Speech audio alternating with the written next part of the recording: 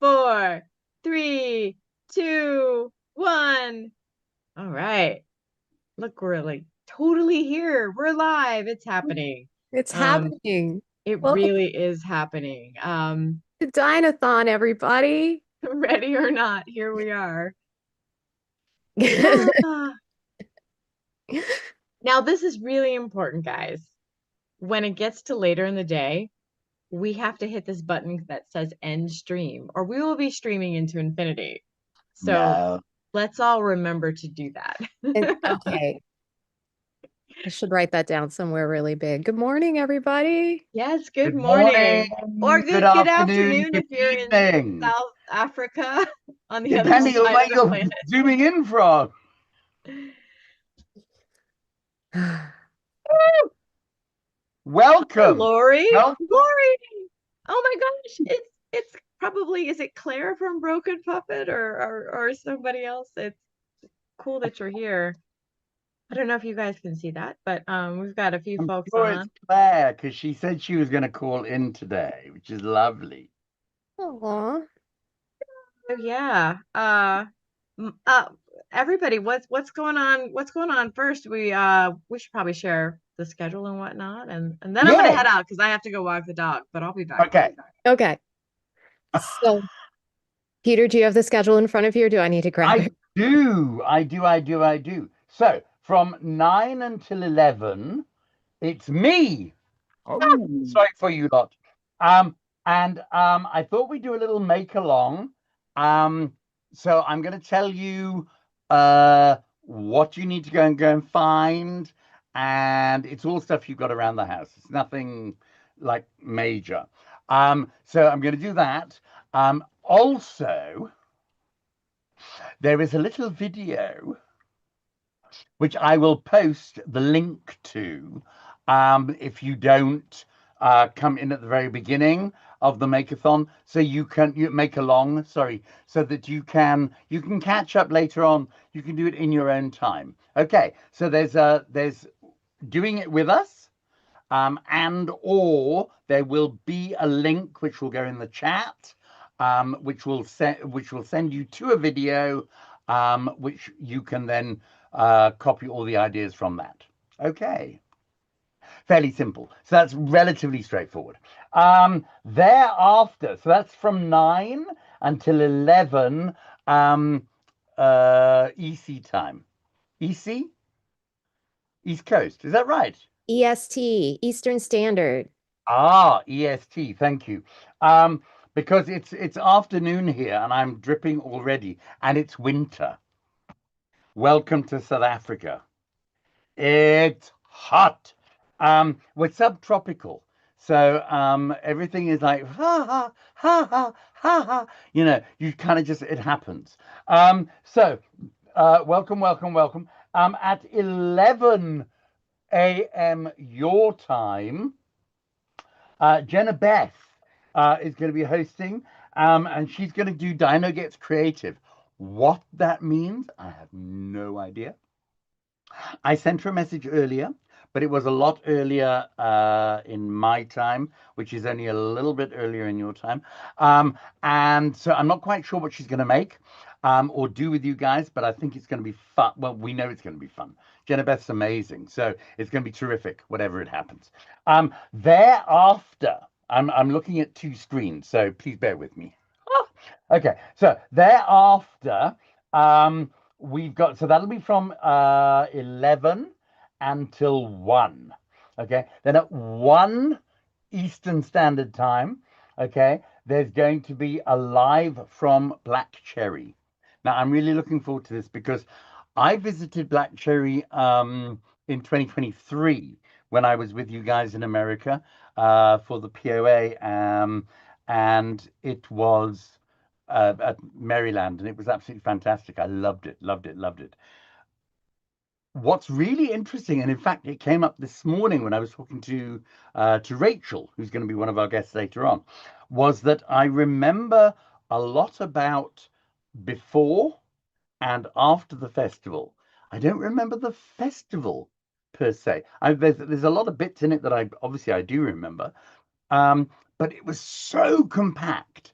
and so full. But one of the things that I had an opportunity to do both before and after the festival was visit Black Cherry Theatre, and it just it's the most amazing space. I've got a thread hanging from my coat. There we go. That I really really enjoyed both working in and just being in.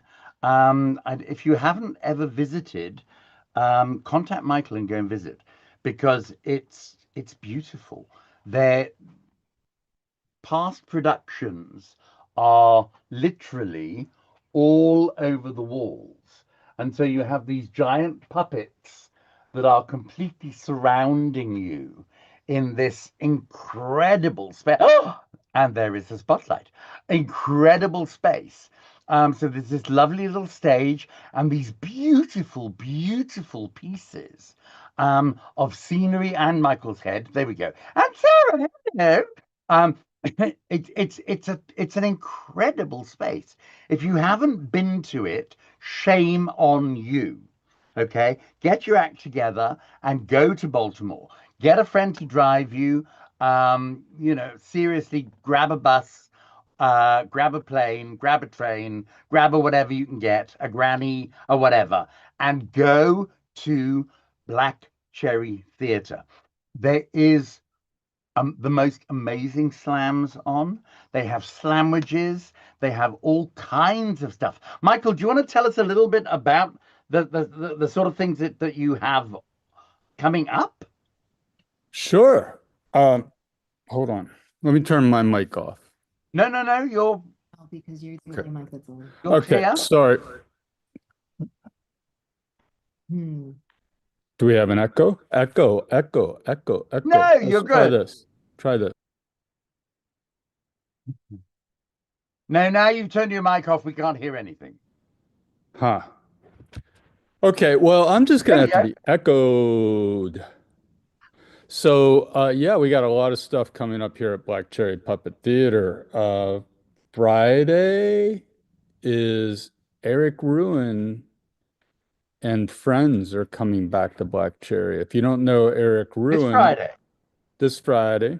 Wow. Okay. No, wait a minute. Let me rephrase that. On June 6th. I don't have a calendar in Cool. front of me. Is Yeah. that this Yeah. Friday or next That's Friday? this Friday. This Yeah. Friday. June is hitting us with So, events. yeah, Eric Ruin is a really great paper cut artist who does these amazing crankies. Uh, Liz Downing will be performing with him, and we may have a video of Liz Downing performing uh, a little bit later. And then the following Friday is Georgia Beatty and the Lantern Sisters. Georgia does Magic Lantern shows, and the Lantern Sisters are Kathy Fay and Dan Van Allen doing Cranky. And then the next week we have a group from Poland doing shadow puppets. So it's a How pretty did you pretty get busy them? 3 weeks here at the theater. And then we get some downtime after that. Absolutely. But how So did you get the Polish people? How did you get that's what's going troupe? on. How did you get the Polish troupe to And I think, Peter, to you're be with you? muted. I'm so sorry. Not anymore. Okay. How do you get the Polish troupe to be with you? They Kathy and Dan ran into them, I think up at stores, up at the Ballard. They were Yeah. doing something. And then they're like, you got to have these guys come to Black Cherry. That's how it always happens here. Is like people um, say, hey, we need a venue. Baltimore needs to see this. Right. So anyway, so that's here in at the theater at Black Cherry. Oh, and we That's also have some pretty amazing music too. Um, there's the monthly chamber music. Um, and I, I believe that's on the 10th. hmm And then there's also what we call a Django jam and sketch session. Um, there's a concert Petite Fleur is running it this week. Django Reinhardt type gypsy jazz. And then they make a circle. Anybody's welcome to bring instruments and play along. And then those of us who are visually inclined, we have tables set up for sketching. Because musicians have a tendency to sit still while they're playing, at least this kind of music. So, and Desi Delaplane is making a giant scroll. Well, everybody's contributing to it, but a giant scroll documenting these performances once a month. So yeah, come on by the theater, and if you have some good ideas for programming, just let us know. That's fantastic. Please, will you, when we get back to your segment, please will you remind us of all those things, Hold on. so Peter. that we. Oh,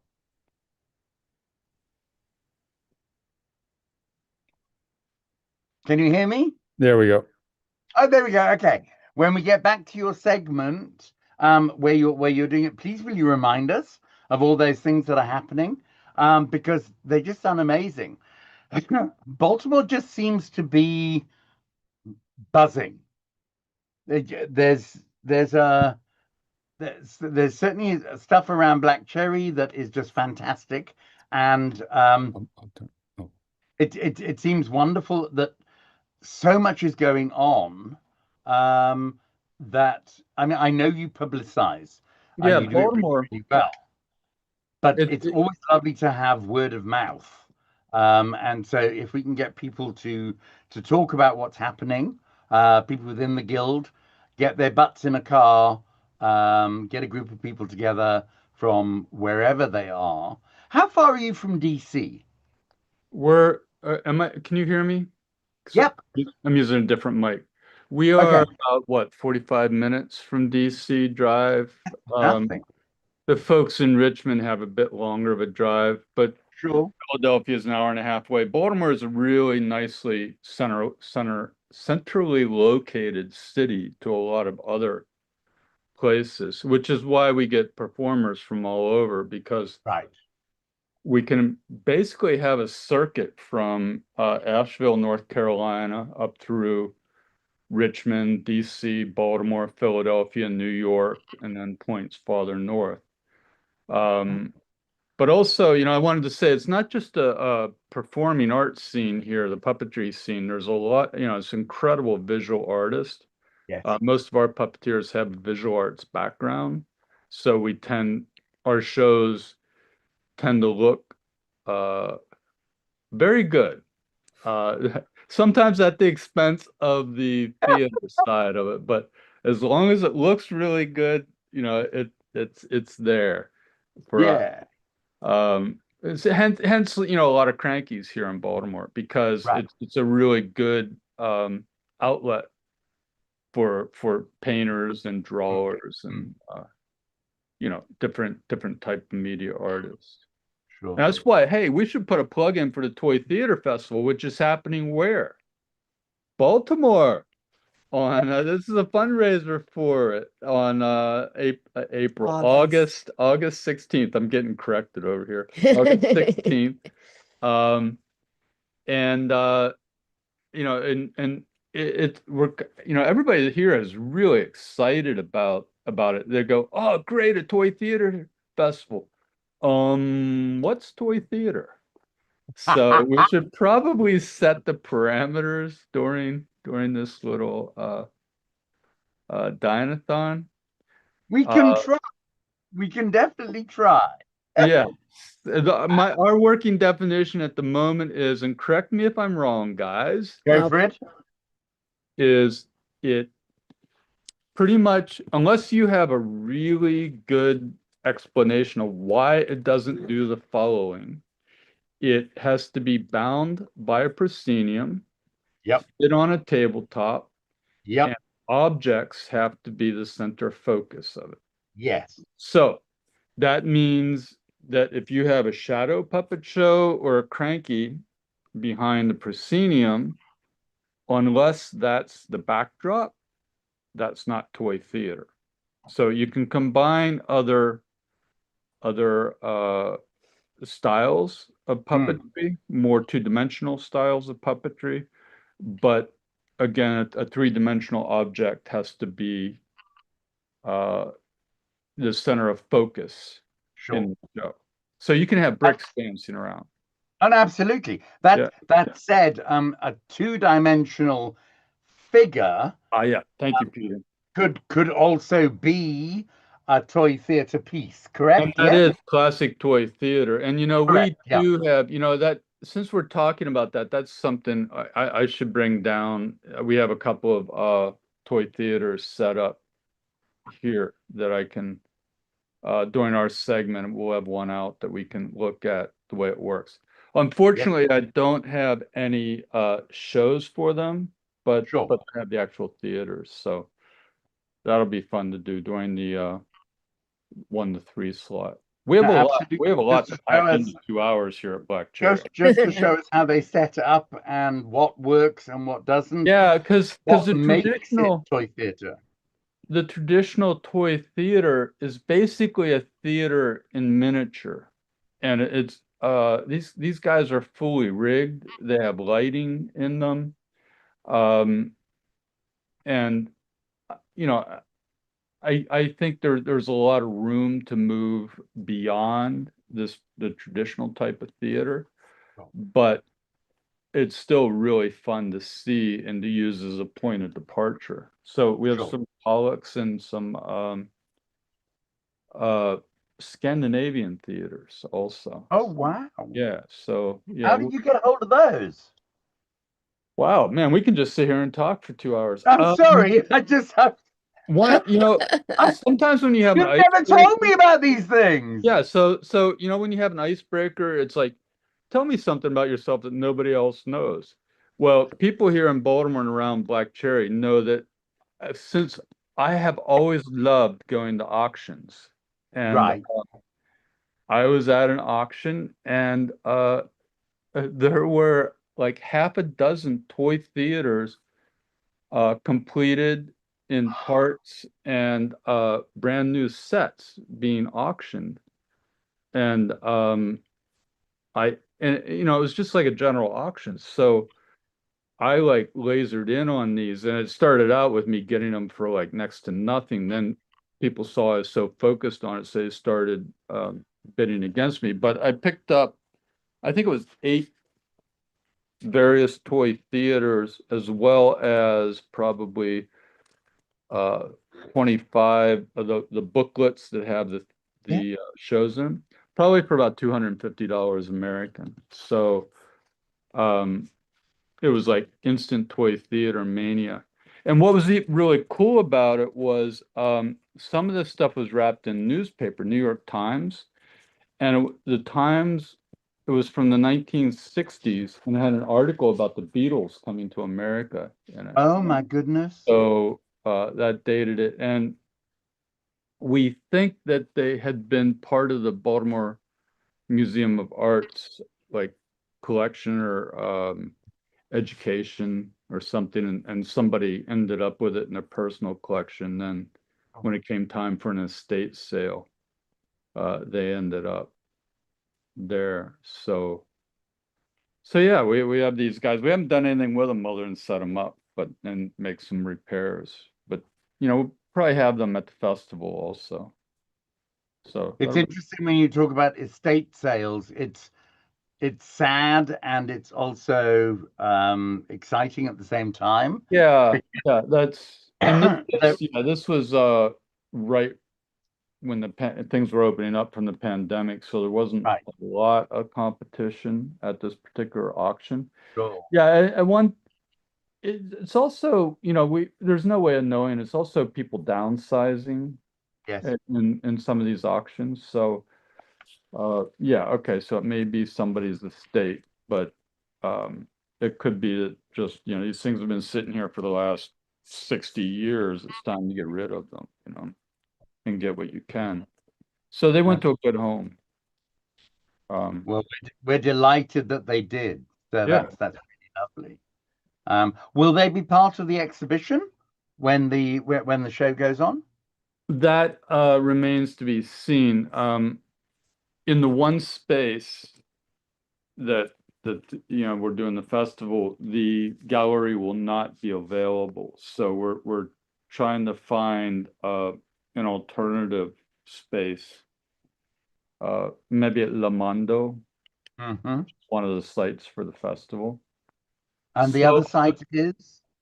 go ahead, go ahead. The other Sorry, side. the other site is? Yeah, so yeah, I was just starting to say so for the festival, right now it's a 1 day festival. Right. That will be conducted at 2 sites. One of those sites is Current Space, which is an outdoor garden performance space. Mhm. Then on the same block in Baltimore, in the quote unquote arts district, Mhm.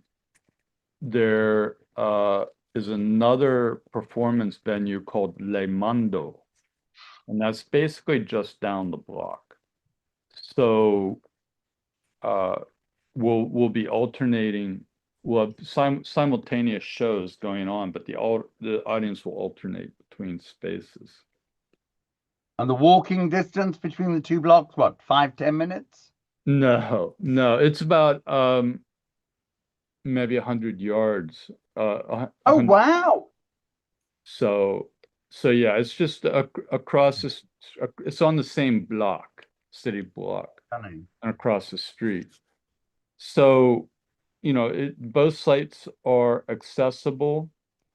Uh, well, actually, I may have misspoken from the front entrance of Current Space, but where the festival is, it's a bit longer. So yeah, it's probably about 300 meters.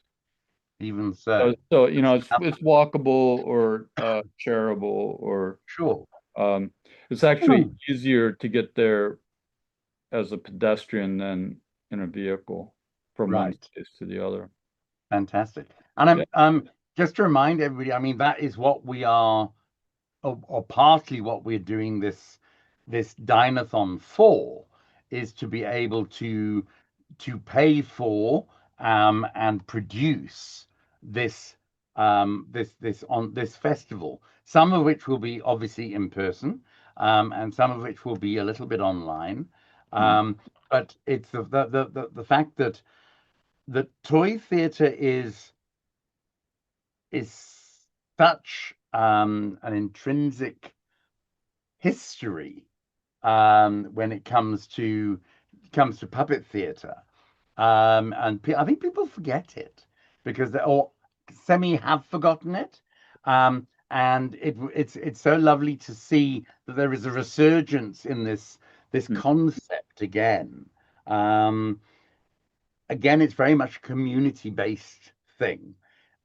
Toy theatre was always something, certainly within European and Victorian households, that was done within the house.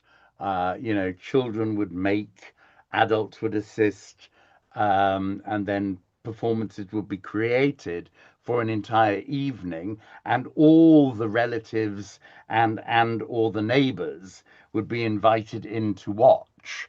And you might watch somebody's show this week, and next week you'd be at your neighbor's house to watch their production. So I think I love that. So instead of watching television in your own little nuclear family unit, um, yeah, you would put on these little miniature Yeah.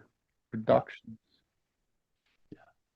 Yeah, it is. There's something very graceful and heartwarming about that. But we do have a number of theaters. I mean, I've seen slam pieces that are incorporating toy theater into them now. Longer productions, Mhm. where if a performer wants to make a pointed departure Yep. from one world or one time to another, uh, it it's used to great effect. Um, and again, I was saying earlier about crankies and shadow puppets, and reason I brought that up, I've seen some really nice pieces that have had crankies as like a moving background backdrop for a toy theater. So it really it's kind of a more manageable style of presentation because a lot of the toy theaters will fit in a suitcase, Yes. just like object theater, Yes. or tabletop. Mm. And it's very similar to tabletop, except we're binding it by a proscenium. Mm. And and Peter, you did bring up traditionally the performers in the theater, the puppets, are cut out paper Mm. or cardstock that are flat, Yes. two-dimensional, and painted or embellished one way or the other. And then they're put on a little, there's like a little wire stand that Yeah. they historically used. Yes. And we really should mention Lambi Lambi in this also, which is basically a smaller version of the toy theater, theater in miniature. And that is an audience of one, sometimes two, a very intimate experience. Yeah, So there's an incredible connection between the puppeteer and the audience because you're looking through these tiny little apertures, and you're seeing an entire world that is in miniature. Which, I mean, toy theatre has that same concept, but as you say, toy theatre could be performed to 20, 30 people right. in its traditional format. Lambe Lambe, you're looking at one or two people looking through these tiny little spaces in order to be able to see the world, to enter the world of the puppeteer. And I think it's yeah, there's some beautiful stuff there. And we're gonna include Lambe Lambe in the toy theatre, aren't we? Yes, we are. And it's I was thinking while you were saying that, as somebody who has not made lambe lambe, but has experienced it, it's this amazing thing that happens in theater, especially in puppetry, where you suspend disbelief and enter into this little world. And for me, lambe lambe, because you're often wearing like headphones that Hmm. so you can only hear what the puppeteer wants you to hear. And then you're just bound by this little, you're looking in this little peephole and really entering into this little world. It's really quite magical. So yeah, I'm looking forward to we do have, at some of our slams we have some lambi lambi pieces performed. So I'm looking forward to seeing what happens with the small or with the artist here Sure. working in this very small which we say genre, discipline, Yeah, yeah. When you say you have some niche. slams with them in, sorry, I don't mean to keep you, That's all but right.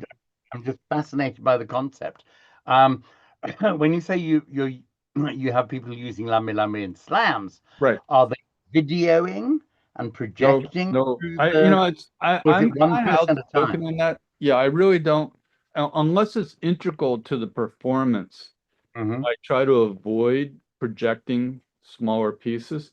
Right, So what we do, these are only when we're doing our slams twice a year at current space in the garden right. performance space. So there's an area where they'll set up the lambi lambis and then prior before the show, the actual slam starts, then an intermission, and then we always do two slams in an evening. So in Right. between the two slams, the Lambi Lambi artists are presenting their pieces. Yeah. And yeah, I think about it. So they're presenting their show, probably I don't know, 20 times in an evening. So they're working pretty hard. Because everybody wants to see it. Because it's such an amazing experience. I love the concept that as you talked about earlier with crankies, Mm, shadow puppets, etc., that the multimedia aspect of mm, puppetry, that you can have toy theater and you can have shadow theater, and you put the two together. You can have toy right. theater, you can have you can have um, uh, uh, crankies and put the two together. And it's that meld. We're actually generating new forms Right. of theatre all the time by looking at historical theatre and saying, how do we utilize that? Yeah, and just a couple of minutes ago, I was saying that I really don't like projecting small theater because I Sure. feel that it takes some of that intimacy away. But we do have artists who that's an integral part of their performance. Like I'm thinking of Eva Cranky Pants Right. from New York, who basically it's a miniature shadow puppet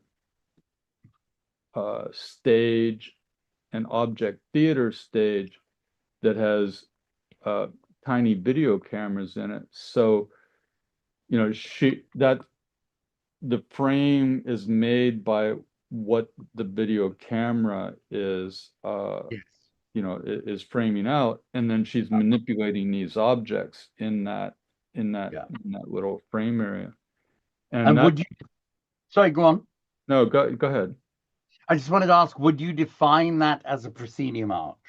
Okay, so there you go. Remember, we started this conversation by saying this is the parameter unless you have a really good explanation of why you're going Yeah. beyond this.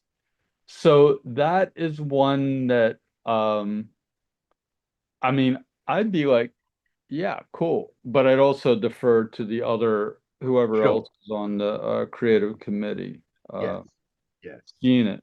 And part of it is, even when we're doing slams, there may be pieces that are more challenging, but we really feel that it's a good thing for the audience to see. Hmm. And, it's amazing work. Sometimes we'll put a video in an Mm. animation. Like today, I'm going to show some animation by Sure. some of our artists because I mean, again, I tend to be a little rigid. They call, they're the objects that they manipulate puppets. And I'm like, yeah, I think they're more dolls, but you know, let's not get into that right now. So I can just see the chat lighting up. It's like, there goes Michael again, pissing people off. So it's still like not 10 o'clock yet. So I have plenty of time though. You have plenty of time. Plenty of time to get under people's skin. Absolutely. When I was in New Zealand a couple of years ago, I went for a visit and I didn't want to go. And the week before I went, I just put out a Facebook call and just said, puppeteers who are in New Zealand, in Auckland area, or Wellington at that point, I'm going to be around. If you have anything on, please, I would love to see it, and just to get a feel of what's happening. And ended up being hosted by so many people. It was incredible. And one of the performances that I saw was a production of Peter and the Wolf, Mm, which had been done in these tiny little boxes. And I saw what they call a relaxed performance, where the house lights went to half. They didn't go out. Most of the kids who were watching the production um, were either on the spectrum or were in in a position where they didn't want to be in the dark. They didn't want to watch something specifically. They needed to have some freedom about it. And they had these little dioramas, and there were about six of them on the stage, and then a central stage which was bigger than the rest of it. They had a chamber orchestra and a narrator, and they had live cameramen who were filming the tiny little dioramas and everything that was happening in the dioramas. And the guy, I was sitting right next to the lighting box, which was wonderful, and watching the guy who was actually mixing the cameras. And so it was being projected up onto a big screen above the stage. So you're watching a combination of how the show is being created and the final product, which was being recorded simultaneously. And it was a stunning, stunning, stunning thing. I'd never seen it before, and it was something that was so completely new to me, that I had to spend time and talk to them, and took them all out for coffee and discussed what they were doing, etc., etc. That's not to say I didn't see very, very traditional glove puppet shows and other shows that were on at the time. But that one stands out for me specifically because the screen became the proscenium arch in which everything was happening. The focus was the screen, and the orchestra that were there, the chamber orchestra that was there, the narrator, and they kept cutting back to the narrator, so it had that very cinematic feel to it. It was an incredible experience, and ultimately it was toy theater because these things were these little miniature sets. Yeah, so it's you can't draw a line in the sand No. with this stuff. But at the same time, working within a tight boundary can also free up, just free up another level of creativity. Absolutely. Absolutely. And I think about this for like visual artists also, like here in Baltimore, where there's such a strong cranky movement because it's so visually it's a visual, very visually presented. And I think toy theater can be the same thing, except you're working in layers, that's all. So Cranky's being linear. Linear, flat, and that's why I say two-dimensional. In traditional toy theater, the characters, the actors, the set pieces, yes, they're flat pieces. They're usually drawn and watercolored in historic toy theaters. But it's still presented three-dimensionally, where those, you're working on different planes, different levels. So, So you're recreating, or you're creating a concept of depth. yeah. Well, it is three-dimensional. It's just small. Yeah. It's like this big. Yeah. As you can see my hands, they're that big. And we're gonna make one just that big. Yeah, there you go. You're gonna make one today that big? Right now? Right now. Thank you for Right. This is the perfect tie-in. You did it beautifully. I'm gonna move to my overhead camera. We planned this. I did. I paid him. What can I say? I'm gonna move to my overhead camera. Yeah, I'll make sure not to drop that check. That's an American thing. It bounces, Never mind, Peter. It's funny. We don't have checks here.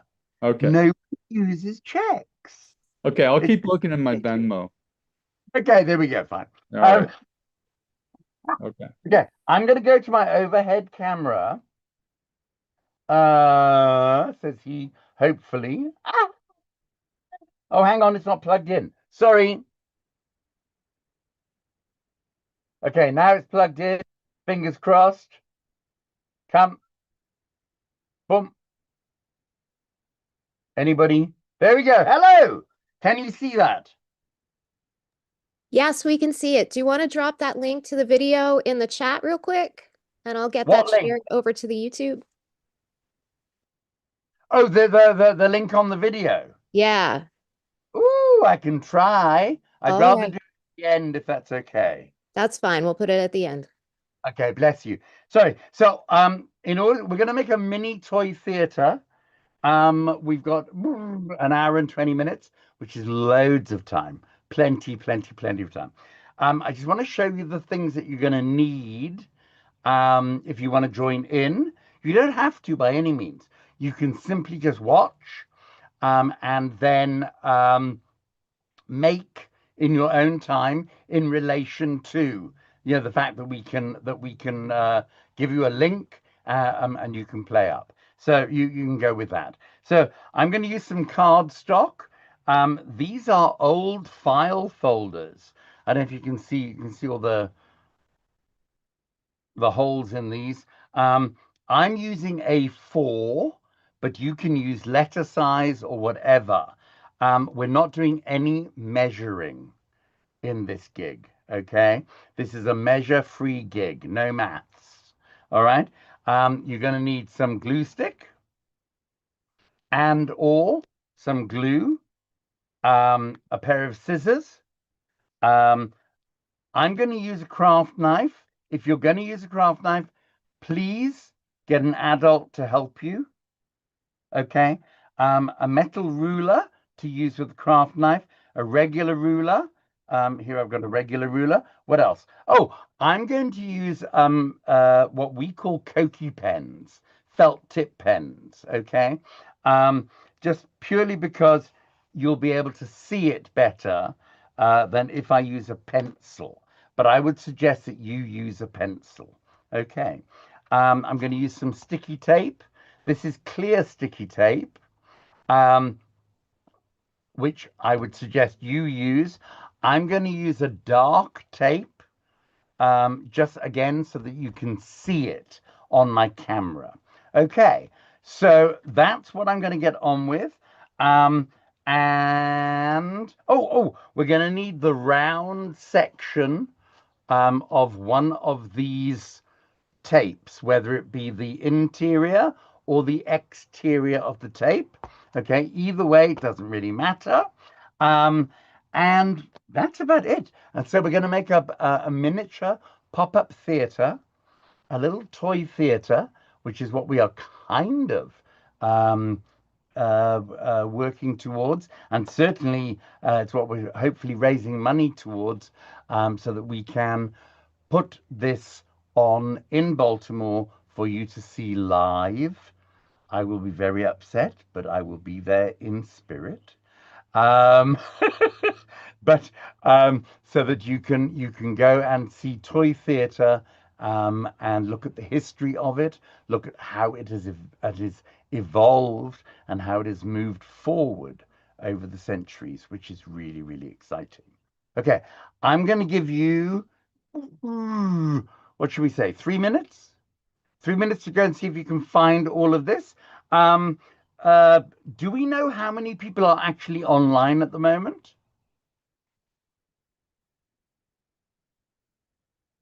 Oh, it's Jill. I think so About far as I can 9. see.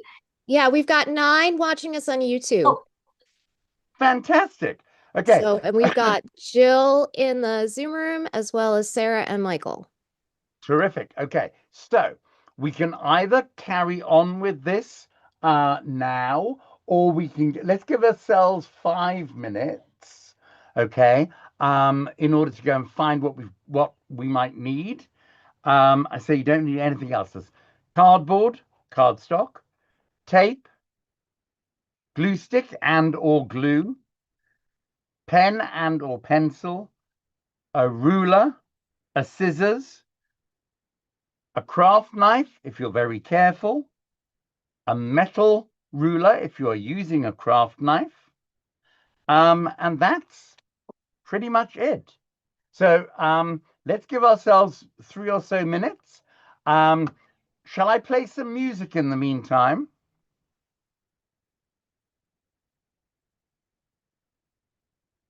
I'm still not. You can play original compositions. Can you forward me the email? Can I play classical music? Let's try it. Let's give it a go. Let's see what happens. Okay.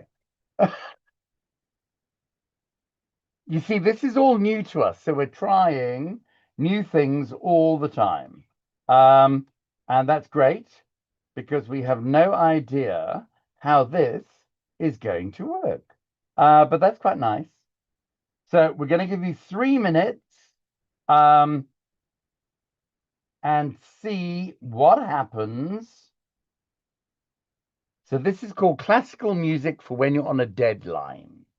I'm hoping this is going to play. And Jill, Sarah will tell me yes. I will tell you. Let's try it. Is it going? No. Did you You hit? didn't hear it? Okay. So I need Did you to hit do share sound? I do apologize. Oh, you see, I'm so technically awful. So I need to go share, and I need to go share, and I need to go. Oh, hang on. Now I've lost too many shares. Hang on. Go back. Go back. Okay. All right. So Zoom, share. Come on. Oh, it doesn't want to share anymore. Oh, close. Try again. Okay, Zoom. Ah, talk to me. There we go. Screen, screen, sharing, not wanting to share.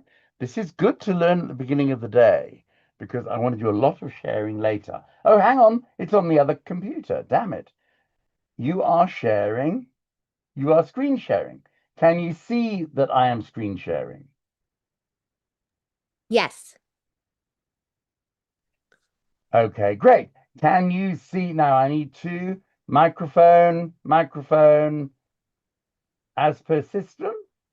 Oh, should we try and see what happens? Can you hear anything? No. Oh, I can put music on. We can put music Yes. on our end if you want. I think you might have to. Sorry. No I worries. was, I was hopeful for all my classical music and things that were like dramatic. But we can just do Um, little fillers while we're waiting, while people get their um, what do you think? Test speaker and microphone. Switch to leave the computer audio. We're playing Audio music. setting. Hold on, just 1 second. Let me While we're just see if I can get this to go.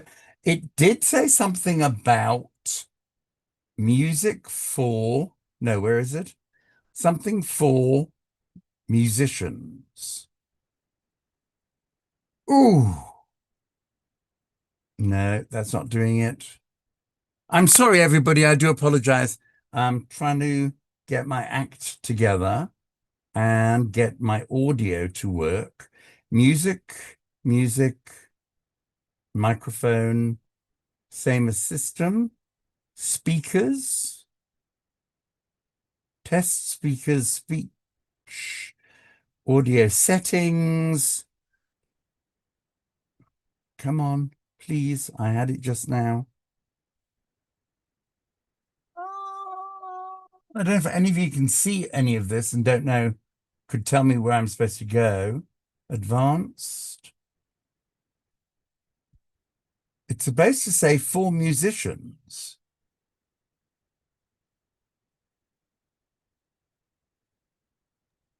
Screen sharing. Still nothing? Still nothing. I think that might have been your 5 minutes to let everybody grab their materials. Oh, dear, dear, dear. I am sorry. I will try and work it out before the end of my session or the end of the Okay. next.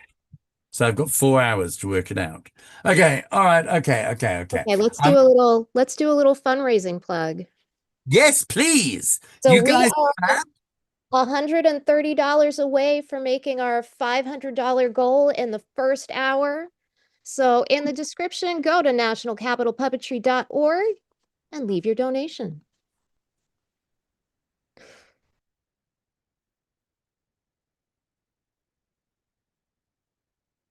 Okay, I'm going to go and do a comfort break while people get whatever they need to get. Okay. Love you all. See you shortly. Yes. All right. So When you go to www.nationalpuppetry.org, you will have the option of either leaving a donation for the Dino-Thon, or if you're over 18, you can buy a ticket to see the lovely Peter Court do his puppet burlesque this evening starting at 7.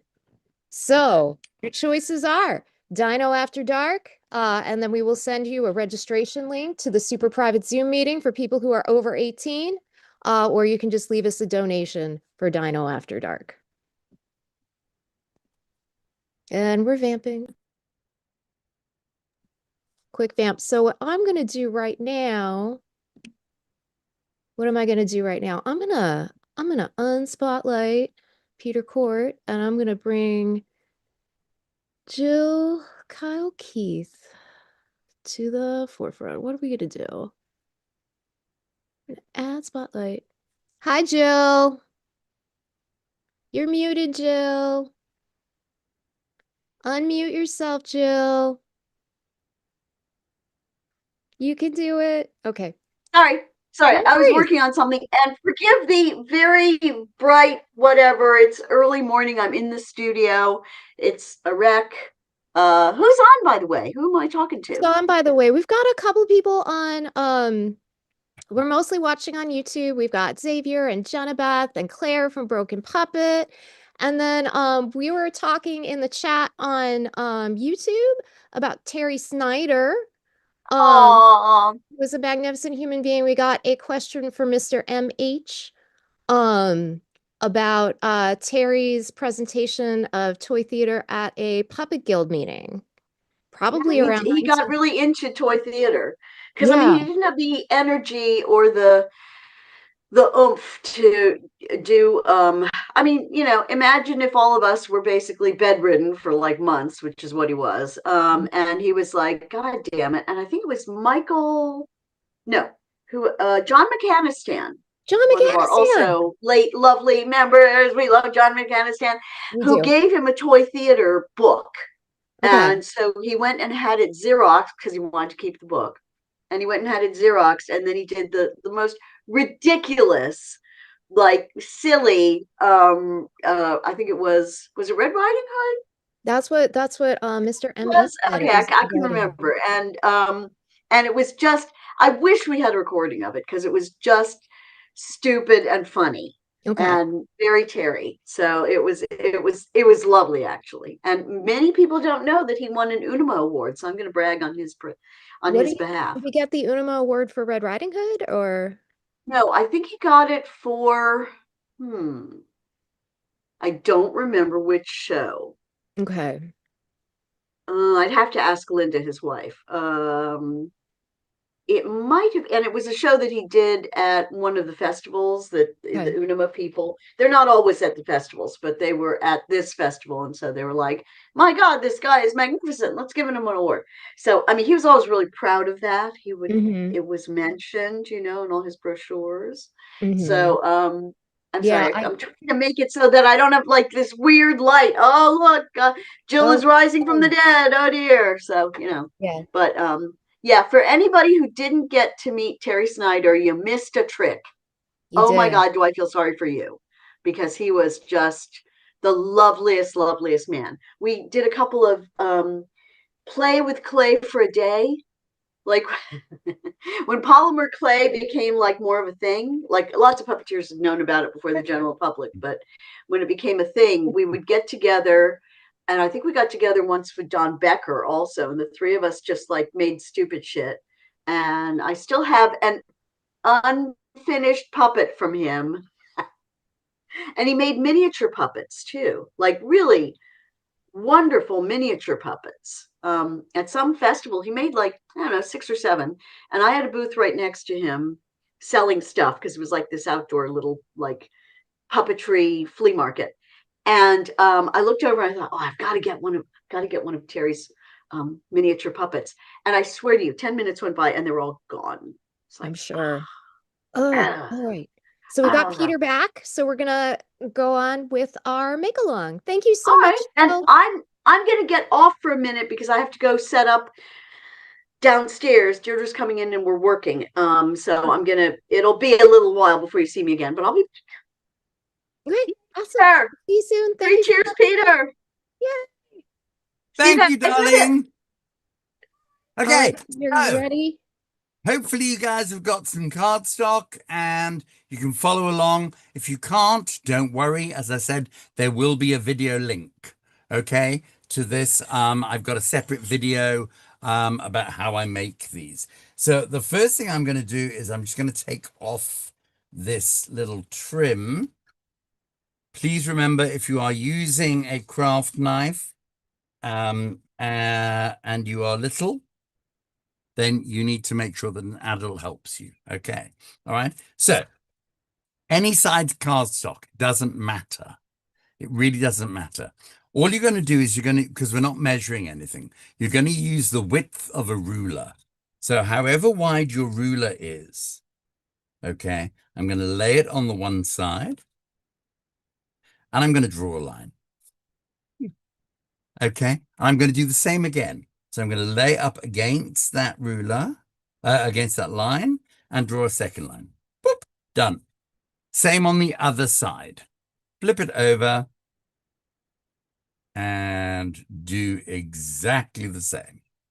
So I'm just drawing the width of two rulers across the sides, the short sides of the cardboard. Okay, nice and simple. I'm going to do the same again for the bottom or top, depending on how you look at it. Line it up and draw a line. Okay, one more again. Boom.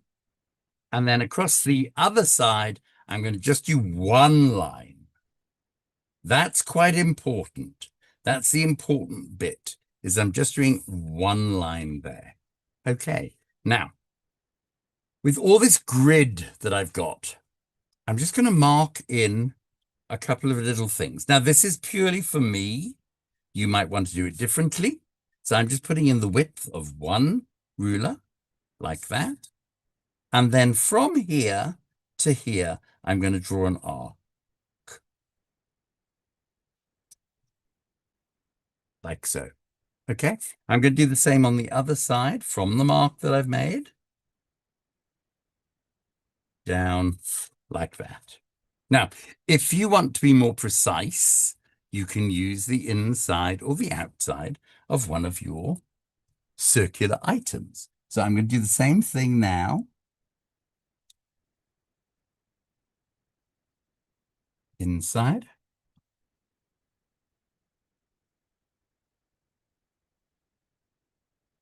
And inside. So I've got a nice arch. This is very much an Art Deco type of theatre. Okay, so putting the lid back on the pen, because otherwise it turns into a stick, which is of no use to any of us.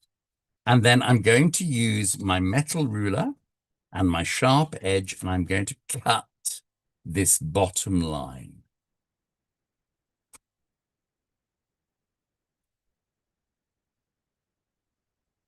Boom, like that. And then using a pair of scissors, I'm going to cut out this center section. Now I want it to be as close to the lines as I can. And I don't want to damage it because we're going to reuse that. That is going to become our stage floor.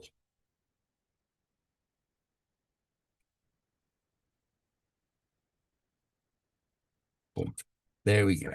Okay, so I've taken out that section. That's going to become our stage floor. I don't want to lose that. And I'm going to cut off these two curves on the edge. Now, if you are following along and doing make along, I'm going to give you a couple of seconds to do that. So that's what you're hoping for, is one curved piece and one smaller section that fits inside that.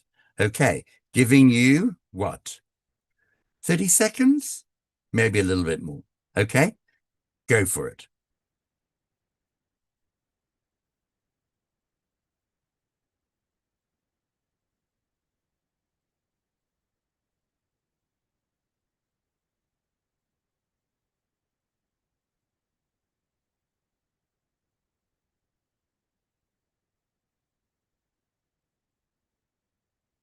So we now have the front and the stage floor of our theatre. If we want to, which I would advise, we can flip it over and using gorgeous pens, etc., we can make all kinds of fantastic things that are on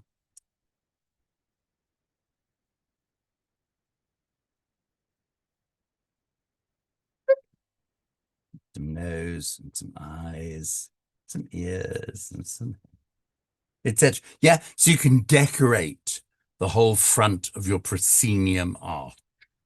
Okay? Now, don't worry about that for now. You can always come back to that later. And the lovely thing is you can use all kinds of amazing colors into this. Yep. And make it to the theater that suits you. Okay. So there's our proscenium theater.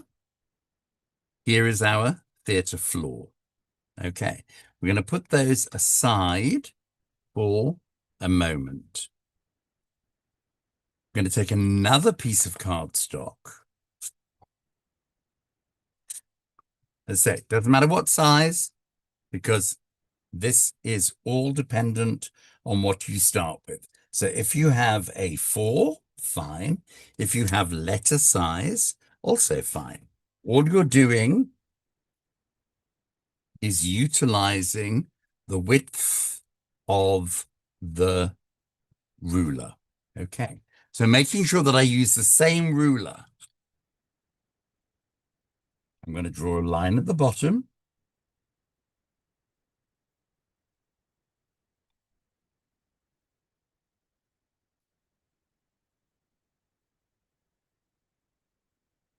And I'm going to draw 2 lines at the side.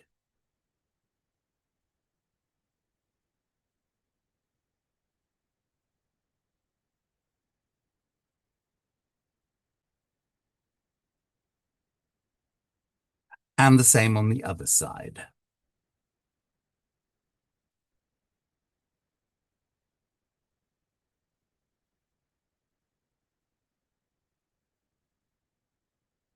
Like so. Now, the little floor that we cut out going to become our stage floor. Okay. I'm going to lay against this line. Now, it's a little bit tricky for you to see because it's white on white. So I'm just going to mark it all the way around with a pen just so that you can see it. You don't need to do this. This is just so that you can see what I'm doing.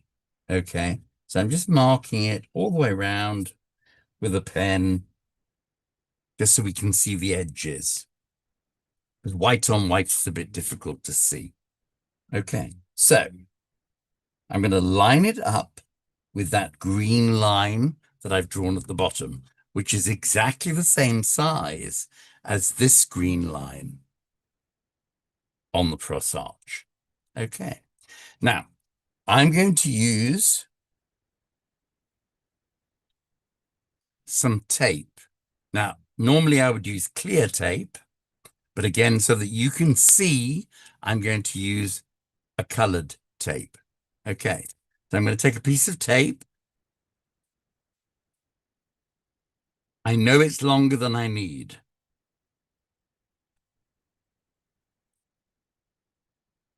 And I'm going to split it in half. Then I'm going to take the one piece of tape and I'm going to lay it very carefully, whoops, not carefully enough, onto my piece of cardboard. I'm going to trim away anything that overlaps the edge. And I'm going to do the same with the other piece of tape. Actually, I don't need such a big piece of tape. So I'm just going to use a little piece. Hey, Peter. I have a Yes, question in the chat. What kind of glue do they need to get? any glue will do. A Like glue stick, glue stick or white glue? white glue will also work perfectly. Mhm. I've used all of those, and they work really, really well. Thank you. Okay, so now I've just got a flap, and I have the back of my theatre. So I've got the front of the theatre, and I've got the back of the theatre. Now, what's lovely is that the stage will fall down between the two, but we need something to hold it up. Okay, so putting these two pieces aside, I'm going to take one more piece of cardboard, and I'm going to trim it. Remember, I'm only trimming to get rid of these pieces. Yes, you can trim, excuse me, to any size that you like. It really doesn't matter. Okay, it's just a case of making sure that all the pieces of cardboard are the same size. So I'm getting rid of that, and then I'm going to fold this piece of cardboard in half. Now, this is what I call a hamburger fold. Short side to short side. If we were doing a hot dog fold, it would be long side to long side. Okay? But this is a hamburger fold. So short side to short side, match it up, and rub your finger over it. You want to make that crease really good. Close up your scissors and rub it with your scissors. Okay? We want to make that as tight and flat as possible. Now, what I'm going to do is I'm going to take my ruler. Now, let's just mark the middle. Okay? So if I open it up, it's the folded piece that I'm going to cut. Okay? So I'm going to place it, and I'm just going to make a very small cut. Now, you could do two things. You could slip your knife inside and cut up that way, or you could cut it like that, right through both pieces. Okay? Doesn't matter. It's up to you. Now, we're going to do the same thing with both pieces of cardboard. We're going to do hamburger fold,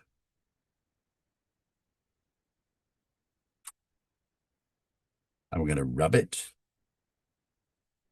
And we're going to do hamburger fold again, matching up the edges. Woo! There we go. This is where it starts to get a little bit complicated because it's a bit thick. Do you know that you cannot take any single piece of paper and fold it in half more than 14 times? There's a strange little fact for you. Okay. Now, I'm going to open this back up, and I'm going to fold it the other way.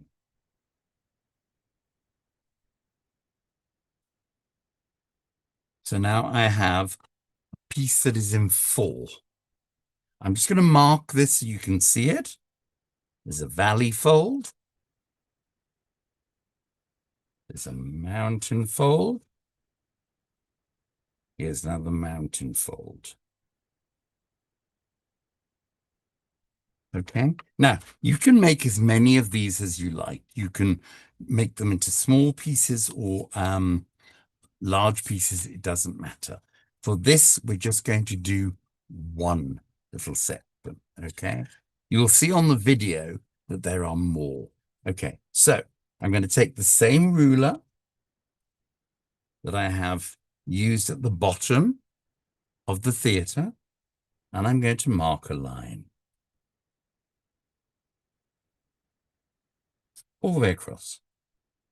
I'm going to do the same on the other side, all the way across.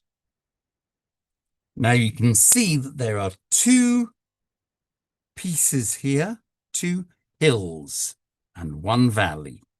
Okay. I'm going to take the ruler. I'm going to make a very small line that goes between the two lines like that. So it's about halfway. Not exactly, but about halfway. Okay. Now, very, very carefully, you can either cut with a craft knife, or you could do with the scissors, and you want to cut out these two sections and then very carefully cut down this line. Now, as you cut all the way to the bottom, you will see that it starts to pop out. Okay, and so you want to take those pieces out.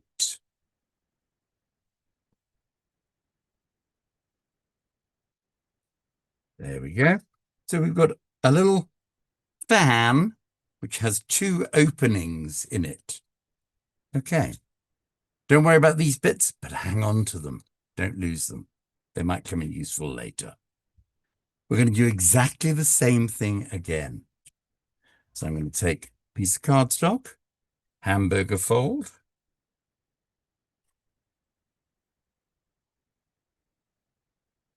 rub it down so it's nice and flat, hamburger fold again, rub it flat, and then open it up to make a fan.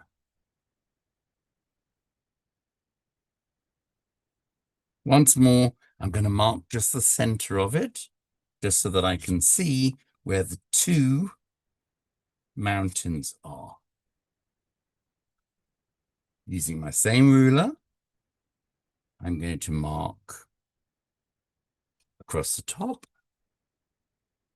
and across the bottom. When I teach this, I normally take a lot more time. Okay, so don't panic. You'll have the video to follow. All right. Then a little bit down the middle, pretty much in the middle of that. And the same thing again, I'm going to cut it out.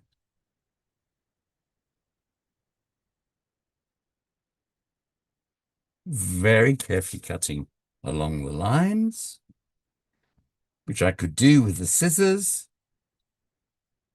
or with the knife. Remember, if you're using the craft knife, please be very careful and or get an adult to help you. But even adults, you've got to be very careful. Okay. All right. So I'm taking those out. And I've got two sections. Now, I'm coming back to the proscenium arch of my theatre, the very front. And I'm going to take some glue and I'm going to put it onto this one section. Any glue you like. I'm using a sticky contact adhesive. This is a clear glue. You don't need much, a couple of drops. Okay. And then I'm going to line it up with the edge of the theatre.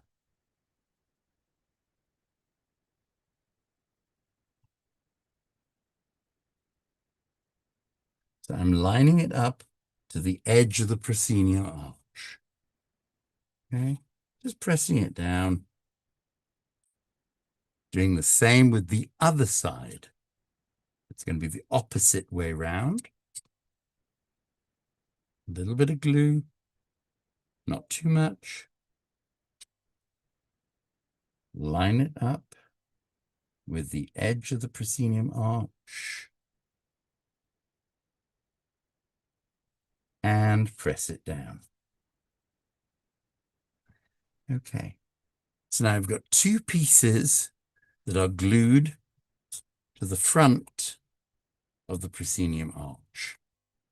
I'm going to do exactly the same with these two pieces at the back.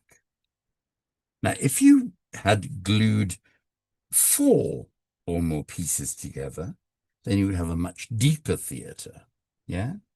And in my video, you will see how to make a much, much deeper theatre, where you've got like 8 gaps. Now I'm going to take the very back of my theatre, making sure the stage falls forward, and I'm going to put that on top of and glue it all together like that. Press and keep your fingers crossed that it all worked out. And turn it over, and here I have my theatre. Now I'm going to lift it so that it comes forward. I'm going to take the stage, I'm going to pull that forward, and it's going to sit on top of the little pieces that we have created, the little gaps that we've created inside. Okay, like that. Now what happens is it means that we have a little toy theatre that folds up nice and easily, has a stage that steps forward, that is solid, that we can rest things on, and we have 2 wings here and here, okay, that we can push our puppets through. Now, to make a puppet, remember those little bits that we cut off? We're not going to get rid of those. We're going to draw a head and some arms and a body and some legs and some feet like that. And then I'm going to chop off just a little bit from the edge and a little bit from the other edge like that. And I'm going to fold these. Fold it once towards me and then fold the other piece, the back bit, backwards. Okay. I'm going to put some glue between the 2 of them.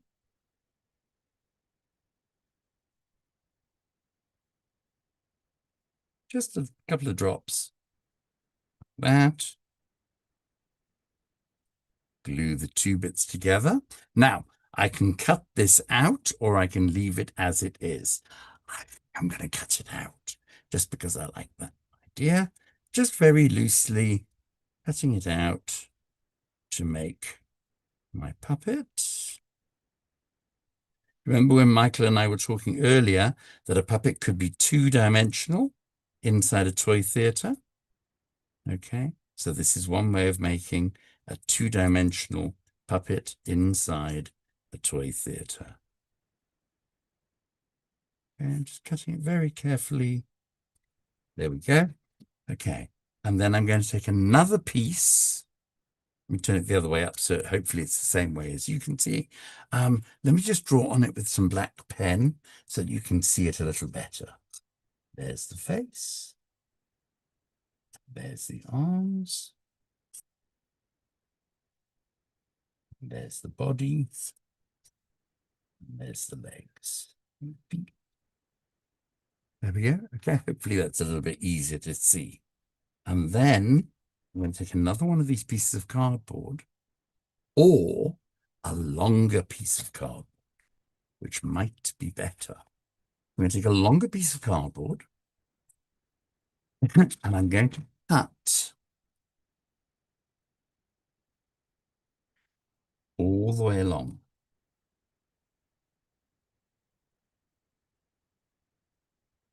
There we go. And all I'm going to do is glue my little person, my little puppet, onto the end of this piece of cardboard. So I'm just going to a couple of little blobs of glue, not too much. As somebody always used to say to me, just a spot. That's all you need, is just a spot. I'm going to glue him onto the end of that paper cardboard strip. Now you can make this strip much thicker. It could be 2 pieces doubled over. I've just got it as 1. Okay. And then into the theatre, you can slide through the door, through the wings, and be standing on the stage. I'm going to go back to my other camera so that you can see it from the front.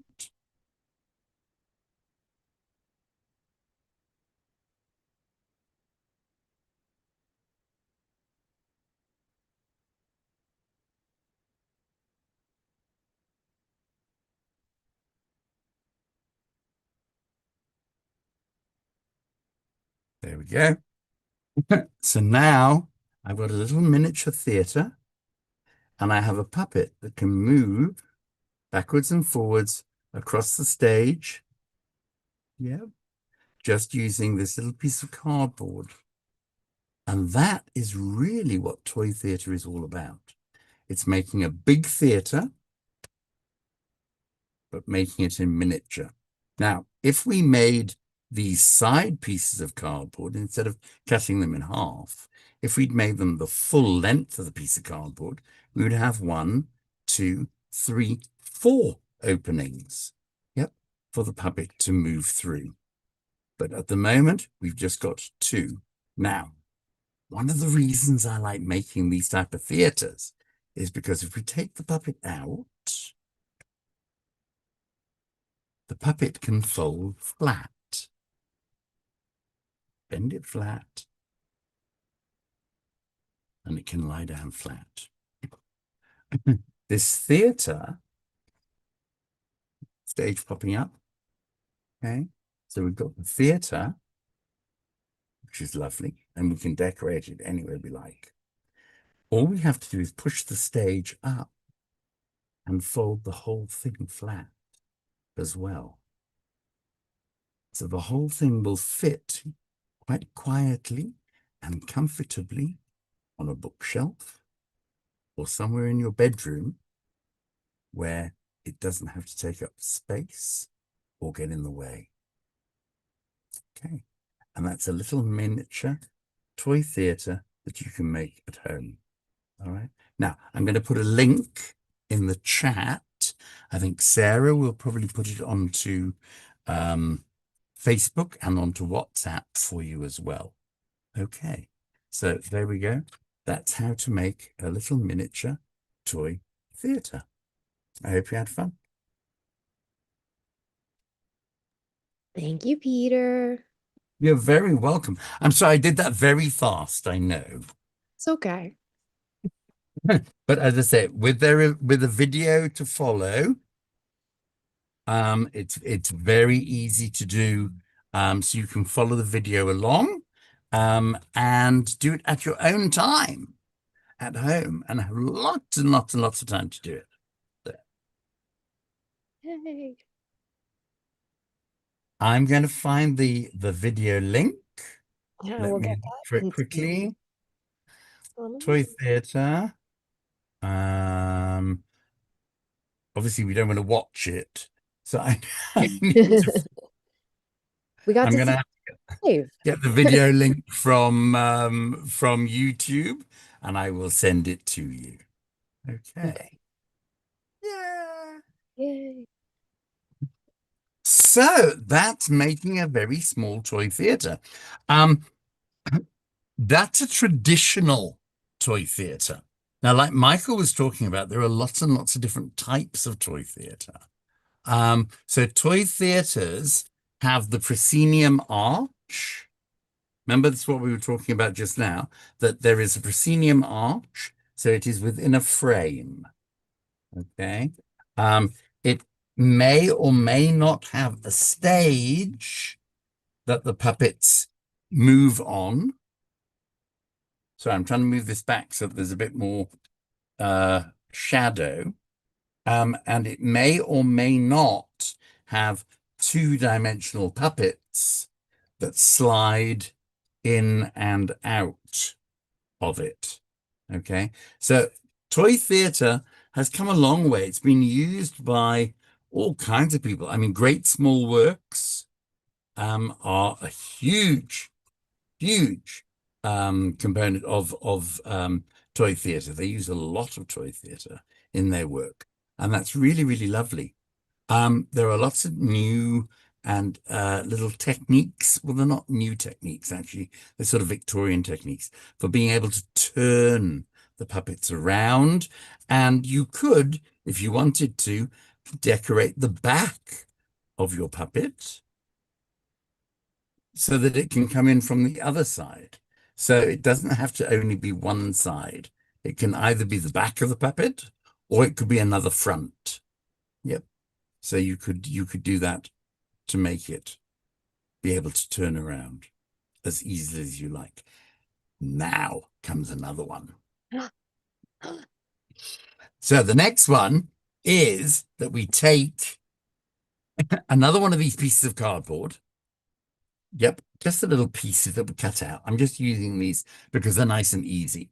Okay, and I'm going to draw another head, and another pair of arms, and a body, and a pair of legs. But this time I'm going right down to the bottom. Okay, I've gone right down to the bottom of the cardboard on this one. Let me quickly go over it with a black pen so we can see it. There we go. Boom, boom. Pair of hands. Pair of hands. Body. Some buttons. Why not? And some feet. And legs. Like that. Okay. So, I've got a little character drawn on a piece of cardboard. Now, this cardboard can be a little bit too flimsy. So, again, sticking the two pieces together just to make it a bit stronger. Okay. Now, I'm going to take a piece of cardboard, just a thin strip.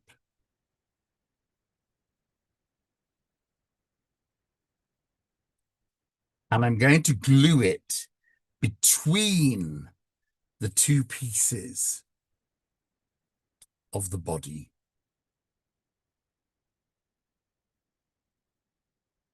Okay. Now, if I want to make this disappear, I could paint it black. I could draw over it with a permanent marker, whatever. Okay. And then I'm going to cut around the body, same as I did with the other character.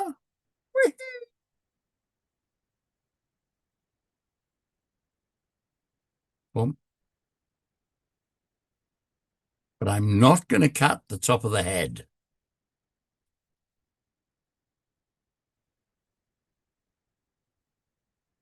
Yep, so I haven't cut out the top of the head.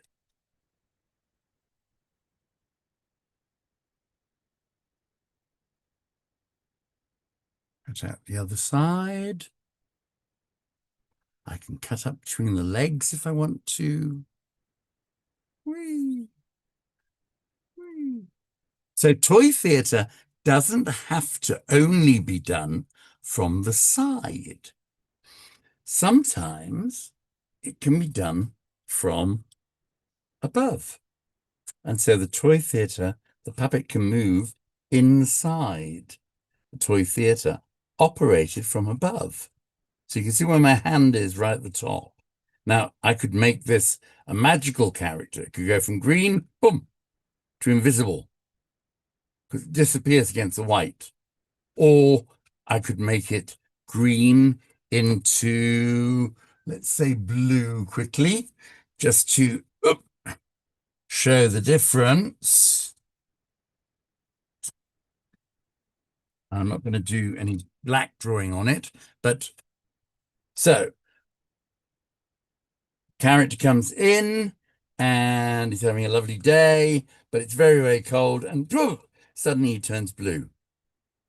So there's all kinds of magical effects that you can create using toy theater, just using a two-dimensional puppet. Yeah. The same things still apply to all the other puppets. Okay, it's about sight. It's about where the character is looking. It's about breath, making sure they are breathing properly as they are moving, and that the movement is right for the character. So if we have a character that is just like and bouncing about all over the place, that's great. But maybe it's an old person, and so they need to move much more slowly.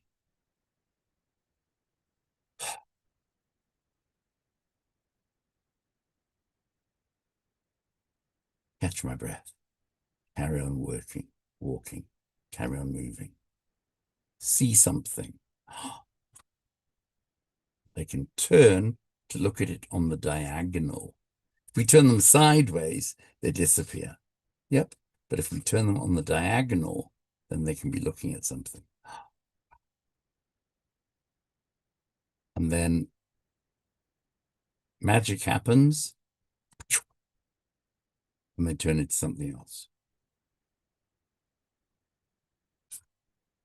And that is one of the magic things about toy theater. It's very simple, stuff that you can make out of things that you have at home. Very, very easy to make,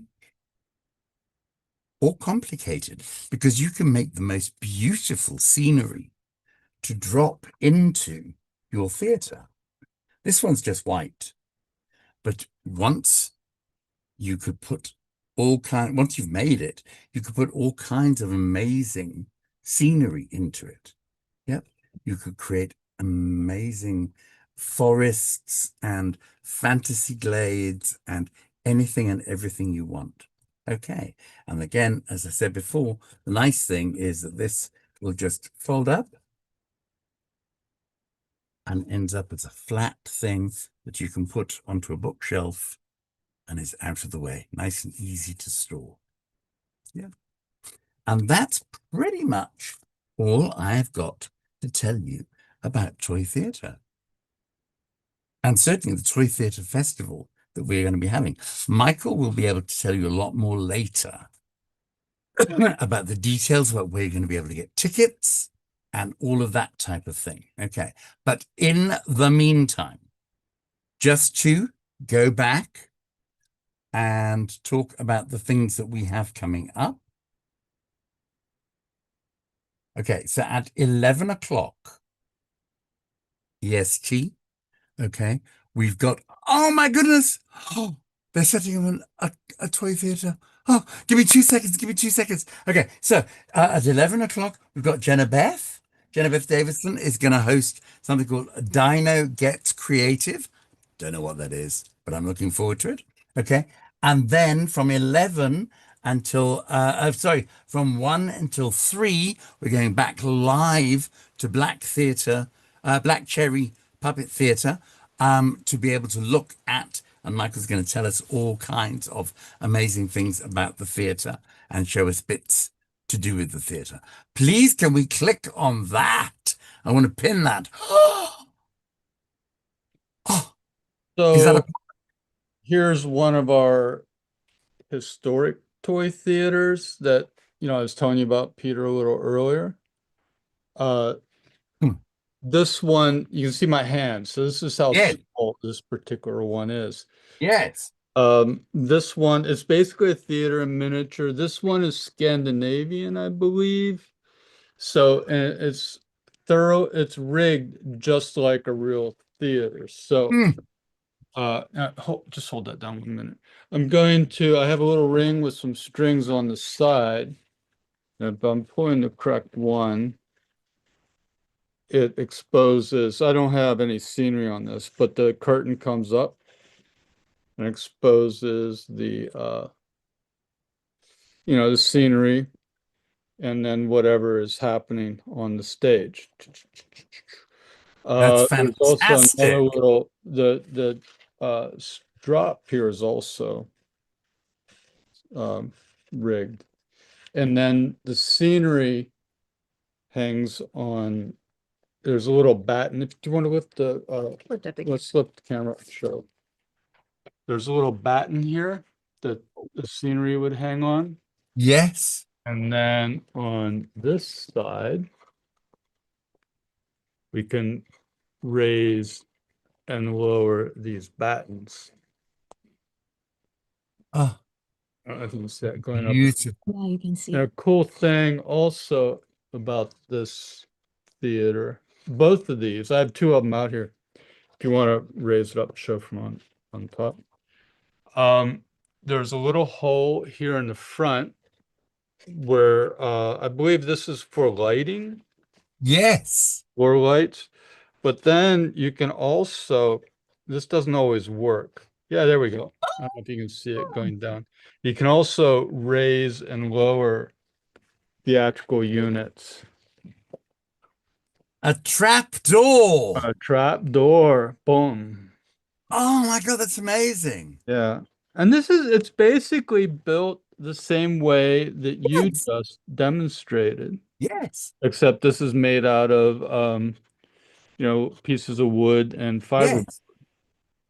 And the front of it, The only thing I would just wanted to point out is that that from this theater that we've just made, yeah, we've got a very small proscenium arch. Now, if you've got Right. scenery that wants to go in like Michael has, then this bit needs to be as big as this.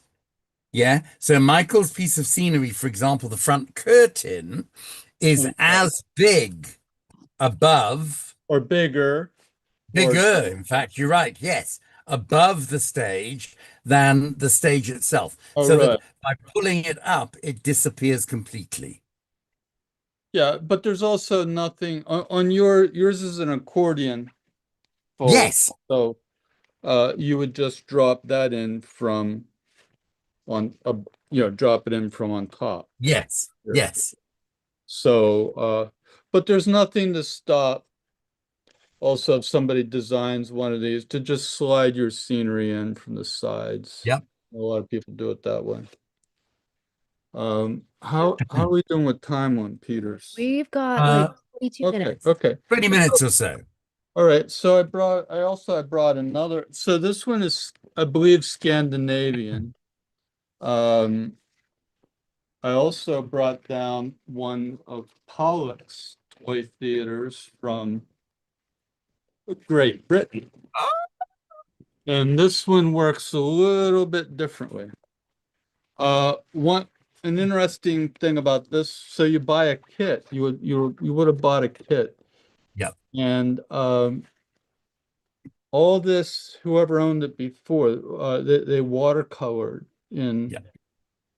all the artwork on the front. It came as a line drawing. The same with this background curtain. Now, this stage also has a little floor lighting in the front. But in the case of this one, it's not hung with ropes. There's not a rigging system. It's just flats that Right. raise up and down, and they're on a piece of cardstock. Oh, there's another. So here we go. I forgot this was on the back of it. So here you go. You have Pollock's Theater. And this hasn't been this hasn't been colored yet. So, we have those, but just to give you an idea, and the way this is, I have like 3 of these panels in here, but the way this one is rigged, which is, in many ways simpler, maybe we should just lift the camera up above. It's just dowel rods that Yeah. these scenery pieces fit into. And then it just happened to migrate with this particular theater. This is a little coat hanger stand for the characters. Fabulous. Let me move this back a little bit. That you would slide, has a little thumb hold on it. I did a workshop with Great Small Works. And this is, this, I think it's a traditional design, but Yes, you clip your figure in it, and then it just slides in it's like this. fabulous. They can act along. Now this one, we were talking about the trapdoors, so let me take this out. Yes. This has a different type of trapdoor. This one slides out. These slide on and off. Oh So my goodness. you often would have two or three people actually doing the performance, so they Yeah. could work different things, and then you can crawl under it and raise things from behind. So anyway, here's some cool little theaters that have made their way to Black Cherry. They're gorgeous. One of the things, I don't know if you know, the that little strip for the lighting, when in original Victorian theatres, you had a strip like that was in the real theatre. And it had a plank on a piece of rope. And there were candles in containers that were nailed to the plank. And so when they said lights up, they would literally pull the rope. And so the lights would go up onto the stage. Hmm. And so you had these real live candles burning on stage. Lights down, and they would lower the rope and the candles would drop down. Now, as you can imagine, all the theatres of the day were all built out of wood. Right. I was wondering, that's like a toy theater. I don't know that we want to be using candles in a toy theater. Good idea. Not a good idea. But I do have the lights from this somewhere. I just Wonderful. never hooked them up. And There's I also tiny little what do they call them? they're Like, old. I think they were old like flashlight bulbs yes. that was in it. But there was no transformer, so Right. uh yeah, as far as I know, it's been a while since I've had all those pieces. Sure.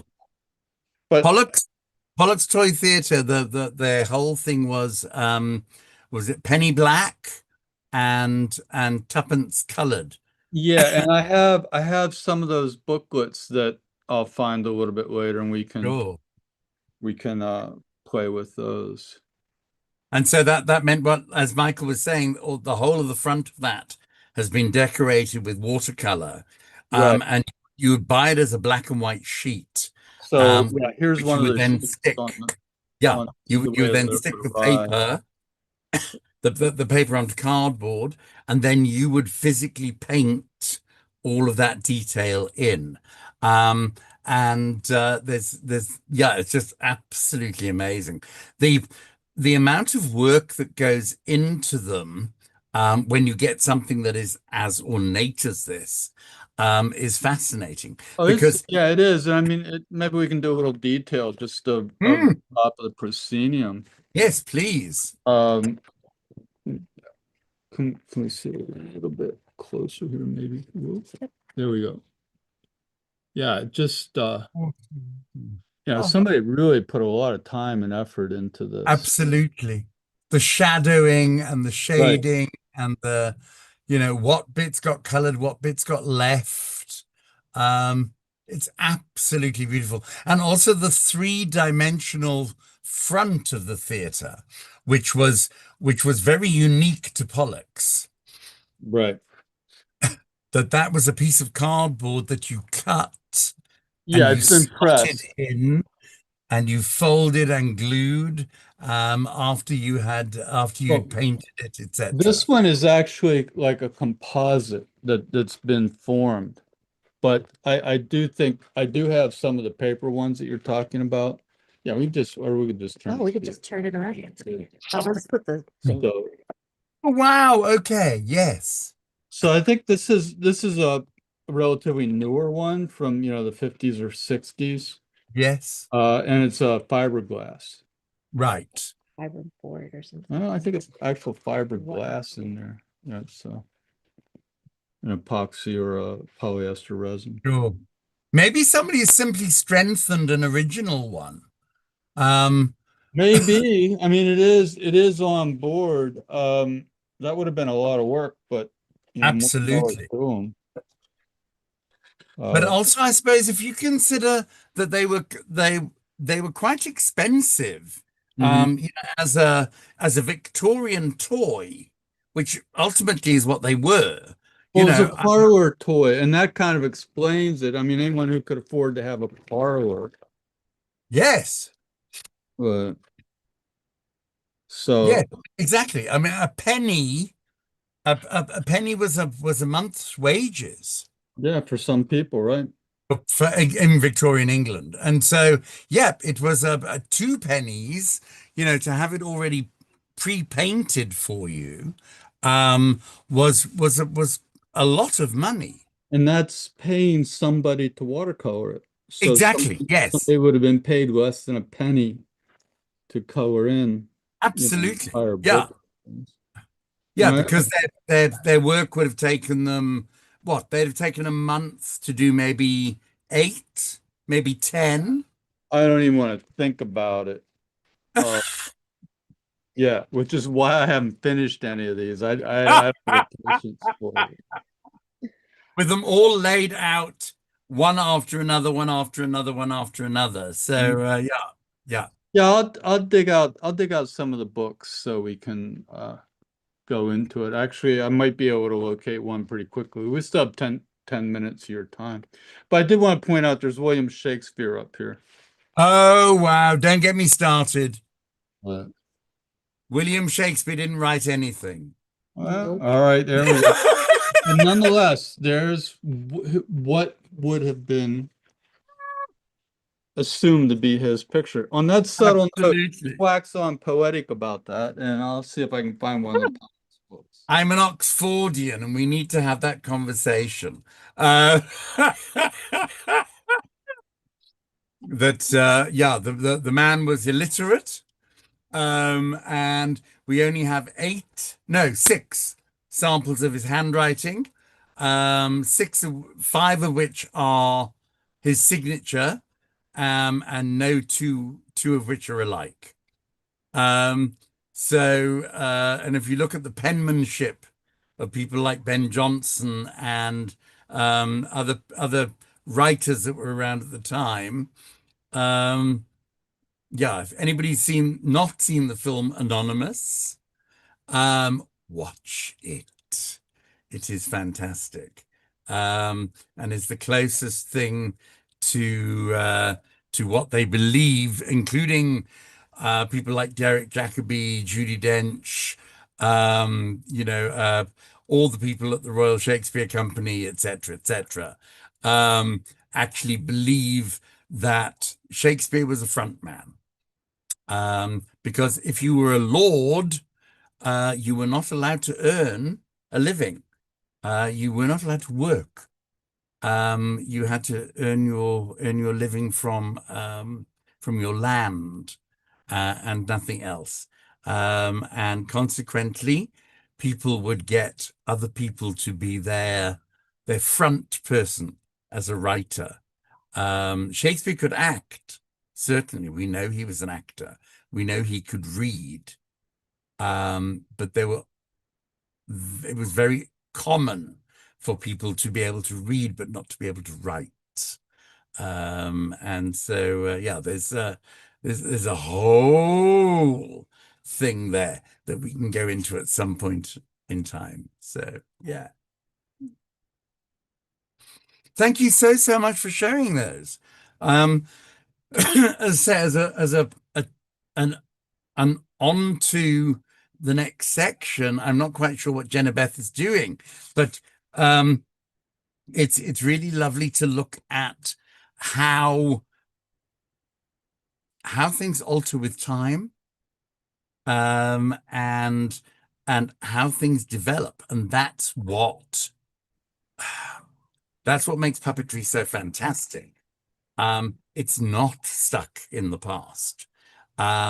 It is something that develops, that grows. We're now looking at multimedia performances, where we're talking about projections, we're talking about puppets, talking about shadows. Like Michael was saying, even with toy theatre, we're talking about crankies in conjunction with live animated characters, and there's so many possibilities. I think the lovely thing about being able to take from history is take the things that work, and then apply them to something that is new, and just see what happens, see what comes about. I think it's a fantastic setup. So, Michael, you've got something else there, I can see. So here's one in the original box. This one's been unwrapped, but so here we go, an unboxing of Unboxing. Apollo's Toy Theater. Oh So my goodness.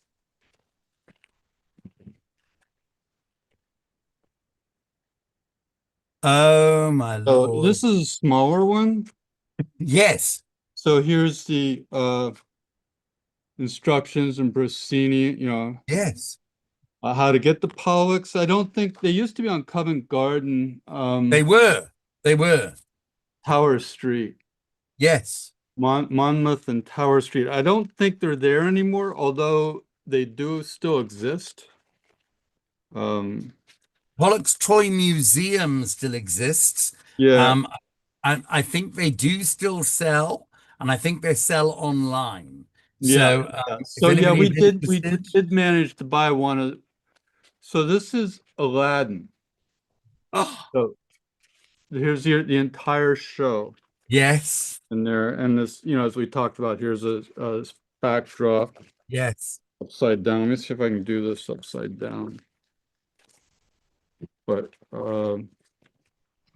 yeah, here's I your love finger scene. holds in the backdrops so that you Yeah, you can grab them and slide them out with right. ease. That's so lovely.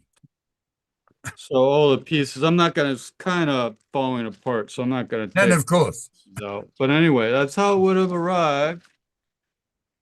And some of this stuff I don't even know what it is. Oh, this is en français. Well, is it in France? It maybe. This is in French. oh wow. No, they did that. Absolutely. I mean, they became so popular, that they were international. Yeah, Um, and it's also Maybe it's different languages, I think. yeah, there's German. sure. Michael, that's worth a fortune. You know that, Well, hey? actually, I have a couple of them. This one's been opened. I have maybe two more that are still wrapped. So they would have wrapped all this in paper. So, and like I was saying, at this estate auction, I knew what they were. Nobody else knew. Oh, Um, so I anyway, am so jealous. You have no yeah, well, idea. I was pretty stoked that day. Um, so To own to own an original Pollock's Toy Theatre yeah, is like my dream. It's like owning an original Fettig puppet, which is why when we have Rachel on later, I'm going to kill her. mm, Gonna You know, kill well, I don't know. when she Why we leaves just it to me. kidnap her and hold a ransom for. kidnap the puppet. Puppet for ransom. So here's some of the books. I think you mentioned the High Toby. Yes, yes, yes, yes. We have Hamlet Yes. and Toy Theater. Uh, Catalog of Victorian. Oh, so here's a Pollock catalog. That's a couple of catalogs in this mess. Yep. So you would buy the theater as one unit, Right. and then you could buy individual productions that would go into that unit, Yeah. and So everything to the here's correct one. This scale, one is etc., etc. Skelt's. I guess Skelt was another designer of these books, but this Yes. is Othello.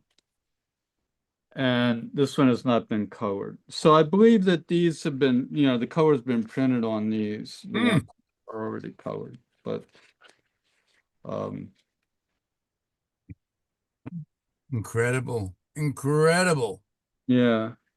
Can you imagine how much detail and time people would take to cut those out? Yeah, just cutting them out, you don't want Oh, them.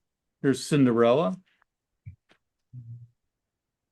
It's already been colored. I mean, they're all that's beautiful. But if you flip look at the it, back, the carriage on here. yeah, I was going to say, if you flip it, you can see the other side of it. It's fantastic.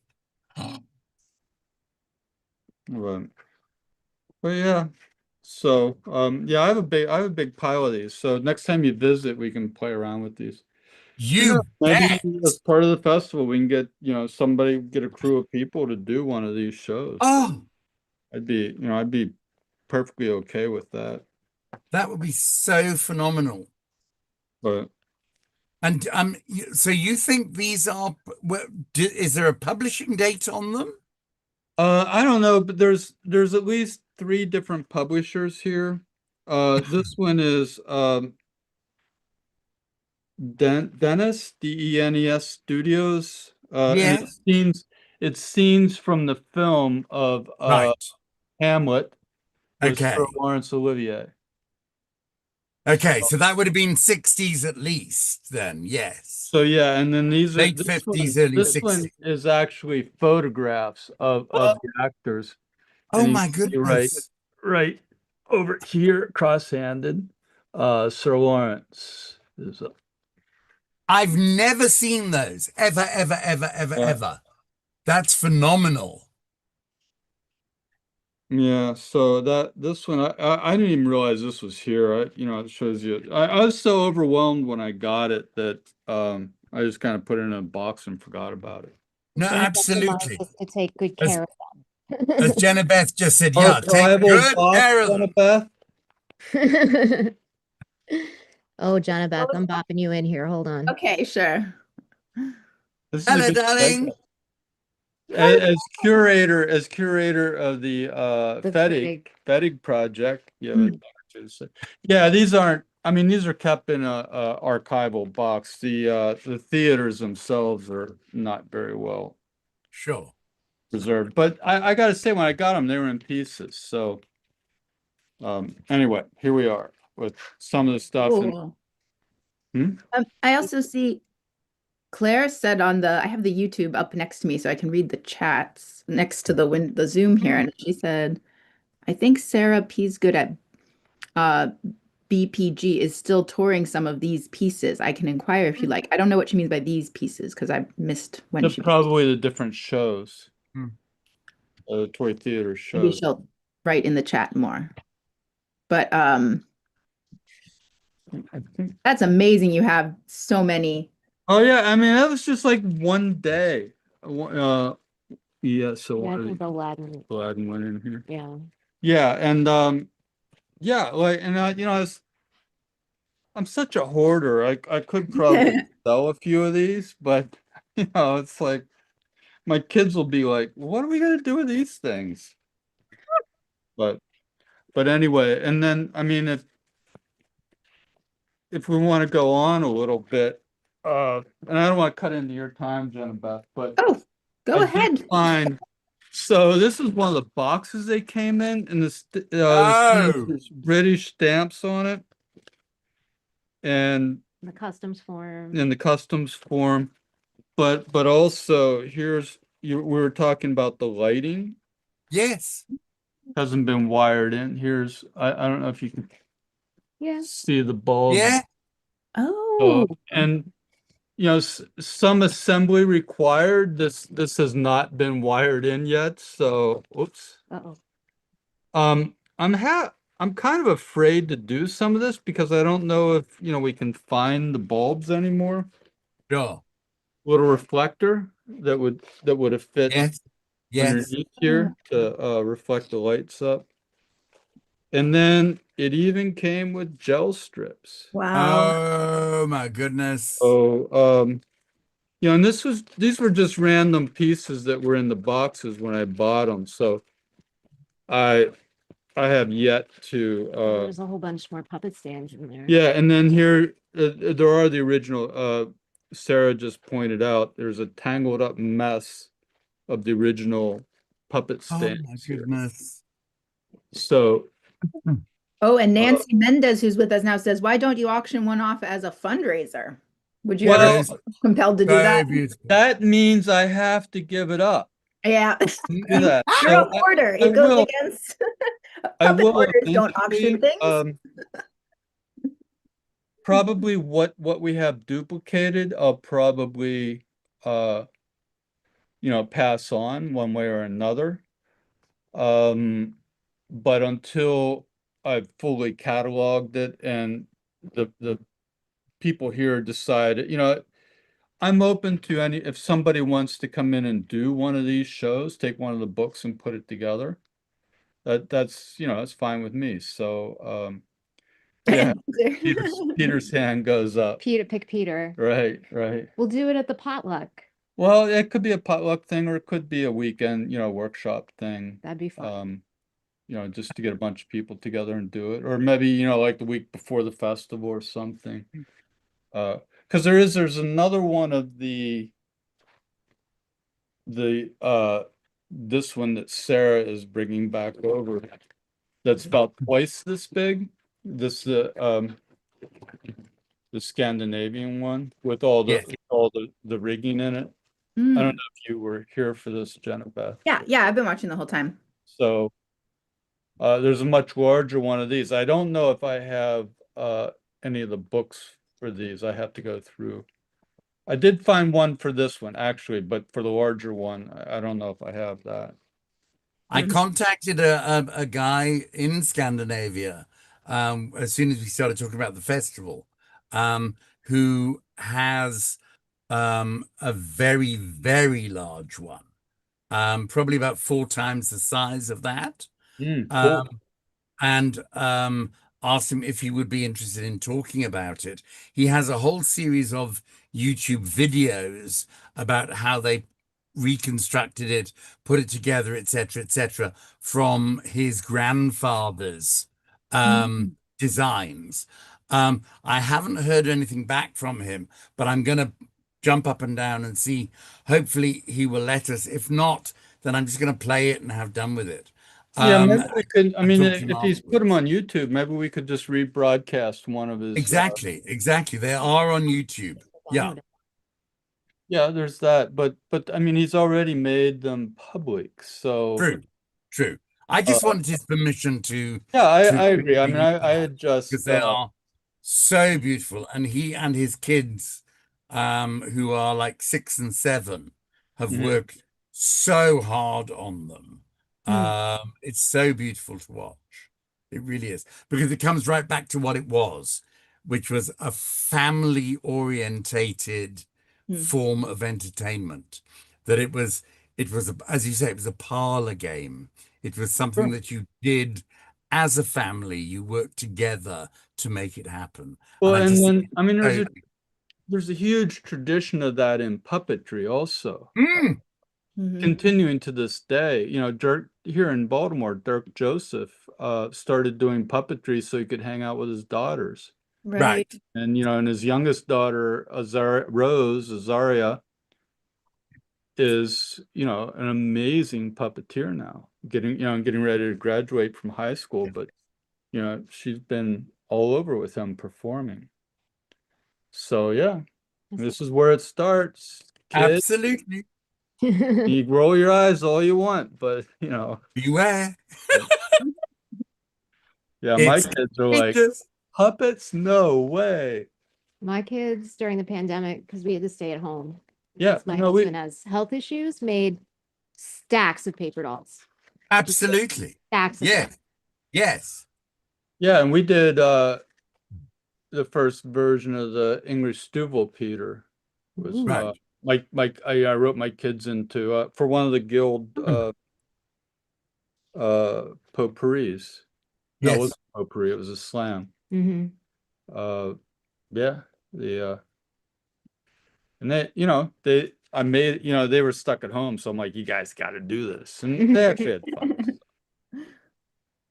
But I don't see them here performing now.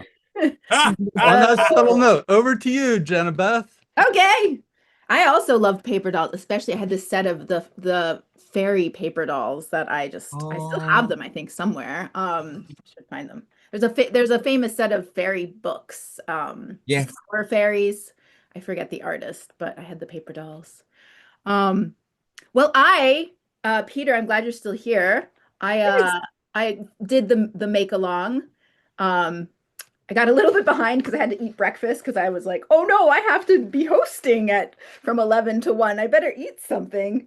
But I did follow along now. We have some things to discuss if you can stay Yes. for just a little longer. So here's my Certainly. little theater. It's beautiful. It is, but I had to make some adjustments. I made some scenery back there. I don't have any puppets, Yes. and I thought with the Dino Gets Creative moment, Yes. now we can maybe anybody out there can help me.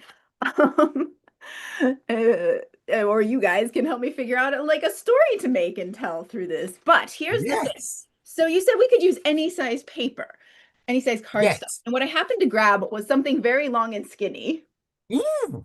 because that's what I had, and I was like, okay, we'll Yes. go with this. We'll see. So I've So had this cardstock. I have like a whole stack of it. I've had it for years because I found it, in a bin or something. fabulous. And I cut the little hole off because I guess this was designed to be some kind of hanging. Sure. Anyway, but what happened was the long and skinny nature didn't quite work out. Could have been something I was missing though, because I was also making breakfast as I was trying to follow along. So my first piece I cut out. Here's what didn't go well with the scenery. I don't know if I can explain or show it, but the proscenium ended up much lower. And Okay. because you can see this is taller actually. I added Okay. They weren't the same size. no, Gotcha. I ended up making it taller because when it was too short and I put scenery and you couldn't see my scenery. Gotcha. I guess it's just that it can get too small. Absolutely. Absolutely. Yeah. I did make one, somebody who when I was doing them first loved miniatures. Mm. And I made one that fitted into a matchbox Whoa. so that she could take it. I sent it off went to Israel. And so she could take it out and open it up and it fitted into the matchbox with Ah. puppets. Oh my gosh. I love miniatures, but that is one area, that and stop motion, not for me. No, thank you. Too small, too detailed. I'm a little bit too impatient.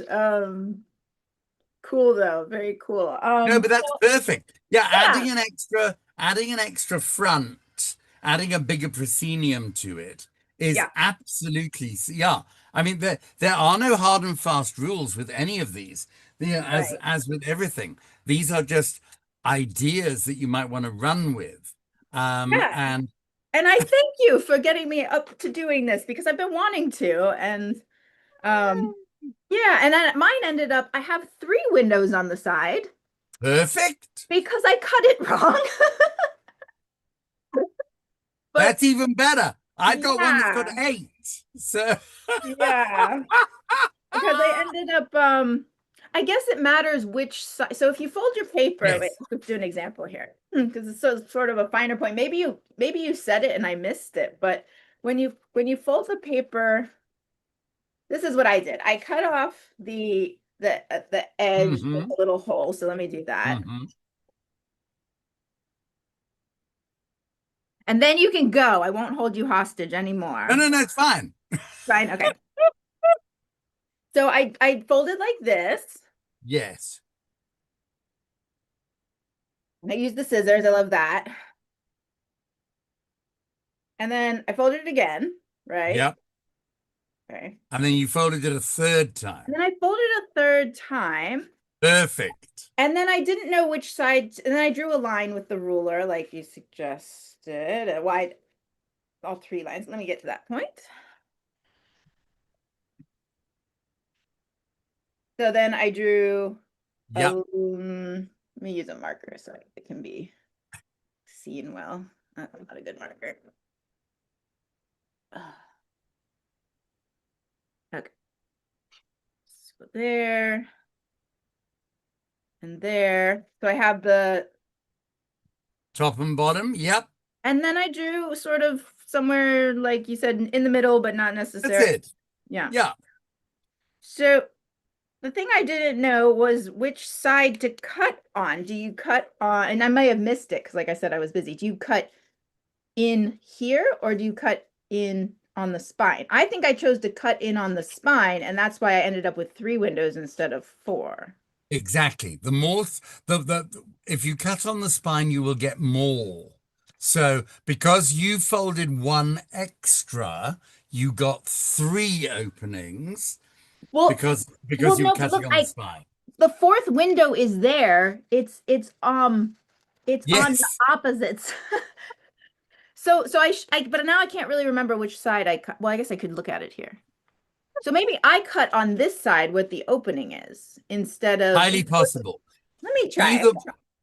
Either way, Yeah. what you end up is a concertina theater, and Right. that's the option.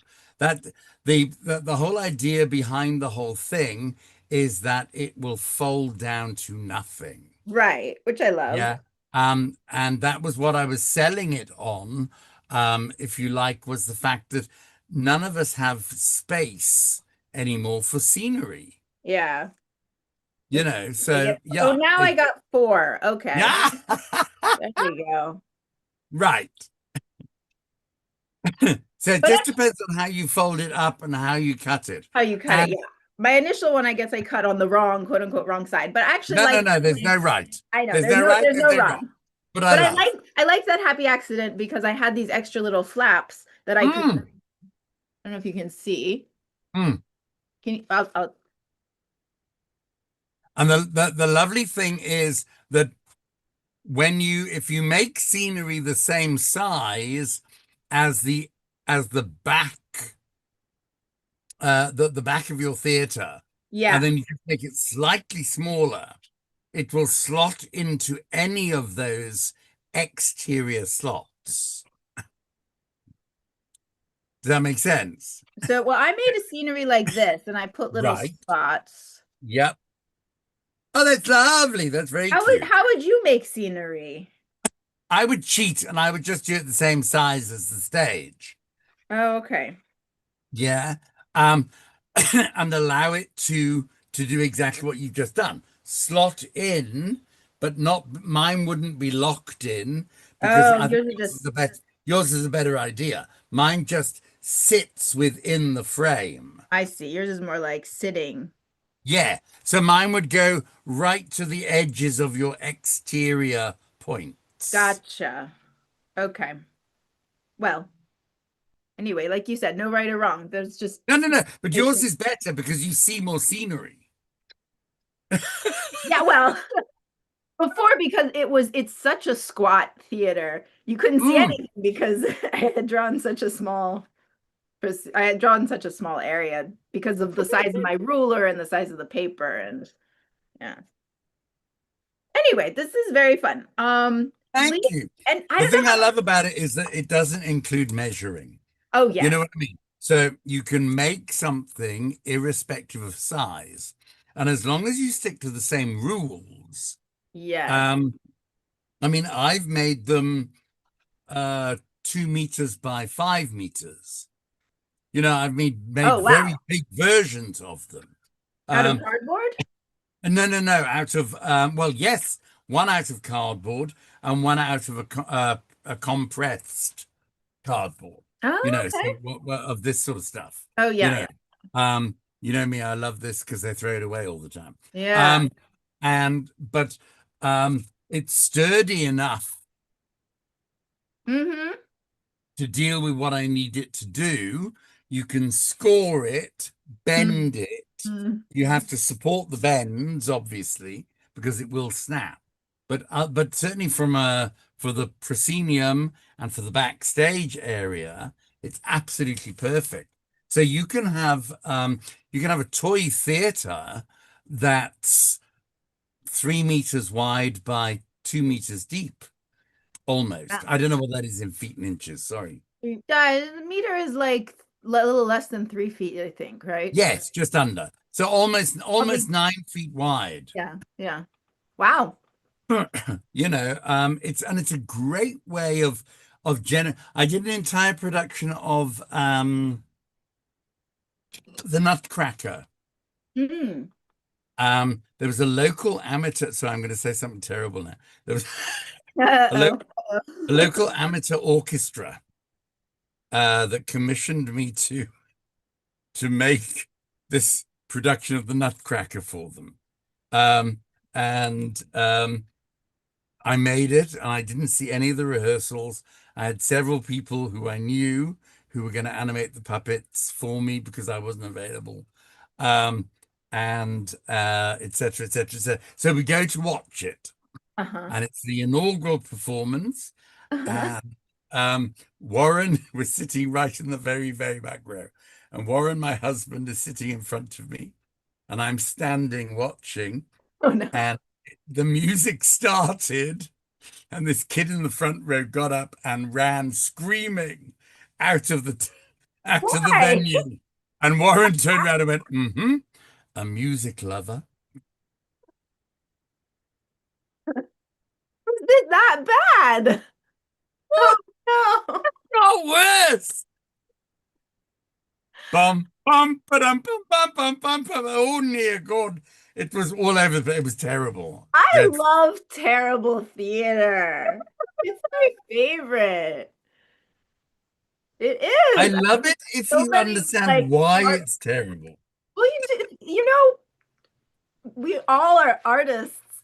Everybody has the capacity, but if you don't, commit your life to it, you might not be very good.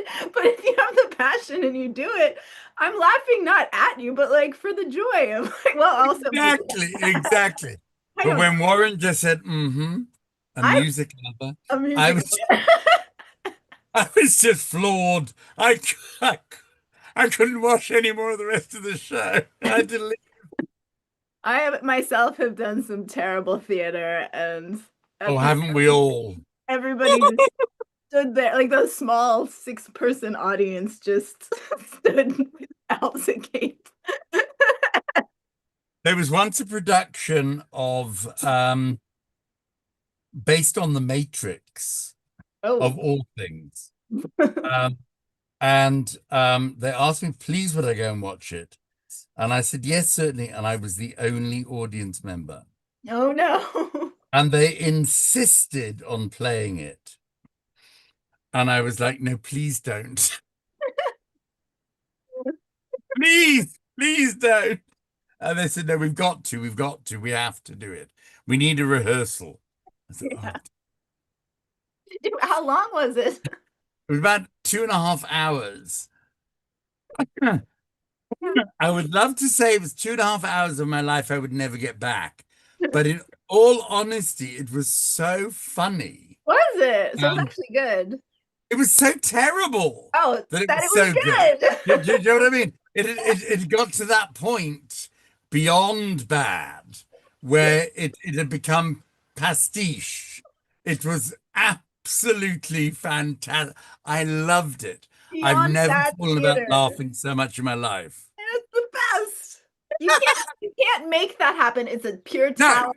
You can't exactly. plan for it. It just No. happens. It's beautiful. It's kind of just got to go with it. Transcendence, yes, sir.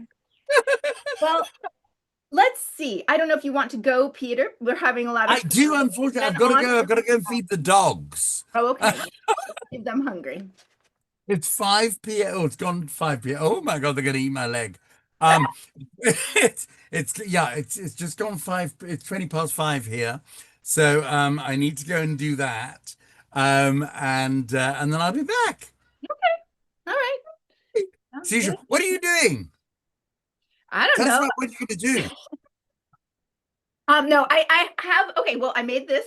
I also have a larger toy theater in the works over here, which I started, remember back, you have to go feed the dogs, but so feel free to say bye, but I'll tell our audience all about how I made during one of our make-a-thons not too long ago. I started a toy theater, and based on my own designs, because when I was at UConn not that long ago, maybe in 2021 or 2020, maybe we had no, maybe it was 2021. We had the museum did the Ballard Museum at UConn did a exhibit called Puppetry's Racial Reckoning, and they had some toy theaters that they wanted toy theater illustrations that were racist depictions of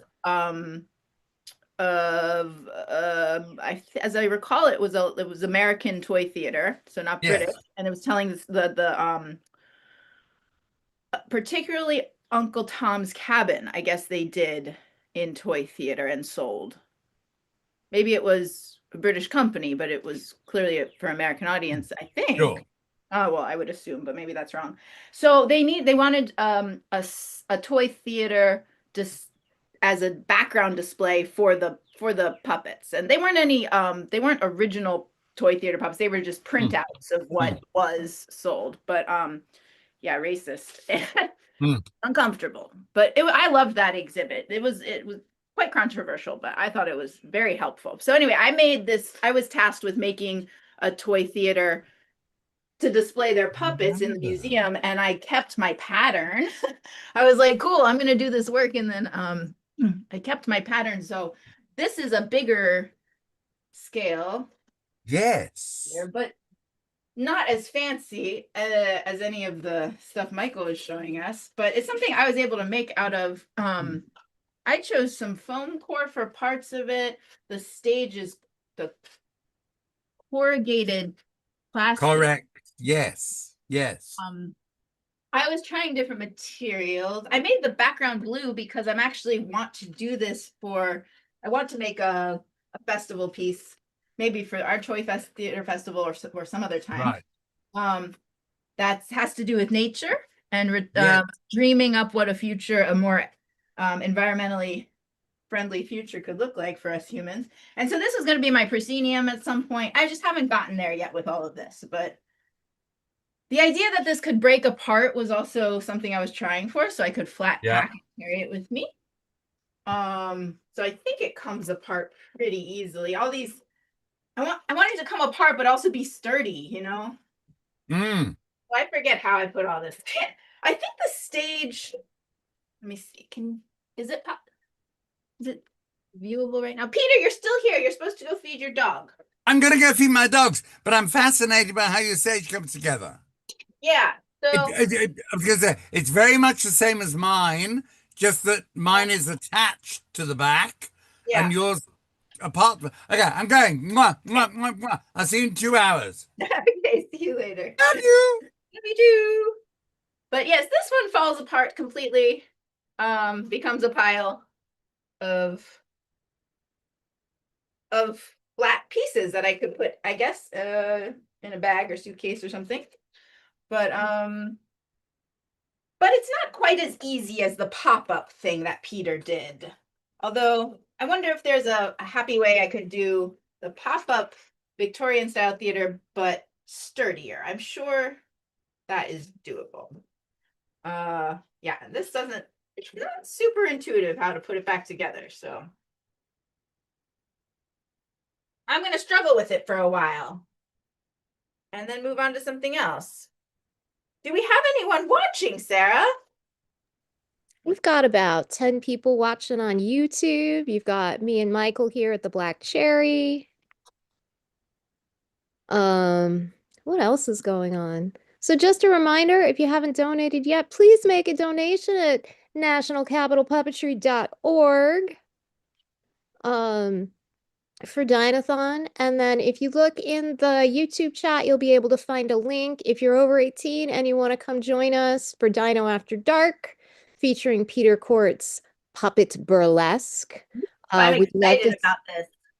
Yeah, So when you buy your ticket for Puppet Burlesque, you will get emailed a link to register for the Zoom meeting we'll be having it in. So just to keep in mind, there is a small extra step you need to do to get into Puppet Burlesque tonight. After you purchase your ticket, you will get an email from the National Capital Puppetry Guild on how to register for that Zoom meeting.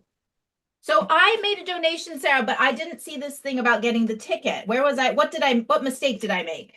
You have to hit the Get Tickets button on the MailChimp email that went out. Oh, so it comes to me in an email afterwards.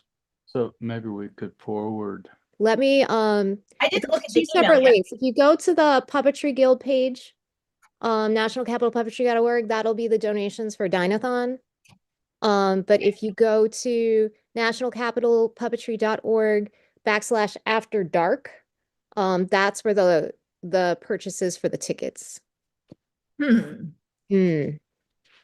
But let me see if I can remedy that for you real quick. Because what I saw was The Dino-Thon donations, right? yeah. Yeah, that's on our main page. We kind of made a secret link for the After Dark. There is a button for it on the MailChimp that went out this morning for getting tickets because it's just a little different thing. Oh, okay. Yes. Different. I'm looking at the email. Yep. So if you scroll down, you'll see Oh, the tickets for 18 and up. Okay. Yes. Oh, so since I already donated, I'll take care of it. okay. Other people might have the same mistake though. It's okay. Just email national. Let me make sure I'm saying this right. Yeah. Email National Capital Puppetry Guild. What is our email address? I don't even know. Nationalcapitalpuppetry.org. National, yeah, well, at gmail.com. And Oh, right. National Capital Puppetry Guild at gmail.com. yeah, and I will fix that for you. So we are going to. Okay, well, this thing I'm going to put to the side. I'm not really ready for that yet. I want to work with Peter's, the amazing little one I just made easier to work with to get some ideas going. So, oh, I was thinking about doing something, getting my juices going creatively with my big box of magazines. Ooh. And looking for inspiration. So I have this box of old magazines and books and stuff. I have this like old biology textbook that has images in it and writing. I'll probably never read any of it, but it's got some interesting pictures. Like, look at this eyeball. What? Maybe I could like cut that out and put it on paper. I'm trying to come up with something to do here in this little toy theater that I have. So let's see. So if anybody's out there and wants to help me figure this out, I could show pictures and maybe Sarah, if you're still there and want I'm to. still here. I'm here all day. What do you think? There's I love that bug. There was a beautiful like cockroach or beetle or something that went by and he was really big. oh shoot, I missed it. Yeah. Oh, It there's was a dodo. huge. Yeah. And I That kind of dodo. like, I got to get the dodo because if I'm doing something about oh yeah, dodo. I like the bug because he was almost as big as the trees, okay, let me get that too. but also dodo. Heck yeah. Dodos no longer exist. This says the dodo of Mauritius was exterminated in 1693, partly by direct action of man, partly by the free-ranging hogs he introduced. The hogs ate eggs and young birds. The flightless parents had no way to build nests beyond reach. Oh, it's heartbreaking. No. I know. Life is full of sadness. Did you hear the story of the giant stick bugs? No, tell us the story of the giant stick bugs while I look for this big bug picture. Okay, so there are these giant stick bugs, and their colloquial name is tree lobster. They are huge. Wow. Yeah, and what happened was is when, the European ships came to the Pacific Islands, they brought rats with them, and the rats thought that the tree lobsters were delicious.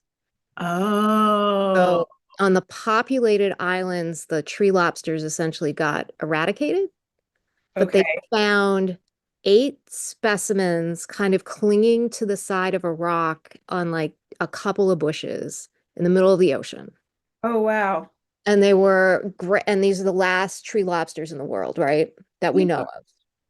So they took 4 specimens to a zoo in Australia Okay. to see if they could get them to breed. Okay. And they lost 2 of the animals, passed away. And then one of the animals got really sick. So they were doing absolutely everything they could do to Yeah. keep it alive. But they got the tree lobsters to lay like 900 eggs. Wow. Yeah. And then, so this Pretty was a few years ago because I heard about this in probably like 2012. Okay. Uh-huh. So they were breeding them at the zoo in Australia, and the eggs are really, really small. Uh-huh. But when they hatch, if you can find a video of it, when they hatch, it's like this giant stick like emerges from this tiny little bubble. Anyway, it's Really? fabulous. So they were able to find, so from 8 specimens of tree lobster that were clinging to a bush on the side of a rock. Yeah. Yeah. See, I would love to tell these stories. I think toy theater might be a good way to do it. And then to try and also envision a world where this stuff doesn't happen as much anymore. We have become, See if I can find working towards a balance with nature and not just destroying things. what a tree lobster is. How many tree lobsters are left? Yeah, if you find it and you want to interrupt and throw it up. They're saying, oh, I don't want to. What? It's weird because, okay, they say only 20 to 30 tree lobsters live in Exist? the wild. Oh, so they haven't reintroduced them, maybe. Yeah, the single fragile population was rediscovered in 2001. And there are some specimens at the San Diego Zoo, Oh, okay. and they only eat one species of plant. Oh. And where are they from originally? I've missed that point in your. Uh, the population that's still in the wild is a near vertical volcanic outcrop crop called Ball's Pyramid, which I believe is in the Pacific Ocean. Oh, wow. Um, There's my dodo. oh, look at him. So fluffy, so flightless. You can't turn around, but I have a printer. I could print one of him. You could print him in mirror image. Yes. Oh, yes. How would I would have to set the printer to mirror image. Mhm. Oh, yeah. Good call. I wouldn't have thought of that. Um, can you go behind? Look, you can go behind the scenery too. Fun. Ooh. I'm gonna put so the thing about this and my other toy theater is like if you want something to go across and out, that doesn't work. You just have to pull it up, I guess. Or if you want something to come in from the side, it can come in and then what do you feed it through the other side? I guess. I haven't actually done a tremendous amount of toy theater. The one toy theater piece I did was in grad school. Oh, we could show it, Sarah. Is there Oh, a that'd video? be exciting. It's actually I really like it. It was a piece I did for the 100-year celebration. What was it? 100 years of women's suffrage back Oh, yeah, in yeah, yeah. was celebrating that and with John Bell of Great Small Works Great Small Works and the Ballard Museum and curator. director of the Ballard Museum. He put together a instead, well, because we were under COVID lockdown, then we couldn't do our community pageant. So we did an online pageant of toy theater performances. And we had 2 days to learn how to put together a toy theater, make it at home, and then perform it. And I was so nervous. I still had a lot of stage fright back then. But I Oh, am I so still have stage fright. Don't worry about it. I don't have it so much anymore, Sarah. It's amazing. When I was performing every day for like my job, I didn't have any more. Look at Yeah. those eyes. Is that the bug you wanted? No, but he's beautiful. Yeah, But somehow he's like as big as your trees. yeah. I love weird, uh, Scale. yeah, scale differences. No, I used to perform every day for work, and I was like, all right, I'm gonna go do the show again. This is fine. But now I don't do it every day. So I'm like, Yeah. what do I do? I think that that's been the key for me too. I get to go out with Heidi Rugg on the road performing her show New Squid on the Block and sometimes Wriggling Bros Circus. And just repeatedly getting out there in front of people has helped me get over it a bit. Also, I like Claire said in the chat a suggestion, Dino meets Dodo story, question mark. Ooh, Dino meets Put Dodo. out a little dino. Yeah, I could do that right now. You could do Well, I that. don't know what bug you saw here. It was just like a fleeting glance, but I do love those grasshoppers or crickets or whatever those little friends are. Yeah, crickets. Mormon crickets are two Oh, insects, heavy-bodied and destructive to man's crops. To man's crops. well, I the think LDS Church will tell you they have never baptized a cricket. So the name Mormon cricket is not exactly truthful. this, this book is from 1952 as well. So Yeah. their attacks almost ruined the Mormon pioneers during their first summer. Yeah, ate all their crops. Seagulls, one of their normal enemies in this area, finally controlled the outbreak of crickets. Oh, wow, there's a picture of the, oh my gosh, this would They're, scare some people. I'm not going to show it on YouTube. yeah. Having seen a small swarm of that cricket, I Yeah. would hate to see, but that's why the California seagull is the state bird of Utah. Because the Oh, seagulls battled the cricket invasion and saved. so you actually knew this? I lived in Utah for about a year and a half. Oh, okay. I lived in Salt Lake City for 9 months and I worked at the Utah Opera. And then I spent 3 seasons at the Utah Shakespearean Festival. Wow, cool. So I know lots of interesting things about the settler colonization of the state of Utah. Cool. I'm still not seeing any other bugs. Well, I've got a dodo. I think that was the inspiration. I think the dodo's doing it for you, though. Let's see. Well, I can print out a picture of Dino. Oh, someone else says, oh, is this you, Sarah? Extinction stinks. Oh, I think that's Heidi. Oh, that's Heidi. Is Heidi on? I think Heidi's back on. Okay. I like it. Dino Rack has a Idiot. song called Extinction Stinks. It's wonderful. So what happens? What does the dodo do? Do I need a second puppet, a dino? That would take me a minute to find a picture and print it Yeah, out. but Dino's like not extinct. He actually exists. But dinos are extinct. Not a man-made extinction as far as we know, the dinosaurs. Anyway, going down the tree lobster rabbit hole was really fun. Thanks. Oh yeah. I think doing something more with that would be cool too. Hmm. Are you gonna do a toy theater piece for the festival? I don't know. My summer just keeps getting busier and busier.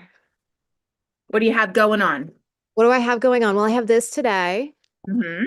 And then next week I am moderating a panel based on a staged reading of Glenn or Glenda, the Ed Wood film, as part of the WVU LGBTQ plus center in Morgantown, West Virginia. So we're gonna have 2 showings next Saturday at 2 and 7 Okay.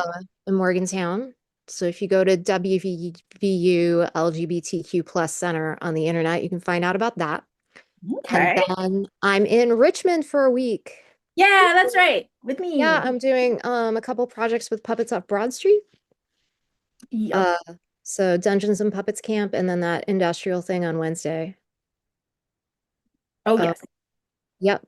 And then I'm hoping at the end of that week to skitter up to Connecticut to see the National Puppetry Conference presentations. I'm going. Okay. And Michael's gonna go too. Do you want to carpool? Well, no, because I'm coming back through New York. I have to go to third party. Anyway. Well, I'm headed up there tomorrow. Oh my gosh. Pre-conference.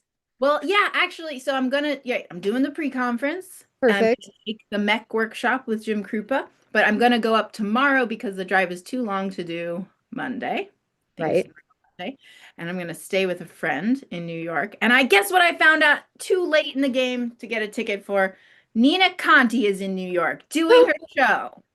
And I didn't know about it because I wasn't checking my email, but it had gone out in the one of the listservs, Puppeteers listservs. Mhm.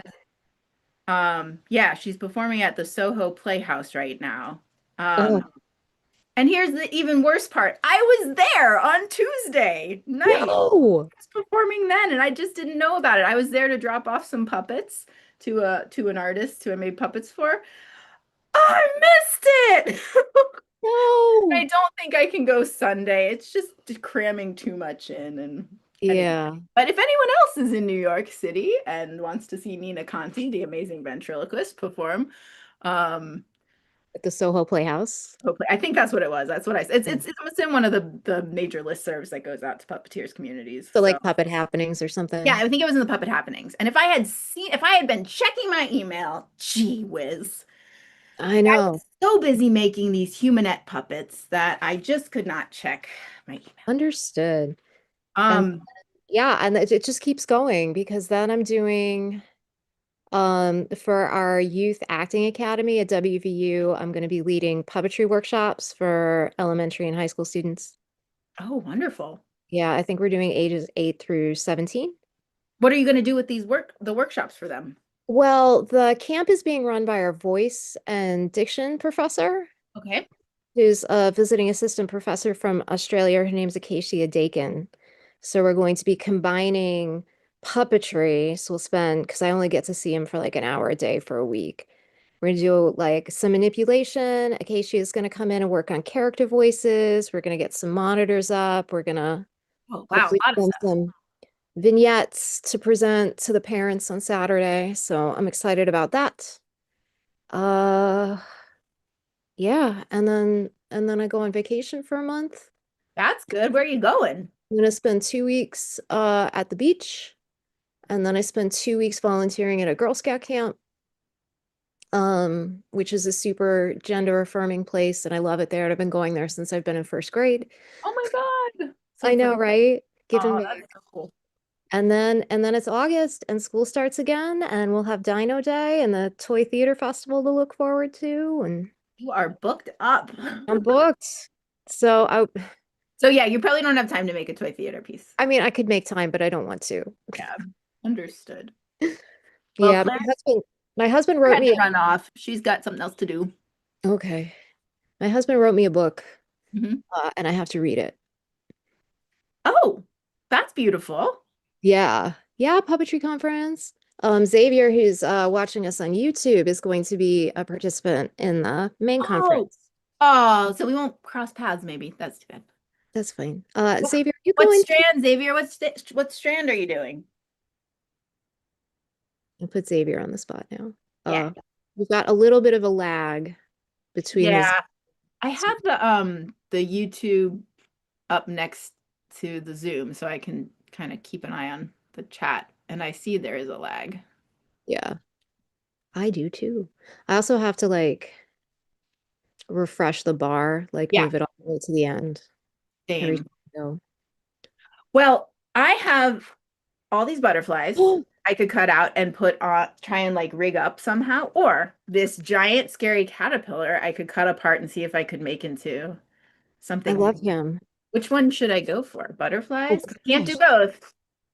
Oh, I do have this color printer right here. Maybe I will Well, I love how there's like the whole caterpillar and then it's just his head. Oh yeah, that's because where I took it out from, there's another giant caterpillar. This might be the baby caterpillar. Oh, But I took it out of a National Geographic. Let's see. I'll show you the other half of the page. okay. It was from this page. So, Oh, Xavier's gonna be there at the pre-conference. oh yay, Xavier, we can meet. Yay. And then you're doing performance with Alice, which I'm super excited about. Oh, nice. Directing and performance. Cool. I wanted to do everything, I but know. I will just be doing the mechs. And I could not stay for the main conference this year. Because Maybe I'll puppets get off. it in 3 years. Because are you doing puppets off Broad Street for that week for the Dungeons and Puppets Yeah. camp? Sweet. Okay, I'm gonna use my printer here and make a copy of, maybe I'll make a copy of which side should I make a copy of? I'm gonna Maybe, make a copy of the butterflies. okay. And use this real one for the, Yeah. I don't know exactly how I'm gonna do it yet. That might be, I'm gonna start with yeah, I'll start with the butterflies. Color, print. See what happens. I don't know what butterflies and dodos have to do with each other. Also, all of these are a little bit big for this stage. Kind of love that though. Do But you? yeah. So one of the things I want to do with my environmental dream piece, let's say, ecology dreams of Jenna is work on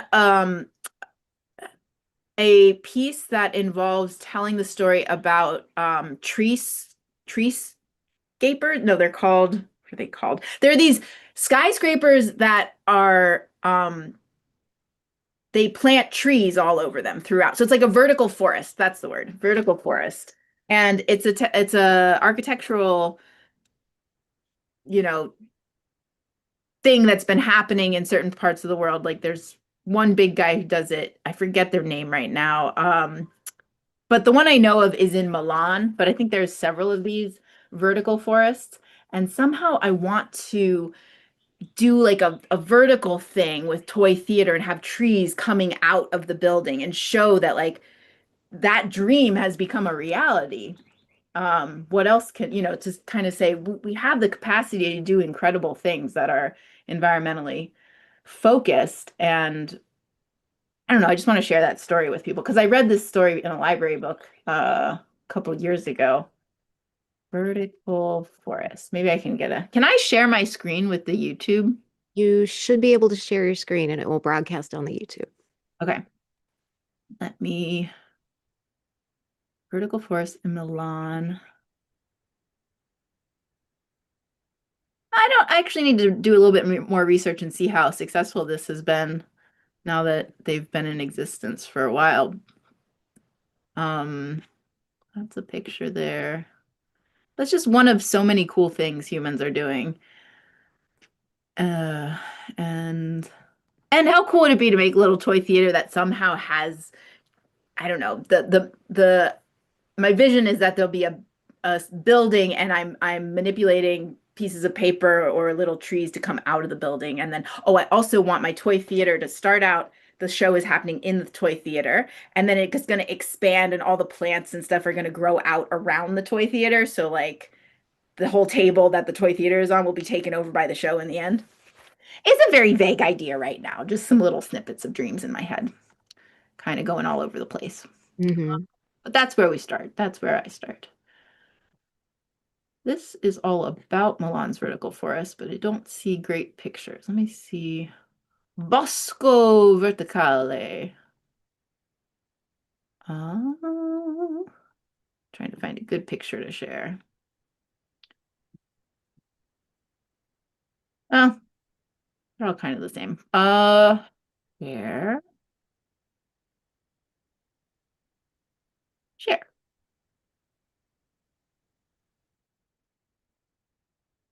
Do you see it? Let's see. Is it being shared on YouTube? Yeah, it's being shared.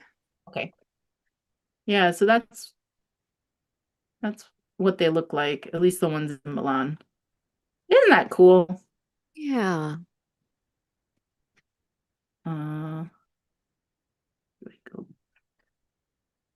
These were all the links for vertical forest. Treehugger.com.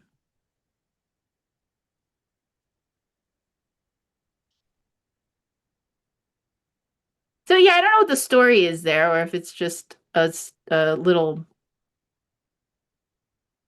maybe it's something about the sustainability, the technology. Maybe it's more informational than story based.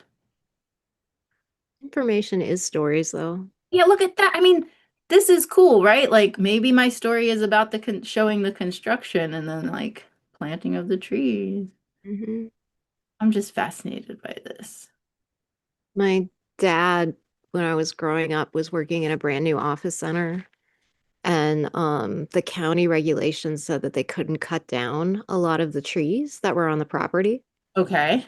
because some of the trees were like 60 or 80 feet tall.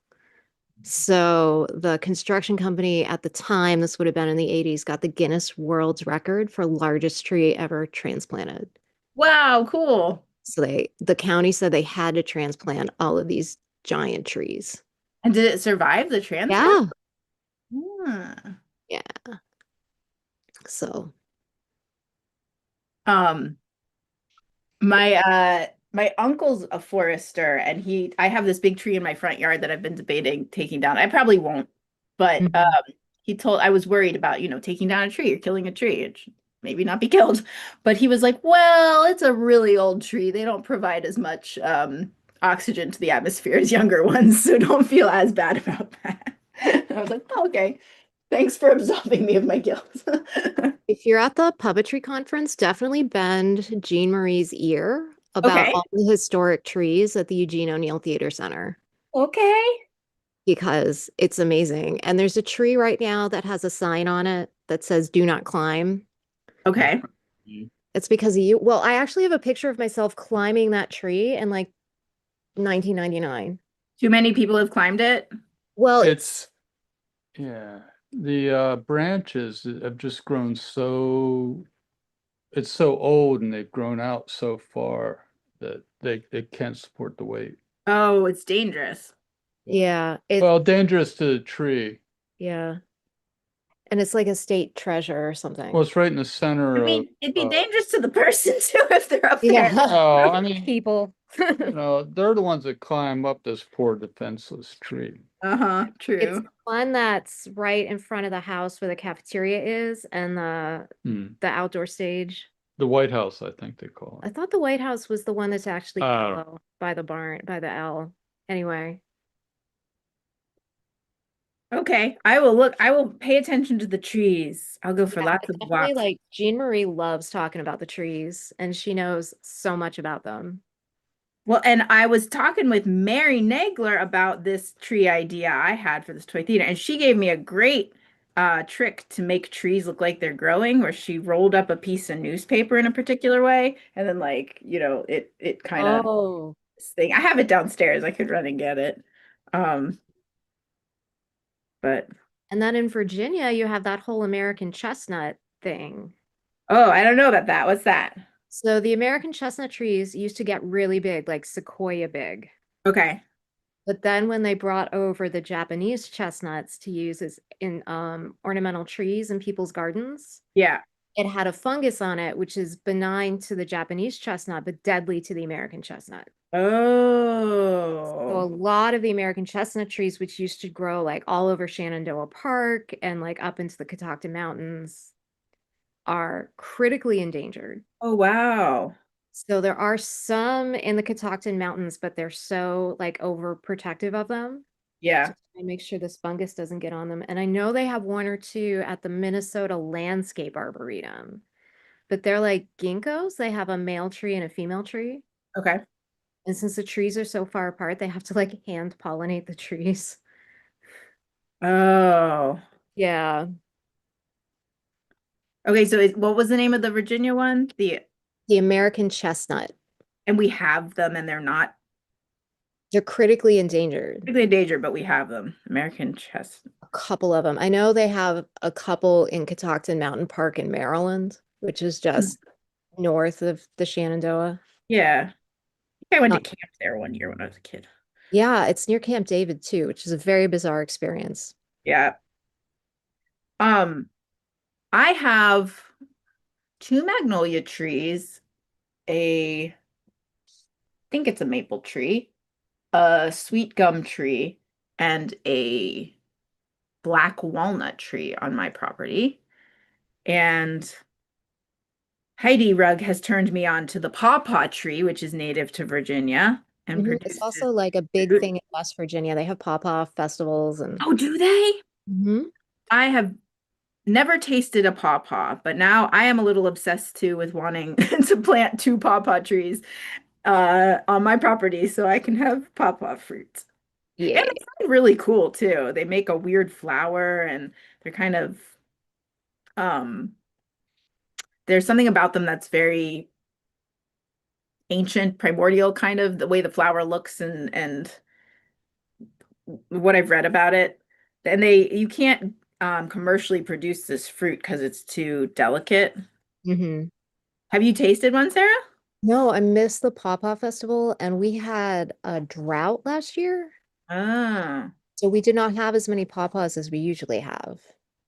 And if this year is like last year, we're going to get a ton of rain in yeah. June and nothing in July and Right. August. Yeah, we had a ton in August last year.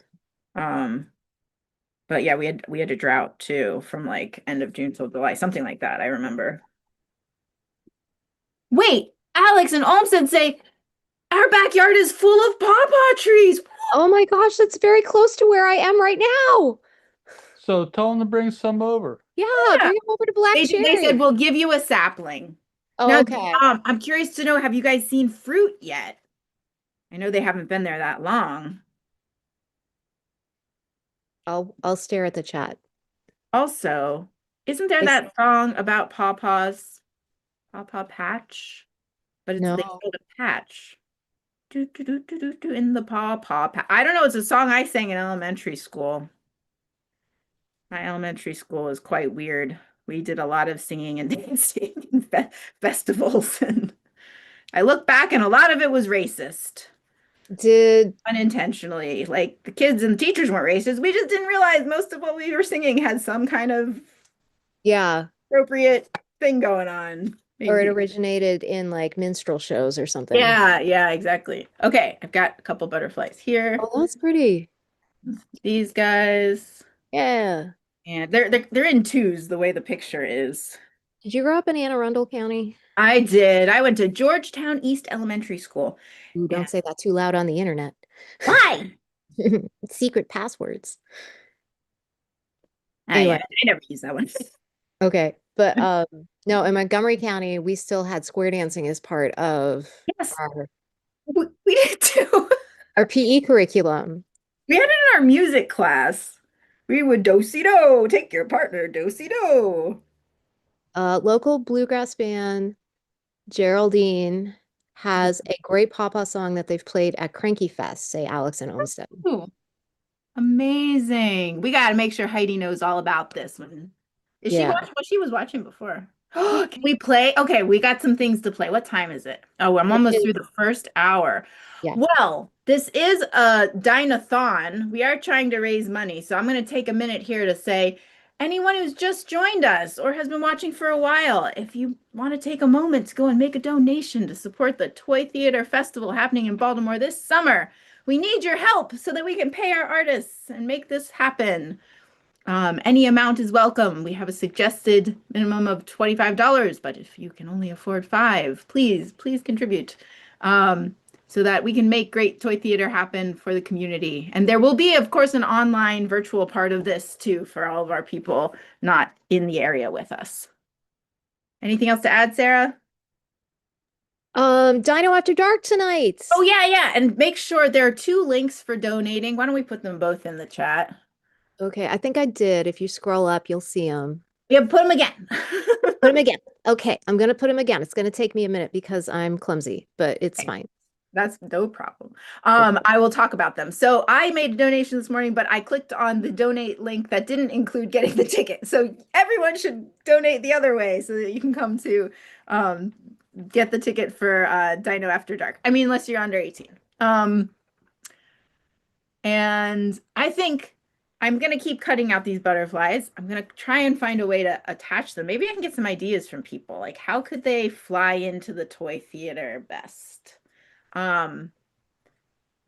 While people maybe think about that or make donations, I would like to share the video that Alex and Olmsted just put up.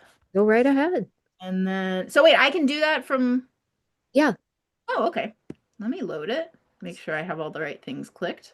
This is Geraldine Paw Paw. So I have to share my screen, but make sure I click share sound and optimize for video sharing. Do I have to make the YouTube video large first?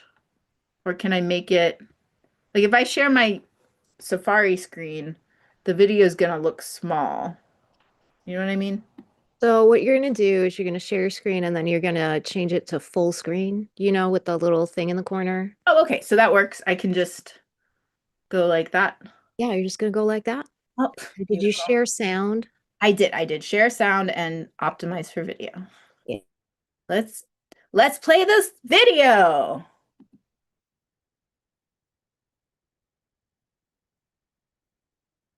I don't hear sound. Oh, starting over. Yeah, the sound's not coming through real well.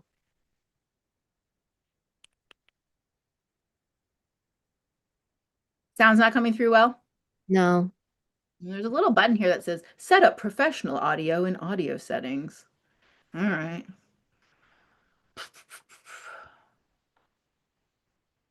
I clicked that, but it doesn't tell me what to do after that point.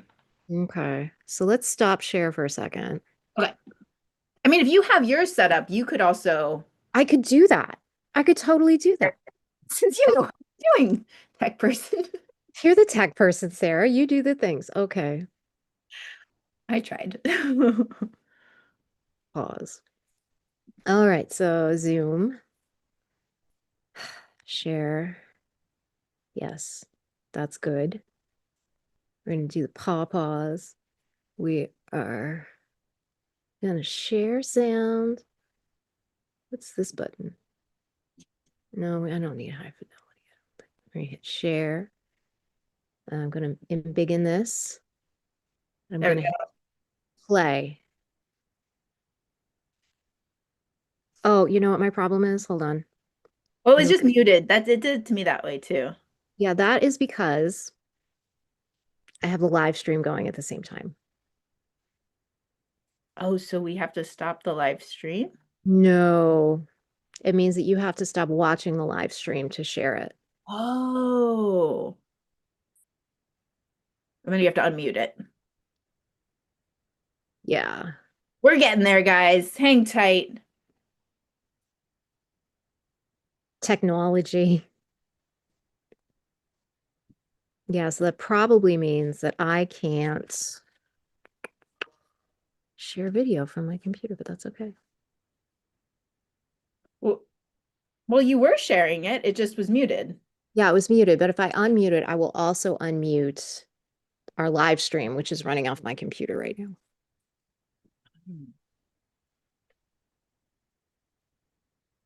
So if you close the live stream, and I'll keep an eye on the chat. Okay. You share the YouTube video. I know this is so much fun. It's okay. Okay, so I'm on Zoom, Mm-hmm. but not on the YouTube. But I can go to YouTube and share the pop. Well, I have to get the link back. I already hold on. Hold on, let me get you the link. So much fun. Oh. Copy link address. I can do this. I'm the tech person. There you go. Copy link. Enter. Okay, so now I can share and hit all the right buttons. Share sound, optimize for video sharing. And then make this big. You seeing it big? I see it big in the Zoom.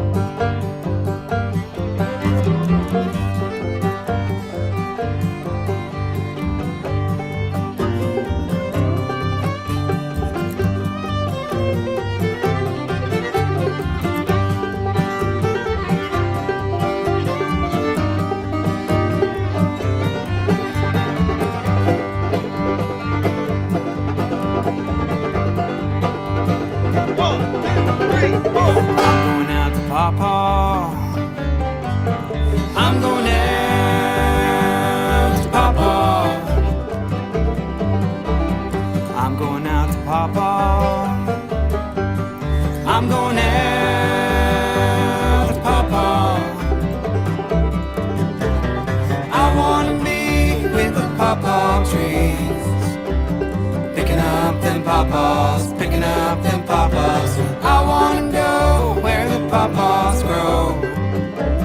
Picking up them pawpaws, picking up them pawpaws. 'Cause I know the seeds have been planted. They have been planted for me. I'm gonna feed my heart. I'm gonna feed my heart. I'm gonna feed my heart.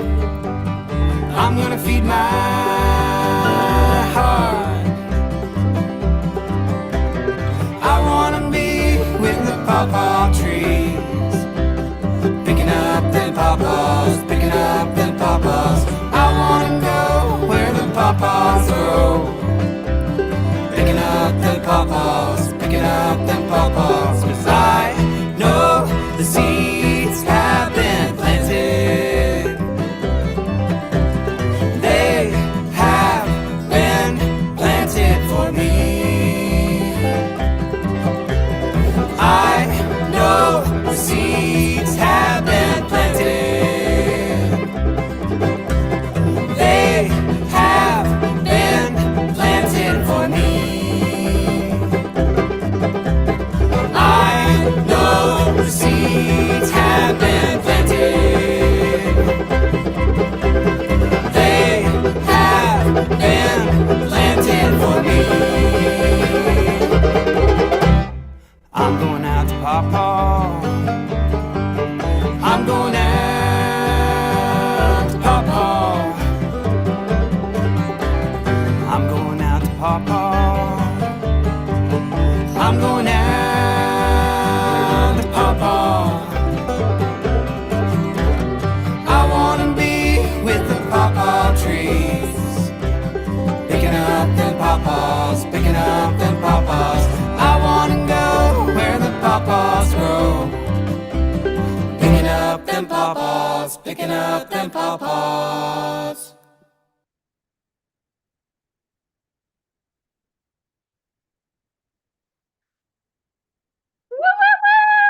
Woo! Geraldine Band, Pawpaw by Geraldine. Thank you, Alex and Olmsted, for sharing that with us. And to the band for writing an amazing song about pawpaws. Oh my gosh. Well, I gotta leave a comment on their YouTube video. And give it a thumbs up. I hope that worked out, because I couldn't tell if the YouTube was It did broadcast on YouTube. amazing. Yay. What you can do. Oh, that looked so cool. Eating the pawpaws. Playing the old-timey music. Yeah. We want to get back to the comment section. So I feel like disconnected from our audience. I don't have the... Thanks, Alex and Olmsted. So cool. All right. Me music. Boop, boop, boop. Yeah. Yeah, I want to know what a pawpaw tastes like, you know? I used to know. I mean, I've heard it described to me, but I haven't Yeah, same. It's apparently like banana, pineapple, strawberry or something, or am I confusing that with a different one? There are a couple fruits that I've never tried that people have described to me. Maybe Alex and Sarah can tell us what it tastes like if That'd they be have the cool. trees. How do I, this is We're just, doing some. Does Michael know what a pawpaw tastes like? how do I? Michael's getting video prepped for his segment right now. Oh, okay. Well, I almost have my butterflies cut out.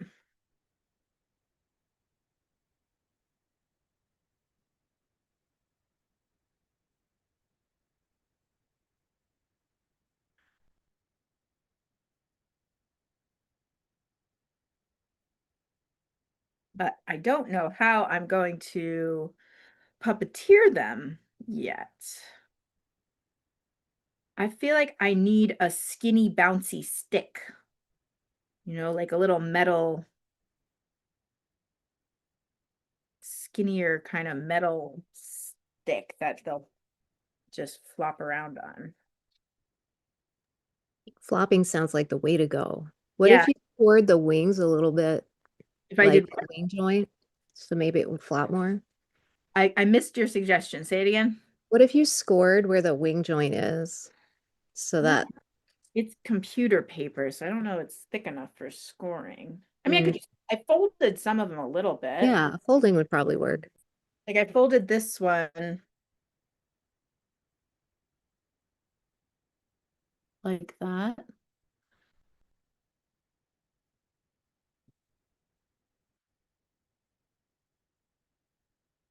So that, and let's see if I put it there. I mean, they're not, I guess I would need to do some more specific engineering to get this to the point of movement wise working the way I'd want it to. But this is just for me to get kind of my juices flowing. So Yeah.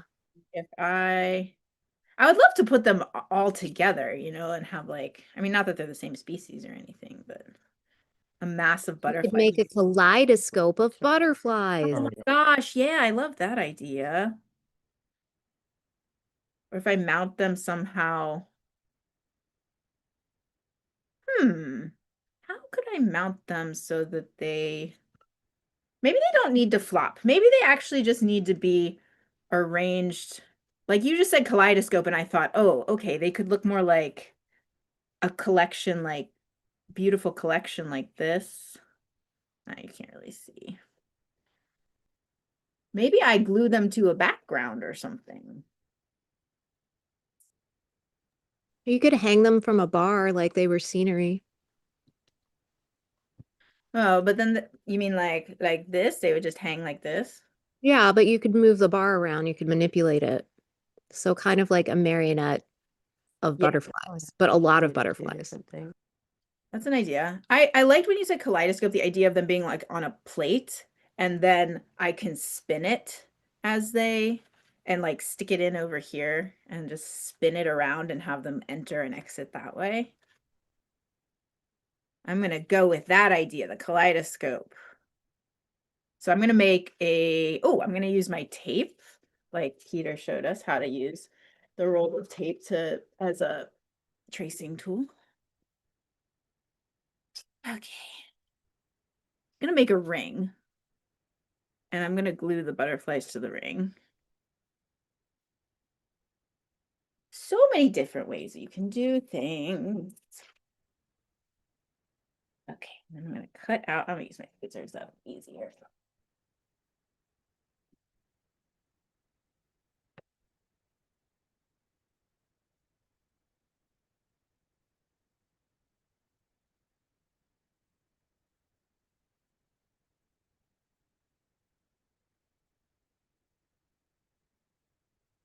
I have another funny insect story that happened recently on my property I could tell while I'm doing this. Are slugs insects? Would you say a slug is an insect? It's a mollusk, I guess. It's not an insect. I have a funny mollusk story. So I have an invasive species of slug on my property, the leopard slug, but I don't want to kill them because I don't like killing things. And someone told me, well, you can give them beer and they'll get drunk and then go die. And I was like, but they are invasive. Maybe I should be taking care of this for the sake of the other things living around. So I put out some little platters of beer one night. And sure enough, the slugs came and they drank. And I was concerned for their wellness, but I thought I'm supposed to be trying to take care of everything else. So we'll just see what happens. Well, they went away. I didn't see them in the morning. The next night, it's like they had gone and told all of their friends that there was free beer because there were dozens of slugs back the next night around this platter. And I didn't put more beer out, but it was like they were there going, hey, we heard about a party. Where's the beer? I thought it was really funny, and that's all. I didn't continue to feed them beer. I thought this is evil. I can't in good conscience be killing these guys. I think I would rather just see what happens. So far, they haven't killed any of the plants, the vegetable garden plants. That's what I was worried about. But I don't know. I've got a whole horde of leopard slugs on my property. They come out every night around 5 or 6 and parade across the sidewalk. And I might feed them beer again just because it seems like they liked it. It's kind of cute to see them all They gather. like it, but it hurts them. I don't know. I didn't see any die. So Weird. do we know for a fact? I should find out. But yeah, they Find did. out either that or the birds eat them after they've had the beer, and it's like a bird party now. Yeah. I'm okay. I'm more okay with that, you know. Honestly though, I squished one once and I felt so bad. Like, oh, I think they're cute. My dad thinks they're disgusting. I found out you can eat them, but I don't want to eat them. It sounds gross. I had escargot like once. Yeah, me too. And I was like, I'm not. like, I have experiences now. I feel the same way about frog's legs, but I think when I had frog's legs, they weren't really well prepared. So Yeah. it was like not quite right. But Okay. escargot was weird because they serve them like in the shell. Right. Yeah. Oh. Seems to me it was Traditionally, mostly about butter and garlic. it's a lot of butter and garlic. Like, I'll just eat the butter and garlic on bread. It's fine. Yeah. Like I didn't need the mollusk in here. Let's see.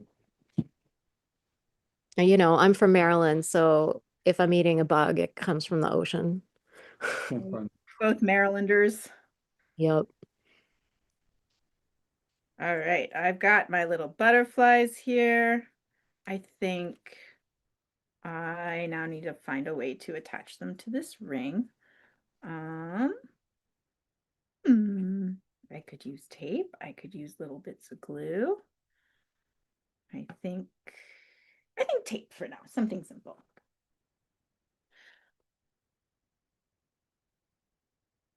So I highly encourage people who want to get into this toy theater making to have a collection of magazines, especially National Geographic or anything that appeals to your interests. Maybe you love trains, have a bunch of train magazines. Because then you can just cut out pictures. You don't have to worry about drawing anything.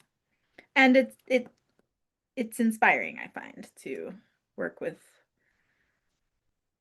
images from a magazine rather than personally, I don't like using Google to find images anymore because it all kind of leads to the same thing. It doesn't feel like happenstance as much either. Whereas this box doesn't, other than me choosing the particular magazines that are in it, there's no like robot in there trying to figure out what I'm interested in, you know? So I get to choose. I like that.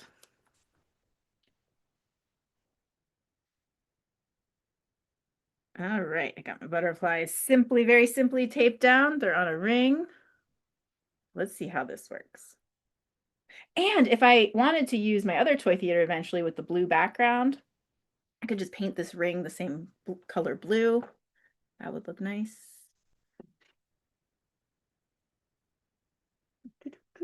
I'm gonna go grab a more substantial stick from the other room though.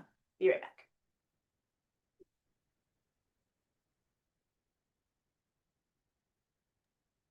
If you haven't donated to Dino-Thon yet, please go to our website at nationalcapitalpuppetry.org and make your donation. Oh, I got something that said, "Love you to see. Is it just me or are you on mute?" Oh, okay. People have been missing some of what we're saying. That was from Splooge Designs. I think that's We are not muted. It could be that their their YouTube is muted on their but computer. it's two people, so I think there must be Oh, it something. is two people. Hold on. Okay, people have been missing some of what we're saying. Huh. I can hear it when I turn YouTube on. Yeah, me too. Keep an eye on the battery on that. Okay. Where is I'm gonna tell I'll put in the chat. We aren't.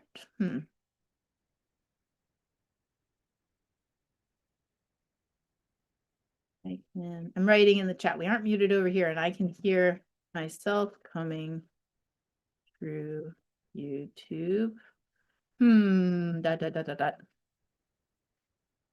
Can you hear us now?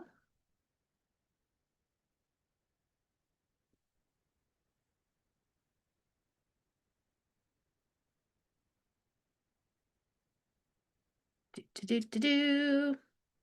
Well, that's a bummer. We might have to troubleshoot, start over or something.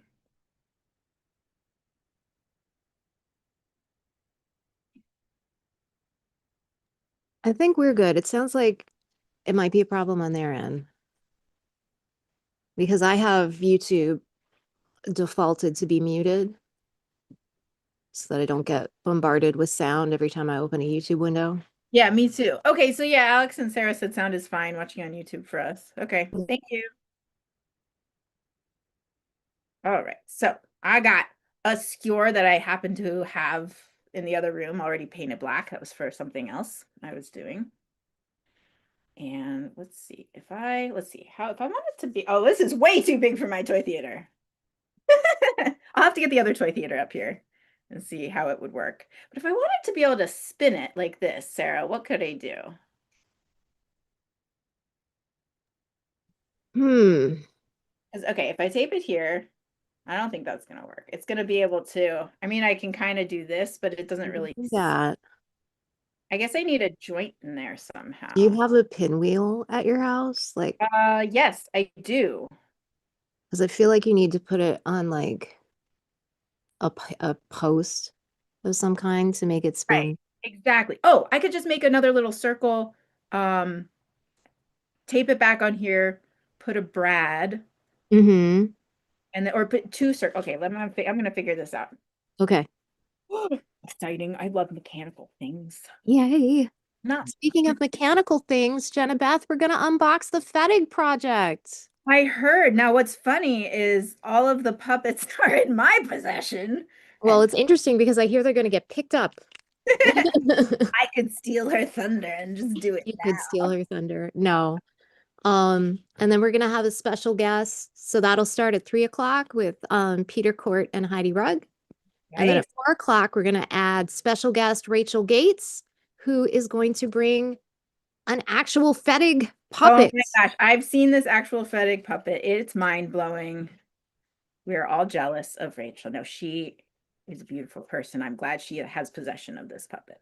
I know. But I would love one myself. Yes. So we're going to see an actual Fettig puppet at 4 o'clock. I'm very excited. Yes.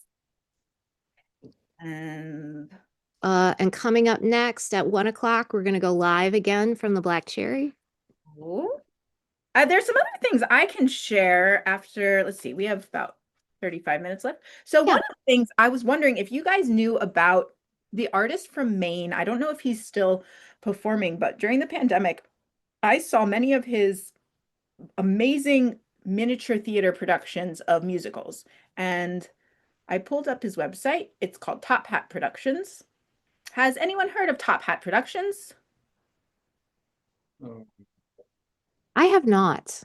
Now, I wonder if he'd be someone we could contact about booking him for the festival or for the virtual part. I don't know that he'd be able to come down from Maine, but yeah, he was doing these. This is his website. Let me find his name because I can't remember it off the top of my head.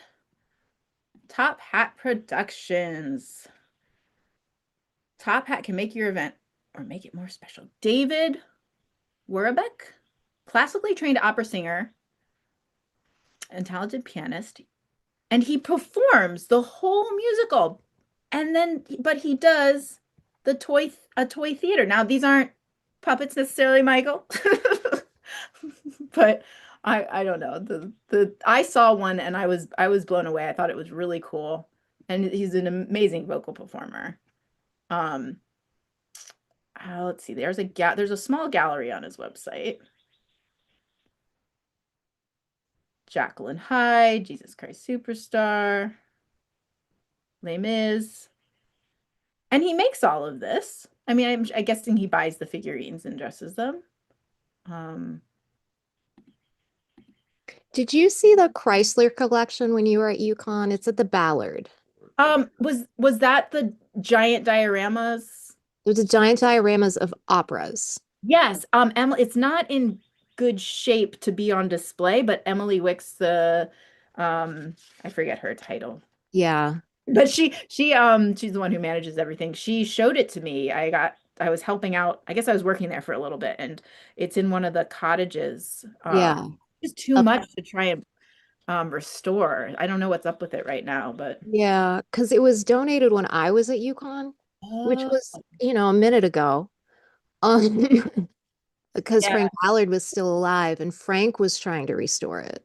Okay. It's just Like so much, it's so massive and so much work. What's it, the Chrysler collection? collection because the man's last name was Chrysler and he donated his entire collection of toy theaters. There was a post on the Ballards Facebook page that had some of the pieces out on Okay, Depot yeah. campus. I found a page on the Ballard's website, but there's no pictures. Yeah, there is a picture on Facebook from a couple months ago. Oh, okay.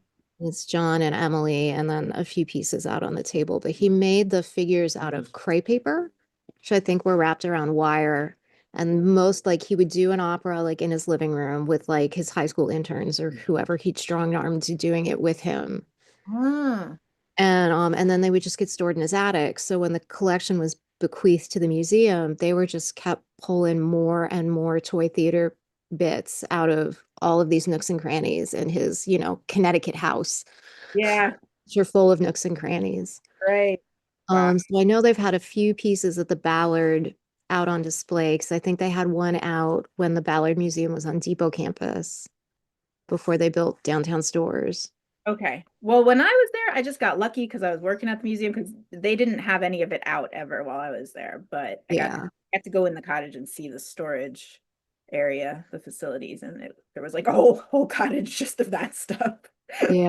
And then the other thing that was ended up at the Ballard Museum at the same time was Rufus and Margaret Rose's collection Oh, cool. because they were trying to get Rufus and Margaret Rose's house, which was purpose built as a puppet theater that they Okay. also like the kitchen was like off to one side of the stage and like their bedroom, Rufus and Margaret's bedroom was like up behind the lighting booth.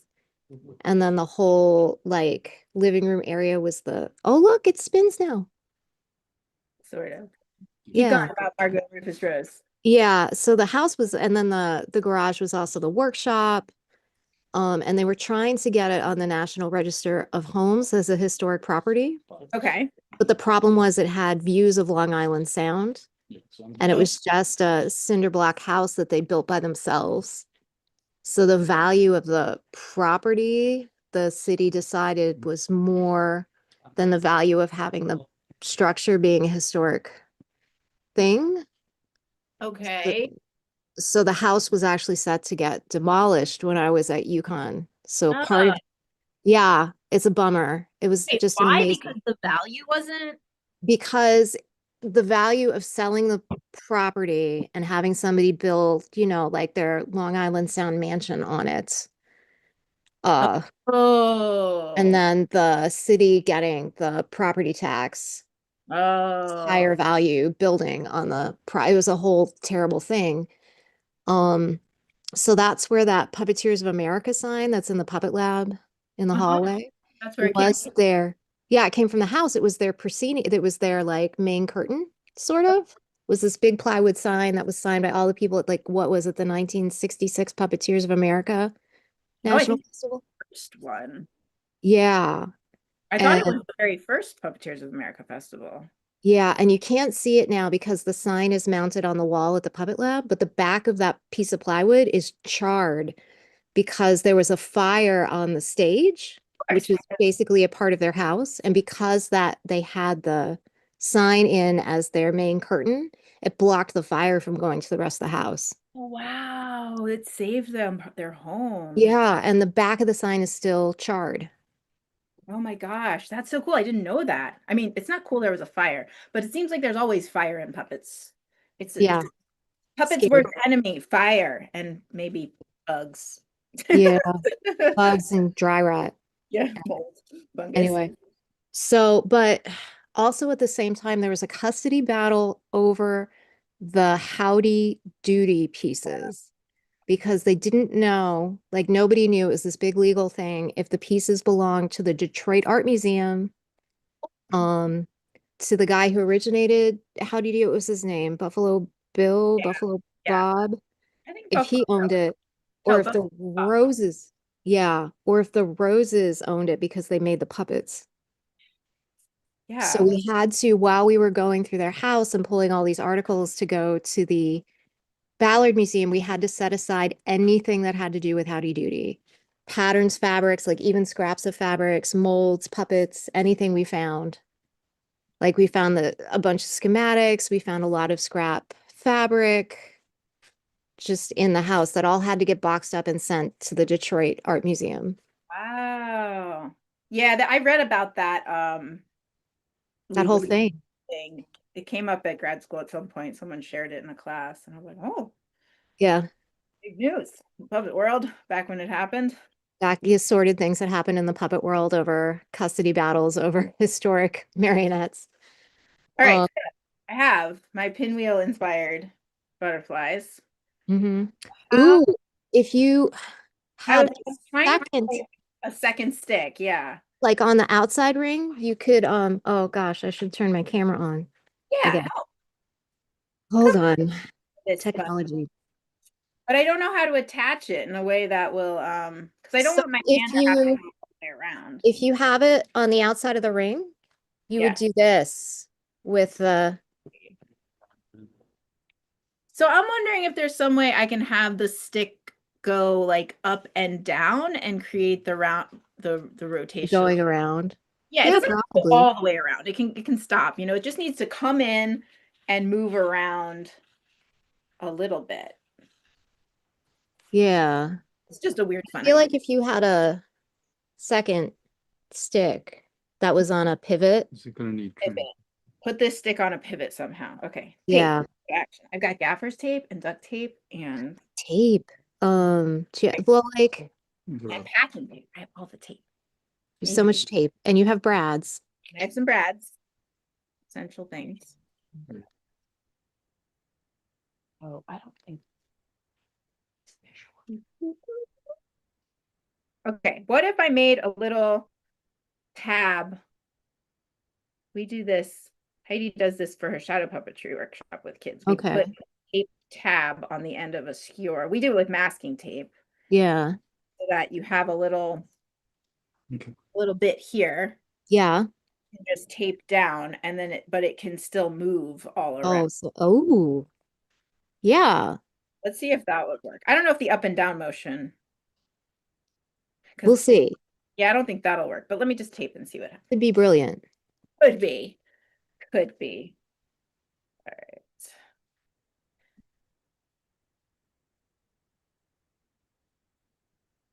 Oh, it works. Yeah. It works because that tape, that joint can move. Look at how beautiful. Peter, do you see what you've inspired here? Is he there? He is, but he's not. He is, but he isn't. Yay!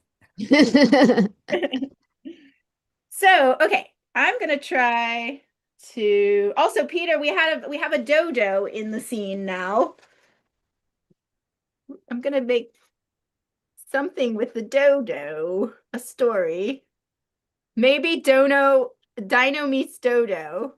Love it. I found this dodo bird in I have my box of magazines and old books, and this dodo is in there that caught my eye. And I could watercolor him. Yes, as long I don't as know. Dino doesn't die off like Dodo did. But Dino is from an extinct species as well. No, he's not. He's the sole surviving dino. Absolutely. What's gonna happen in Dino meets Dodo? What is the story? Well, sex isn't on the agenda. So, Is that where your mind went first? well, I've got to do a show later, please. My all I'm thinking is there's only one of each of them, and they're both going to die out. So Maybe there's they got to be. share a pie. There's got to be A some pawpaw pie. collaboration. Maybe they share a pawpaw pie as a last meal. Oh, that's too sad. I don't know. Maybe I'll work on this before I come back on at 5 o'clock. And I'll see what I I think so, maybe. Sorry. Also there's been more chat. Let's see. Alex and Sarah said regarding Top Hat, we stayed with him when we performed at Mayo Street. He's amazing. Yes, very cool. That was Top Hat Productions I was speaking of before. Oh, And thanks, Splodge Designs. I'm hoping you were saying my little butterfly thing looked amazing. oh, stunning. Look at I that. love it. Yeah. So this would be more probably something I would use with the bigger theater I have over here, Yeah. which I haven't really put back together yet, but I want to put it back together and see how those butterflies look. So I'm going to do that. That could be really, really interesting. Yeah. And I don't know how, because I haven't really been involved with the planning of the Toy Theater Festival. I don't know how you all are choosing your performers. Is there going to be an application process? Do you already There have? will be. Okay. I think Sarah's got dates. I'm not quite sure. And or Michael has. But you know me, I'm not good on things like that. But yeah, the criteria currently is that it is a pros arch. So Okay. it must happen behind a proscenium arch. I'm working on that with this bigger piece. It must be 2 or 3D figures Okay. in front of a background, if I'm correct. So for example, you could have a cranky as the background to it. Or like a if you want it as the background. Oh, hang on, here we go. Being bound by a proscenium includes lambe lambe, contained on a table or legs, miniature in scale. The focus of the performance is inside the proscenium. Okay, so I have this idea that it starts out inside the proscenium, but then the story expands to the whole table. As long as it comes back to inside the proscenium. Okay, all right. Because other puppetry elements can be incorporated into toy theater. Well, okay, I want to create this toy. I'm going to use my bigger one. And Sure. 9 probably to get started anyway, whether I keep it. It will have a proscenium. Yeah. It's not in place yet. And then, yeah, there'll be scenery and there'll be, you know. Boop, boop, boop. I know this was so much fun right now to make this though. Yee-hee! And I don't know what the story is yet, except something to do with trying to inspire us to get more in harmony with nature. Sure. So Moby will love you. I love Moby. We all love Moby. Moby. Okay, thank you for explaining so those are the requirements for what will be considered. Yeah. The other puppetry elements can be incorporated into the toy theater. It is bound by the proscenium arch, but can include lambe lambe. It is contained on a tabletop or on legs, and it is miniature in scale. Okay. And the focus of the performance is inside the proscenium, and it is on manipulated objects. Great. Thank you for that. Oh, Moby's here. Hi, Moby. So exciting. Moby, did you get to see? I'm sure you did because you saw my beautiful butterfly wheel. I got inspired by it. Oh, it's not working now. It can't go all the way around though, because, well, it could if I reorient this stick. Let's see. Hold on. I'm gonna do this. Well, if you're just joining us, please remember this is Dino-Thon. We are trying to raise money for. We need money. We need your money. We want to Need raise your money. at least $3,500 to make sure we can run a festival and compensate our farmers and cover other needs. And that would help us get there by donating. I'm also going to be, there are grants that we can apply for. I told Sarah I would be looking into, there's like $1,000 grant that we could apply for. Oh, fantastic. I thought we could apply for this through the Awesome Foundation, but then there's no Awesome Foundation chapter in Maryland. There's only one in DC. Oh. Yeah, and I had heard about it when I lived in DC.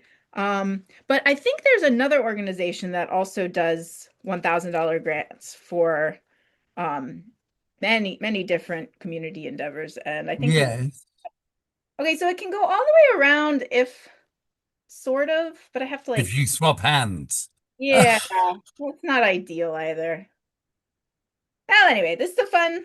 I think I preferred the just not going all the way around and having it more like a pinwheel. There's a Victorian toy. Yeah? That has a thumb. It looks like a syringe, and it's got a thumb thread. I know what you're talking about. Spins it. I had one as a kid. I would get them at a fair that my neighborhood did. Okay. It was like something from Oriental Trading. Yes, I'm trying to work out how that worked. I'm not sure. I'd have to look it up. Yeah, I'll look it up later. Anyways, okay. This was super fun. Anyways, she's beautiful. Thank you. All right, enough of that. I do want to share my toy theater piece, Sarah. The one that I have on YouTube. It's about a woman, a Tejana woman in Texas, a Texan from the turn of the century, I think. Her name was Jovita Idar, and I did my little toy theater piece on her for when I was at UConn for the toy theater pageant that we did during the pandemic. And let's see if I can find it.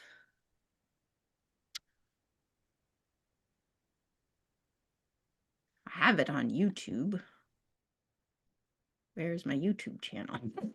I don't really do YouTube very much, so I never know how to get to my own stuff. YouTube Studio. Because every time I go back, they've changed it. And I'm like, I don't know what to click on.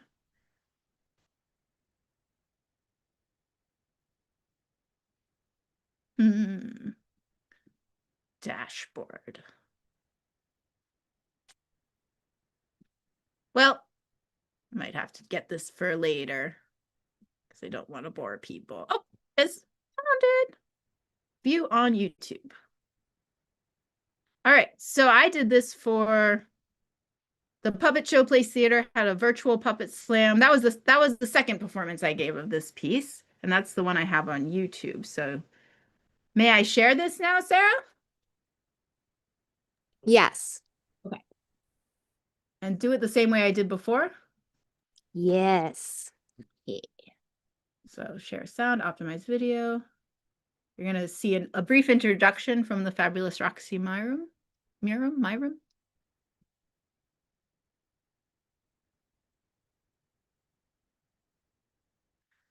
Big screen. From puppetry style, we're going to see a piece of paper theater, sometimes called toy theater. And she created this piece as part of a workshop and the women's suffrage pageant that was hosted by the Ballard Institute and Museum of Puppetry this past September. Jenna Beth says that learning about Jovita Idar's work was inspiring and humbling, and she hopes that you enjoy this piece and are inspired to celebrate this amazing woman. Please enjoy Jovita Idar, Maiden of Justice.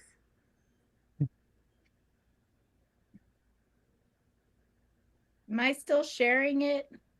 Yes. Yes. Okay, now the screen is moving. Now it's running. Maximize. Okay. Sorry.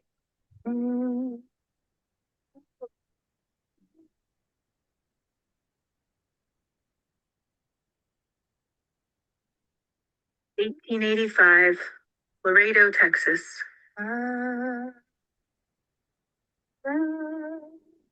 1885, a time of racism.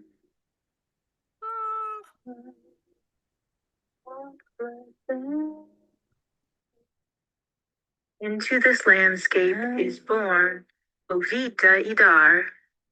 Her father is an activist, editor, and publisher at La Crónica, a Spanish language newspaper.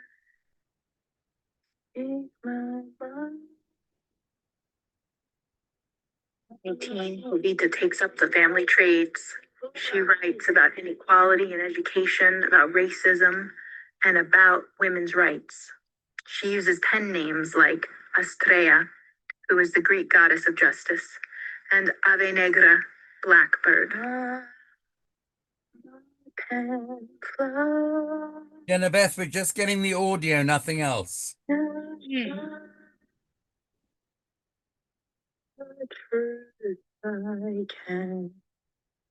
Working with Oh, okay. I messed something up. Let me start it over.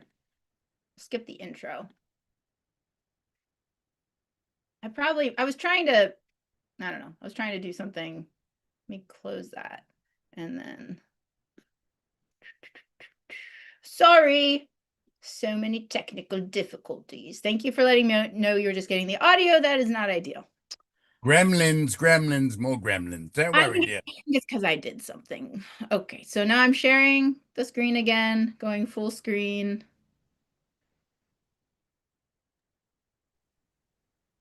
You see the full screen? It says No.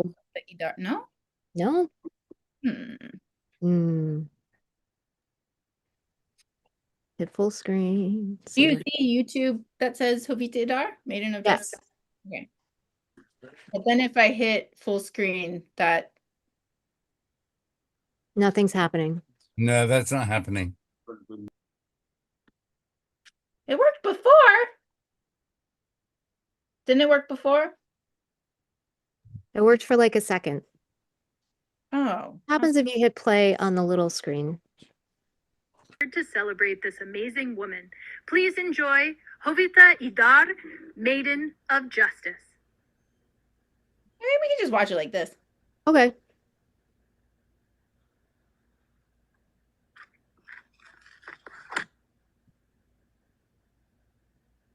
Yes, we've got it. Thank you.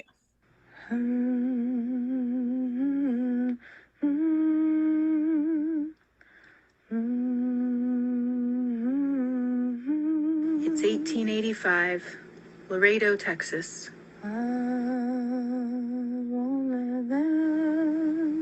1885, a time of overt racism. I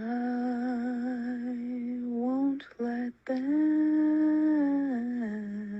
Into this landscape is born Jovita Idar. Her father is an activist, editor, and publisher at La Crónica, a Spanish language newspaper. I will speak my mind. At 19, Jovita takes up the family trades. She writes about inequality in education, about racism, and about women's rights. She uses pen names like Astrea, who is the Greek goddess of justice, and Ave Negra, blackbird. I'll let my pen fly and find the truth I can. Working women know their rights and proudly rise to face the struggle. The hour of their degradation is past. In 1914, she's writing for El Progreso. The paper publishes a piece protesting President Wilson's decision to send U.S. troops to the border. The Texas Rangers, who at that point were known for lynchings, ride up to the office expecting it to be empty. But Jovita is there working. alone. We're going to silence your kind and shut this little paper down. This paper and our writers have a constitutional right to freedom of speech. You have no just cause here. Leave. Well, oh, little miss is in a tizzy. Well, hey, hey, hey, no one's around now. It's our chance. Get in there. Get in there. Smash the printing press. Smash the printing presses. Ha, ha, ha, ha.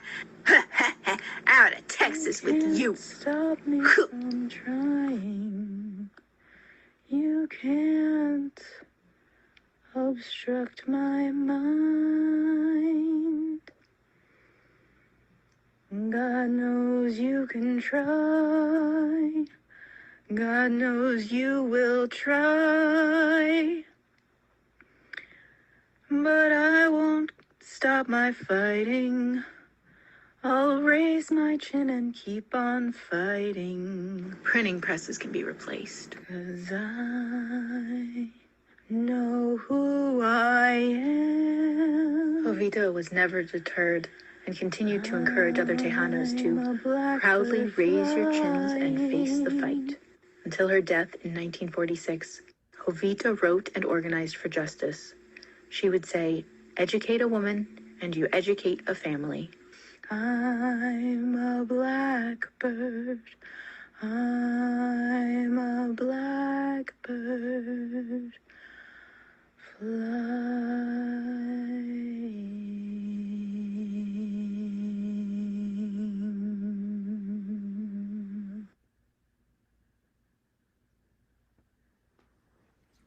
Wow, let's give it up for Jenna. See. There we go. That was a piece I created, toy theater style, in 2 days, like 4 years ago. I don't know. It was fun to learn about somebody new and just take ideas and get them out there. So That's beautiful. Beautiful.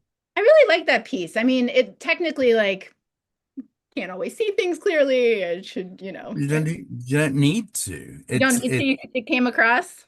It's so emotive. That there's the technical things, Technically like the visceral things like lighting candles. Mhm. The birds flying in, the angel flying in, the flip side of both of them.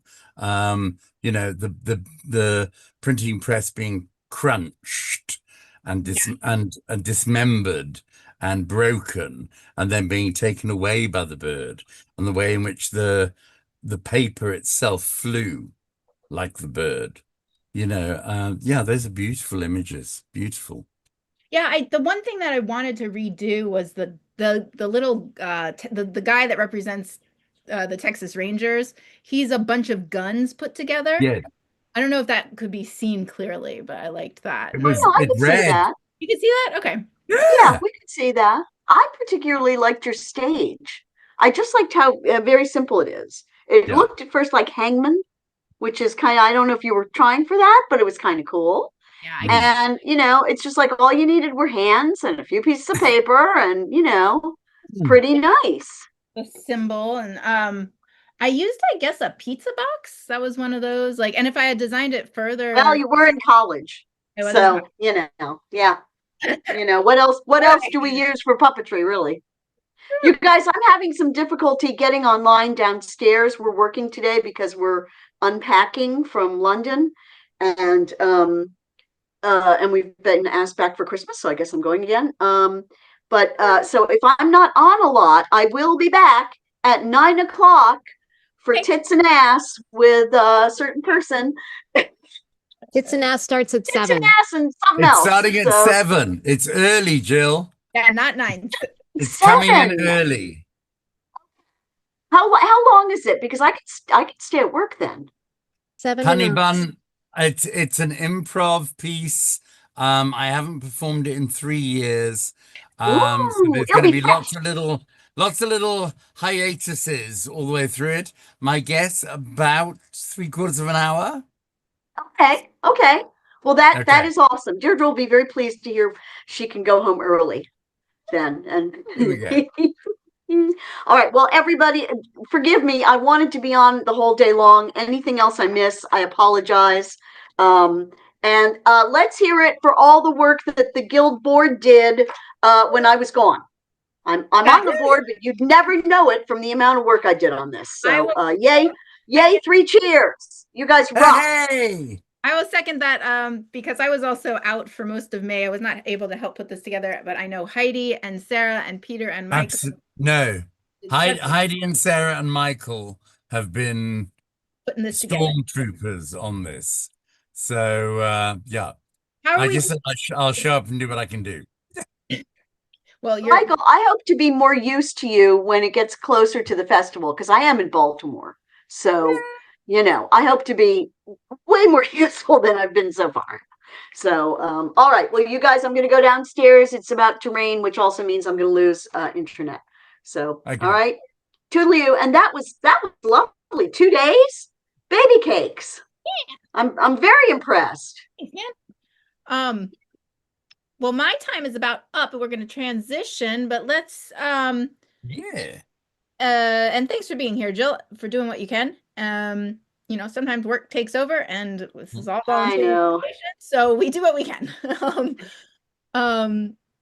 Yeah, I see NCPG has just put in the chat on YouTube the 7 p.m. performances on a separate link. Be sure to get your tickets. Buying tickets helps support this Dino-Thon. And where are we at with donations? Can somebody let us know? It's important. I was just about to ask exactly the same thing. Have we raised any money? Well, we have this morning, but I don't know if if everybody who's going to donate already donated, or if we have more people coming in to. No, some of us haven't donated yet. Don't worry. There's more coming. Okay. You never know. You never know. I mean, you do take foreign change, right? Because I have like at least £2 in my purse still that never made it out. I know. I should have bought a candy bar at the airport, but Jill, were you here when Michael was showing us all his amazing toy theaters? I missed that, and I wanted to see it. I know. Will we be able to get on YouTube and see some of this afterwards? I believe so. Okay, good. All right. 585 so far. He has some incredible original toy theaters. Really? Yeah. Gosh, I see them every once in a while at auctions. Maybe I'll give him a ring if I see them. Yeah. Okay. Cool. They're worth well, grabbing. I'm going to toodle you, Peter. I will see you. Hopefully, mostly clothed later.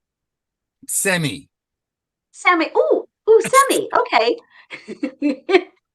All right. Well, guys, we have raised $485. Woohoo! Well, 585. 585. She wrote 485 in. No. Okay, 585. What's the goal? Go. So what's the goal? $3,500. Right, that's doable. All right, we'll figure it out. I think I'm going to send an email out encouraging people to buy a ticket to Peter's show tonight as a way to donate. Yeah, to my own personal contacts, but I'm about to. Thank you, darling. Wait. Can you send a link for that too? For what? Can you send a link for everybody? There's a link that we sent once you've bought a ticket. Okay.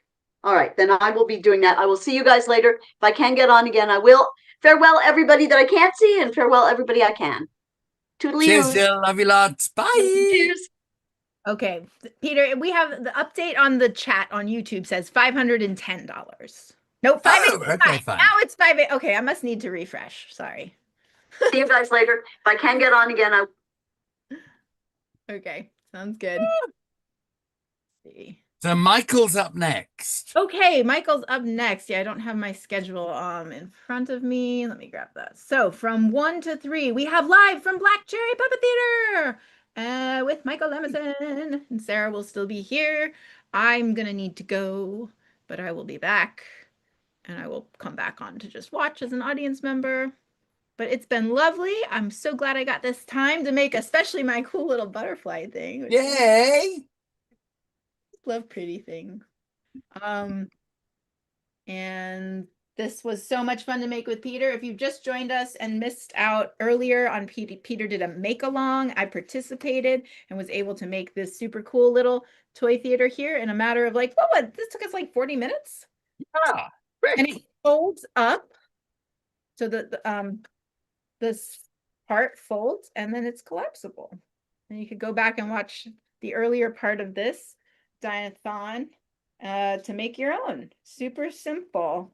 And I will put a link to a video, a separate video, in the chat. cool. And I'm gonna work on, if I have time, no promises, but this was fun. So I took over from Peter and I opened up some collage resources like old magazines and books. I found a dodo and added the dodo in here. Oh, Peter. Yes. While Michael's still getting ready. Oh, it is 1 o'clock now. How do you make a choice about which way to come in? And if you want something to pass through, what do you put 2 sticks on it and pass it through this way from one hand to the other? I like one of either the top, because it gives you the wing space to be able to get to the edge and then take them out, or you push them in from one side, turn them around, and then come back. And that you do with the magnet under the stage. Oh, yeah, That's another whole nother workshop. I just had an idea. Yes. I cut off, because I have three wings here, right? Yes. Why don't I just cut that middle one so I have a pass-through area? You can do. The only thing is you're gonna rupture the structure. No. The actual integrity of the structure. Yeah, I see that a little bit. But because I have That's what I mean. 3 windows, I think it'll still, and it's so light. Let's see how bad it ruptures the structure. It shouldn't be too bad because of the bottom. The only thing is because of the way you've got your pieces laying. Sorry, I can't find I've lost mine now. The concertina supports the stage itself. Yeah. Yeah, because yours is the other way round. Oh, yeah, mine doesn't. I missed that part when we Does that make sense? Yeah. Yeah. So mine is only supported at the front here. Correct. Yeah. So yours is supported on the back of the stage and on the cross arch. If you've done it the other way round, then the stage is supported in the middle, etc. So it's supported all the way back. Yeah, and that happened because of the way I ended up cutting accidentally. I might fix that or just go, well, maybe I'm not going to change this one, but in the future I'll be aware of that. But absolutely, yeah. It's a thing to play around with. That's the whole point. But look, now he can go all the way out. Now he can go all the way off. Yes. It's a little tight. And one of the other things that I've done in the past is built 2 wings that go on either side of the cross arch, so that as your dodo disappears off the stage, nobody sees it exiting. Yep, that's it. But if you do them so that they are lengthwise, then they fold over the front of the stage itself, and therefore match when it all folds up. Absolutely. That makes sense. Yeah, I could cut those, make them smaller. They would fold up. Like this. And then my puppet could come on from he's getting a little stuck. It's a little tight there, but sure. We're ready to go live from Black Cherry. Hey, all right. Thank you all for the time here. Now over. Well done, Jennifer. See you in a bit. Over to Michael and Sarah. Hello, and welcome to Black Cherry Puppet Theater in Baltimore, Maryland. Ooh. I am a puppet that was made by a child, and I am here in a very tiny puppet theater, which is also in the larger Black Cherry Puppet Theater. Waha!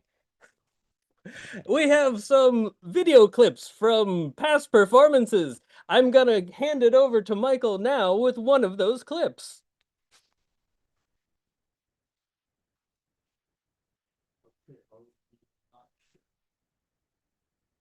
Oh, and you're Okay, we're not going to hand it over to Michael just yet. Hold on. Let me try this.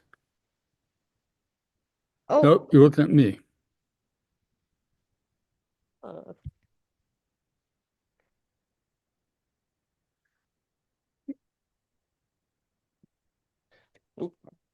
It's not you, it's me, guys. Well, Okay. Hold on 1 second. Okay. Okay, I had said that this was a historical clip from Black Cherry Puppet Theater. Oh, It that is, in wasn't. fact, an animation from Maya Lawrence. Maya, do you want to say anything about your animation? I'd like to say that I have longer hair now and that it's from 2019.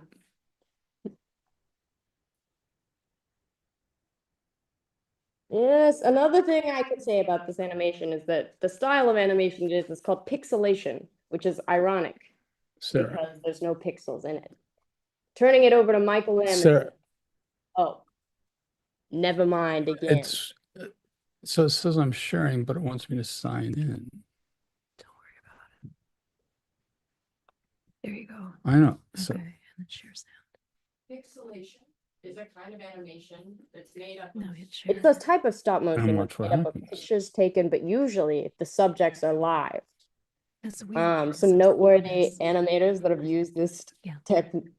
technique are I'm Jan Safari to log Svankmajer, in. a You've seen Czech it on stop yours? motion artist, as well as the Brothers Quay, who are a British stop motion duo from the UK. All right, it should be good, Michael. Turning it over to Michael.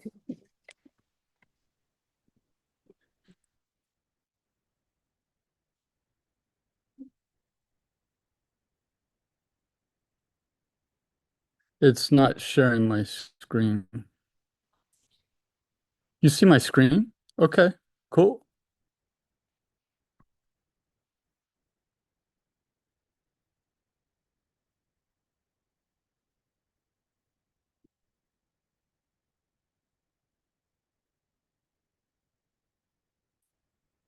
Well, why don't you log in from that laptop?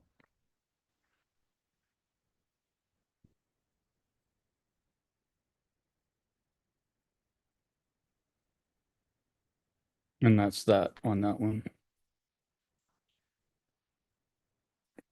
Oh, we can watch it again. Stop share. It's very bizarre with that sound. It's even stranger on this end. Maya, thanks for sharing that animation. Let me see if I can find another one. There's a bit of an echo between the many laptops open in Black Cherry Puppet Theater. Do we have the next video ready? No, we don't. Okay, vamping. We're vamping puppets on a tiny stage with giant hands coming in from nowhere. Okay. Hello. Why, hello. Hello. I am here as a representative. I take it you're a hand puppet. I am a hand puppet. What is it called when you're from somewhere? Where do you live? I live what? A denizen. I am a denizen. Thank you, Loam. I'm a denizen of the planet of Handy. Handy Dandy is my name. Handy Dandy is my game. I am here to teach you all the art of the dance of the hand. The hand dance. The hand dance, if you will. Should I take your hand with my paper? Take my pinky hand. Okay. I'm trying to grasp your pinky with Here, my paper. how about you bring it to the front? Okay. Yeah. That seems to be working. Okay. Very... Oh, okay. Oh, wait, it looks like we have another video ready to go. Fingers crossed. If you have fingers, cross them. Should we mute?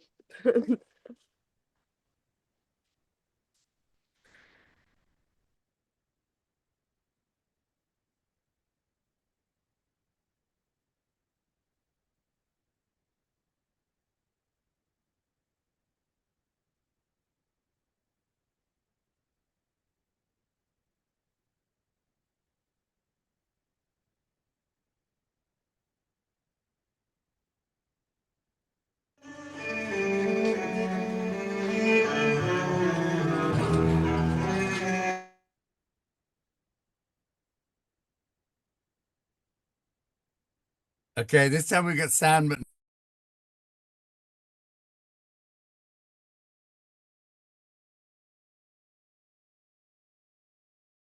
Okay. Okay, we're still working. We're still working on the video. You will see some very interesting light puppets made with mirrors and light reflections. But everyone just hold tight for those puppets. Oh, I hear them. I hear them coming.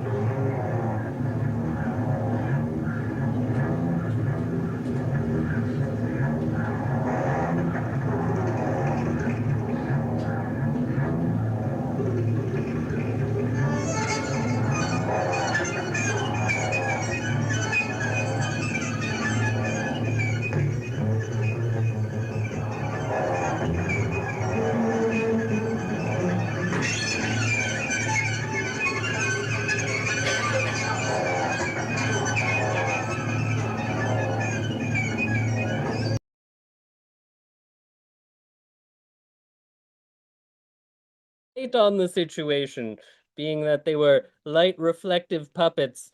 Yes? No? Just me. Okay, I thought that was fun. I saw a jellyfish and some sort of wiggly worms. I don't know if you had any feelings seeing those lights move around. But yeah, lots of cool, strange shadowed puppets made out of light, so not shadows at all. Do we have another video ready to go? We Before don't. you So we're still puppets up here vamping. before you do, can you Ooh. tell us a bit about how they were created? Some of these puppets? Well, these puppets, well, this one is made out of popsicle sticks, and as I said before, was made by a child, just like this one. And we have some other friends here. A little dog. Who else we have? We have a cat. We were having fun playing with this cat's teeth earlier.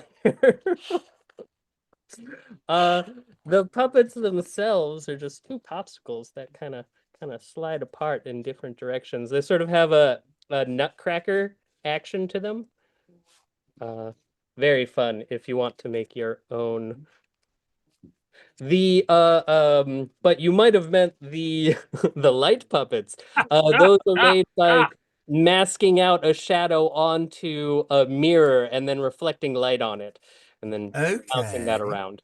Oh, and the mirror is a little bit flexible. Yeah, the mirror is a little flexible, which is why you get those warpy shapes.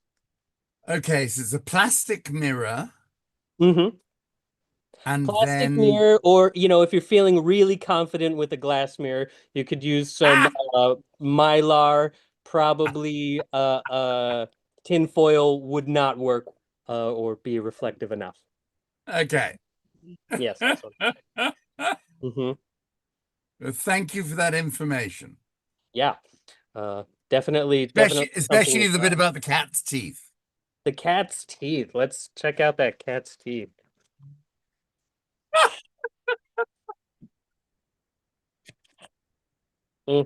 This cat has quite the underbite.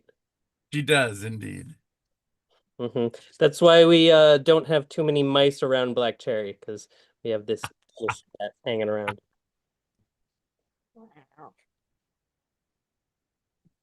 Okay, we are still working on some video issues. That's okay, because we're here having fun with tiny little puppets. Tiny little puppets in a proscenium.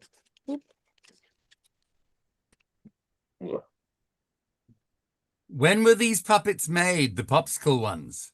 Maya, what was the school that made these puppets? Those were made for I can talk about that. Yeah, Michael, you were with the class. Get up here. Talk about that. These are prototype puppets that were made for an after-school workshop. We generally work with kids that are 10 to 15, and we got there and we had kindergartners, so we had to totally reevaluate everything we were doing and come up with simple puppet projects. So there's these, and let me grab some other ones that some intrepid puppeteers over here. I think we're sharing some pictures. Yes. They are Yes. showing up. Very technical here. Mm-hmm. So let's just. This is from a show called Requiem for a Landfill. You're muted.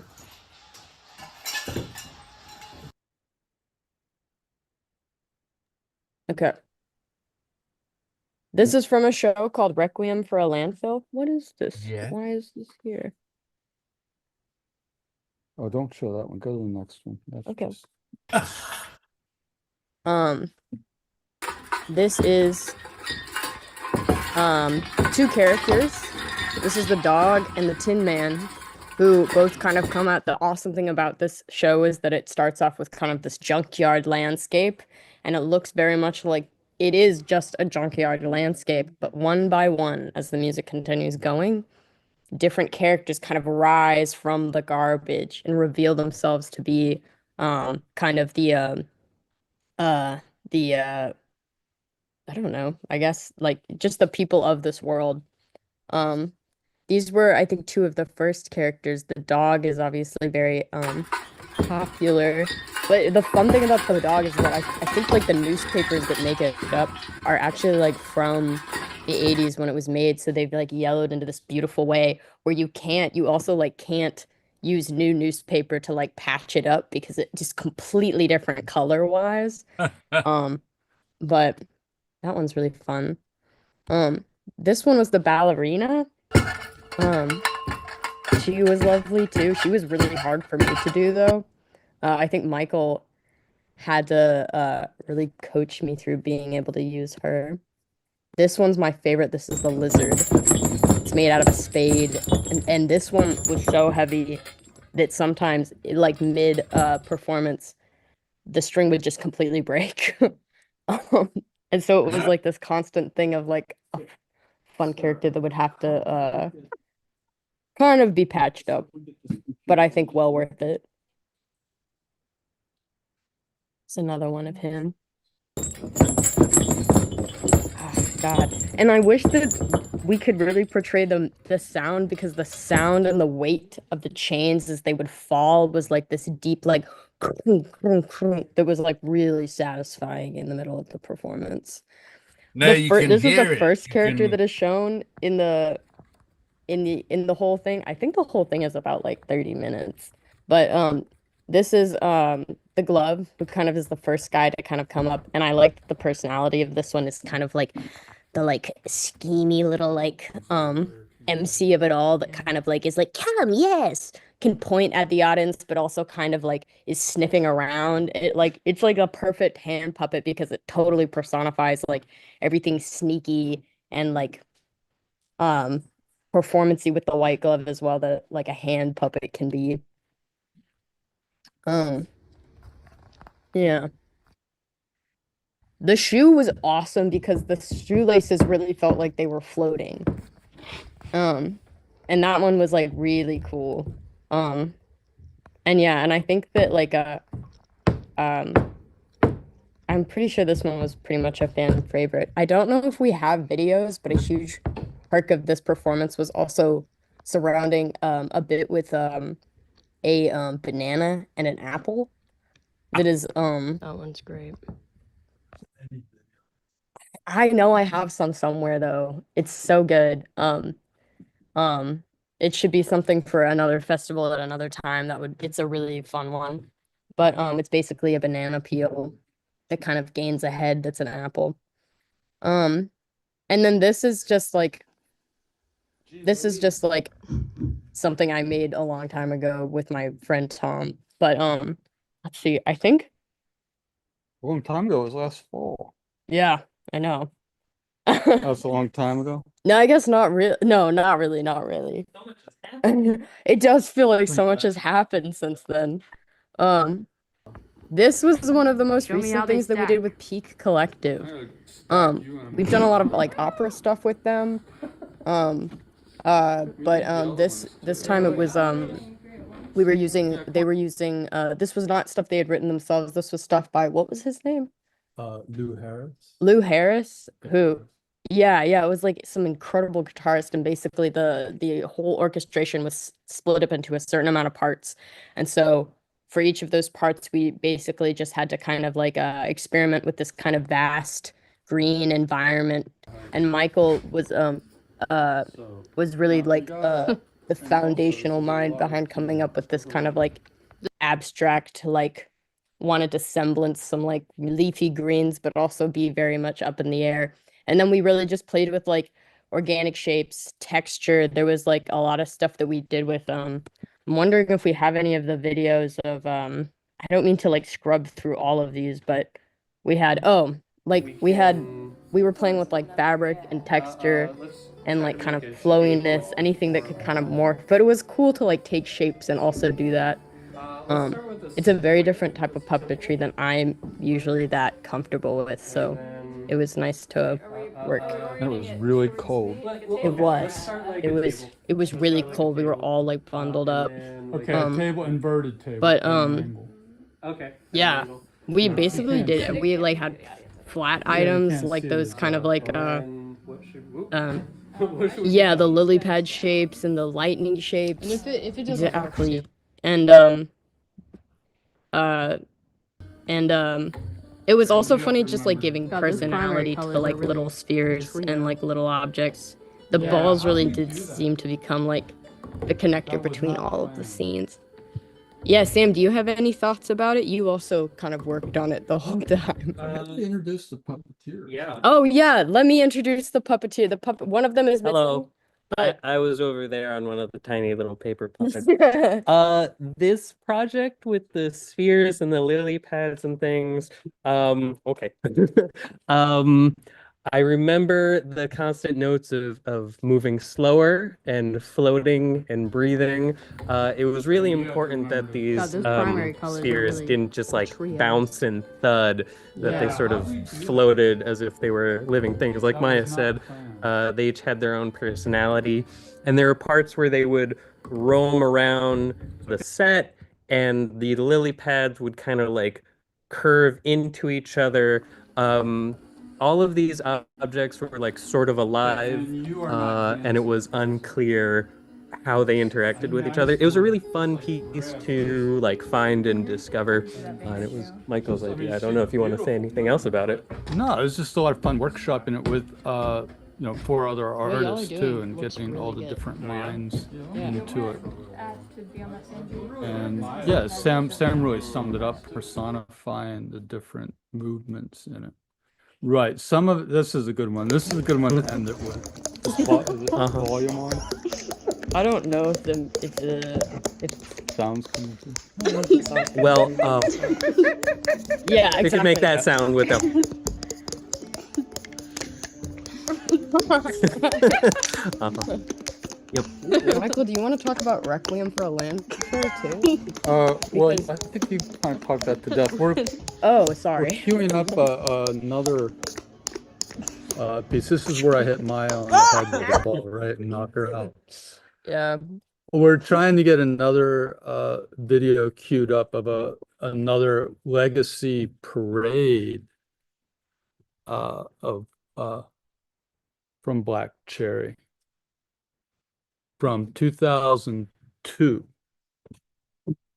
at AVAM or American Visionary Museum. yeah, the American Visionary Museum. So right before this starts, we're rolling. Okay, let it roll then.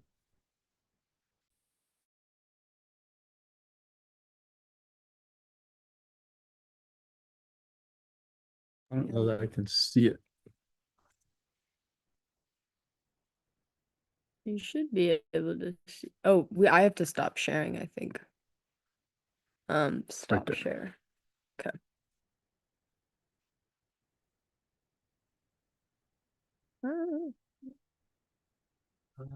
I don't hear any sound. That's okay.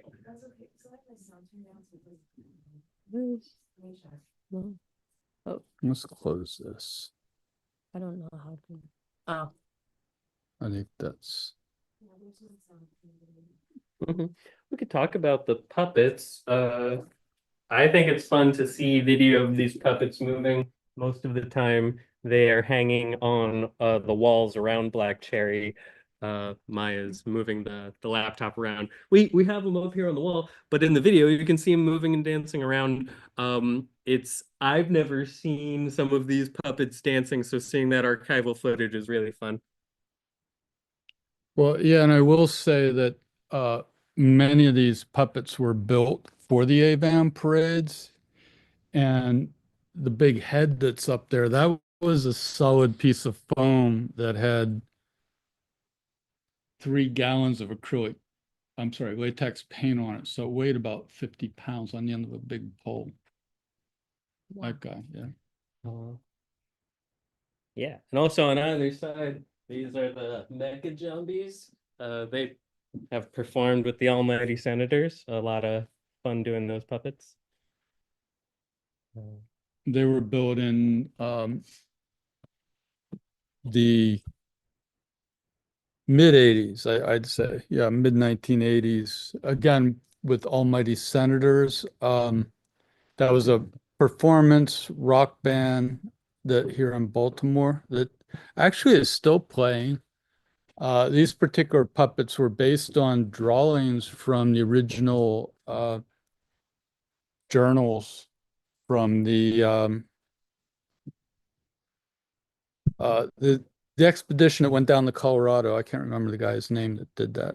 I'm sure somebody will correct me on that. But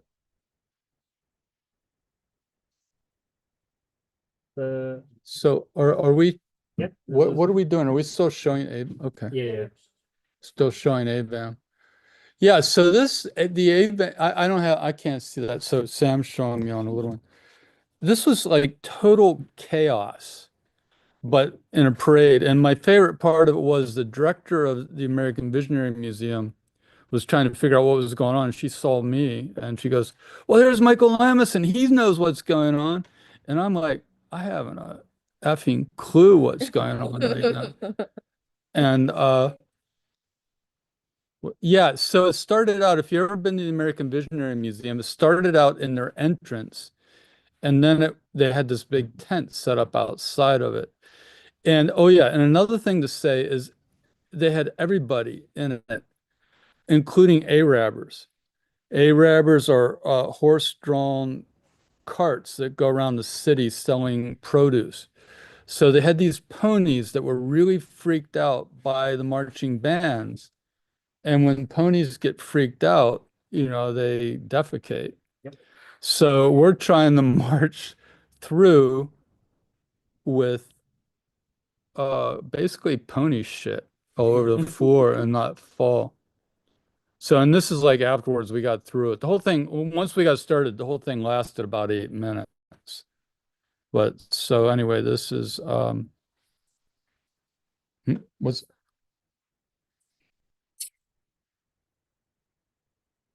where? I don't.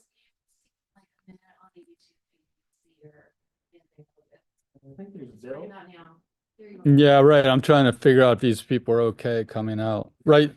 No, you can see how long ago it was. I have brown hair. I think it's before my daughter was born. But yeah, and just because these, even the birds, those big birds, they're about 10 feet long. They're not heavy, but it's really bulky. And people had to stand with these puppets on for about 45 minutes before the parade started. So anyway, that was a cool one. And these actually these hand puppets are from a Punch and Judy show we did and had to stop performing because it was just bad in more ways than one. That's not Black Cherry there. But Okay. that's the end. So thank you with that one. Yeah, oh, there we go. That's the end. Cool. Okay, guys, who am I? I think I'm muted here. No, I'm not. Cool. There's just no echo. There's no echo, and everybody's like looking at me like I know what's happening next. Just like with the parade. Right. And History. I haven't a clue, but we have some marionettes to show off if Maya wants to Sure. line up with Ellie Font. Just use part of the stage. And then I have a walkthrough of the performance space and some other legacy stuff. So we're moving computers around. We're working from 3 different laptops and a phone here at Black Cherry Puppet Theater. And Peter Court, if you want to this is a good time for Peter to chime in and fill some space. But I have a feeling that he's taking a break right now. So He's building a puppet. oh, there he is. There he is. Before his, Peter, you're before his muted. performance at 7 p.m. He's frantically trying to get some puppets finished before the show later on.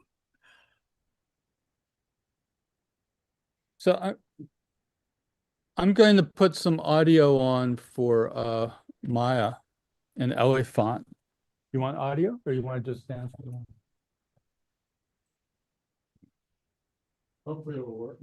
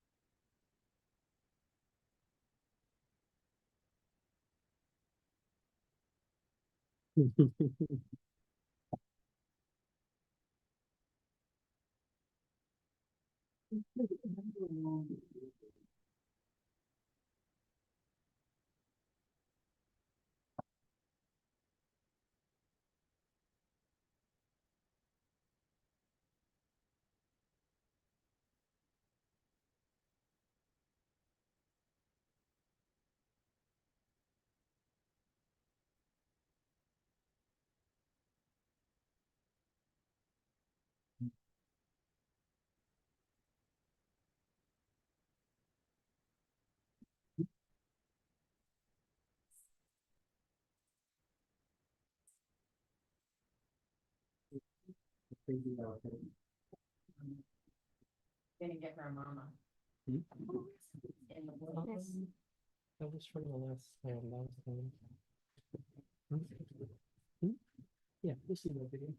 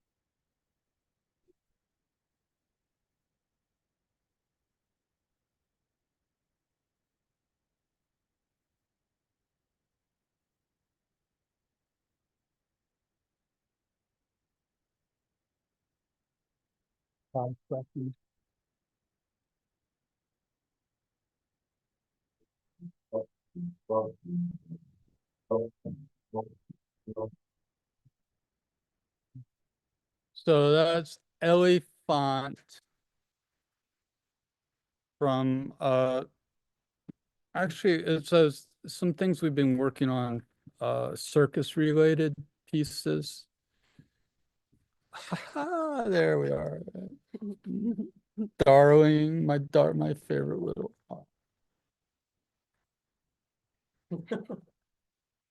Okay, you can go away now. She's so cute. Um, so the spotlight is back on Michael. What's next here? If we could move to a different laptop so we can try to find some more of the video on this one, that would be helpful.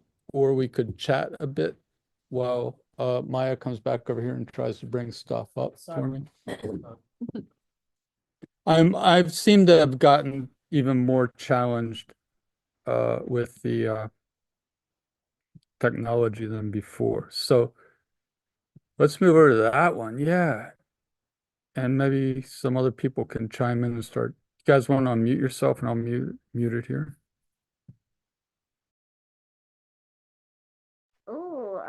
You could go for a walk. Yeah. Walk through. Walk through the theater? Yeah. Ooh, that sounds fun. Okay. All right. I'll be camera if you want to Okay. be host. Let's start at that end. We're gonna start at the front. Yeah. Throw off the Starting with the chili goddess. Oh, start from the outside? well, we have Wi-Fi. Yeah, okay. All right. Sure. We're on it. Oh, here's it's bright. All right. This is the outside This is theater. Still looking at like here's Black Cherry Puppet Theater. Oh, all right. And then here's the front. We are outside. on spotlight. We're not spotlighted. Oh, how do you spotlight?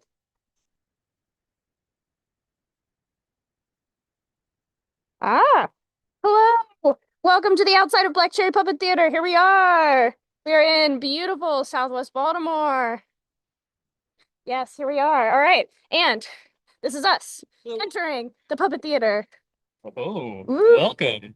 Welcome. And on right here, it's the Chili Goddess. This is where all your beautiful donations will go. At least some of them. This is when you first come in. This is our concessions area where I would ask if you already have a ticket or if you need to buy one or if you would like some popcorn and Merch. drinks. We have shirts. We also have shadow puppets.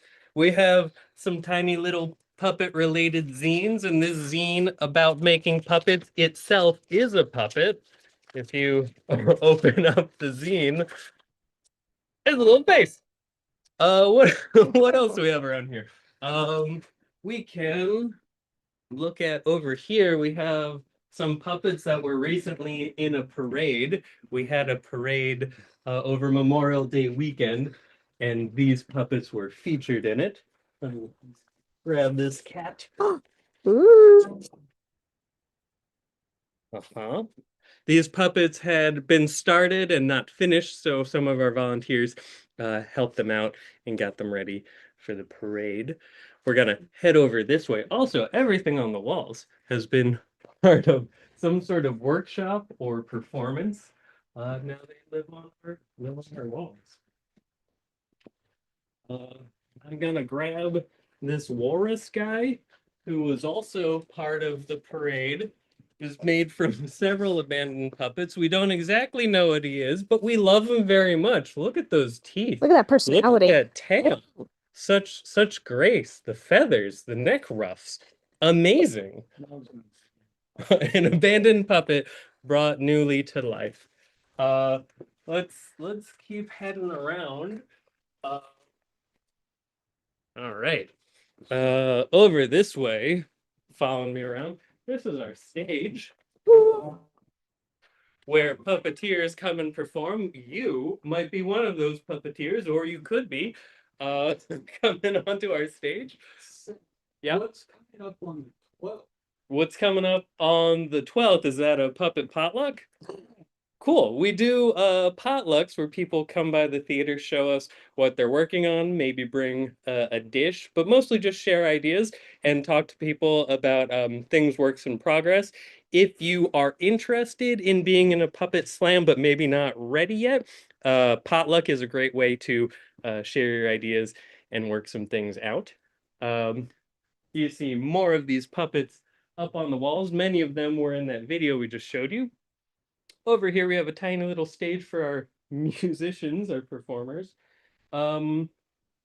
Should we continue the tour into the shop? If you want to, we have a walk through of current space, so go ahead and finish Cool. what you're Okay. saying. All right.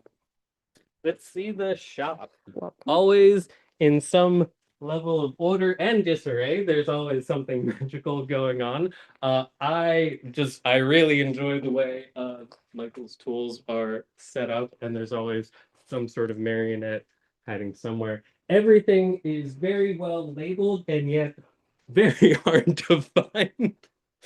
I don't know what else to say. This over here is my favorite poster of all time. It's hilarious and I love it.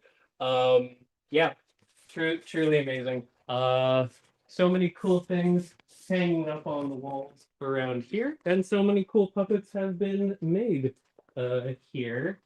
Is there anything neat and interesting you want to mention? Yeah, this little guy is my favorite. He's like a four-eyed squid or something going on. That's my favorite picture. Oh yeah.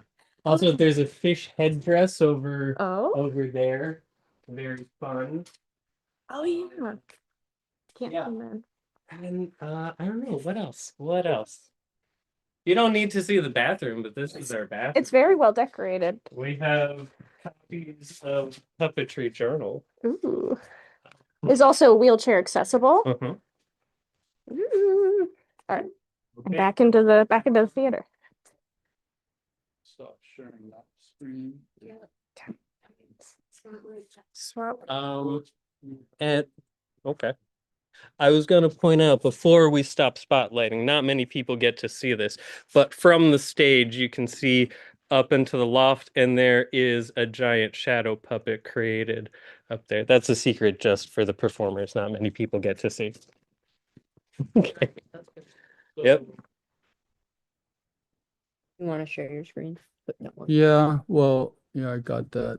It's Michael. As soon as, can we get like group view Hold back? on 1 second. Oh no, you have to turn your video on before I can give you the spotlight. Oh, video. Yeah. Hey. So yeah, welcome to Black Cherry Puppet Theater. And we're gonna mute that one over there, Sarah. Try to get rid of okay, so what I am going to try to do is another share. And I did a walkthrough of current space. Yeah.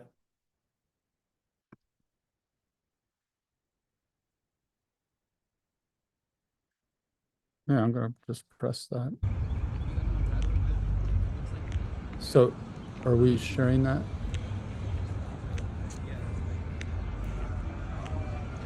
Yes, you are. Okay, so I think my audio is still on. So this is entering into current space. I give everybody a view of where the festival will be. This was last night when they were getting set up for a show. Hey. This is the door. It's absolutely friendly people, but an absolutely beautiful garden.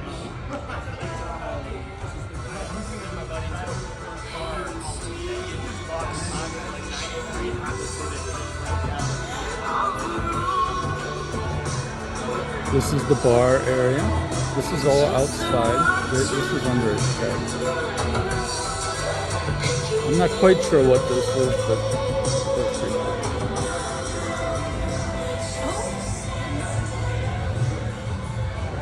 So now we're under the tents. This is will be where the toy theater is set up, looking at the main stage. And again, musicians are getting ready for their show, which was amazing. I have some clips of it. A couple overhead projectors. We'll see what they were a little more about guitar, so I can take it and John can. Well, this is competes with you because you're on its 7th. I like gardens, and I'm really fond of columbines, so I was trying to get a photo of the columbine, but the columbine's finished blooming here. I'm not sure what this means.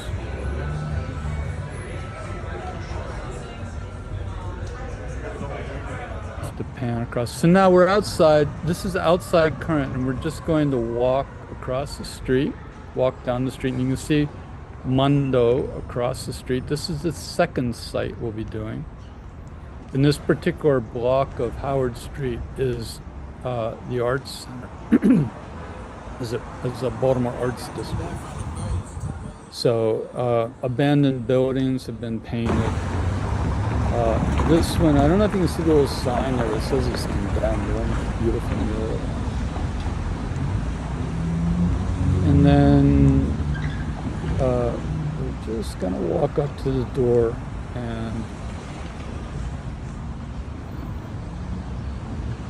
for me to find out this stuff. Oh, and fine rental. I guess we don't have the audio here, but this is the performance stuff.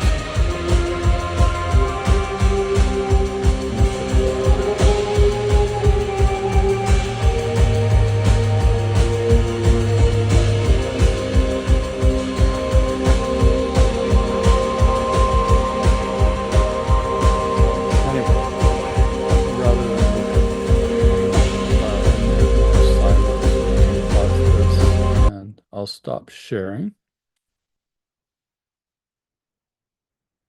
But yeah, liquid light. Yeah, pretty amazing. Two projectors doing liquid light. Work that in your toy theater piece, guys. Figure out how to do that. Peter, okay, I'm gonna stop sharing and yeah, now I need to figure out how to get out of this thing. But It looks if you guys, yeah, right. amazing, If you guys want Michael. to talk for a little while, go right ahead. Do you want to open it up to Yeah. before stop spotlighting me? I'll stop spotlighting you, but Thank you. somehow. Yeah, I'm gonna start my camera video.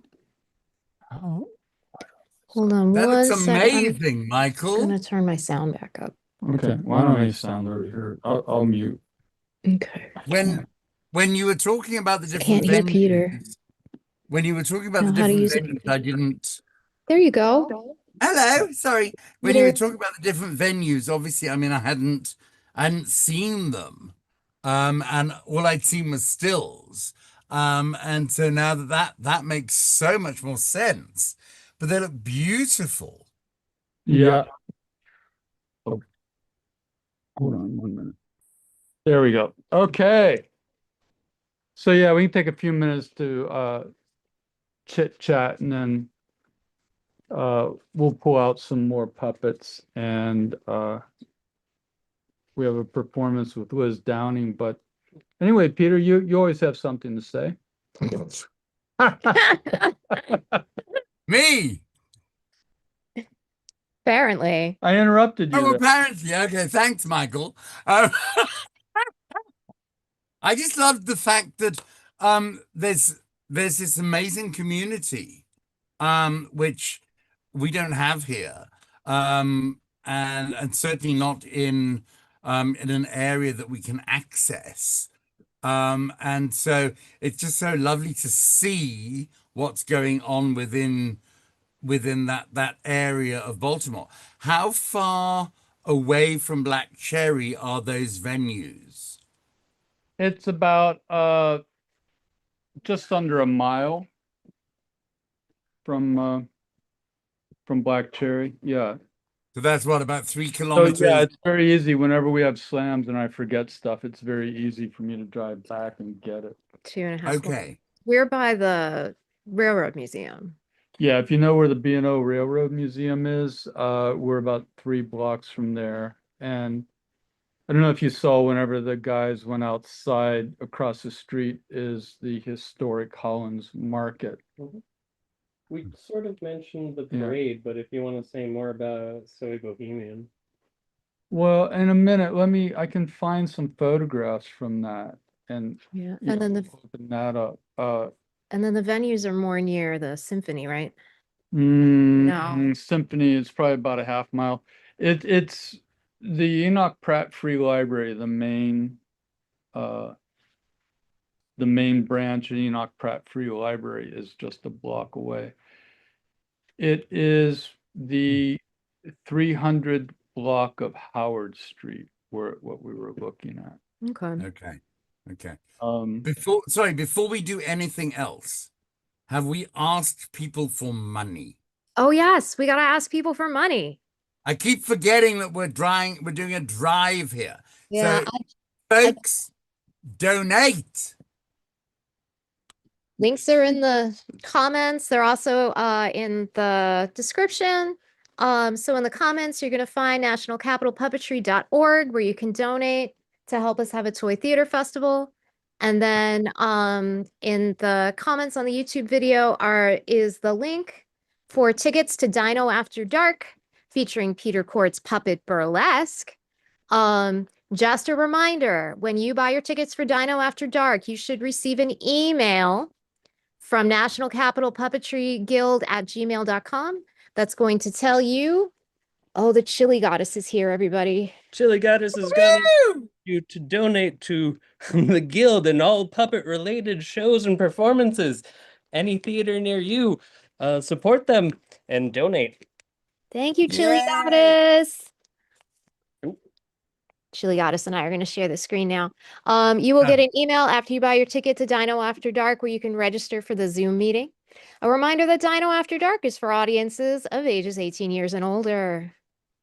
Please keep your hands and arms inside the vehicle until the ride comes to a complete stop. Yeah, the money today is going to go to artists and helping us have a toy theater festival here in Baltimore in August. Yay! That will have some online components for our out-of-town people. Yay! It's on the same day as Dino Day. Yay!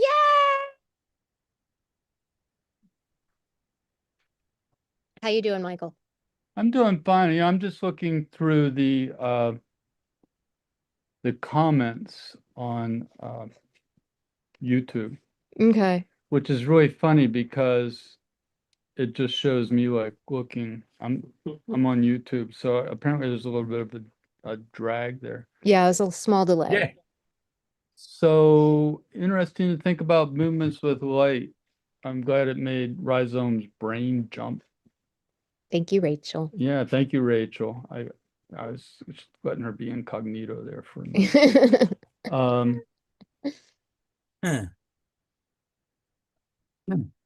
Yeah, Chili Goddess. And okay, if you guys can just chat for a couple more minutes. We're gonna chat I'll for a couple bring- more minutes. I did have something here that Okay. What should we chat about, Peter? I've got to get a needle and cotton. Will you give me 2 seconds? Yeah, you know what? I'm gonna hand my computer back over to Sam and the Black Cherry Artist. Okay, yeah, that'd be great. Okay, we're gonna talk some more about black cherries. Oh, we are. Sam, can you talk us a little bit through the building? Because it's very unique. Uh-huh. And also maybe something about, I know Mike mentioned like the enormous foam head behind you, which nearly killed me when I was there. Yeah. But the for example, the size of the stage is tiny. Yeah. And the audience area is also small, but it's divine because it's such an intimate space. The stage is, I believe, 8 feet by 12 feet. It's not a huge space, but it's a lot to work with when we have a bit of area back behind it. So, you know, we have some place to cheat and hide some things. This is the theater space. I'll show it to you from the stage if you're performing. This is sort of what it looks like, but it would be filled with seats. We have capacity for about 65 chairs and then some standing room. Sorry, what was that? 50? 50 chairs and then some standing room. Yeah, but we always find a way to pack people in. Of course. So I'm gonna take this back. I'm gonna usurp Sam. Yeah, go for it. Well, Maya's desperately trying to find some of the videos we put together.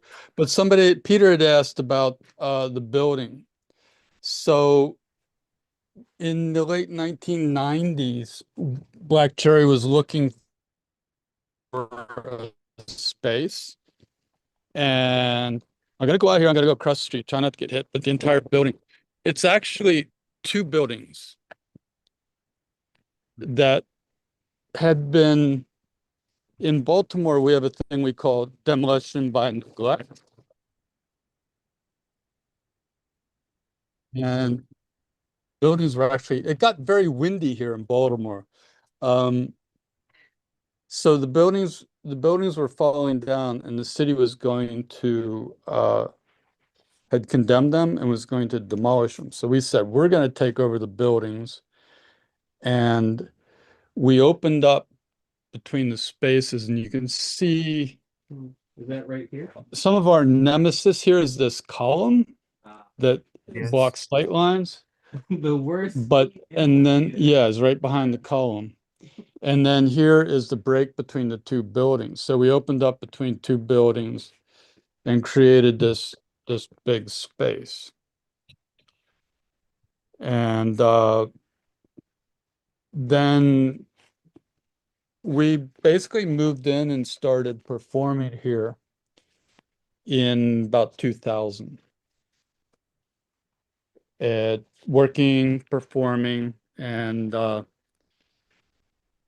it was a few years later, a few younger artists who were working with us didn't really like the stuff we were doing, so they started a thing called Maestro Sensational and a sock puppet review, which was a giant 6-foot high sock puppet, and then his little sock puppet minions, his chorus.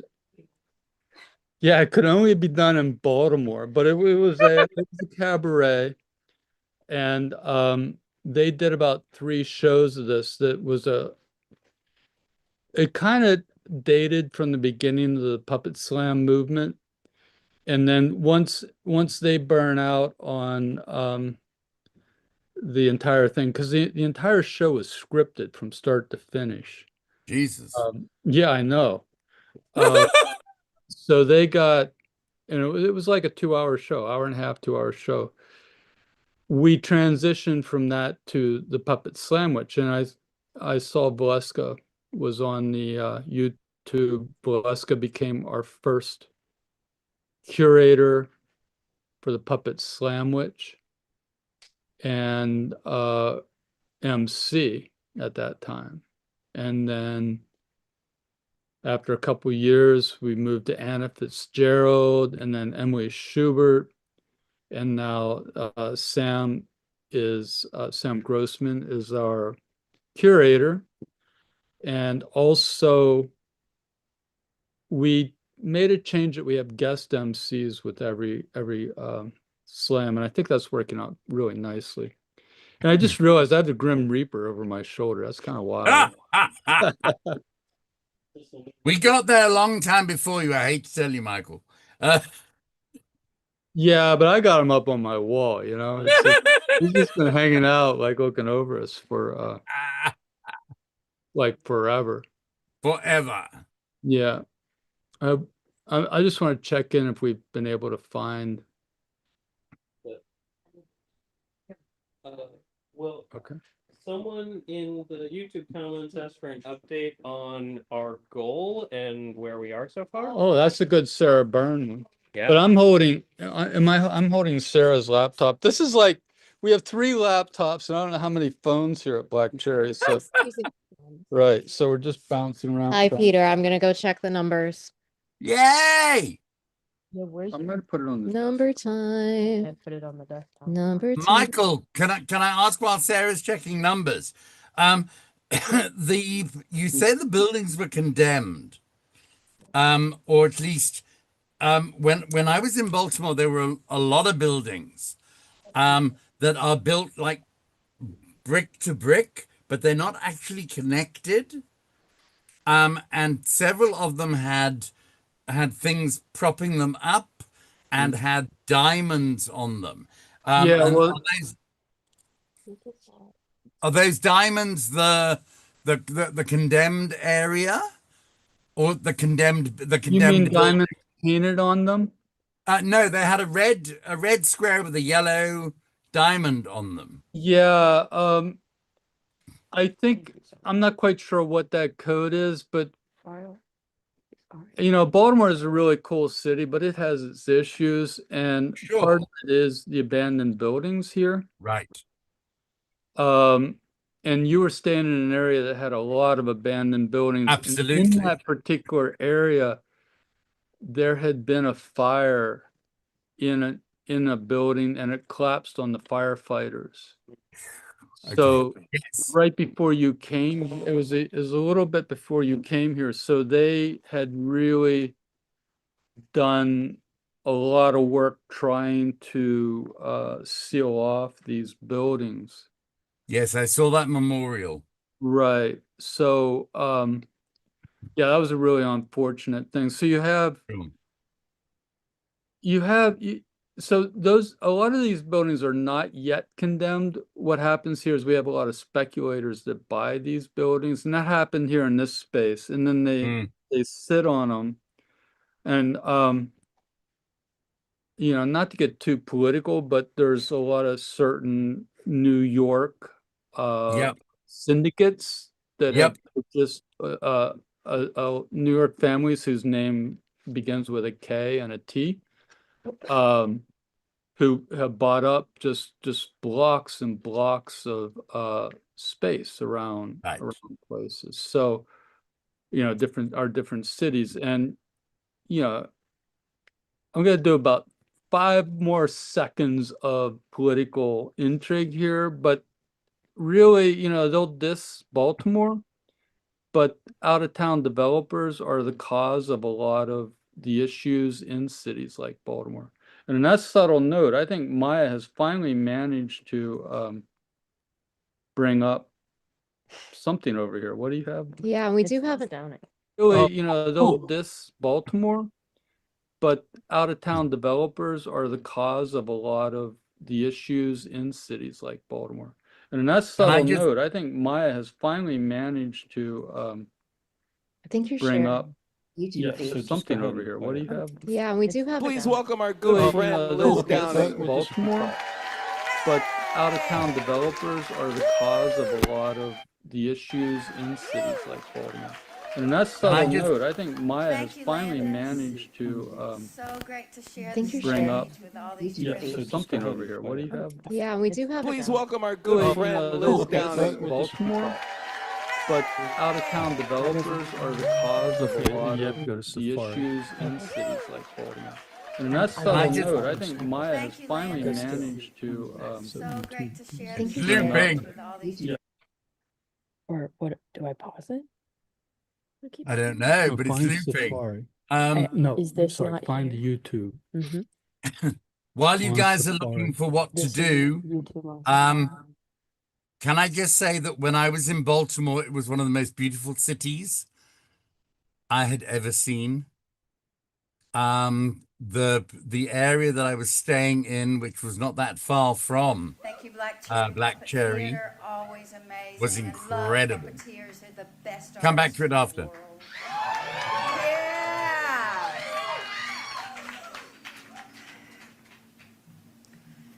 The setting for this piece is the id. It's the dark, infinite land in the psyche. A little sound check first.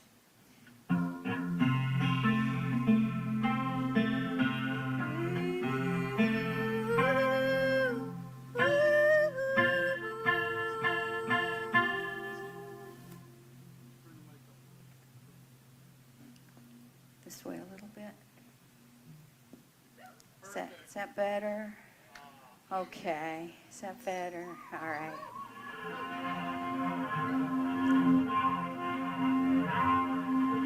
Okay. My mama came to me in a dream. 17 years she'd been insane. Her hair was thick like an animal mane. She was a scary, strong woman. Mama called out, "Come here, little girl." I would love to clearly see your face. Her finger curled and straightened.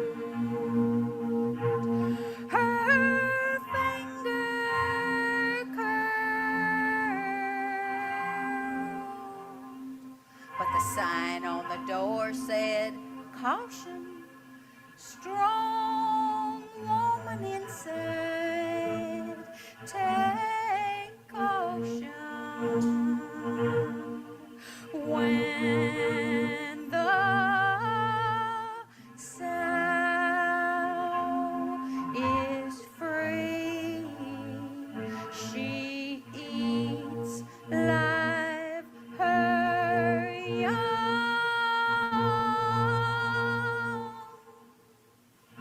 Mama called out again, "Come here, little girl."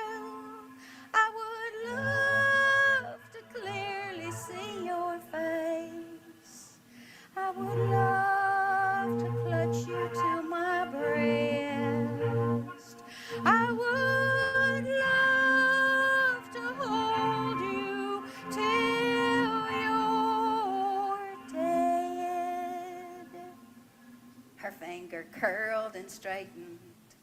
Ooh, her finger curled and straightened. Good job, everybody.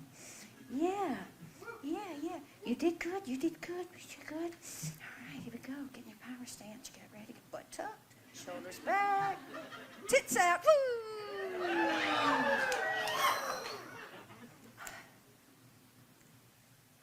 Ready? Okay, here we go. Yeah.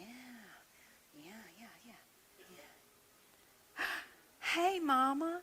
I'm so glad you answered the phone. It was great to see you and Daddy out at the show yesterday. I tried to catch you afterwards, but I guess you'd already gone. I hope you liked the show.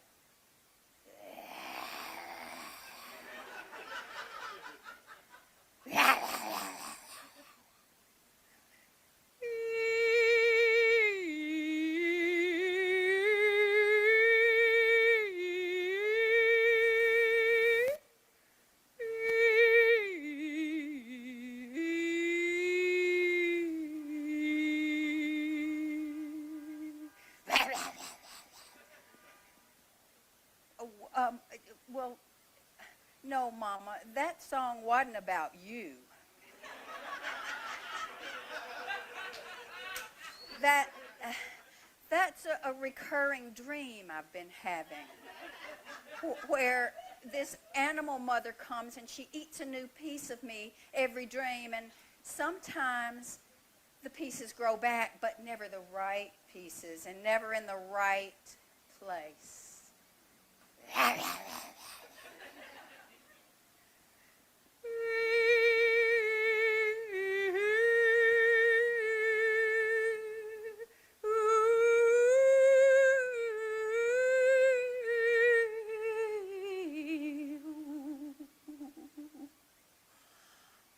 Well, no, ma'am. I don't think you look like a sow, and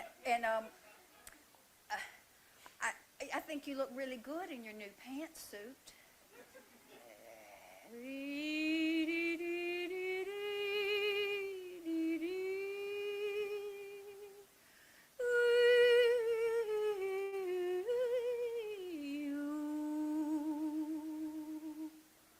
You're right. What are people supposed to think? I'll take that song out of my set list.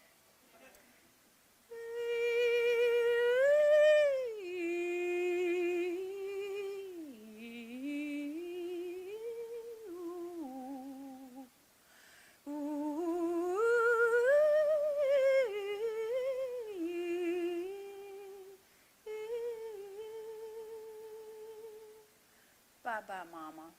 I love you too. And sometimes an April day will suddenly bring showers, suddenly bring flowers for her first bouquet.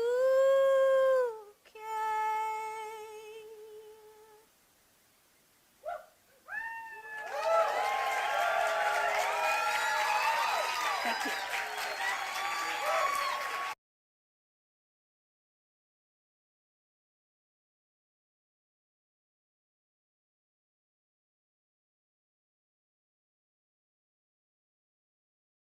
Great slides.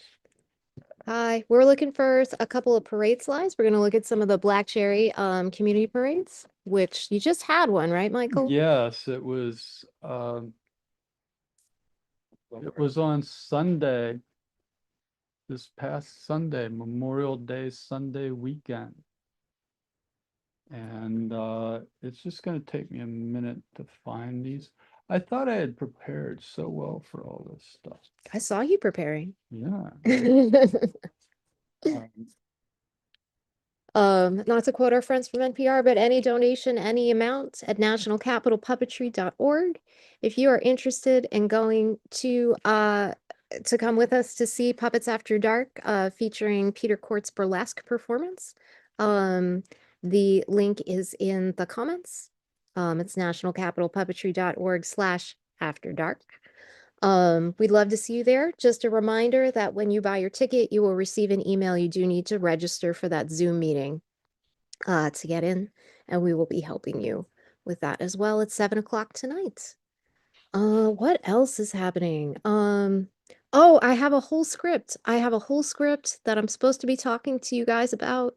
So I will get out. That is not what I want. I know how to use a computer. All right. One of us. I don't know. So upcoming at 3 o'clock today, we are going to be doing a Fettig naked puppet exhibit unboxing with Heidi Rugg and Peter Court. And at 4 o'clock, we're going to have a special guest and we're going to see a real Fettig puppet. From 5 to 7, Jenna Beth Davidson and Alex and Olmsted are gonna host and show us some fabulous stuff. And then starting at 7 p.m., we will switch over to Dino After Dark. And again, you do need to have a ticket and be registered for the Zoom to go with that. Our upcoming NCPG events. On June 22nd, we're going to have a marionette panel, and we're going to talk about marionettes, how they work, and how people became marionette artists. That sounds exciting. That does sound exciting. I hear we're going to have a special video from Michael LeMason. That's what I heard. That's what he said. Yeah. You can see his technological prowess. His technological prowess. On July 27th, we're going to have a field trip to the Puppet Company in Glen Echo Park to see Barefoot Puppet performance of New Squid on the Block. We will have information out soon about how to purchase tickets for that. Field trip to Glen Echo Park. I can read too and use a computer. That makes one of us. Yeah, and we will have an online component for that as well. And I believe we will be going on a tour of the Puppet Theater, which is a purpose-built theater in historic Glen Echo Park. On August 16th. Yes. Yeah. August 16th. August 16th. What's happening on August 16th? I don't know. On August 16th, we're going to have Dino Day online concurrently with a toy theater festival here in Baltimore. So more information will be out in probably the next month-ish. I guess I'm looking at Yeah, has to be. Yeah, for submissions if you'd like to perform or be part of that. We're going to have a lobby on September 7th as kind of a precursor to a make-a-thon that Peter Court will be hosting on Blacklight Curtain of Light Theater. So UV light, curtain of light. And so the make-a-thon lobby on the 7th is going to be share while you're doing. Yeah. Okay, so go for it. Let's just make sure this is all working. Keep going. Yeah, and then to cap off that weekend, we'll have a potpourri on September 21st. So again, the make-a-thon with Peter Court on using UV lights and curtain of light will be September 19th through 21st, and then we will have a potpourri to cap that experience off on September 21st. And then we go back to the Zoom. All right. Oh, look. Okay, we have some parade photos. Yeah, I'm going to spotlight you. Okay. Spotlight. There, now you're spotlighted. And I'm going to unmute, so you need to mute. I need to mute. And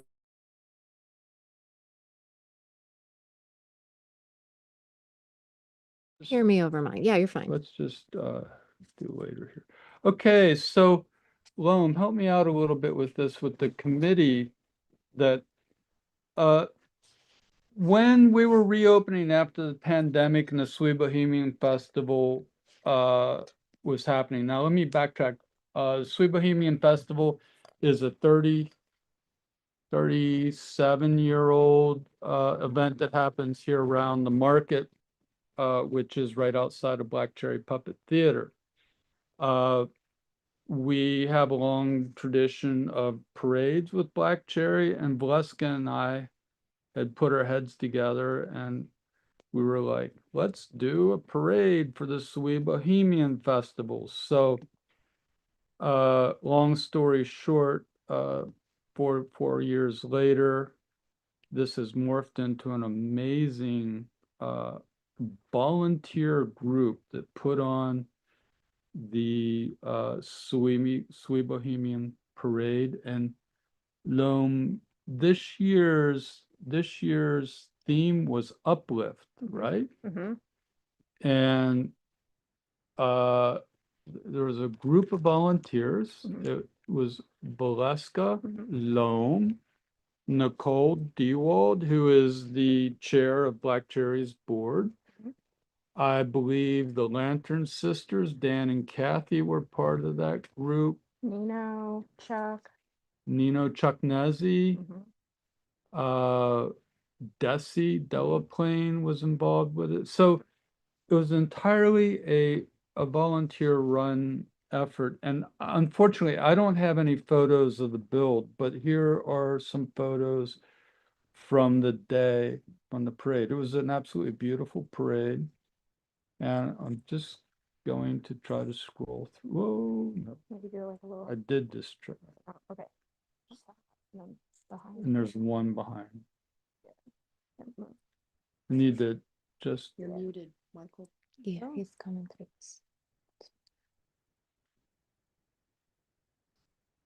there we go. So this is Valeska's water goddess that was built the first year of the parade. Mhm. I think that we're going a little backwards. This is probably after the event. You can see me over on the left trying to conduct this menagerie of fabulous people parading through.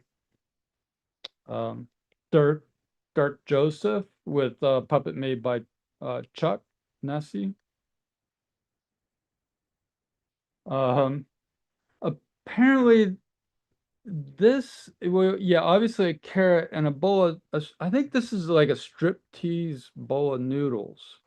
That's awesome. Spaghetti. Yeah, I know. Everybody's like, "Whoa, that's awesome!" That's awesome. Unfortunately, I didn't get to see the. Spaghetti goddess. the- Spaghetti god. The Meatball. flying spaghetti monster. Flying spaghetti monster. Oh, yeah. Okay, Yeah, and yeah. here's two of the main Mhm. people from it. Volunteers. And it's just like it's this huge community event. So like this couple came in like 5 minutes before the parade and just grabbed some headdresses and got involved in it.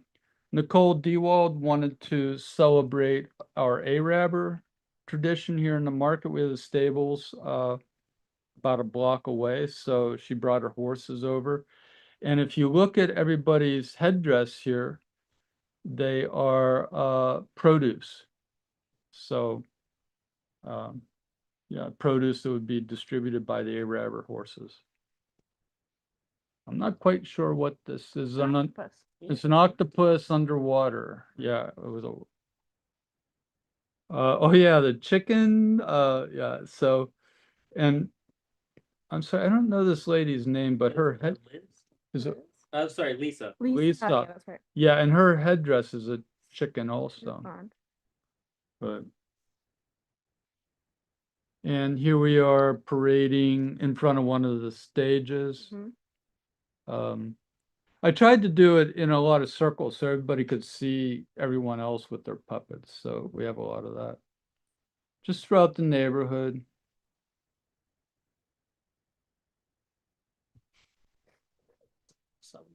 Yeah, that I don't even remember seeing that one. Sary's like scene. Oh, right. Okay, right. Parade, yeah. Yeah, another one of puppeteers who performs here quite often. Mhm. Oh, and we had a float, a mermaid float.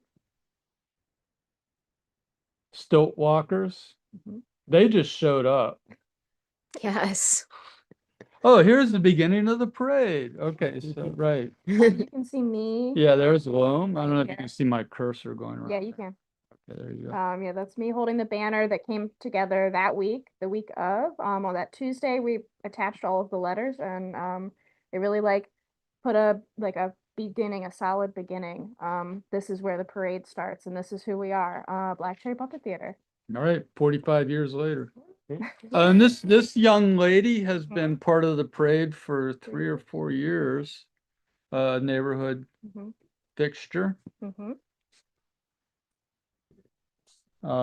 Yeah, I had color coordinated here or pattern coordinated. Mhm. Dirk again. Mhm. And we have some, that's Simone. That's Simone from Micah. Ah. Yeah, a little fish. Oh, this is Anna Fitzgerald with her children. Anna was a curator of the Puppet Slamwich for several years. Oh, look at that, the intrepid banner carriers. Nicole. Decked out in her red beat headdress. Bill Haas, one of the founders of Black Cherry, carrying oh, this puppet was made by Peter Redgrave, right? And its neck extends. Yeah. Oh, that's Karen French, my wife. Not sure who this one. There's the walrus, the abandoned walrus puppet, getting happily carried in the parade.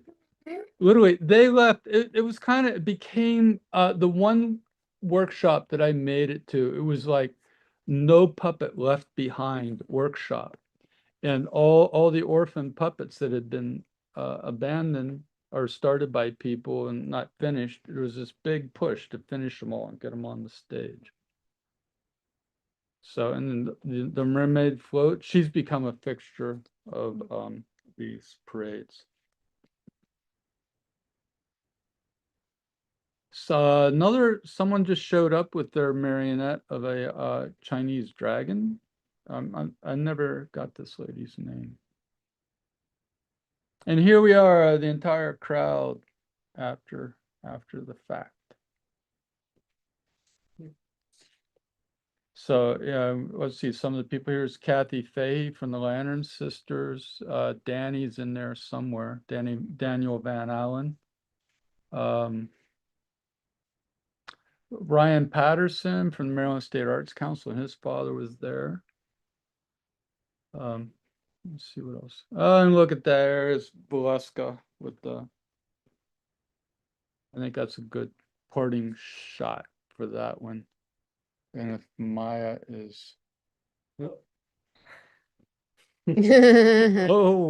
we're trying to wake Awake. up over here. Let's see what else. We're just some individual portraits. Okay. I'll mute myself. No, I won't.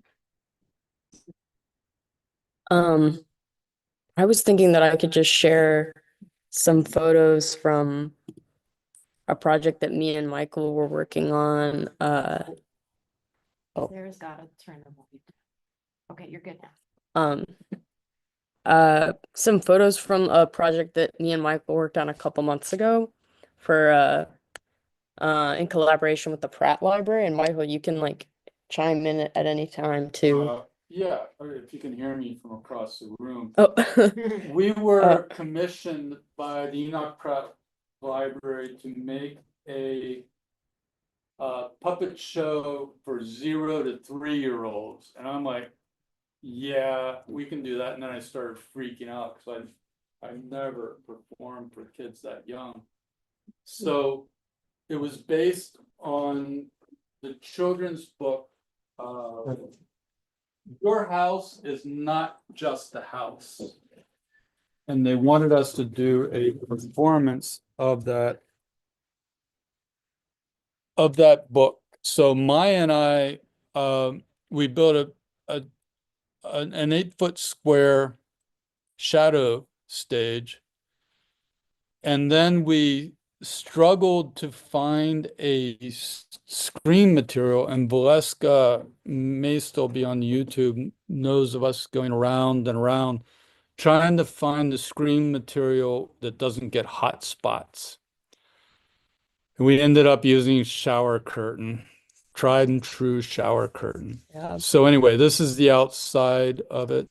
I also have a picture of the opening fabric that we started with, which like took up like almost the entire room. It was like watching Michael next to a small pond. So right, we had all this. Black Cherry becomes a repository for stuff that's too good to throw away, but I don't want it. So here is a huge piece of blue velour that was given to us. So that was about 20 years ago.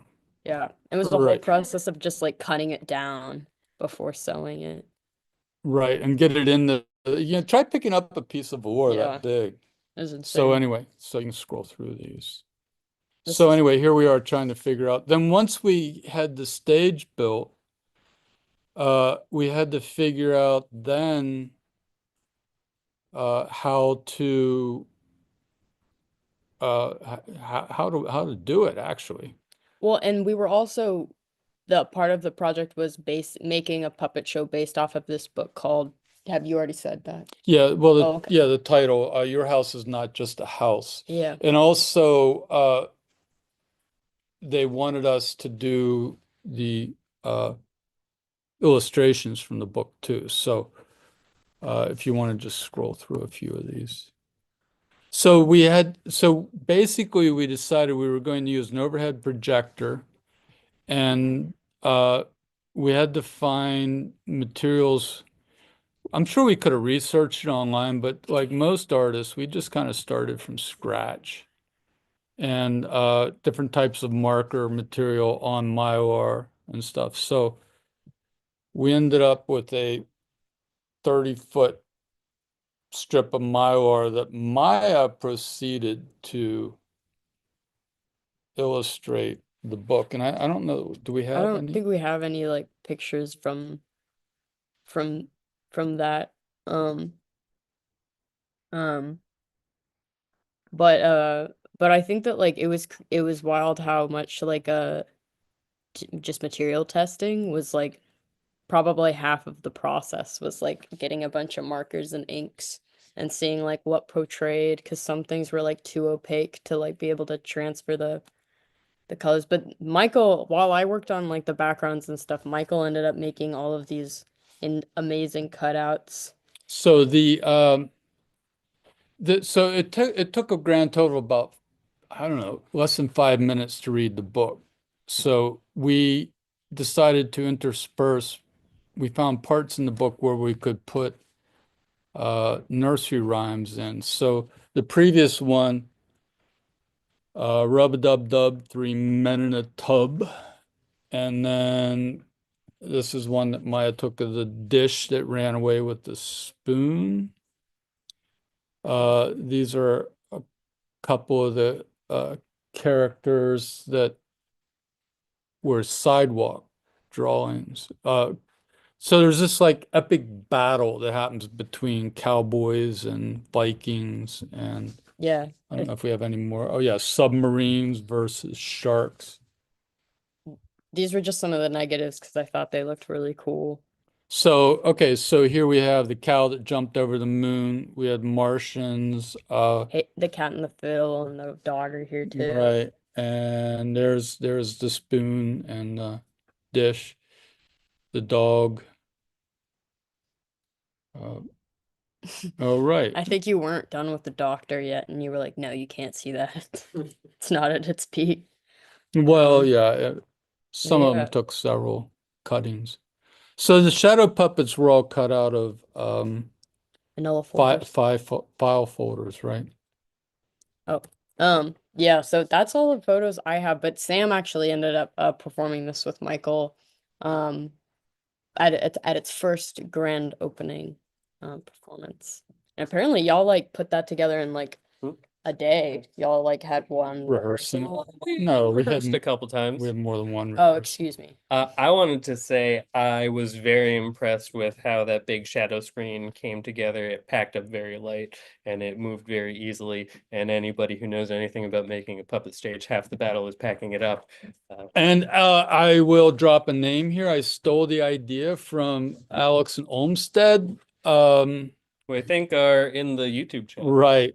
So Alex, I used your connection method for putting the stage together. Yeah, it was the clips and Velcro holding the entire thing together. Also, I know my mom is in the YouTube chat, so hi, Mom. Everybody say hi to my mom. Hey, Mom. Nice to see you. Well, nice for you to see us. Yeah, nice for you to see us. Nice for you to see the theater. I also wanted to say about the stuff being donated, the velour, the all sorts of crazy things that you don't have a use for, but you think we have a use for, but maybe someone could have a use for. We're building our community out on Discord, and we have a thing called the Swap and Drop channel. If you have a thing that you don't have a use for, but maybe somebody else does, you could talk to us on our Discord and maybe drop it off there and somebody could pick it up and make a really cool puppet with it. Because we are just about full to the gills of stuff that's too good to throw away here at Black Cherry Puppet Theater. So anyway, Alex and Olmsted said, "Yay!" all right. So Alex, what are those things called? The connectors, they're made to reinforce to connect when you're framing out a house, actually. So I don't know, you need to see the back of it. Yeah, I don't know if we can see the Yeah. box in the back. You can't see it, but Yeah, anyway. but they're like We're not, here. are we still sharing? Let's stop sharing. Okay. Let's stop sharing. We can go back to discussion general. You want to stop highlighting this one and let's do some general chat here among the group. And I have while we bring up stuff. I have Okay, hold I on. have stuff. My mom If you texted want that she's to. waving. If you want to talk. I don't know. Okay. But these are just things. They're fun things. If you want to speak about any of them. These are just What books. is this? This is from puppet shows. I think we are. Are we still live? I mean, we're still like negotiating. Okay, cool. We want to share again. Okay, sure. And Maya can, this is like, Yeah, we'll share some little clips from some puppet slams that we've had. And share. Sure, 3 of them are us. what's that? So we've forgotten some of this stuff. Yeah. So if anybody wants to like chime in and like memories from Black Cherry's stage. And I think a lot of this is during tech. Oh, perhaps. Oh, this is Matt Muirhead, right? Yeah, Matt doesn't just show up with a cranky. Matt shows up with like Yeah, there's a some lot. amazing electrical contraption. Yeah, there was like a whole situation going on here and things that would hook onto the screen and a monkey that would appear and a giant unicorn that also came into play at some point. Yeah. This one was really cool too. This one was like playing with projectors in a way and also a lot of like audience participation. Yeah, that's Sam, come back here. Yeah. Sam, Oh, yeah. Sam's the curator. It's Kevin. Yeah, that was Kevin from Chicago. This Can we piece was unclick it? called Make Sure the Audience Knows Who's Speaking. I believe that was the name. I might have gotten that wrong. I apologize, Kevin. But Kevin is from Theater Nobody in Chicago. Yeah. It was a very cool piece. Yeah. That had like multiple projections going on at once. You can see top down this strip of film that he found with this information on it, with this text on it, and the show kind of built around that. That is being picked up by an Elmo, and then there's also What's an Elmo? What's an Elmo? It's kind of a It's not top-down. it's not a red puppet. Yeah, it's a top-down mounted camera that used to be used in schools for document projection. This piece also used a CRTV to get some pretty What's cool. a CRTV? You can see it there, the big box that is mostly tube. This one? Yeah, right there. Maya's circling around it. An old style TV. Yeah. It was like a really awesome like a lot of like analog tech that came together really cool. Audience participation Yeah, also. that- This is during text, so Oh no, this is the this guy is the that got audience? Okay, that so this is got during brought the up show. too. Okay. We have Um, next word. Oh yeah, this was yeah. This was like we always host bands. So, good. This to is play. Max Jacob playing his country Oh. band. Now, most of us know Max as a classical performer, and Max hosts every month the chamber music series here at Black Cherry. And if you want to hear some amazing music live that you won't hear anywhere else. That and the Django Jam are amazing. Just, but we're having some, I don't think we're having tech. and here Oh is yeah, I muted it. Is that okay, or should we let it play? Yeah. Oh, okay.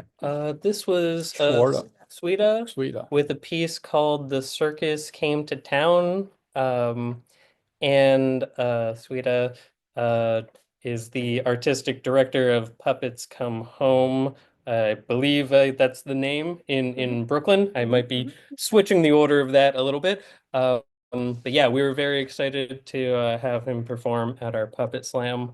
This is a really cool piece. Like I said before, half of a puppet show is how you pack it up. The entirety of that show was in that tiny little handbag. Amazing. that little bag, right? Yeah, the entire, as Sam said, the entirety of the show. And he also had himself covering a Harry Nilsson song, which is always great. Also, this piece involved a quick change where like he's wearing Yeah. a black shirt and suddenly, I mean, I don't want to give spoilers. Suddenly he's wearing something else. Very cool to see on stage. This is more of the band. This is from back in Way 2018. back. That's Z. Yep, Pepito and Pepito. Anna. This is not from a slam, but from our Oh, okay. from our stage. Puppeteers can be friends with clowns. Well, A lot of puppeteers are friends. yeah, and a lot of stuff that happens here at Black Cherry, they wanted to basically workshop this piece. So here they are. Very fun. Yeah, I took a lot of clips. I was pretty. Oh, is somebody from the audience? I think so. Yeah. Yeah. There's so many. Oh, I also took Billy Goes Gruff. Yeah. Yep. I don't know if you want to talk about that as well. No, but Billy Goes Gruff is one of our repertoire shows. So these are marionette performances that are about a half an hour long. This particular show has probably been toured to oh geez, probably 5,000 times. I mean, I'm not really exaggerating. And the set is really cool and how it comes together. Like all of those like layers is its own like thing that you have to kind of unfold and stack, which I didn't know until I had to set it up with you. Right, and then it has a tendency to sometimes fall down in the middle of the show, but we don't need to talk about that. But yeah, this was built in the 80s, 1980s, and I don't know if you can see closely, like a lot of these, the legs of the goats and stuff, I mean, they fight.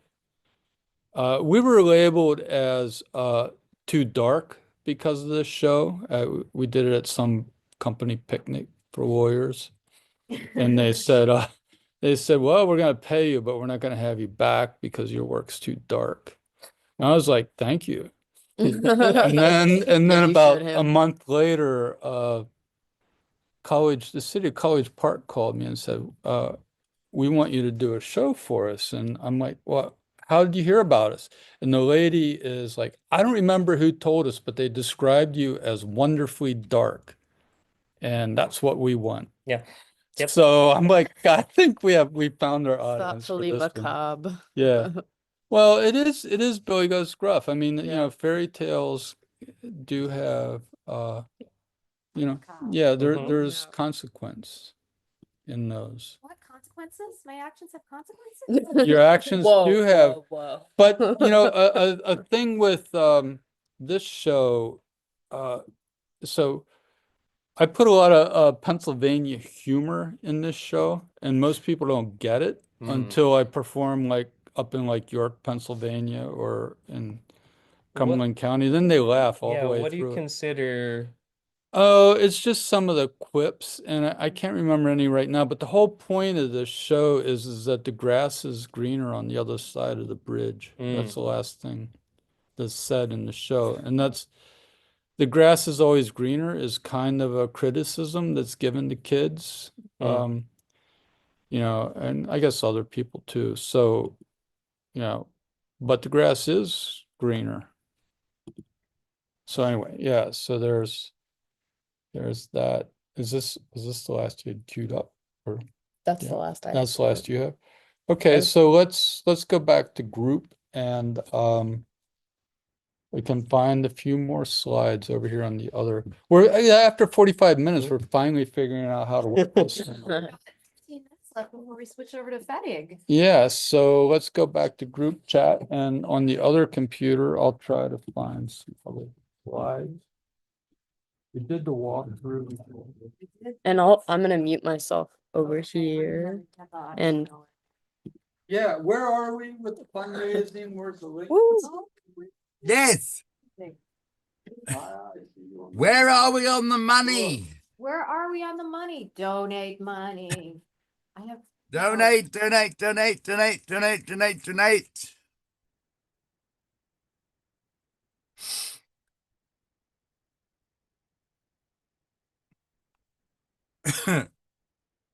I love those stick puppets. They're just so cute. What are they? Tongue depressors.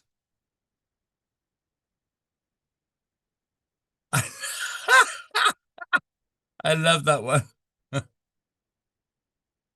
Muscle Man. Superhero.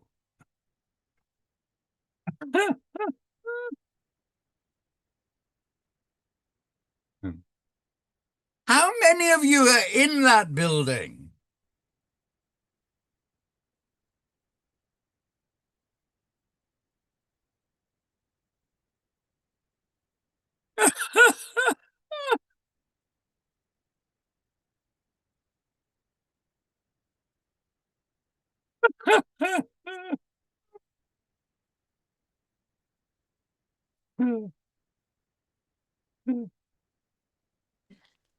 If you're buying a ticket for Dino After Dark, to look out for that link that's going to come to you in the email. We're at $690. Our goal is $3,500. Oh my gosh, so many. I love that cat. Both cats. Oh my gosh, the cats are going to eat each other with their teeth and their little face. Oh my God. What else, Peter? What else do I have to tell people about? I'm trying to remember. Let me quickly get. Let's get the script out. Up. Full script. What else we've got? So we've got the unboxing, which is Got coming up. Unboxing is coming up in 12.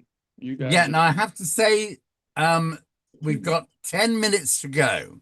And if we do not get another $100, we are not unboxing. What? No, seriously. Seriously. We've got a Fettig original signed puppet. Signed. Okay. Signed. I mean, on its foot. It is signed. Guys, That there's means probably people on here who do not know who Fettig is. Oh. So, okay, so basically, let me just point out. Okay, Fettig was Hans-Jürgen Fettig was an art teacher, okay, who worked in Germany, whose passion was puppetry. He became one of the best designers of puppet mechanisms in the world. He wrote 2 amazing books, which were translated into English, which you cannot get. Let's put it this way. For my 50th birthday, which was a long time ago, my husband said that he would pay $1,000 to buy a used and damaged version of one of the Fettig books. And I said, no, forget it. Don't even go there. Okay. So unless we get another $100, okay, into the kitty, we are not going to do the unboxing of the Fettig stuff. Heidi and I will sit there. Stains on my t-shirt and everything. Okay. No scum, no shame, as they say. Okay? I got no problem. I'll sit here, I'll twiddle my thumbs. I'll pick my nose. I'll scratch my ear. I'll remove my glasses. Ha, ha, do all of that crap. You Okay. will. But unless we get another $100, okay, into this makeathon, into the Dino-Thon, we are not going to unbox anything. On that subtle note, Subtle. not so subtle. For the last few minutes here at Black Cherry, if I can share my screen again and not screw it up the way I have been. I have faith in you. Yeah, faith on me. I have some photos that I can scroll through from some of our other community activities. So I'm going to click on share screen, and then Maya's pointing to the correct spot. I'm going to hit share. Cool. Okay. Oh, fantastic. One of the we worked with the University of Maryland at Baltimore, their community engagement center, with participants there. They wrote a script based on Cinderella with a young writer named Bourne David, Cinderella in the City. So here they are performing rod style marionettes. So when I say that, there's a rod coming from their head and then strings that work their hands. So just a couple clips from that show. Yep.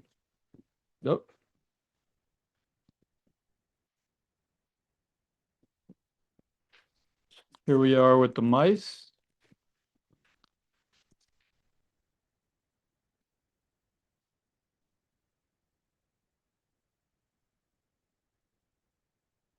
Some of their puppets.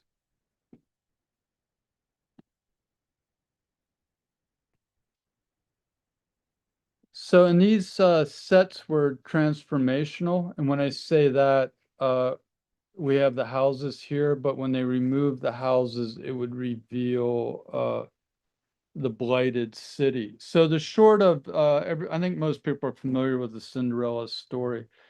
Their take on it was they arrived in a Range Rover, and then at the stroke of midnight, the Range Rover turned into a scooter without any time on it. Here in Baltimore, we have these yeah, everybody here is laughing because unless you're from Baltimore and a few other cities, you can rent scooters, put a credit card in, and you get like, time until you stop riding it. So she was stuck with this scooter that wouldn't work. So anyway, here's Cinderella and Godmother, and here's me like trying to get them to do something or another. Directing.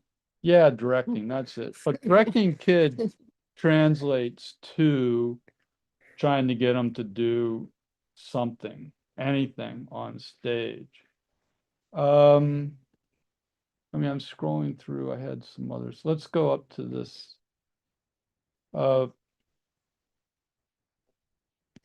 Some professional development. We have one thing, a type of puppet. This type of puppet we call our festival puppet, but we've turned them into professional development programs. I worked for several years with the Maryland Artist Teacher Institute, where artists and teachers would work together developing arts integration strategies. So these are just clips from shows that teachers put together based on different children's books, except for this one. Yeah, I don't know what's in some of these.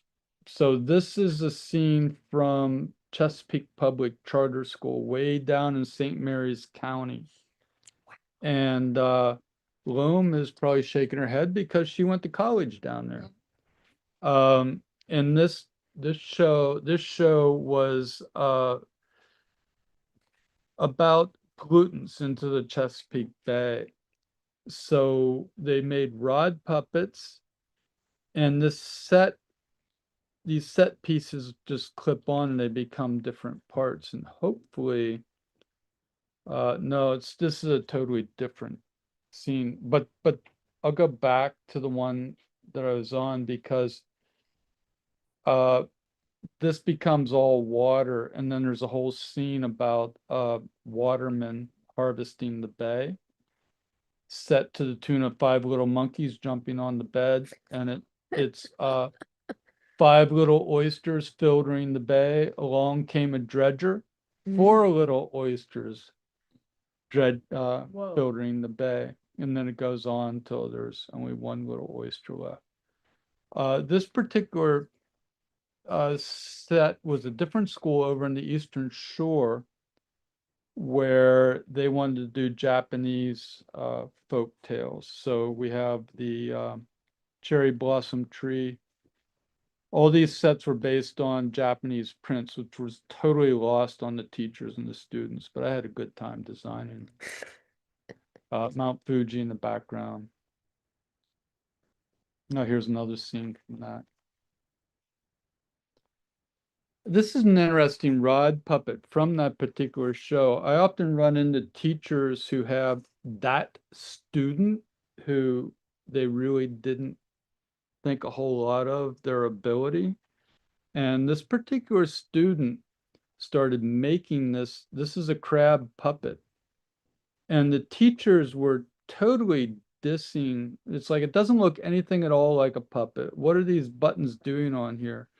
And I'm like, just let this kid alone, please. Because if you look at the systems of what she put together on here, it was a young lady with the buttons, they're all counted out, they're all spaced, and it's this whole color thing going on.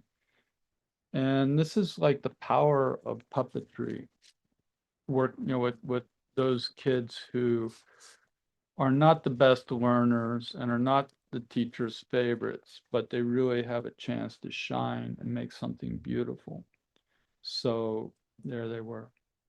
And just a couple of, I have permission to use these slides, so a couple of kids with their creations. Oh, here's some of the puppets on stage. That may have been the last one of that. And we have 2 minutes left here in this. Okay. I think this was the one that I wanted. Yeah. Hi, Peter. Thank you, Type Michael. of puppet we do with Oh, kids. wow.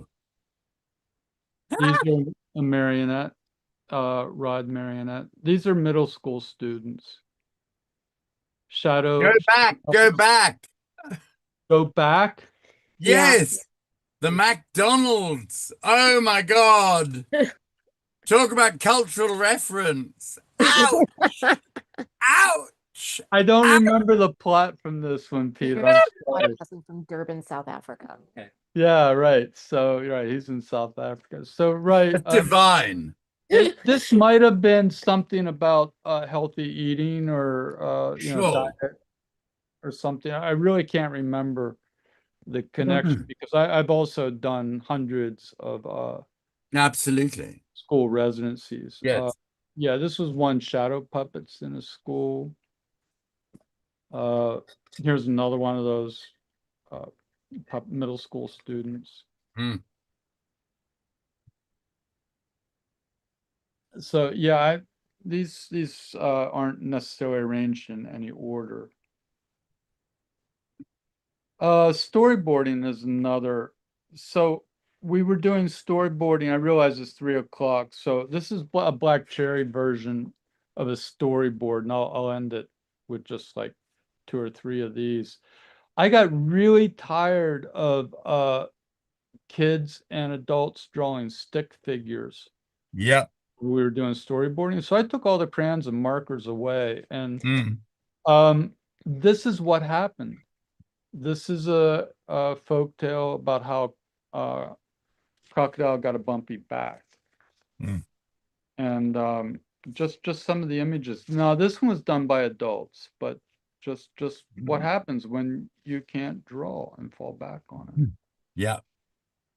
So yeah, there we go. And this is these pink feathers are flamingos flying into the air. And the flamingos scare a monkey who's in a tree smoking a cigar. And the monkey drops the cigar. He drops his pipe. Okay, it's a pipe. He drops his pipe and starts a fire in the grass. And I think so Trouble finds crocodile and basically the fire, here's a crocodile with his back burning, and that's what gave him a bumpy back. It hurts him so bad. What? It hurts him. Look at his mouth. I know he's not very happy about it, but he was tempting trouble, so it finds him. Trouble finds you. On that subtle note, Black Cherry tradition with the burnt crocodile. Can all the Black Cherry folks get in the camera on Michael's? Okay. Yeah, thank you. Please. Oh, is everybody on it? I can't see. Okay. No, we're all scooching in. I'm gonna stop. Yay! Yeah, you can stop sharing. There we are. Okay. Black Cherry. Oh wait, there's Maya. We'll get Maya in here. Okay. Yay! Thank you, guys. Thank Thanks, you. Black Thank Cherry. you. Yay! Okay. Michael, thank you so much for just giving us a bit of insight into what community puppet theater can look Peter. like.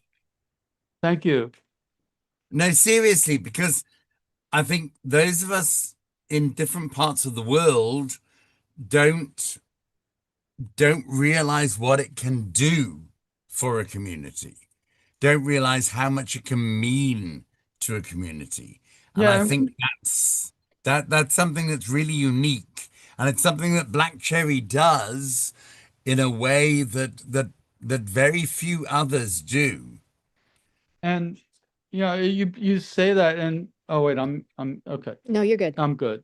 No, go for it. I don't know how to go that far, but it's something that we've done forever, and I had a tendency, I kind of take it for granted. It's just kind of what we do. And then as people become involved in it, it really is the power of puppetry to really build puppetry and a small arts organization also to build community.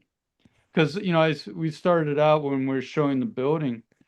We said we drew a line in the sand and said we were going to save these two abandoned buildings here in West Baltimore. And, we have 4 properties now, the 2 buildings and the garden, and we bought them all for $25,000 back in the late 1990s because nobody else wanted it. No. It was the height of the crack epidemic. Absolutely. So, yeah. And I think what is happening within Black Cherry in relation to the bigger community, that's what people don't see. They don't see the difference immediately between the crack epidemic and the start of Black Cherry. Well, and I think it's no. Hang on. Let me finish. Let me finish because you hate being praised. I know, but I think when you drop a pebble in water and you have a ring, and that ring gets bigger and bigger and bigger and bigger and bigger, and suddenly people who would never have come into that community are drawn in, are brought in by the power of the communication that happens. The fact that they can take a weird concept and turn it into something concrete. That they can take something that is out of this world and turn it into something symbolic for their community. Nobody else may understand it. Nobody else has to. And The that's fact real. that they can do that, and you are facilitating that, is huge. Thank you. Sorry. Thank you, Peter. And I just want, and I think that's really typified with the parade. That it was entirely volunteer run, and we couldn't get any funding for it, and they did it anyway. Right. And, Yeah. and yeah, so yeah, it's the beauty of puppetry. No, absolutely. Absolutely. People. There's something about that emotive center that just goes, that illuminates, that allows people to find something about themselves, about their community, about the situation that they're in, about their political situation, whatever it may be, that they find a way of going, I can say this. And I think that's huge. That's absolutely huge. I need to interrupt you and say we still need $10. $100. We need Yes. $100. What? We need $100. Oh, $100. Heidi and I are not going to talk at all. Where are we going? No, I said we had 100 and we had 500 and something dollars. No, Where are we? 90. We had $690. Okay, we got $675. Okay, we had $585, and I said we are not going anywhere until we get $685. So Well, there's we're another at $690 right now. Yeah, so there's another $10 to go. So We need to zip get it. to 600 is what 700 is what you're saying. Okay. Well, no. I want another $10 to what we've already got. Otherwise, we're not going any further. So zip. Well, we could talk about boring, mundane things, No. Peter, just keep waxing poetic and people, or you could watch us trying to figure out how to get the technology to work. We figured figured it out. It we'll was make fine. But it was fun watching it. Oh, the scissors are dancing. Uh-oh. Okay, we've come to the lowest ebb. we have. I'll just start cutting paper or something. I think we have some paper mache to do here at Black Cherry Puppet. Oh, we could Oh watch my it dry. goodness. Yeah. We'll be there. We'll be Have a there. paper mache cam. I would watch that. Me too. Yeah. Really? Are we checking that? Yeah. We're not just holding it ransom. I couldn't. I'm sorry. Papier-mâché has to be the most boring thing in the world. I adore it. Please don't get me wrong. But like I've said to you before, we have cockroaches this size. We could This paper mache size in until we South get Africa. dollars. And they fly. Donate $10. I could And they describe. I have a box. papier-mâché. I have the box. It is right here. Here's the lid off the box, and they're next to me, and I look at them. No. I want another $10, or we're not doing it. We're going to bed. I see them. I could go like into a breakout room with Peter, and we could look at them by ourselves. Ooh. That'd be fun. Oh, we found some paper mache, y'all. Oh my God. Here we go. I'll go get my needle felting out. I can work. Please, somebody tell me that's a hip and not a pair of eyes or a. Is that a hip? Or something. He's in the shop. He can't hear me. Michael! What is that? What is that? Is it a hip joint? Is it a torso?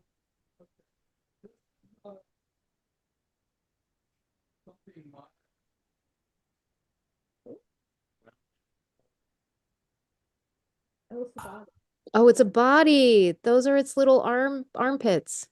Oh. You see, it looked like a Henry Moore. So I was like, okay, I can see boobs, I can see a bum, I can see, but that's me. Welcome to the show later. Yeah, it's the peanut gallery at Black Cherry now. Oh, oh, it's the elephant's mama. Oh, wow. Still at 690. No, I mean 670, otherwise I'm not going. You No, mean 700. 700? We're not going backwards today. Yeah, yeah. So we need 700, otherwise we're not unboxing anything. Well, I mean, we'll get to 700. I don't doubt that at all. But right now, it's like all I have are like boxes. Heidi, Like, don't you hold put it on. back. No, Put no, no, it I'm back. not gonna Put open it it. back. Put Oh, opening the This is a teaser. No, listen, listen. This is a box. I'm not opening it. It's fine. Ah! But if we look at the top of the box, check it out. It says Albrecht Roser Horse Marionette. Right? Oh my God. So this is a copy. It was constructed by Kurt and Kathy Hunter. Yes. And it's just it was really generous of them to donate this to the collection.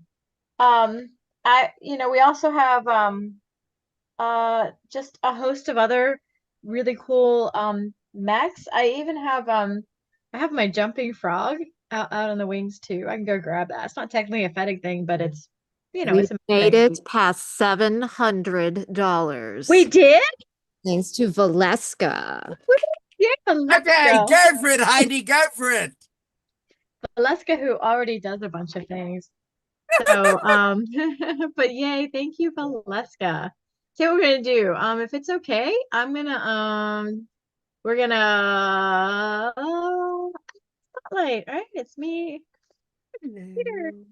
And I'm gonna let people know we have a special guest who will be joining us at 4 o'clock. Yes. Rachel Gates will be coming on, and Rachel has Oh my God.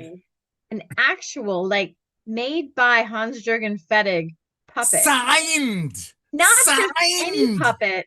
It is that standing tabletop puppet that like everyone keeps trying to make and replicate. Just to be clear, like it is cool. It's been here to my house before, so I've actually seen it and played with it and touched it. Ha ha ha. Sorry, Peter. You're welcome to come over anytime. We'll do it again. And we took some video footage of it, and so we're gonna be sharing something not much later, but we're putting together new content for the NCPG website. I just want, sorry, before you go on, I just want people to understand that a Hans-Jürgen Fettig signed puppet. Okay, if you were a violin player, this is the Stradivarius of violins. If you were a concert pianist, this would be the what? The Some amazing baby grand piano thing. Absolutely. Or grand piano, not even a baby grand. It's just to have something. We have his work, we have his designs, and we have his knowledge and his skills.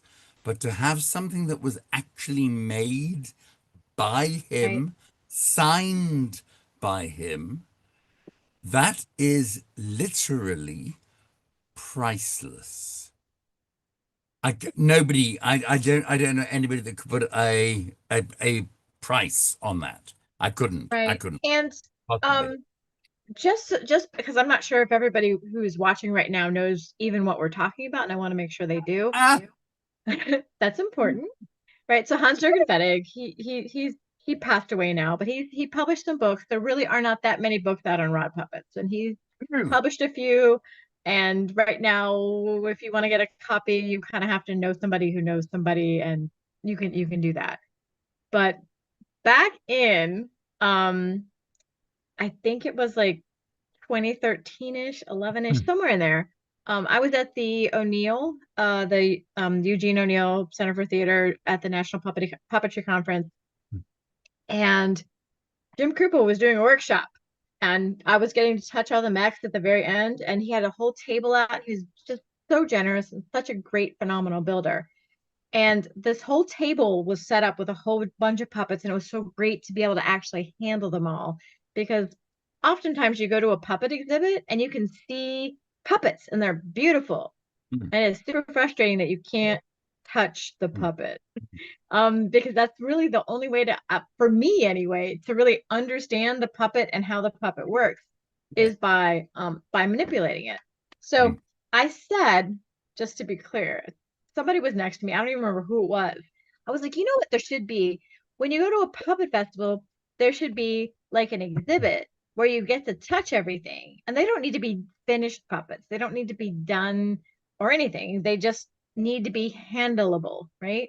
So that the puppeteers can all understand the mechs better, and the builders can see and touch and understand how it all is put together. So anyway, that was just a random side comment I made.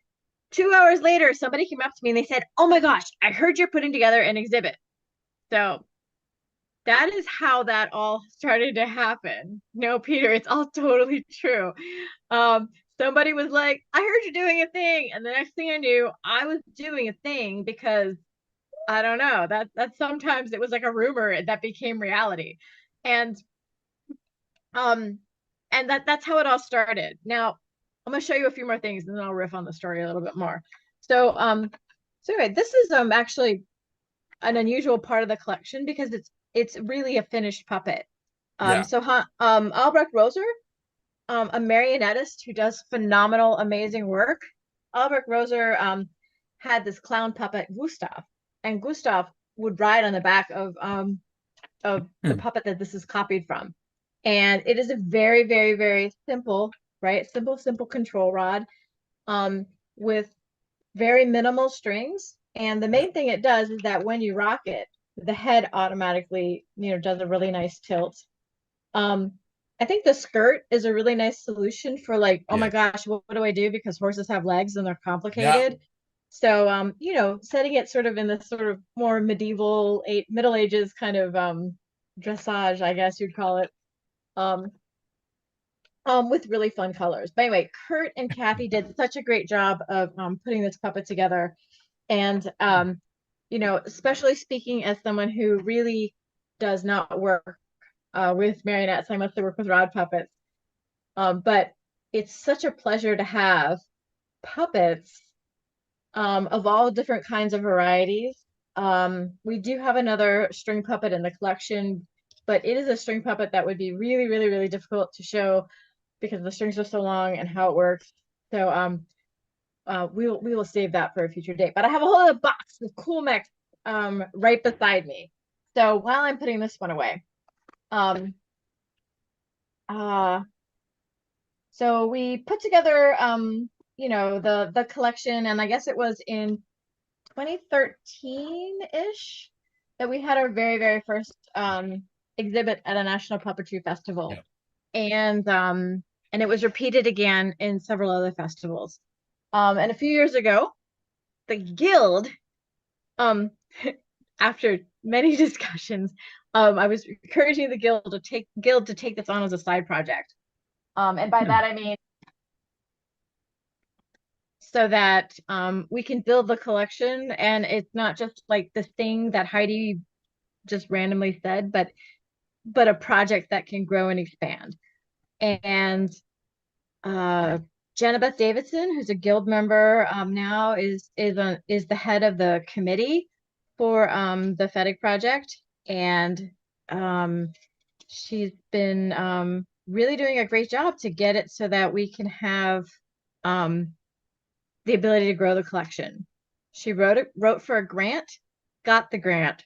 So if you're watching this, please know that we're in the process of putting together some information to bring in people who can be actually paid to build things, to add to the collection. So we're really wanting to grow this and expand this. Peter, if do you have your book nearby? I don't, but I do have it online. Hmm. Do you want me to load it up? Well, I don't know, because like I was thinking it'd be cool to sort of be able to reference the page numbers for each one, or if you have the index near you, because this is Oh, I don't know that I don't. What I design was going to number say is 48, if we right? get another $100, and I mean I'll tell you $100. what, like anybody who donates between now and 5 o'clock while we're running this section, who lets us know that they want it, we might maybe definitely be able to send you the PDF of the FEDIG book. I mean, I'm just saying, we have it. I It's mean, not illegal, but it's the like book is out of print, it's just like to be gold clear. dust. It Okay, really, it yeah, is it is. It is, gold dust. and we do But it, actually have yeah, I permission said to earlier. share that one around. Yeah, Like that is yeah. a real My thing. my However, husband my husband was going to buy me a mhm. copy of a damaged Mm. copy of the book for my 50th birthday for $50. No, $500. Sorry, which in South African money is like, forget it. Can't even contemplate. Um, Um, so I have the book. In fact, I have both books. So yeah, I do too. if we get $150 added on to where we already are, I will send you the links. I will put into You can the have comments your the own link, copy, very own copy of the book. my very own So far we have copy. Nicole DeWald, Kathy Prout, and Valeska donating in this window. So we'll make sure they get copies of the book. So the other reason I wanted to have the index is I don't want to miscredit people. Sure. So these two designs we have up, these were actually made by Annette Mateo, who's a fabulous builder. And also, in case we have some of the fabulous builders who've made things in our collection, everybody who in the past was generous enough to donate something, they're going to be among the first people that we contact about the opportunity to participate in actually building something that is paid, because that is fair.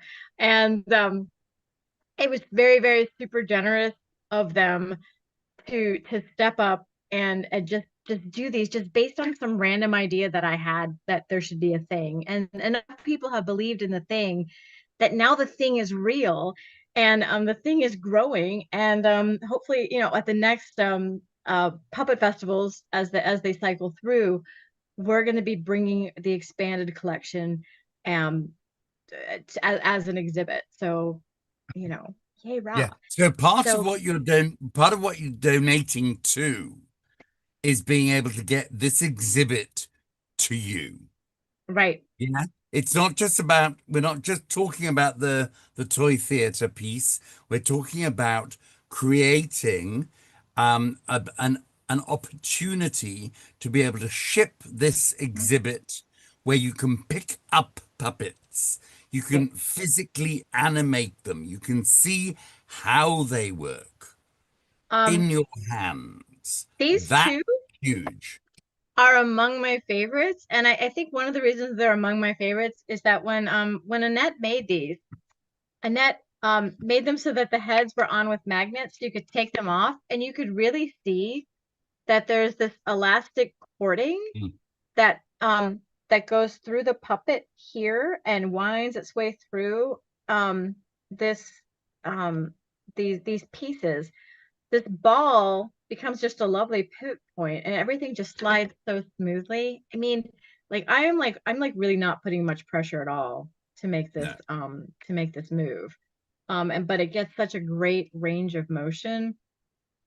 Um and the mech is super simple. There's just this wire coming down and connecting through here, and then like this is just drilled out, right? This piece of wood just has a nice big hole drilled into it that the rod slips through, and it is super super smooth. um So yay, thank you all so much. I'm seeing that we have had some more donations come in, so thank you guys. But so Hmm. this is one of the nodding head mechanisms, and we do have a few of them. And I feel like this is a big problem puppeteers are always trying to work out. Yes. Is how do we get puppets to have, this really nice motion, especially with their heads. That's really, really key, really, really crucial. So, um, Oh, look at the that. big difference between these two, is that when I push up on this one, the head looks up, and when I push up on this one, the head looks down. Right. So, although you could, I suppose, turn it around and it would do the opposite, but it's kind of designed. Oh goodness gracious! Let me make my phone be quiet. So, but what I love about this one, right? So for the first one I showed, when we took the head off, there were all these pieces up here that were all stacked together. Right here in this one right here, it's a piece of bungee cord, right? This is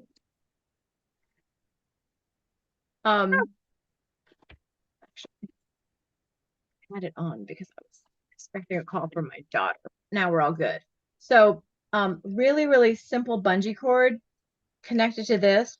This piece of this is a metal, just a piece of metal aluminum that's really nicely, neatly hinged up here. Do you see that, like, just this lovely hinge? It's very simply constructed. And I mean, this really is one of my favorites, just because I just love the simplicity of the execution of the design and how it is put together. And anyway, this was one of the ones that I just really liked playing with a whole lot. So here we are, yes, with another one of the nodding head ones. So everyone, like, if you know Annette Mateo, you should be like, thanks, Annette, because Annette does fabulous and amazing work. I'm gonna pull out a few more things. Heidi, have we said who Fettig was? So yeah, Hans-Jürgen Fettig. I mean, he wrote these books. He was he actually, and he did amazing work. I loved his faces that he Yes. did with the cardboard tubes. Yeah. I He was you know, a high school art teacher in mhm. Germany, um, who basically got his students into puppetry through um, through the ergodynamics of movement. What makes sense? So he would come up with very, very simple ways of creating different characters and caricatures. And one of the main things that he used was exactly what Heidi's showing you now, tubes. So he got his students to play with what a simple two-dimensional tube or 3D tube, if you cut it at a different angle, what it would create. And I mean, look at this. Look at this. Right. And so this is another just sort of variation on the nodding head. This one was done by Penny Benson. Thank you, Penny, who has actually two puppets here. So I will be pulling both of those out as well. It is similar to the first one that I showed you, except instead of having the threading that goes up through the mech, there's actually a rubber band. And I want to say that this puppet is like, must be 12, 13 years old now. And this rubber band is still intact, which is great, because oftentimes that's always a fear about using rubber bands and elastics sometimes, Yeah. is that they do wear out over time. But yeah, this puppet has held up just so well. And I really appreciate the amount of effort and detail that Penny put into the face, and really sort of as an homage to Hans-Jürgen Fettig. It's really in line with his style and how he did, how he did that, the lot of the face work he did. Which, if you have the book, I think there's a few places online you can actually see some photos as well. I think there's a museum in Frankfurt that has a bunch of his puppets as well. That maybe someday I'll get to go see because that would be super cool. You So, and but me yeah, both. You and me this both. this puppet, the head looks up when this piece of wood is sort of slid down. It's all just thumb operated. So it looks up and then you slide it and it looks down. So it has just really good range of motion. Um, and even with, the weight of the head on here, right? Because puppets get heavy, it still moves really, really well. And it's Can just we, sorry, go ahead. before you get rid of that one, can we just look at the character and the characterization that's been created there? So we're looking at literally cardboard tubes. Mm-hmm. Okay, we're looking at cardboard tubes that have been cut at a variety of different angles. Nothing else. There Yeah. is nothing added. There is nothing taken away. I It's love the nose, purely, the nose and the absolutely, eyes. and They're just the negative space around either side of the nose actually generates so much character to what he's doing. That mustache that just comes out of nowhere and this tiny little lip, yeah, it's very, very cute. I think it points out the concept between mask and puppet and how close those can be and how they can interact with each other so beautifully. And that stylization is just phenomenal. Thank you, Heidi. Sorry. Okay. Penny's other puppet also done with a Yes. head with the cardboard tubes. And it's so great how incredibly different, right, these two characters are, right? So the amount of variety you can get. I love the little teeth. They're just in the tiny little beady little eyes up top. Um, um, which, are just super cute. Uh, and this one works. Um, Actually, this one works the same way. We now, like when we first started getting this going, we just put it on a call. We're like, people build things. And this is the one that was neat because the one that I showed you that Annette Mateo had done with the wire with the cord going through it. This one is done the same way. What's neat though, like although the mech is the same, in terms of the elastic that is running through the wood into the top piece. It's put together a little bit differently. So instead of having like a separate ball there, Penny Benson just rounded out a top piece to go for the dowel, and then the head, um, I guess the neck piece where the head mounts on is just sort of rounded out, right? So Yeah, not quite little drilled ball into. socket to sit onto it. Yeah, Yeah. right. So it even goes to show that like, and Genevieve did a workshop on this, and one of the things that she noticed is that like a lot of the times for FedEx designs, even though they're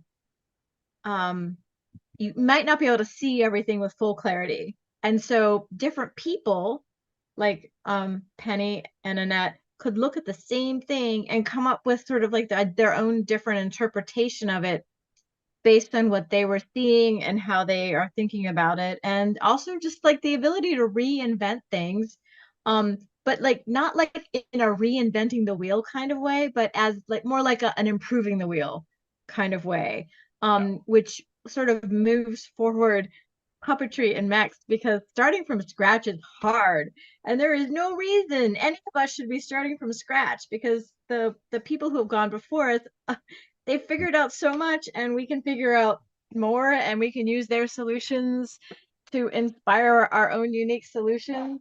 And I And want to sometimes add, I just that want to say if you look at the materials that are involved, you're talking about cardboard tubes. We all have access.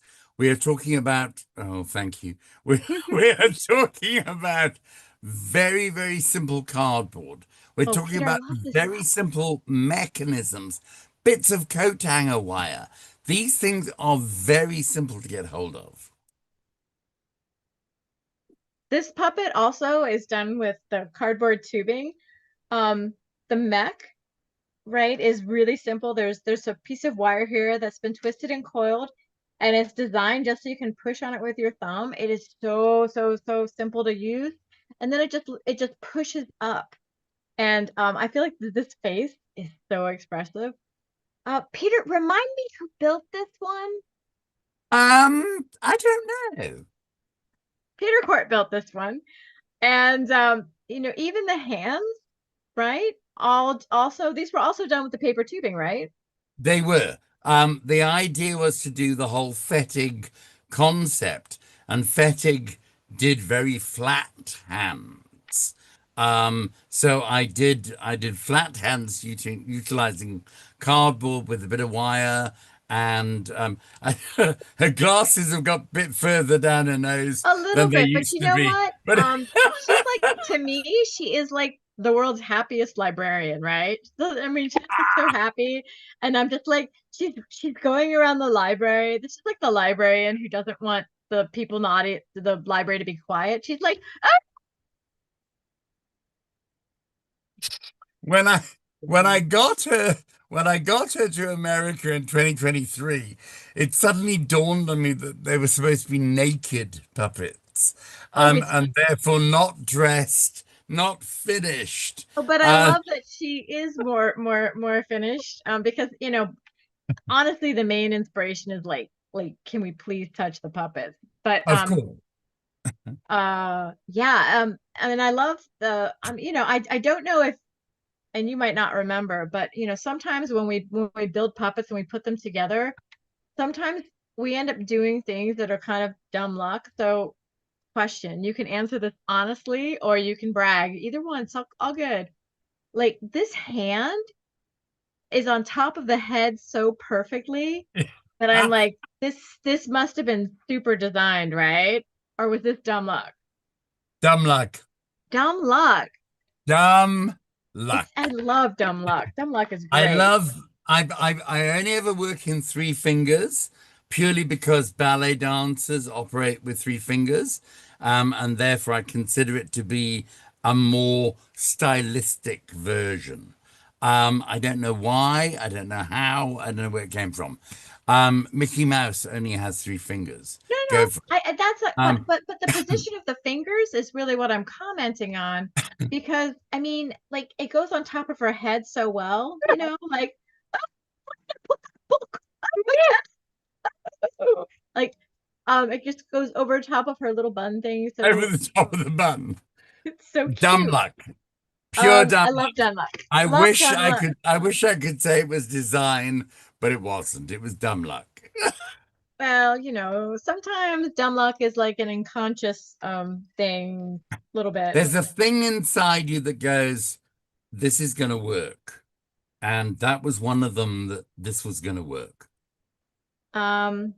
So this is in the book. This is Professor Karpenko in the book, and we're going to use our imaginations a little bit because this one doesn't have a head, but we're going to borrow Annette's head just so we get a little more context, right? So this would be like operated Yeah. like, and the turning mech, right? You've got there's a little ball down here at the bottom that you can pivot, right, just with your fingers. And I love the versatility of this particular this handle. And I think one of the things I really love is the pistol grip handle, which has a lot of variation to it. The knotting can happen very simply. I'm trying to remember exactly how I'm supposed to be holding this one because I kind of want to hold it a couple different ways. This is That's right. it. Yeah. All right. So you can make the head nod up and down by just slipping your hand through here. And this has gotten a little bit loose, so this could be tightened up. Um, and it's got a spring, Peter. Look, there's a spring. Isn't it lovely? How I solve all my problems with springs. So the head And I turns so solve all my easily. problems with plastic. Yeah. We all have our preferred tricks that we sort of Absolutely. and so anyway, but actually Jenna Beth did this as a workshop, and she had to make a few tweaks to the design because not Mhm. all of the materials that Fettig Yeah. has in the book necessarily exist anymore. No. Which is unfortunate. It's also really interesting that there are things in the book where the design does not work. And what's really interesting is that Fettig is setting you a problem. He says, I think this will work. And so he's being completely theoretician about what he's doing, and then he gives you the problem to solve. And I think that's fantastic because as puppeteers, we don't want to be given everything. We want some of it. Yes, of course we do. We want especially the complex stuff, but we want to be able to bring ourselves to it, to develop it in a different way. For Heidi, it's working with springs. Heidi is the spring queen, okay, of America. I'm plastic tubing, so I will go with fish hose. I will go with anything that I can think will garden hose, whatever, any rubber solution. And between us, we always find the right thing to work. And that's the point. It's always between us is when we find the right thing to work. And speaking of rubber tubing and things like that, right? So Peter also made this puppet, and which the mech on this is so ridiculously simple. Yeah. Like I mean, it just really is. And It's ludicrous. yeah, like the first time I saw it, I was like, oh my gosh, that's just so genius that that works.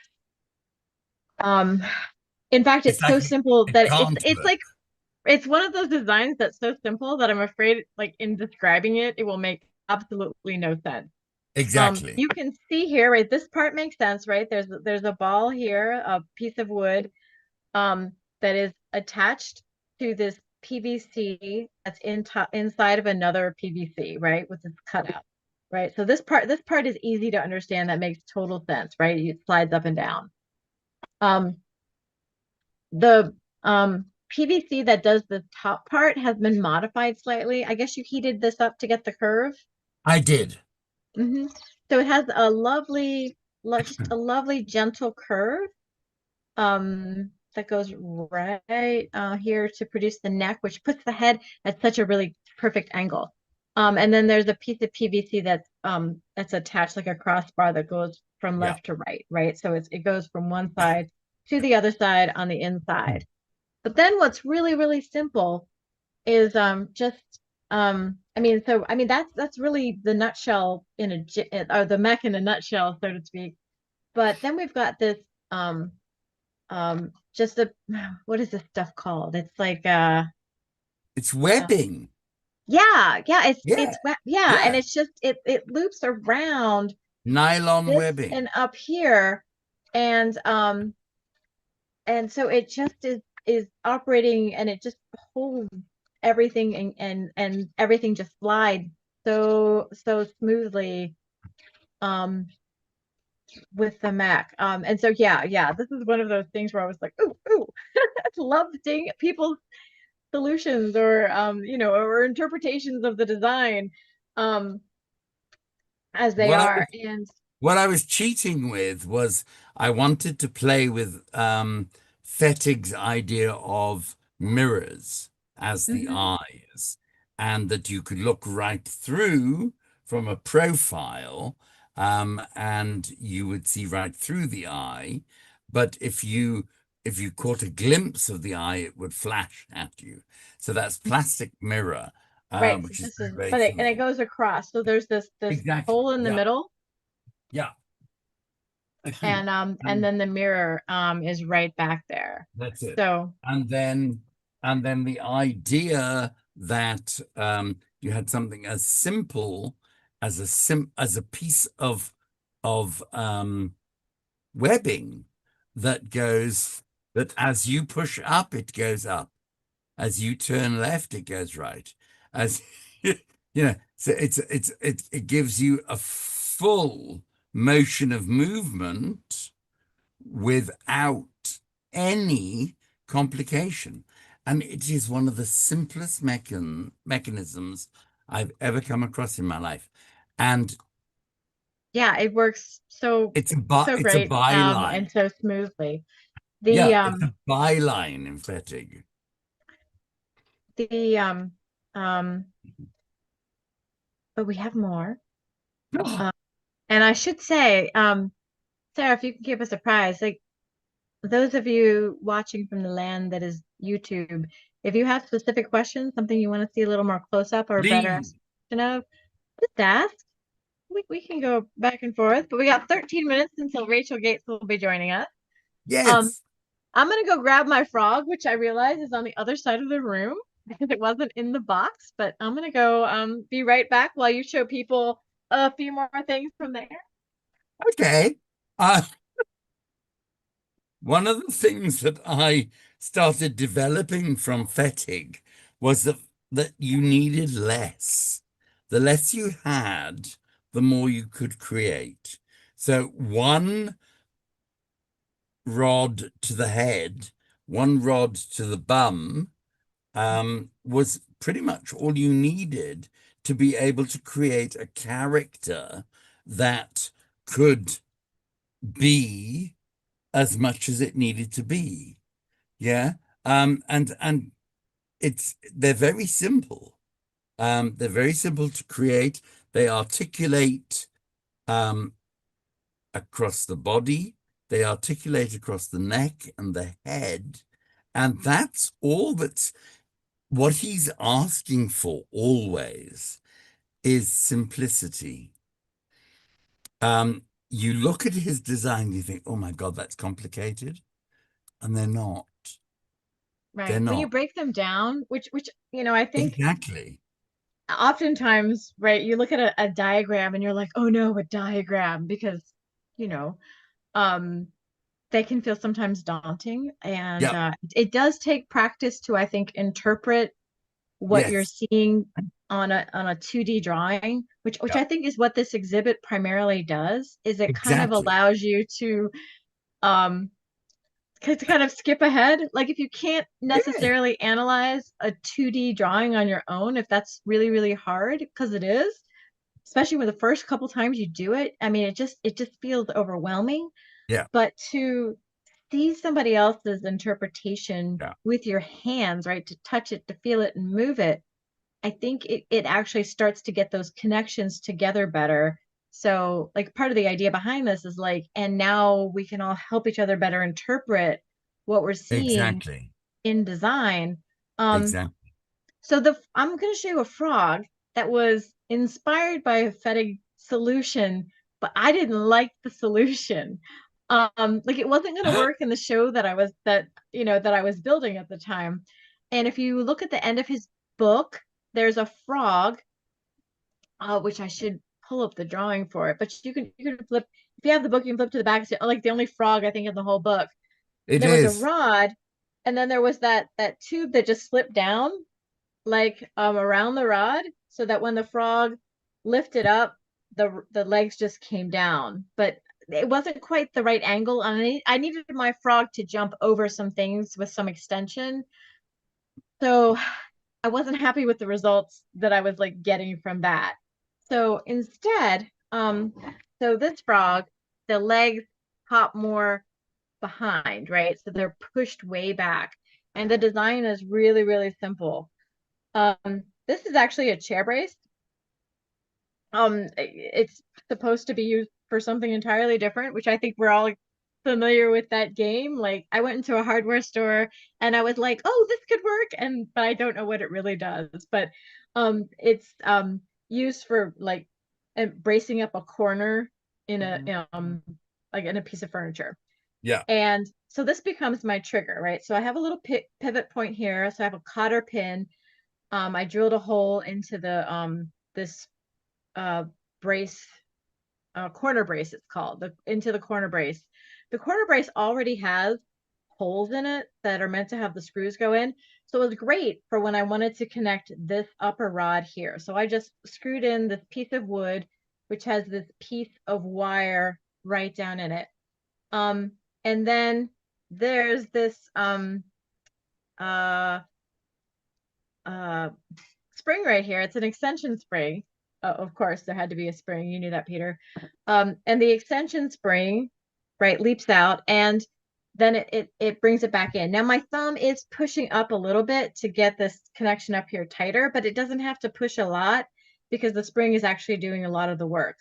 This design would work without the spring being there. I'll confess that, but it works better with the spring being there. If I was making it, Heidi knows that I would use elastic. Yeah. And instead of that would totally work too. Because they operate in the same way, they do the Mhm. same thing. It's just different materials to create the Mhm. same effect. Yeah, but what I liked about this is that I could just put the loop on the extension spring and slide it right over this, and then I put a little screw eye in here so that I could attach it. And so then I don't know. So it was a simple solution, but like everyone's simple solution is always going to be different. Yeah.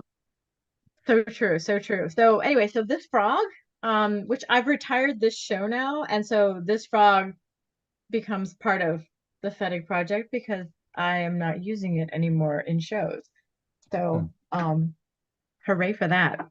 And then I'll share this other really crazy story. So I have this mouth mech that I designed, and depending on how you position this sort of wooden block, right, which could be a different shape, the rod could come down, it could go up, or it can be behind like this one is right now. And so what this how this mech works is that there is a compression spring, right? So it's the spring where you push and when you squish it down, it pushes back. And so it works similarly to how you might think about a clothespin, although a clothespin typically has a torsion spring, but this one has a compression spring that's right here in the back. And this also is the spring. This control, the lever, the trigger thing right here is an extension spring, right? So it's the kind of spring that you stretch out and it has a little loop on the end of it. The extension spring has a piece of shrink wrap tubing on top of it. And I usually put two, like I usually make a layer of two to make it nice and strong. And so it has a really nice bend and with an automatic return, right? So when you bend it, it just snaps back because that's what springs want to do. So I could turn it any which way, and it'll just show you that it just tweaks and comes right back to neutral. And so when you pull on the string, it pulls on this, the string pulls back here, compresses this piece of wood up, just like so, and you let it go, and it snaps back shut. And so I think one of the strengths in this particular design, and I think I got that, yeah, actually Barry Gordimer, right? Because I worked with Barry Gordimer for a while, had this sort of important kind of thing when he was building, right? So the mouth naturally wants to be open and it naturally wants to flap. And you always want your puppet to naturally do the thing that is harder, if that Yes. makes sense. So you don't want to, when you're pushing, like if you had your hand inside, right? That pressure to open is more work than it is to close. So to have the mouth already be open, and then what you're doing naturally is you just sort of are like having the mech um sort of work with you on that, right? So this keeps the mouth shut, but then because it wants to be open anyway, like the amount I have to pull on this lever is really minimal. I could do this all day long and it's not going to wear out my hand. Because as puppeteers, we really need to take care of ourselves. I mean, I know so many people who have carpal tunnel syndrome Yeah. or whatever, and we really need to Yeah. be super careful Yeah. and make sure that we're, taking care of ourselves. That's so important. But yeah, no, I could talk about springs all day long. And that's also one of the things that we're going to be working out with the Fettic project, is not just having these available, like, to touch and to see and whatever, but we're also planning to have like an online component that goes a little bit more in depth, and maybe if we can really get our acts together, um develop some really solid online virtual learning experiences that for people who want to sort of dive a little bit deeper into it, and we are open to ideas for things you might be wanting to do. Sometimes we do these things, they're called make-a-thons. Yeah. At a make-a-thon, we get together, we make something over the course of a weekend. It's very sort of intensive. Sometimes we do more like a write-a-thon format. We are going to have a write-a-thon, by the way, spoiler, in January. But we are actually having another make-a-thon in September that Peter is leading. Peter, do you want to talk a little bit about your make-a-thon? The makeathon that I'm doing is going to be based around black light theater. And so a lot of the mechanisms that we're looking at here will be involved in what we're doing there. It's about UV light. It's about either having a curtain of light that comes across that you push your puppet into, and therefore it appears, or it's about having a UV light that lights up a UV puppet. So it's a combination of both of those, but always, always, it's about the movement of the puppet. And the movement of the puppet is usually dictated by Fettig. As much as we would like to think it can be done other ways, he has come up with so many brilliant ways of doing it. Well, I should say he's either come up with them or he's documented other people's solutions. Yes. But that was really the brilliant thing that he was doing, because nobody was documenting these things. Exactly. He's the only one who did it. And I don't know, like in terms of, and one of the reasons this is called the Fettig Project is because it's a documentation project that's sort of carrying on in this tradition that Fettig established. Exactly. And I mean, also, for example, I mean, like the witch puppet with the illuminating eyes, the mirror eyes that you were looking at, that little strap mechanism wasn't his. He mentioned it. He said it's a byline. It's 2 sentences in the book, but it has altered my life so completely in how I make puppets, that it is just phenomenal. And those tiny little gems that you can find in these old books are so useful. And that's why I think the Fettig project is really is something that needs to be pushed forward. It's also because, as Heidi says, when you get it, when it comes to you, you can pick the puppet up and see how it works. So many puppets, so many exhibitions say, please do not touch. This is please touch, please play with, please see how it works. And that's what makes this such an interesting thing from a universal perspective. And again, the more we can, the more we can get funding, the more we can distribute this to other parts of the world, to send it to you, to send it to me. I'm in Africa. I really, really want my people here to see this and see how these things work. Anyway, Guess what, we are Peter? now moving on to the one, the only, drum roll, Rachel? I think Rachel. maybe. She was here. Is she still here? She was. Please, Uh-oh. please, please be. She's gone. Come back. Come Come back. back. All right. Come All back, right. Rachel. Come back. Go rest. We love you. Rachel's connecting. She's getting her puppet. Good. Um, yeah, and actually that's one of the other things the grant is doing is it's enabling us to sort of research and figure out the best way to ship these. Yep. And make sure they can get safely to and from, their destination. There's a And be bit of displayed properly and be and allow people to be able to interact with them without them being damaged, etc., etc., right, etc. right. And so that's yeah. another sort of complexity.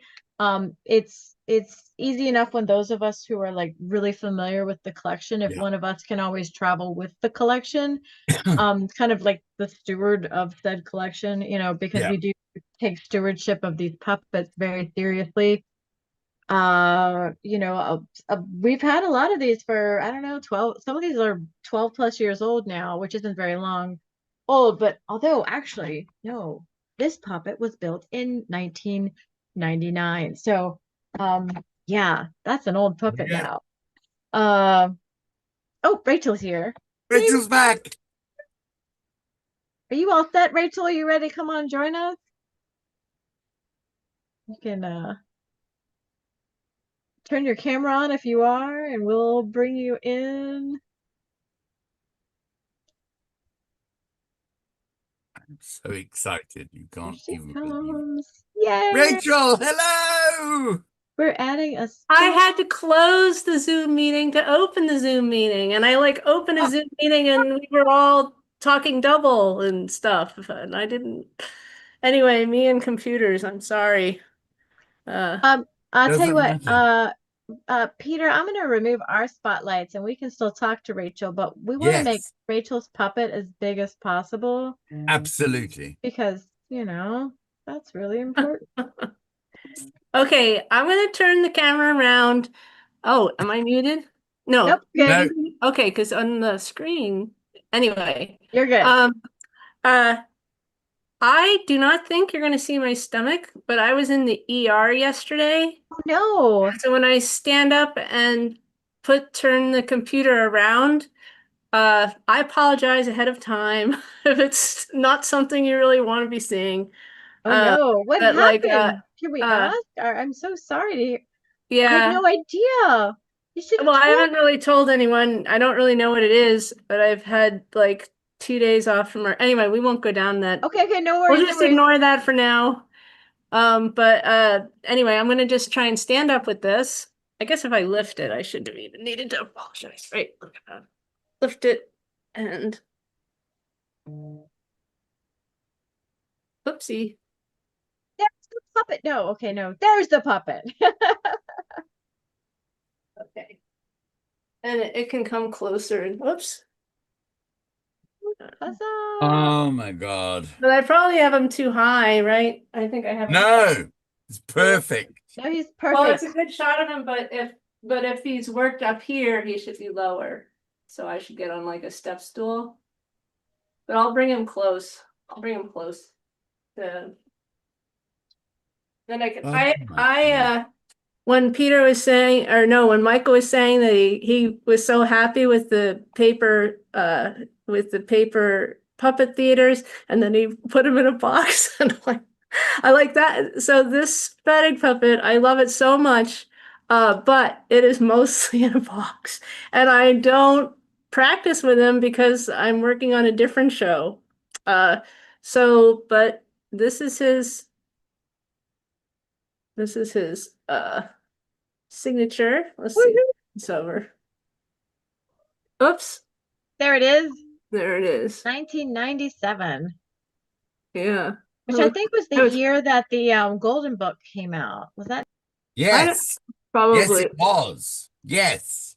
And then another thing that was said at the beginning of the meeting was I know that Jenna Beth said that she missed that Nina Conti was performing right when she was, and before that somebody, I think it must have been Michael, somebody was talking about missing something in the small print. Well, basically how I got this puppet was I had decided after having years of the puppet magazine, where I almost always just looked at the pictures, that I was actually going to start reading it cover to cover as a new like devotion. I was going to read all of it.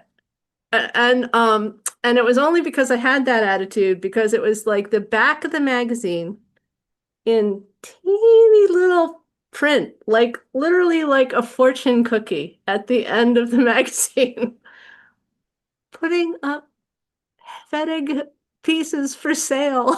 You know, there are three puppets for sale. It's like I don't know if they did that on purpose to get someone that was Wow. really reading everything, but I felt really lucky to see that. And I don't remember what I offered to pay, but I was thinking in American dollars, and I think that I said something like, it must have been like 150 or something, because Ray DeSalva then talked to me, and he sent a letter probably. No, he talked to me for that one, because he said, "Do you realize that it's going to be twice as expensive? Do you still want this puppet? You won, but uh, in English dollars, it's going to be a lot more. Do you still want it?" And I said yes. I know that it was over 300 for me. I still thought it was a steal of a deal. It was like under 400, and but I don't normally spend that kind of money even then.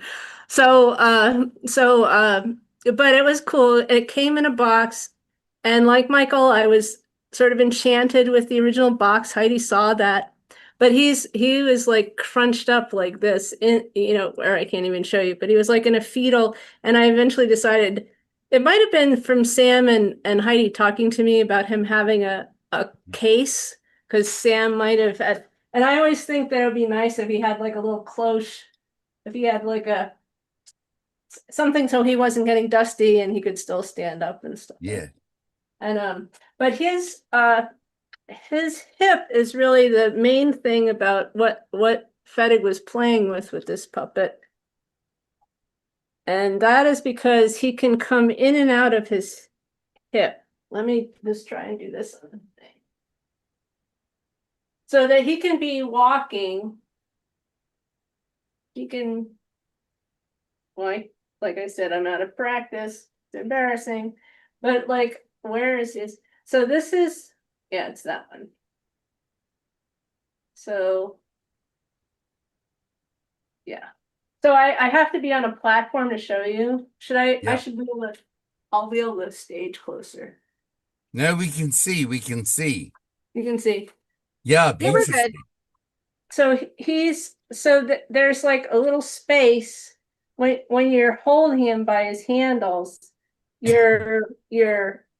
hanging from the and the floor supports him a little bit, but basically that allows there to be a space in here and a space in here, so that you can, if you practice with him, you can sit him down, and he basically can stand by himself. He's also wearing down. It's really frustrating and sad to see, but he is, like, his materials are not as stable as when I first got him. And these tubes are nice. I don't know if they're a lot like PVC, but but I've never seen, maybe I just haven't looked in the right places, but I haven't seen tubing that's that little. There's got to be, because there's all different size tubings. But I think that he heated this. I don't know what kind of material this is, but I think it was flat, and he heated it, and I think it might be the same kind of plastic, because the gray in there makes it seem like it's the same kind. I know in his book he talked about ball joints not always turning out the same, and that he actually just part of his day was making lots of ball joints that he Yes. would throw them all in a drawer, and then he would because not all of them would move fully around, but some that had a little quirk might actually be better for a certain movement. So he kept them all and figured out which ball joint was. So I love how he experimented with materials, and I know people think it's sad that we can't find his materials, but I think that he would be like, well, you need to find your own materials. I don't think that, I just imagine him as like, you need to go out and find your materials and the materials that will work and use your imagination. And I usually spend too much time in a hardware store imagining everything. So I take way too long in a hardware store because I'm putting everything to other uses than what they were meant to be. Yeah. So He moves so well though. I remember when you were over at my house and we were documenting him, like he moves so he well. is, but he really, I think he is still, I mean, you can do a one person with him, but it would be better even with him to have, I mean, I guess he is meant for just one person, but I get frustrated with that with a tabletop puppet.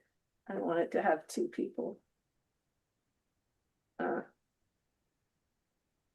But let's see. So we practiced the swing step a little bit, and I think we worked together a little bit, Heidi, didn't we, when I visited with the swing step, or did we Yeah, just? we were really messing around with all the things he could do.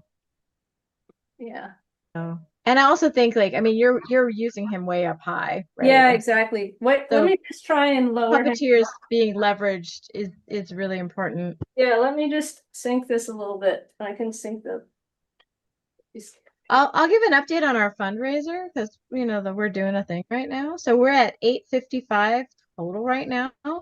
So thank you all for pushing us along. We'll see how close we can get towards our ultimate goal. We have some big plans. Yay.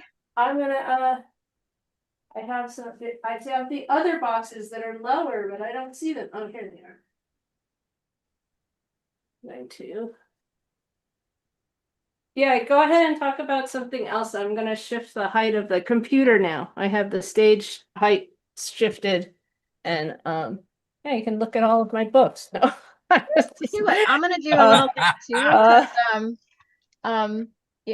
Yeah, Rachel, you were at my house last year, and we were also doing some needle felting, and so this figure here is entirely needle felted. It was an experiment. I wasn't even sure if it would work or not. And I had a rod in the back, but I had to rip it out. I don't even know where it landed. So yeah, this is sort of a very much a prototype.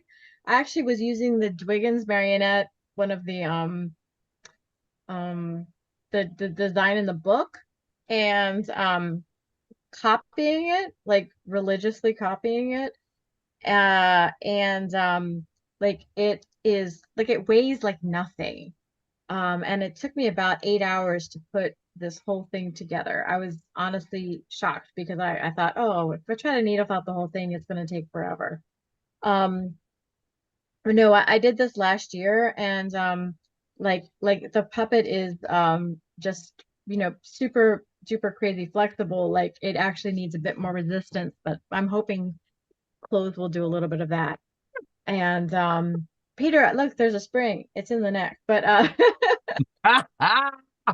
just because I had to. Mikey knows me. If I can't make a puppet in 40 or 4 hours, I was going to say 40 minutes, but Right. So four no, this hours, took me about 8 hours, then but I didn't know what I was doing. So, and I'm figuring out how to joint it, and so the legs are actually uh I was able to use the needle felting to actually just sure. create continuous joints, which was bizarre. I didn't think that would work either, but it did. And Talking of that jointing, I just wanted to ask Rachel about the jointing of the knees that is in that puppet because that's quite specific. it's like No, Rachel, magic. go back to where you were. Go back to where you were. Rachel's But Rachel's because you're design is talking so about the magic. knees, Let's right? show the Don't knees. you Hold on, want No, let to? me get go hold back on, to hold where on, you were hold because we on, hold can't on. see. Oh, but There you I are. thought I was getting so frustrated not seeing these things close up, and I thought No, I'd we bring it can see. really We close can to the. see. Okay, okay. So with the cotter pin, it looks like there's a cotter Sorry. pin going right through the tube. Yep. So what he's done is he's splayed the knee joint slightly, so that the puppet can lean forward onto the knee joint and stand by itself. That is what is so amazing for a tabletop puppet to be able to stand on its own, um, and then be able to be animated by somebody else for arms, etc., etc., etc. That's the most incredible setup. The knees are a a, a joint that leans forward, and the hips go up into a ball. Is that correct? Uh, no, I don't think that they. They No, I don't think they that they slide up, go. right? There, it's not ball jointed because he's really meant for walking. I mean, Okay. he really wants to walk and stand. Okay. He can sit. He can sit nicely too. Like he could have. Like I always Yes. imagine him like having a paper bag with a sandwich in there. He gets to the park and he sits on the bench. It's probably influenced from watching all of those the pigeoning clips. I've watched over and over because I think that Over I and didn't see over. that show Yeah. because I thought it looked so good. All right. So Okay, Rachel, yeah, so remind it's a us. Sorry. it's a yeah, it's just the leg, the top is really just it can go back and forth like that, and it goes up and down into the hip and out Okay. of the hip. Right. But it doesn't, I mean it can hang, it does have this kind of it does have ability to Yeah. go. In fact, Ray De Silva recommended that when you did the swing step with him, I think in his letter he said something um about moving it in an arc. He said Sure. some very specific things, and um I've never worked this guy elegantly unless he's I can definitely get some beautiful gestures out of him, but because I haven't spent proper time with him, I would really need to work with him to get him to move the way I'm sure he can move. Yeah. And We did get some good video footage last time you were here, though. I mean, did we get video? we did. We got. You sent me photographs, but I don't think. Yeah, the video stuff takes up a whole lot of Mhm. bytes. So Yeah. Yep. we'll So figure out how to get that out. So Rachel, just yeah. remind me, how did you get him? The Puppeteers of America, the magazine, and I'm blanking. Is that the actual title? No, it's fine. What's our magazine title? The National Magazine for Puppeteers. Mm-hmm. Called our standard. Okay. For some reason, my brain's not working, and I'm not feeling confident that I know it. But it was like in the very back pages, like it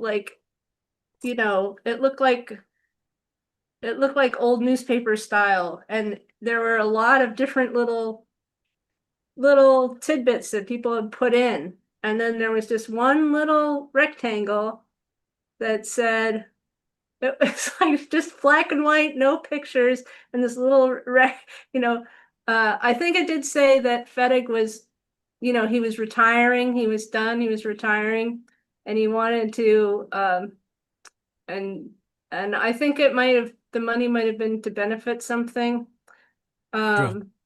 But like I jumped on it. And I also was so happy to have a letter from Ray DeSalva because my puppet teacher went on and on about him. Like it's just like a movie where when people Yeah. bought a puppet and people bought something, a lot of people had stories about him writing a full extended letter.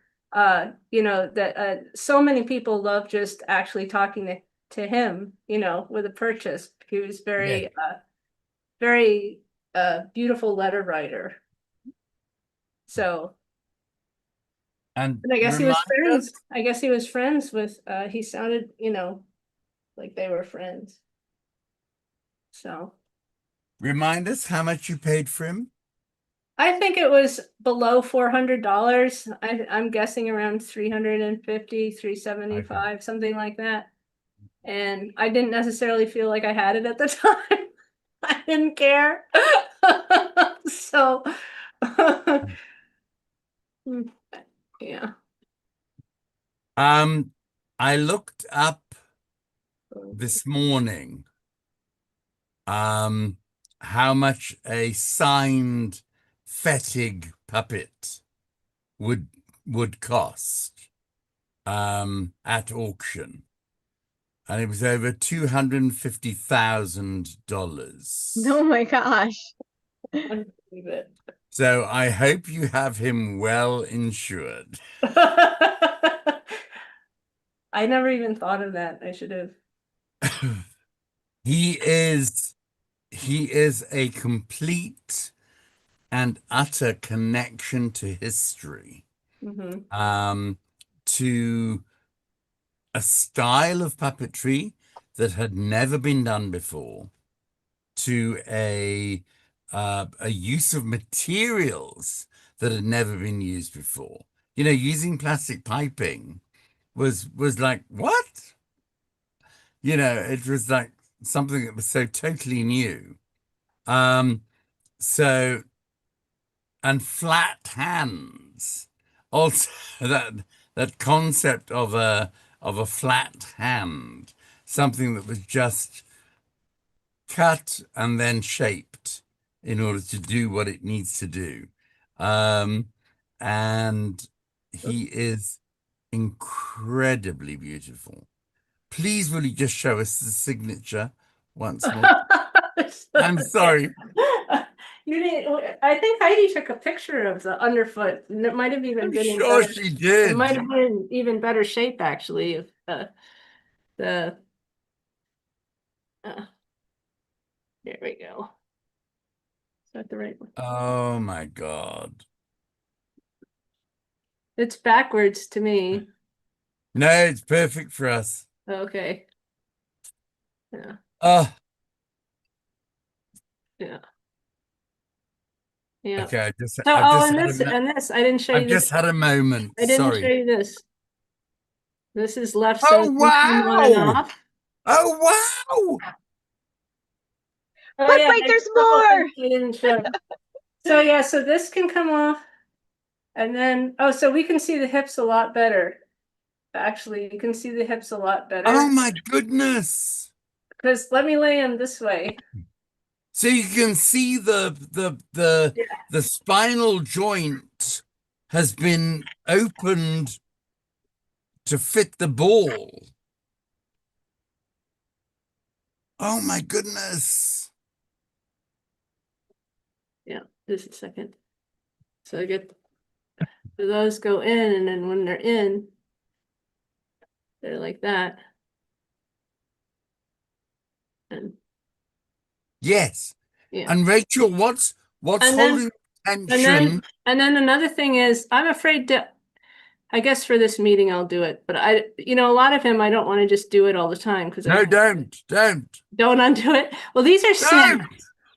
I'm not all right. I'm not going to do it, but These are snaps because Yes. it was easier to dress the puppet. Yes. So the puppet was dressed without the arms, and then they went up the sleeve and snapped the arm in. Yes. But that joint from the hip all the way up to the head, is that bungee? Is that elastic? The joint going from here to here? Yes. No, there's nothing stretchy about it. There's nothing stretchy about it. It's there's the ball here for the neck, Yes. and the ball is this plastic is melted on the top and the back so that it holds, it's melted Yes. to the ball. And I imagine that there's something, like a string that goes from the inside of the head all the way down, but oh, there's also this. There's also this, and I don't know.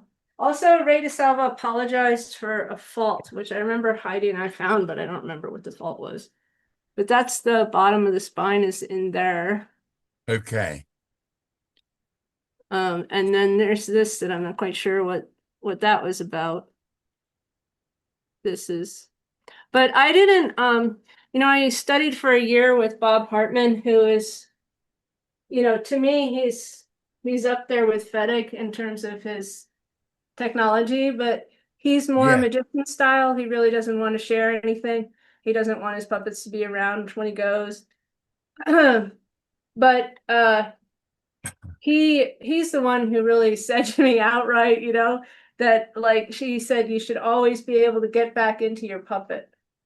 And so I think part of the mastery of a puppet build is that when that string does fall apart or snap or whatever, it's not impossible to get into. Like I have a 3 Billy Goats gruff that are upstairs that I sort of wanted to show when Michael was talking about his Billy Goat. I wanted to show my Billy Goats gruff, but but I didn't have that getting back in there concept. Like I am gonna get back in there and fix them, but it's gonna basically destroy it. I'm gonna need to repaint. It'll be more work than it should be.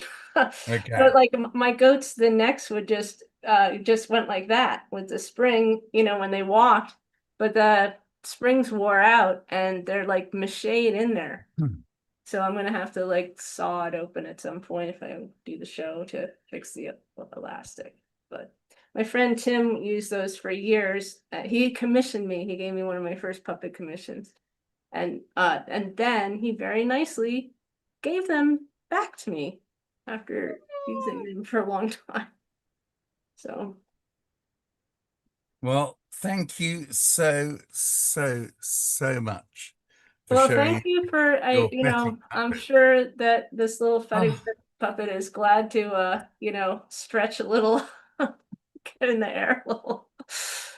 But He They'll need a is little workout, he needs a little workout. They kinks Well, like out. the elephant marionette, the movement was so beautiful, and it really did.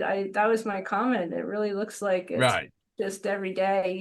It's a very fluid, had a lot of fluid motions going on there. But There's just so much. He is just so beautiful. Yeah, I can't. Not even. I think he might have stood straighter up at one time, honestly. I but just maybe want to not. cry. I know. That's how I felt when the puppet was in my house. I was like, this puppet is in my house. Of course, now I'm like, this puppet is like as much as my house. I mean, it's just worth so much. And just from an aesthetic point of view, just how clever, how simple, how ergodynamic, and just so beautifully constructed, to create. Oh, don't. I'm gonna cry, to create such a beautiful character. Yeah. that even in non-performance mode, do you understand what I mean? You know, you just showing us what it can do, has so much life, so much Yeah. vitality, so much I have to bring my princess vuma. blog over. But Oh, my this puppet is not built, but it's in this show that I'm somewhat working on. Look, it's a good size for him, right? Same yes. good size.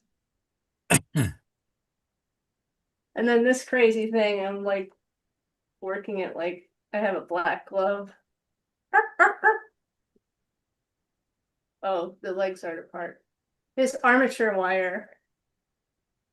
But he's a little messed up from the last show. But He's lovely. He's lovely. yeah. They'll work together beautifully. Fabulous. I think I got to meet this puppet, didn't I? Absolutely. When you were down here doing the blood from a turnip slam. Oh, didn't you? yeah. Yeah. No, that is a great puppet, the dog. He's fabulous. Thank you. And like that's one of those maybe stupid accidents or something. Like I knew what I wanted, but even Bob Hartman said something excited about this dog. He's like, I like this character. And people have said, I like that dog. So I'm almost afraid to cover him with fur, actually. But keep him as he is. He is fabulous.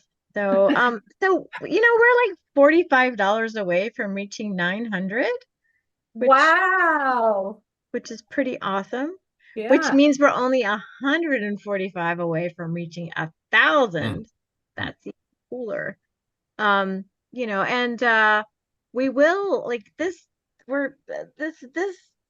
This is not gonna this YouTube, by the way, is not going to be available to like the public per se on our channel. It's gonna have an unlisted thing that we can share with our membership. So another thing you can do if you want, you can actually join our guild, become a member. We Please. absolutely welcome you. And we do so much cool stuff, and we have like meetings and programming, and like most of our stuff throughout the whole entire year is free, and it's just $25 and you're a member. So it's really quite the deal. And we have, you know, we have our make-a-thons, we have our member meetings, and even in-person events like this summer. Let's see here, we're having and we do potpourris too, which are usually online now. And but in July we're having an in-person meeting. It's actually going to be at Puppet Company. Optionally, you can get a ticket to come see the show before that. It's a beautiful state-of-the-art theater. I guess I'll plug this in its entirety. Full disclosure, I'm performing there. This is like, and so we're having the meeting afterwards. Um, Everyone's welcome just to come to the afterwards meeting, but like it'd be great if you can come to the show as well. I think tickets should be on sale for that soon. But that is the I believe it is the last Saturday in July. Let me go get the exact date, which is yes, July 27th. We're gonna be meeting up after the 1 o'clock show, so meeting up around 2 o'clock. And it's a beautiful state-of-the-art theater, and everyone gets, I think, I believe I'm accurate in saying that everyone gets a backstage tour, and kind of a tour of the workshop too. So we hope members can make it out there in person, and then of course Peter's Make-a-thon with the Blacklight is coming up in September, and with and of course we do a big Dino Day, and we are like doing this right now to help support our in-person Toy Theater Festival in Charm City in Baltimore, Maryland. And we really want to make it happen. And one of the things that the guild works really hard on, especially when we run events, is making sure people get paid for actual work that they're doing. So performers get paid. We're working hard to make it so that the people who produce works for the FEDIC project moving forward are all getting paid for the work that they're doing. I think that is definitely something that, especially coming out of 2020, right? Like centering in on making sure that artists are able to do their art and get paid to do their art, that is a value that we really are just feel so strongly about. So anyway, thank you for Can listening to me I? babble. No. Can I add Go ahead. something to what you've just said? Um, NCPG is the only Puppeteers of America Guild that I believe does as international a connection as is humanly possible. So there are events that are coming up this year that are in person. Wonderful. There are events that are coming up this year that are in person and online. So there are things that I can join in and be there with Heidi and be there with Rachel, and go, oh my God, look at that, look at that. And we can discuss it. That is something that is entirely unique. I don't believe there is any other guild that is doing that type of work. And as far as Puppeteers of America is concerned, we are unique. We are. There is something about NCPG that, I mean, from Casan Fagner in Wales, from Fidelis in Nairobi, you know, from me in South Africa, we are all part of this universal connection in puppetry. And NCPG is pushing the universal, is pushing that the whole globe is involved, not just one section, not just the East Coast of America. We have members who are part of Philadelphia. We have part of San Francisco, of the West Coast. You know, all of that type of thing. It's about getting Brazil. Thank you. Yeah, actually I'm remembering, like, I don't know how if this is still accurate, but I know a few years ago we had membership spanning 5 continents Yeah, yeah. in our guild. And I mean, that's much of that is just a result of the connections that we made during the pandemic. I Absolutely. mean, out of the gate we were doing online Sure. programming pretty fast. Thank goodness we have some tech savvy humans Thank in God. our guild. Sarah, thank you, Sarah B. Yeah, so many tech savvy folks, and like Luddites who were forced to become tech savvy folks who may not have wanted to be a tech savvy person. I just think Chris, yay! I just think that anybody who wants to become a member of NCPG, let me put it this way, it changed my life. And I don't mean that in a weird or a stupid way. Suddenly I found a tribe. And I found a tribe that I wanted to belong to. And I found a tribe that I wanted to share things with. When I wanted to run classes online, Heidi put the whole thing together. She said, okay, this is and you did it. and it was done. It was beautiful. And when I wanted to ask if I could become part of the Puppeteers of America, if I could be asked to be part of the board, it was something that was intrinsic. It wasn't something that was a complicated issue. It was something that was very simple because I was part of NCPG and therefore part of Puppeteers of America. And therefore, when I came over to America in 2023 and had the most amazing time, thanks to so many people. I can't even go there. Rachel included, Heidi included, Lee, Jill, Michael, everybody, good Lord. To be Kat, to be just part of that and experience that as an outsider. When somebody goes, come in. If anybody is going to go, come in, it's NCPG. Yeah. You are so welcome to join us. And for 25 bucks, please. Yeah. And I like to think of Rhizome Puppet Lab as a part of, Absolutely. Yeah, Absolutely. You beat me to it. So I was just gonna say, because I've got both of you in the Zoom right now, right? And so I was looking for an opportunity. So the show that I'm doing on July 27th at Puppet Co, right? It's called New Squid on the Block.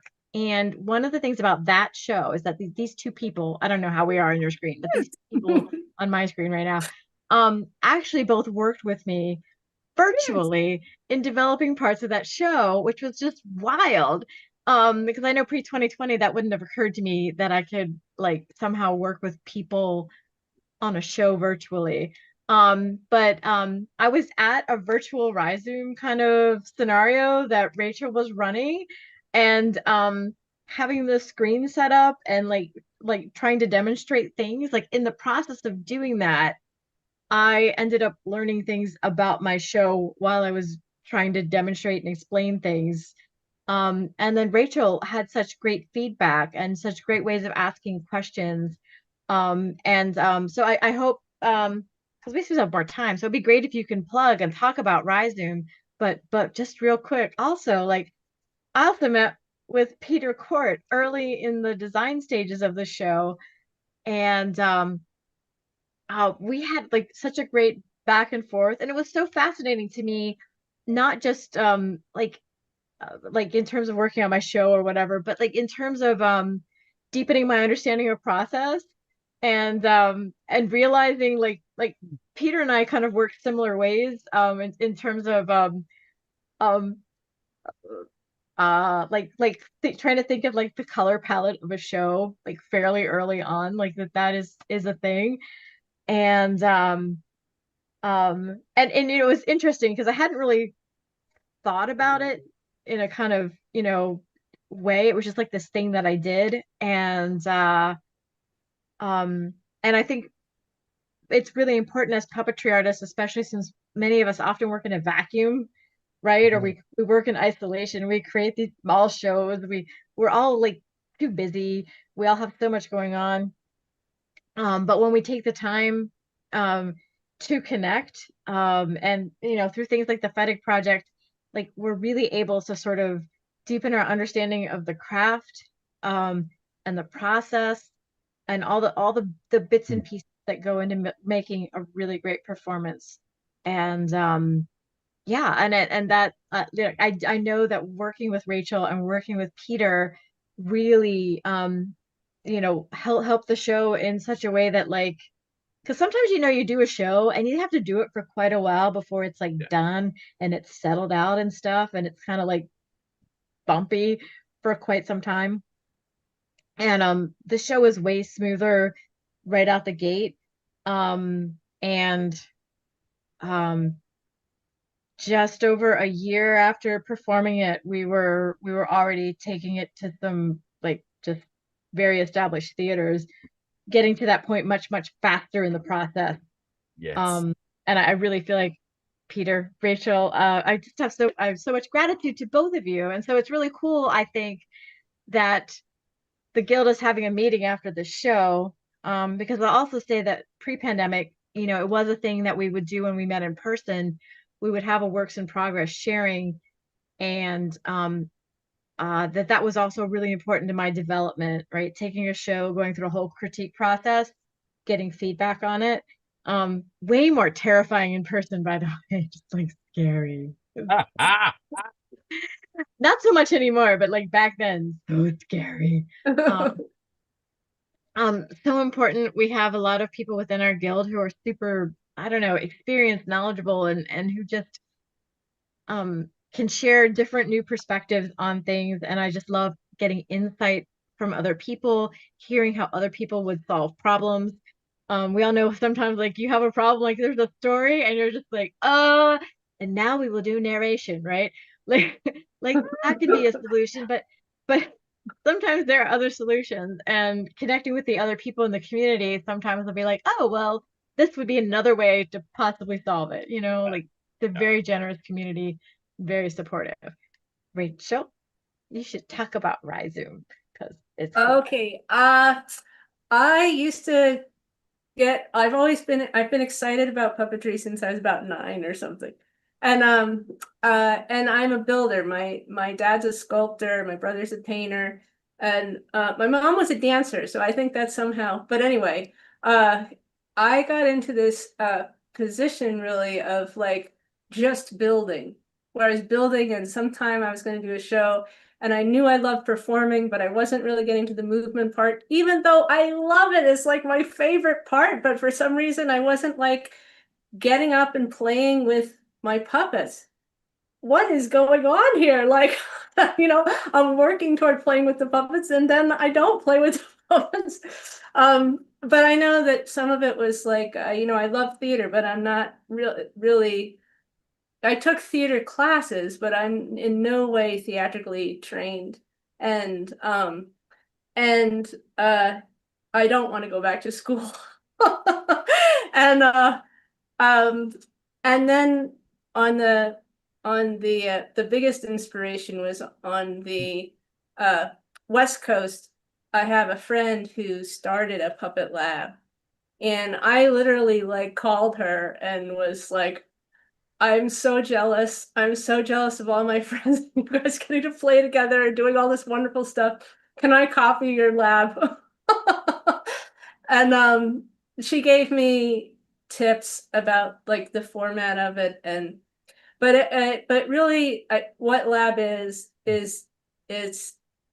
uh it's the partner of the Maker Lab and the partner of the FEDIG Lab.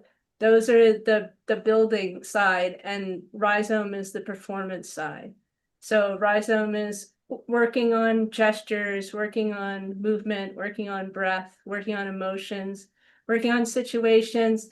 And then I really like it when I don't have the helm, and Peter has led Rhizomes and Jenna Beth has led 2 or 3 Rhizomes, and we've had interesting people. We had a wonderful clown, Michael O'Neill, who lead a Rhizome, and that was a really nice mashup where we did double takes and stuff. But anyway, it's and it's open now. With COVID also, it got divided. I was trying to do the same exercises. First I only had live, then COVID happened and I had the computer, and then I tried doing the same lab with different people, but that's completely fallen apart. And the new rebirth of it is, I didn't tell you guys this. I am now up to 5 people showing up at Rhizome like a few times in a row now. I have 3 people that are working on their shows, and I really wanted that. And so the live space is being used really only for people who are actually developing a show. They're putting a part out. Maybe there's a part that they're stuck at, or maybe they have never performed puppets before and they just want that people are coming with something that they have, and then have a group to help act it out or troubleshoot, or and it's meant to be, I'm gonna finish up soon, but it's meant to be very cooperative. I'm not trying to be the leader, the teacher. I didn't want to be the teacher, I wanted to be doing the exercises at the same time. And sometimes that works and sometimes it doesn't. So we just have both. But like anyone can lead a lab. A lab can be about anything. It can be from about different kinds of walks to lighting. I still count the lighting and some of the stuff that's lost between the building and the acting. So the lighting is counted as performance and the script writing is counted as performance. But and anybody can email me at rhizomepuppetlab@gmail.com. And you can just say, I'd really like to do this. And then we can figure out how to do it. Sure. So I love the fact that Heidi was talking about when we worked together. And there was something that happened that was so interesting. We were talking about set. We were talking about the set design for puppet theater. And we finished, I think it was about a 3-week course, 2-week course, whatever it was. It was a couple of hours, twice a week for, I think, 3 weeks. And Heidi said to me something that I thought was absolutely spot on. She said, "You haven't taught me anything new. You have reminded me of the things that I had forgotten." And Well, I think it's a little bit more than that, right? I think also like it gave words to stuff I was doing that I hadn't really exactly, considered, right? It was yes, like, oh, I know this stuff. I just yes, hadn't really thought about it like this Way. way. I hadn't categorized things, yes. It was no. guttural. It wasn't verb. Why am I doing this? I don't know, because I want to. Right. Okay, hang on, that's it. Right. And it was really through seeing your process that made me Yeah, go, this no, the things I do, they're not just random nonsense, right? Like exactly. it's actually not, which There's is a how reason sometimes how I behind feel. them. No, it's like organized nonsense, right? And Yes, or but because I think sometimes we go through our process and we don't like think deeply about our process. And mm, that's what it was, going through everything with somebody else, having a partner, having that sort of back sure. and forth feedback. It was like, oh yeah, these are yes, these are the right words. Now I know how to talk about what I'm doing, Yes, because before yeah, it was just kind of like, I just how do you build a show? It was like, I just build the show, which is not helpful. no, somebody making you articulate Mhm. what it needs to be, and also just that articulation sometimes just cements, confirms what you want it to be, or explodes what you want it to be. You go, I've just said that and that's completely wrong. I don't want to do that at all. Okay, let me rethink this. And that's fantastic. You know, having a talking partner Mhm. is so useful. Just having somebody who'll ask you questions. Why are you doing it like that? Right. And had I yet, wasn't I still, when I started working with you, I was still trying to build a show called The Three Penguins. Is that Yes. accurate? No, I think it was going to be squid on the block when It ended. no, No, was it? it By became the time squid I on was the working block. with you, that is true. But when I started working with Oh, when you started Peter, working with Peter, it was yeah. way back. Yeah. It was before Yeah. I had finished my I script am outline. in love with those penguins. I still am. I just think they are so gorgeous. They're Oh my divine. God. They move They're so divine. beautifully. She can move two at one time. And they're a good size too. They're Exactly. big I enough think to if carry. I remember correctly, the first workshop that the first session that we had, you had a penguin that was going to be afloat on a drifting piece of ice with an orca, and that was the only that was the bit. Do you know what I mean? That was the storyline, and then it kind of evolved into something so much more. Right. I loved it. I mean, when I got the opportunity to see it, um, I got to see it with an audience, which is gorgeous. And it's playing sometime soon, right? Is it going to play? Sorry for interrupting, but yeah, no, we're going to be at Puppet everybody Co. here could potentially, I guess not everyone here, but it's going to be at Glen Echo. So anyone who's actually local can see this show. Absolutely. And we're having But a guild meetup after one of the shows. I saw it with the most amazing gang of kids who this this killer whale arrived or whale arrived, and suddenly one of them went whale, and somebody else went, it's an orca. And they our audiences are very opinionated. They knew exactly what they were dealing with. They knew they had the storyline there. They were following it. It's gonna eat the seal. No, it's not. The squid will save it. No, it won't. It can't. Right. I should interject here and say the show is wordless.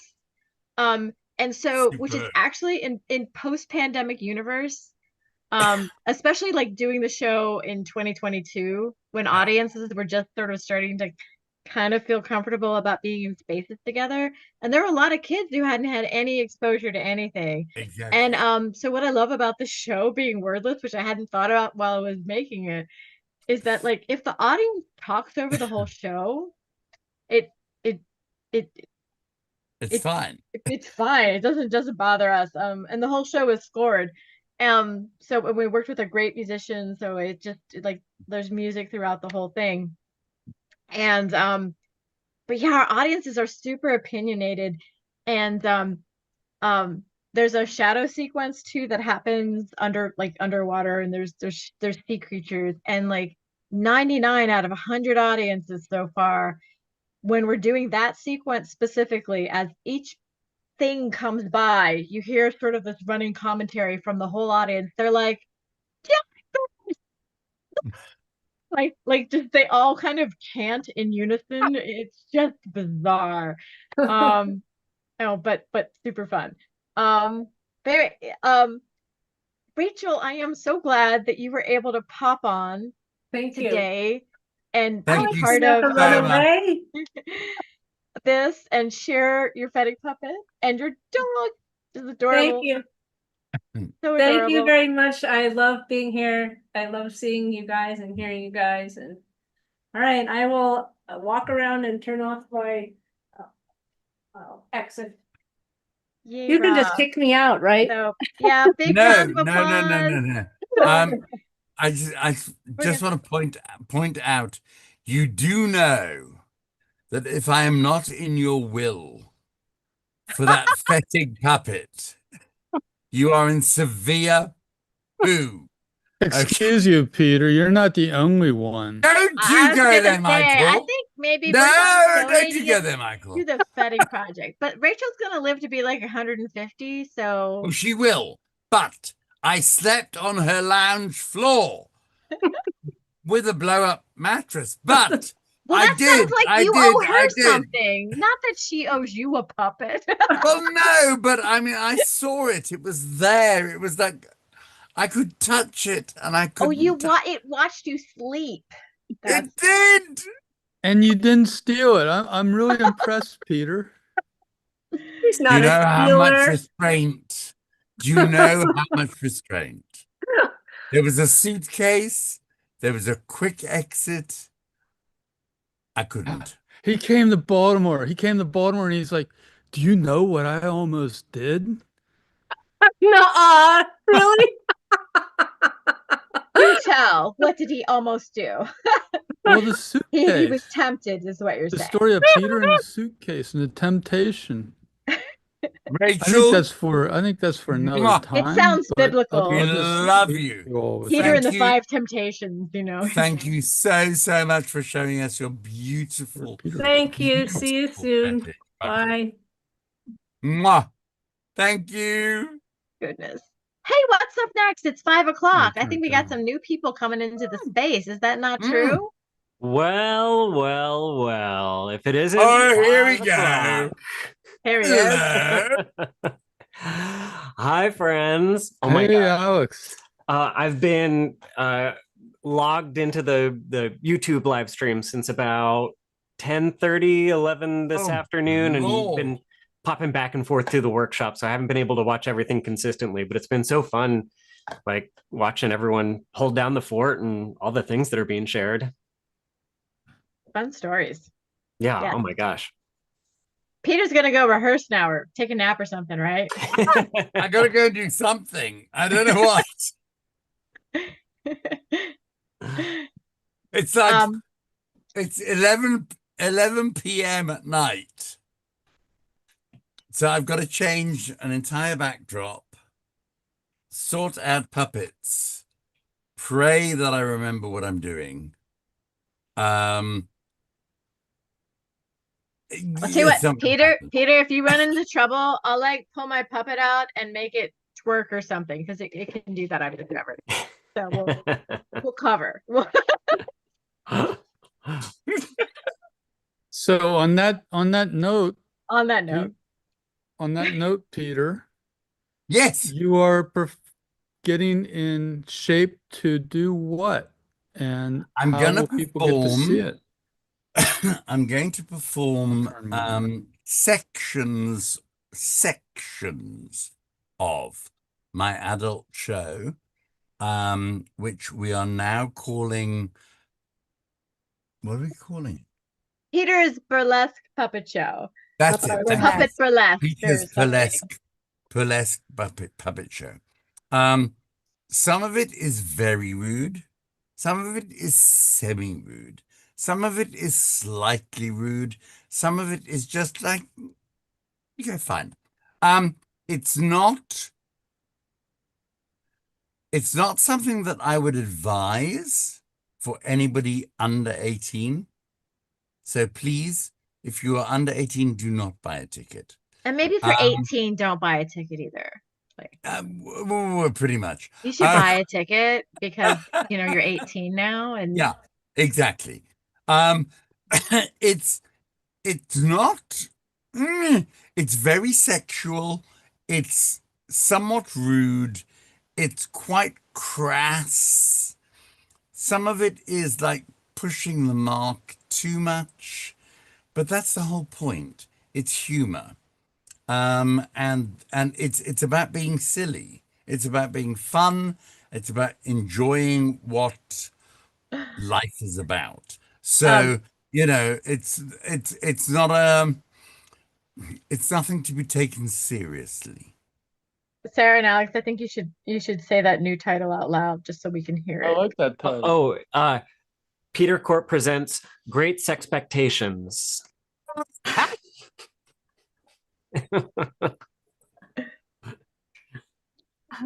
Wah, wah. That sounds like a great puppet slam piece. So that would be the adult make-a-thon we can do in the future. Absolutely. It was the best of times. It was the best of times. Well, on that note, I'm gonna like step out of this room so that y'all can just take over the room, and I'm gonna go watch because y'all are always fun to watch. So Oh my gosh. thank you all. Thank you, Peter. Thank you for co-hosting. Not at all. Yay. Thank you. Mwah, mwah, Talk. mwah. It's been Always a such pleasure. a pleasure from 9 o'clock this morning to do so much and just have so much happening. And thank you to everybody who has donated money. We really appreciate it. We are now on 900 and something dollars. If we can hit over $1,000, we will be delighted. If we can hit over $1,000 by the end of this next section, we will be even more delighted. Thank you. We really appreciate it. The more you can contribute, the more we can give back to you. Real quick, this is important Yes. because I can't remember if we said this as a reminder. Like, if you want the link to see what Peter is doing tonight, you have to like get a ticket. Oh, This yes. is not in the same. It's not going to be here because Sorry, I we're doing forgot. our best to make sure that this is for an 18 and up, and anybody who's on our mailing list is getting and able to see what we're doing right now. Yeah. But an actual ticket is required. You get a separate link to come into. It's a totally different Zoom room space. It is not where we are right now. It is different. No. So And just it happens at 7 p.m. Eastern Standard Time. Is that right? Eastern Standard Daylight, whatever it is now. I can never keep it straight. It's 1 a.m. my time. Whatever time it is. How does one get a ticket? Well, exactly. Well, we will repost the link. I think it's happening right now. The link is in the YouTube comments. You can go there from there. Also, if you're watching this, you probably got a MailChimp. The link is also in the MailChimp for how you get tickets. So everything is all there, and please do come. nationalcapitalpuppetry.org/afterdark.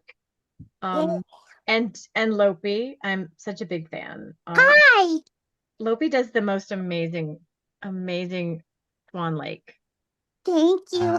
It was beautiful. I mean, Thank it you. was so beautiful, and thank you. All right. Please Anyway. just very, very, very quickly understand that the show that's happening from 7 p.m. your time till 9-ish is semi-improvised. Some of it is rehearsed. Some of it's the show that I created 3 years ago and haven't performed since. So it's about watching and being part of, and there will be sections where I will be asking for audience participation to say, what must I do next? Okay, so beware and be broad-minded. That's what. Love you lots. We don't call them broads anymore, Peter. Oh! Bye. Peter. Well, Lopi. Lopi. Hi, guys. Hi. Hi, friend. Who's host right now? Who's got the host? I think you are. Me? Oh, Sure. no. Dino. Who has the technical? Oh, the tech. That's Oh. Sarah. Hi, Sarah. Could you temporarily give me host controls so I can control people's cameras? It's the ultimate desire of all puppeteers to have ultimate control. I want to run it like a TV studio. Oh my gosh. Let me see. Welcome to Dino TV. Ooh, Dino TV. That should be a real thing. Is it a real thing? Are we going to experience it right now? Yes, we are. Sweet. But you have to say the magic word 3 times.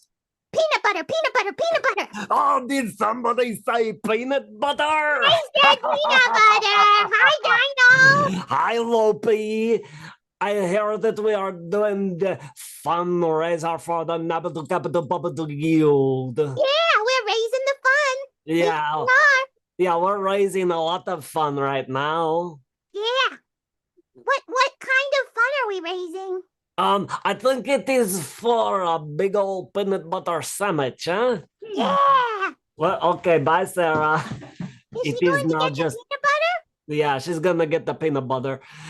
Lope, it's just you and me now, Yay! and that dress form in the background. Oh my God. I love it. What's its name? Hey, Deborah. Deborah, come join us. Oh, Deborah, Deborah. my love. What's all over Deborah? I can't see very Oh, well. it is a fish mask with astronaut gear. Oh my goodness. Oh, What a getup. thank you. Oh, and look, she's slowly moving towards me. This way. Wow. Wow. Deborah, come on, join the party. Deborah, come on, join the party. With your fish mask and your astronaut helmet. Oh, she's flying. Here she comes. Here she comes, flying down the Zoom. She's a fish with an astronaut mask, taking over Zoom. Hey, it's the fundraiser, and we are trying to raise funds. Oh, fun! I thought we were raising fun. Oh no, we got Deborah. What are you doing, huh? Okay, bye. No, we are trying to raise funds. What are funds? Okay, you know what, Deborah? Hi, Deborah. She's back. Oh, She's got oh, thank you, Deborah. Oh, creamy. Amy.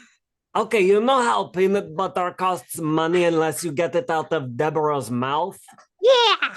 Well, those monies are called funds. Oh. Just a minute. And funds are raised by people who click on a link.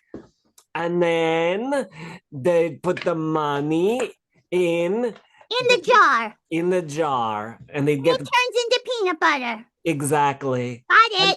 And the peanut butter we are raising funds for is the Toy Theater Febital. Right. Yeah. Right. Sorry, I don't read emails very often. I think I'm a little behind. I don't even know what email is. Oh, what is? Yeah, how do you explain email?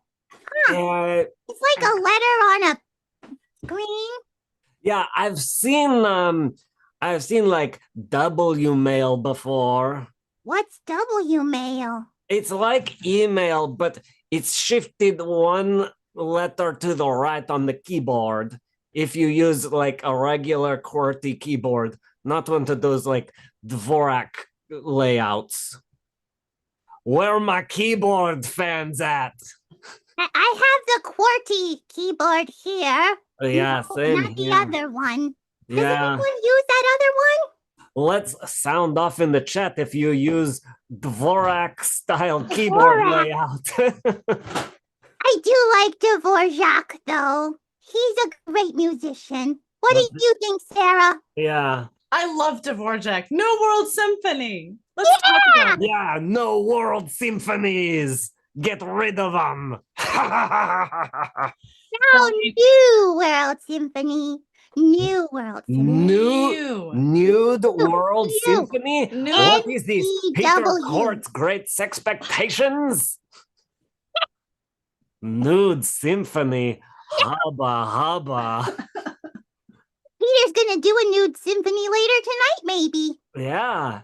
Did you hear about Peter's symphony? Dino, take my hands.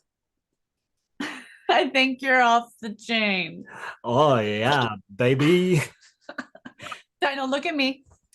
Take my hands. Take a deep breath in.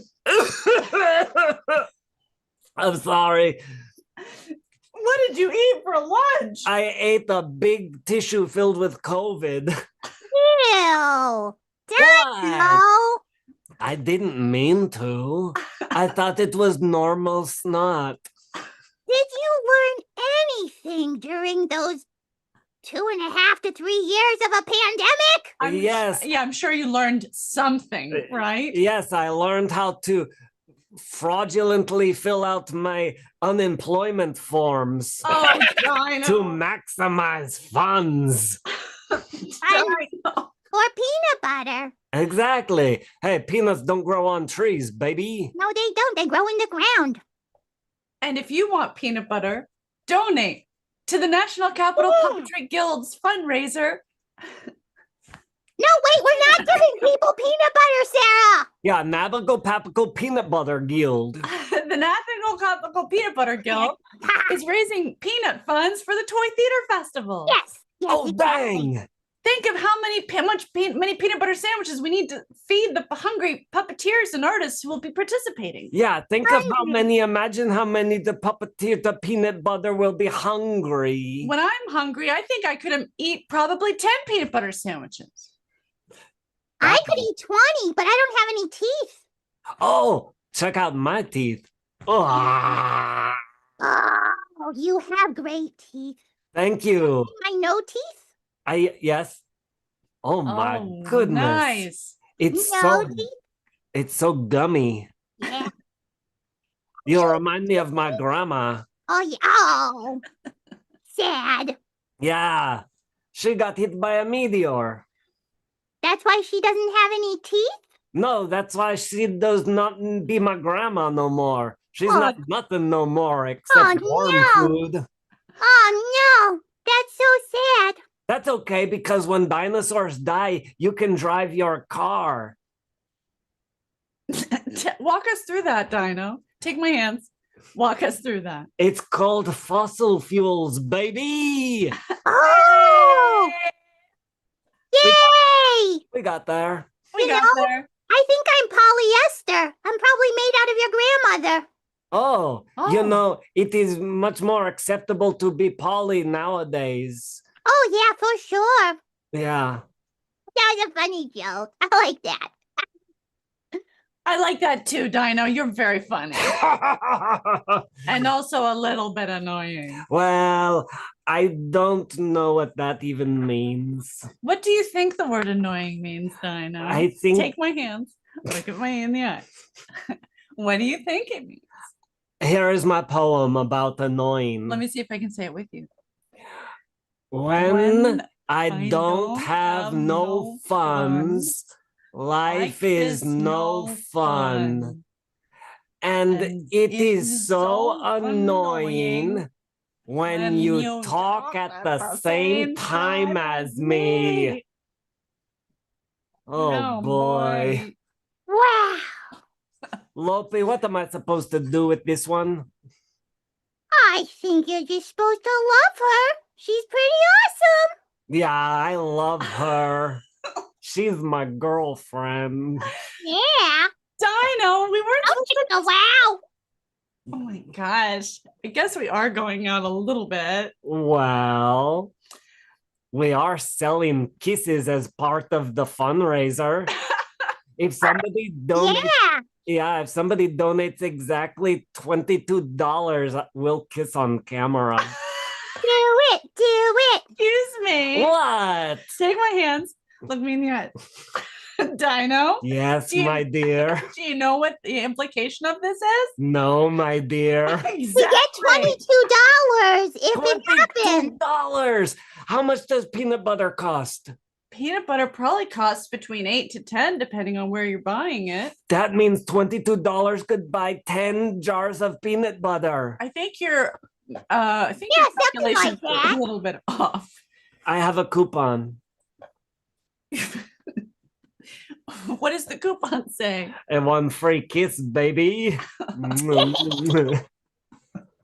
Lope, do you have a partner romantically? I do. What is their name? Rubber ducky. Rubber ducky. Yeah. I have lots of rubber duckies. I love all of them. Do you want to see some of them? Yes, please. Okay, I'm going to kiss them, but just because I love them, not because anyone's giving money. Well, if you hold off, then we can use it as an incentive to raise money. Oh, okay. I'm not going to kiss any of my rubber duckies right now. Okay. Ducky. Oh, what a suave fellow. Oh, I want to kiss him so bad. Somebody better give us $10. Oh, no.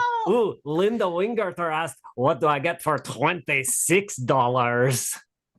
What do you say, sweetie? It's for the puppets. Do it for the puppets. Do it for the puppets. For the funds. For the funds. For the greater good. Rubber ducky, you're the one. Ba-da-ba-dum. You make bath time lots of fun. I really do. Rubber ducky, I'm awfully fond of you. Who, me? Boop, Rubber ducky. Rubber ducky. What? Joy of joy. Oh, yeah. When I squeeze you, you make noise. Not too hard. Rubber ducky, I'm awfully fond of you. Ba-ba-doop-a-doop-a-doo. Rubber ducky,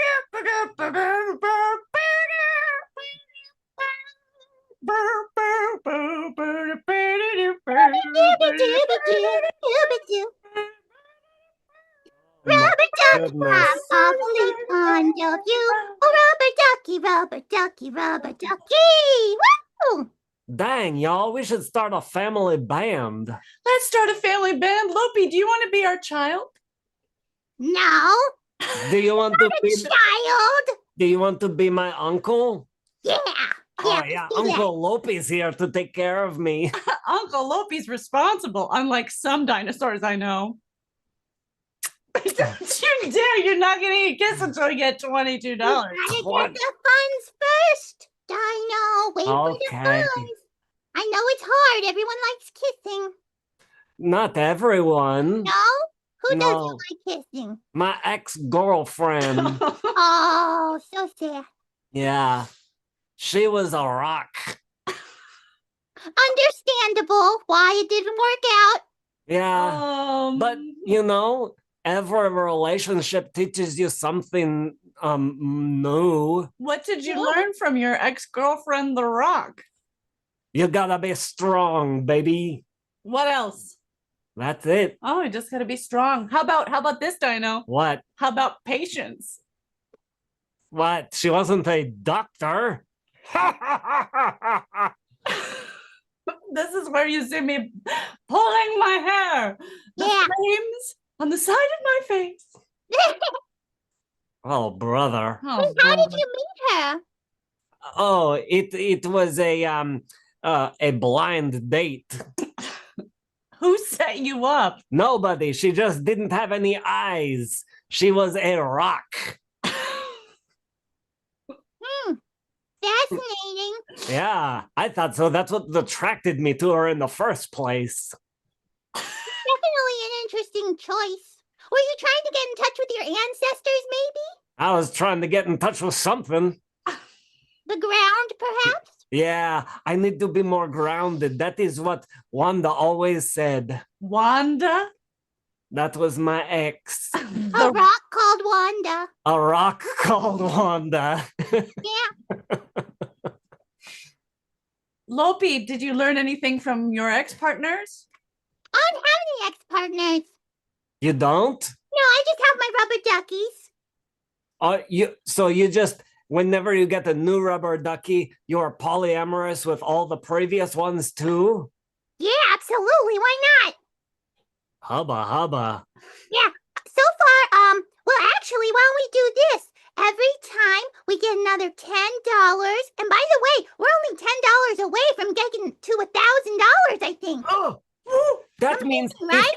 if everyone only gave $10, we would only need one person to give. What? What? If everyone only gave $10. Yeah, we need $10 to get to 1,000. So if everyone just gave $10, we would only need one person to give it. Oh, yeah, to get to 1,000. But hey, Dino, we're trying to raise $3,500. Did you just say butthead Dino? Did?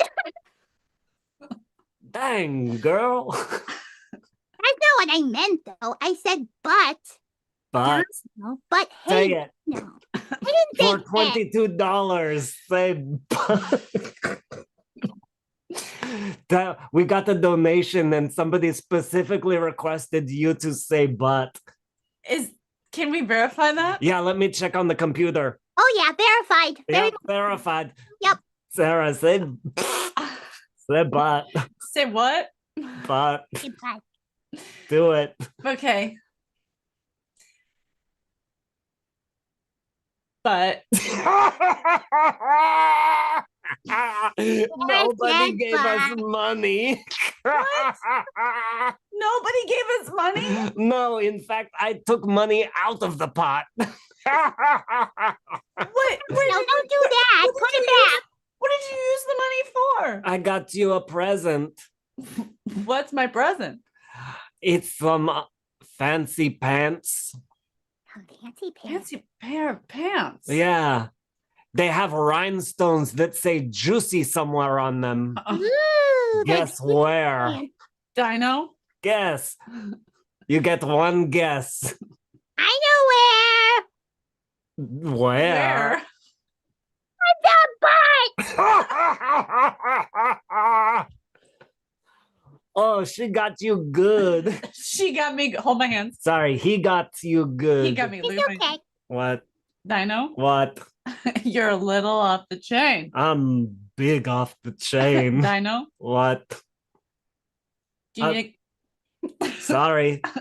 What was that? I'm working on my listening skills. That's right. Take my hand. Yes, Dino. Look at me in the eye. Yes, Dino. What were you saying? I don't know. I got a little distracted holding your hands. Lopi, what is your favorite thing to do in your free time? Sing. Sing. Oh, dang, boy. What do you like to sing? I only know a few songs. Justin Bieber. Oh, just in time. I know half of 2 of his songs. So you know one song? I know one song if you put the 2 together. The 2 halves make a whole, right? Ooh. Yeah. 2 donuts make a hole. Oh, donuts. Oh. What is the first half of the song that you know? Picture perfect, you don't need no filter. Gorgeous, make 'em drop dead, you a killer. Shower you with all my attention. Yeah, these are my only intentions. Be in the kitchen cooking up, cut your own bread. I honestly don't know what half these lyrics mean. Take a cookie, make your own bread, baby. Yeah, take a cookie, make your own bread, baby. Oh, we got $22. Oh, goodness. Thank you, Okay. Linda. Okay. That's what I needed. Thank you, Linda. Thank you, Linda. And I think I need to get ready. Is Sarah ready? What does he mean he's got to get ready? What is he getting ready for? Wait, where'd you come from? I've been hanging out here the whole time. Sorry, I got so distracted. I was just so focused on Dino. I had no idea Alex was here too. What's he getting ready for? I don't know. Well, I already brought, the fish already brought him the peanut butter. Yeah. Okay, wait a minute. Something's happening behind What's the happening? scenes. Oh, my land. I think Linda, you're Is Linda with us? Linda is going to be joining us. Hopefully, Linda, check your email because there's a link in gratitude of your exactly $22 donation. I think you're going to get front row seat. This is big. This is big. This is big. Is it going to be juicy? We don't know. I don't know. I don't know I what saw I soon. Dino smearing like Burt's Bees all over where his lips would be if Wait. dinosaurs had lips. You mean the lip balm? No, the actual bees. Those are going to be some swollen lips. That reminds me of my favorite National Capital Puppetry Guild joke. What's that, Alex? Well, Well, Lopi, would you like to hear a joke? Yeah. Okay. What what kind of bees produce milk? Huh. What kind of bees produce milk? Goat bees? Cow No. bees? No. Honey bees? No. No. Milking bees? Hmm? Bees! Boobies! Oh, wow. I like that joke. That's a good one. Yeah. Do you want to hear another joke? Yeah, let's hear another one. Okay. How did the hamburger introduce his wife? How did the hamburger introduce his wife? I don't know. I'm stumped on that one. Meet Patty. Meet Patty. Cute. Is it time yet? What did the janitor say when he came out of the closet? What? Supplies! Supplies. What does that mean?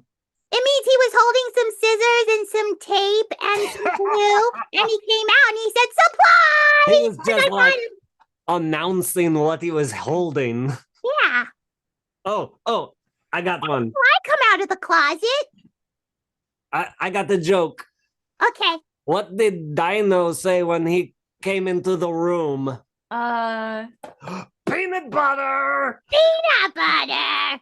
Because I'm holding it. Nice. Get it, baby? I get it. I understand the logic. You're learning. You're learning. What does that mean? It means that there's always room for improvement. Thank you.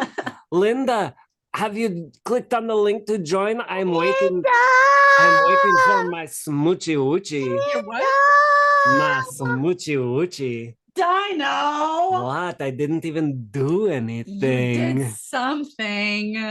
I'm going to request that someone else gives us $10 so I can spooch my ducky. Oh, Oh, yeah. please, someone, please give $10 so Lopi can smooch the ducky. If it is only $10 for a little love connection, that is not very much. I've paid more for that than to smooch a ducky. Wait, what? What? What? What? Wait, what? It was Atlantic City, 1996. I was on the boardwalk. Under the boardwalk. Out of the sun, Under the boardwalk. we'll be holding hands under the boardwalk. Boardwalk. Wow, Atlantic City, 1996. I can smell the salt in the air. Yeah, it was. Taste the taffy. Yeah, it was so briny, I turned into a pickle. I love pickles. I love pickles. Oh, what is Oh, I I love love pickles pickles. too. Lopi, what's your favorite kind of pickle? A dino pickle now. Oh, Whoa! oh, dang. Oh, No, boy. actually, dino pickles, that should be a thing. That should exist, don't you think? Yeah. Yeah. Yeah. How do you make a dino pickle? That sounds like the setup to a joke, right? Okay. How do you make a dino pickle? What? Oh, go ahead. Sorry, I didn't mean to interrupt the joke. No, I'm asking you, Lopi. Here's the setup to the joke. How Okay. do you make a dino pickle? Let's see. You get a really big cucumber Uh-huh. and a really big jar, Yeah. Uh-huh.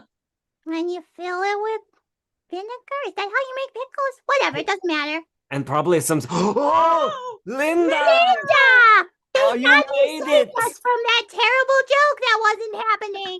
That's right. Linda saves the day. Yay, Linda! Linda, you are my hero. We love you, Linda. Oh, yes, we do. We love you, Linda. And we'll be true. When you're not with us, we're blue. Oh, Linda, we love you. I love you guys too. Thank you so much. Oh, thank you, Linda, for your donation. Do you want to see your prize? Please, please, please. Well, sorry, baby, to put you on the spot. I don't want to, but Linda said we had to. Well, I just need maybe a little romantic poem.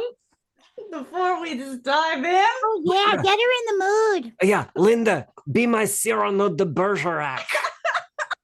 Oh no, Yeah, you no, have no, to- I'm not good at that. No, it's okay. Here, you give me the first line of the poem, and I'll say the second rhyming line. Okay? My most beautiful love. My most beautiful love, you're as pretty as a dove. Right. And now what? Oh, I need an. Oh my goodness. Yeah, I we're need not just more. doing a 2-line poem for a smooch. That's like a handshake. Is it or a haiku? Oh no. No, we'll do 3 rhyming couplets. So we did one. Something, something, love, you are like a bird. Now, what's the second line or the third line? Make it specific about her. Oh, It's making it easier. you smell like the most beautiful alpaca. When I see you, I can't help but attack her. Oh, yes. And now bring it home, Linda. Oh boy, this is hard. Uh, um, your toes are like apple blossoms. Your toes are like apple blossoms. I think you're really awesome. Give me that smooch, baby.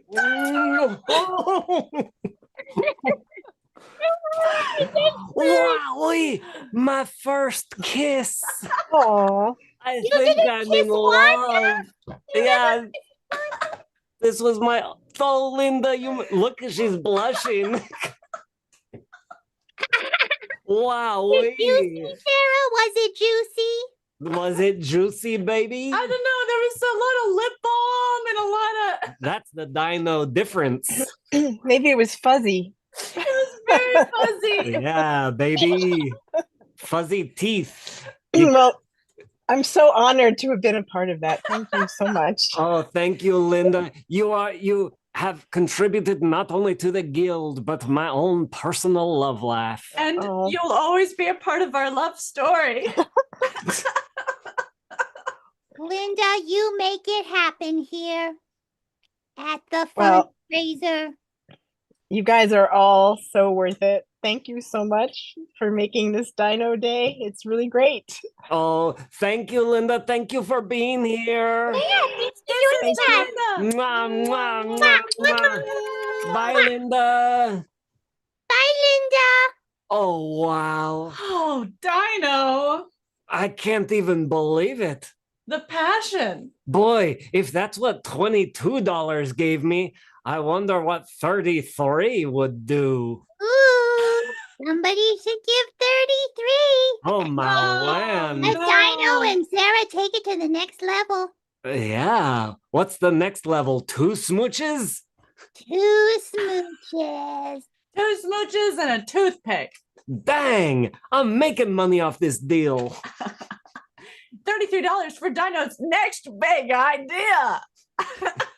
What do you think, Dino? Take my hands. Okay. Look at me in the eye. Mm-hmm. Well, ask Lopi what he thinks we should do. Lopi, what do you think we should do? Take my hand. Yes, okay, Lopi. I see your hand. I just wanted to do that. I don't know what you should do next. Wait, for $33? Yeah. Yeah. For 33 big clemoles. Do you have a big fish? clemoles, we could. Oh, you have hire Deborah. Sonic. You have Deborah, right? She's a fish. Deborah! Deborah! I almost forgot. Deborah! Yeah, I think for 33, you could do a 3-way smooch with Deborah. Oh my Oh, dang. And Sarah. Dang. Wow, my first 3-way smooch. And we still have a $10 reward for Lopi to smooch Ducky on camera. Yeah.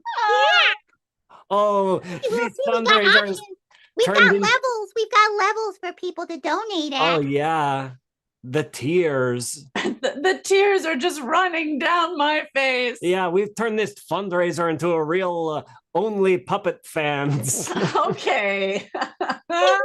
We could go a different direction if the crowd isn't buying into this movie. I think they like it though. I think they're a naughty little crowd. Okay, They so are. let's talk about movies. Yeah, Yeah. Okay.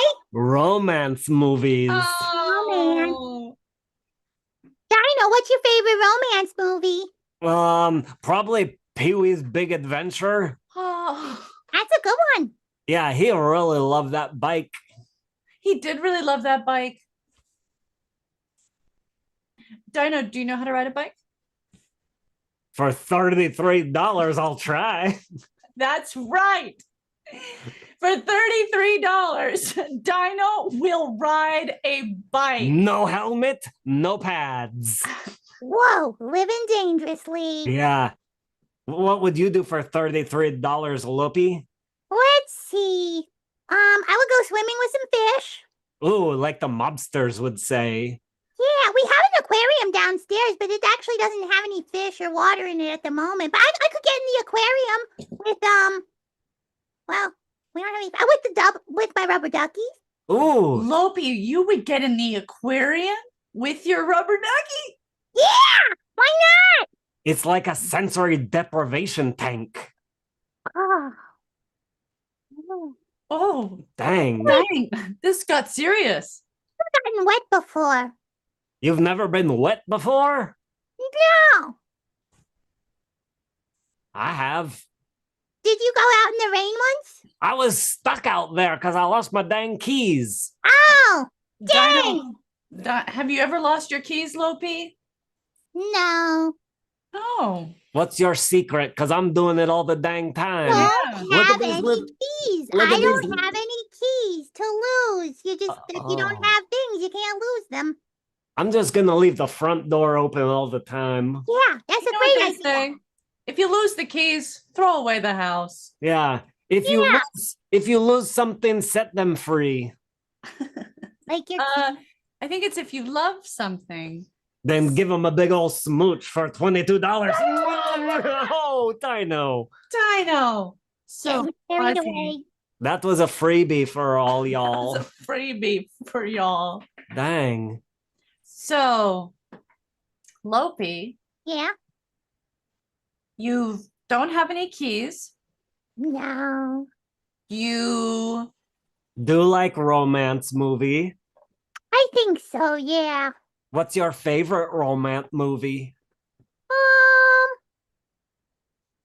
Let me think for a minute. I really like those terrible Hallmark movies.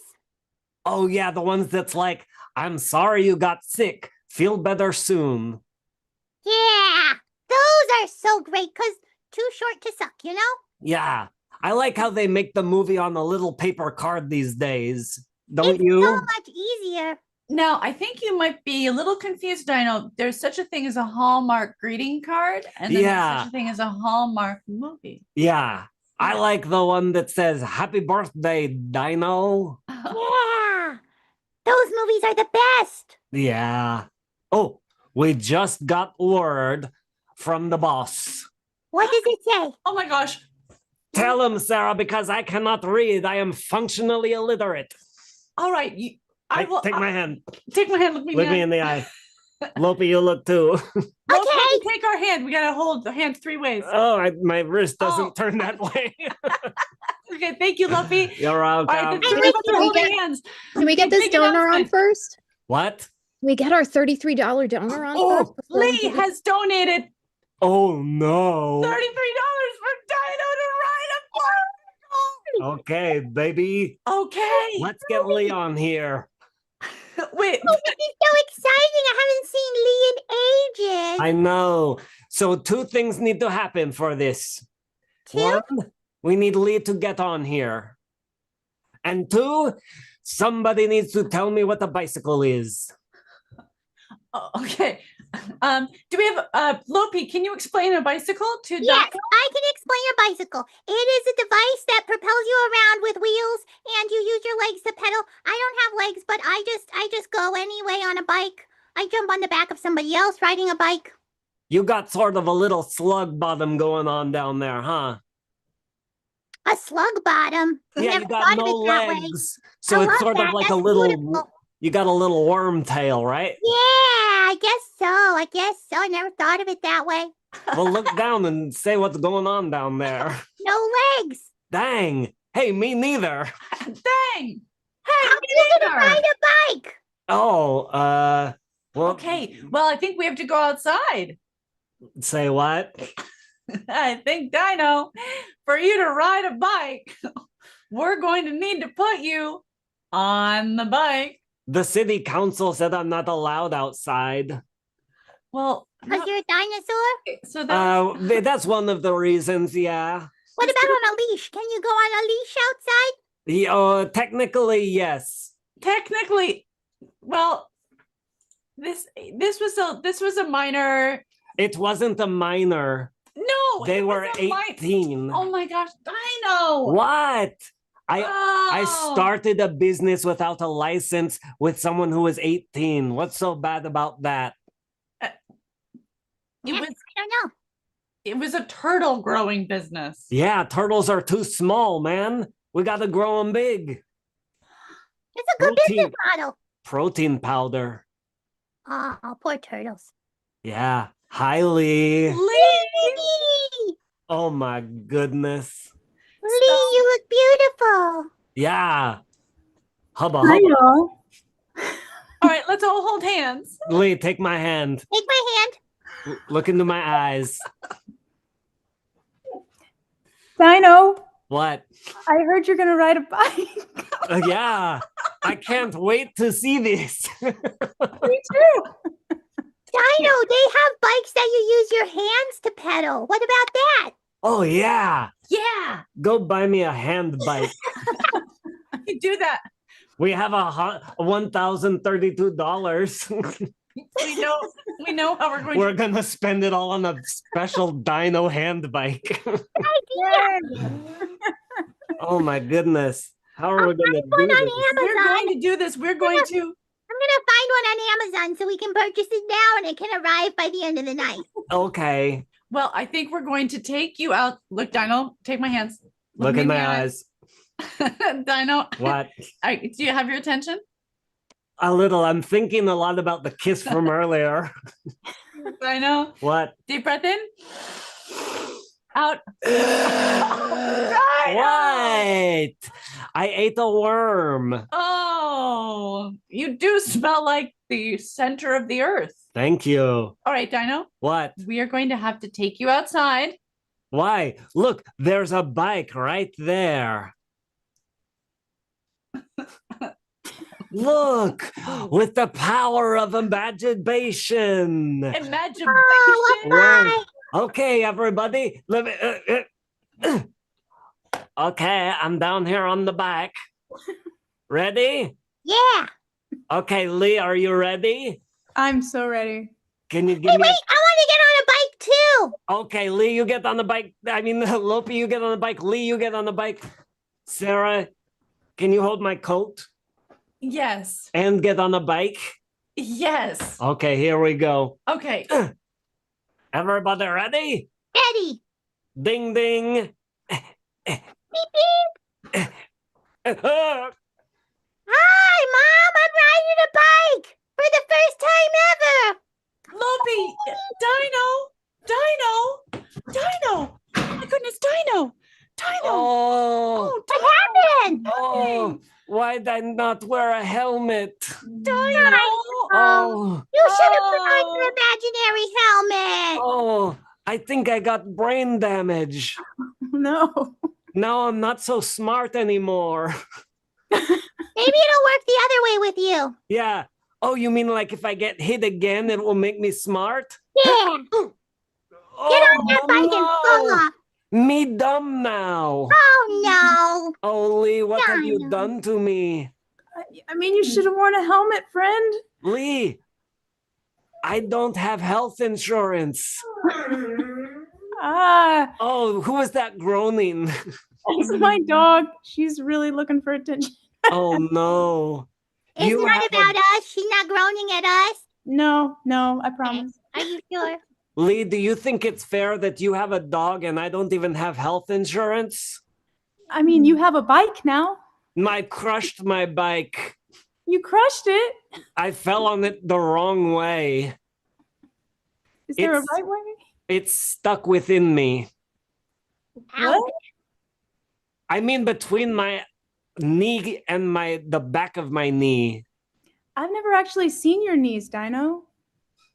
Hey, for $44. No. For $1,000. Yeah, for $10,000. Yeah. We only need one person to give $10,000. And then we're all done. Yeah. Wow. Lee, you taught me a lot about myself. Oh yeah? What lessons? Don't ride no bike. Ever? Not if you're gonna bonk your dang head all the time. But you just fell one time. You got to get back on the bike, Dino. Yeah, get back on that bike, Dino. 100% of the time I rode a bike, I got the dang bike stuck on my knee. Oh, jeez. If you get on it again, you might reduce those odds down to 50% next time. Oh, Lee, you have inspired me. I'm gonna try. Okay. Where's your helmet? Have you learned anything? I don't Put need on the imaginary helmet, Dino. I don't need no helmet, baby. I'm confident. Oh, pride is always I'm the doing it. Oh, Dino. Oh no, y'all. Sophie, we tried. Oh no, he's not moving. What? Oh, chat. I think we need at least $4 $4? for some smelling salts. Oh, smelling salts. Oh no. Y'all. This is awful. Oh, Lee, I don't blame you. I do. Half of us blame you, Lee, but I want you to know that it's not your fault. Take my hand. Look at me in the eyes. It's not your fault. Okay. I feel so guilty. Yeah. Well, I mean, in a way, it was caused because it's fine. You know, we don't need the blame. Those are details now. But That's if we in the do past. blame someone, we could sue them and raise some more funds. Hey, Lopi, that's a great idea. Nah, that's mean. I'm not like that. Well, it's not mean to seek retribution. Retribution? Vengeance. Could we sue the bike? Yeah, let's sue the bike. Sue the bike. Is Dino breathing yet? Let me hold a mirror up under his nose. I need smelling salts. Oh no. Oh no! Alex eating so. We need $4 ASAP. Wait, okay, I got it. I'll be right back. I'll be right back. God. Y'all, we were just playing around. This is serious now. We flew too close to the sun. Lee, we have to get our story straight about what happened here, okay? Because I cannot go back to jail. I mean, it's on camera, so we're good, right?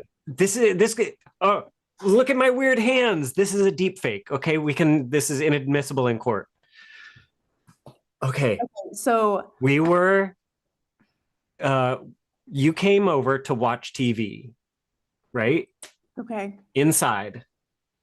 Not your outside TV. No, that one, it got rained on. I don't want to talk about it.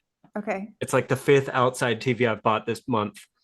Oh man, it has been raining. Yeah, you could say so. Okay, so I came over to watch TV. Inside TV. We need specifics. What were we watching?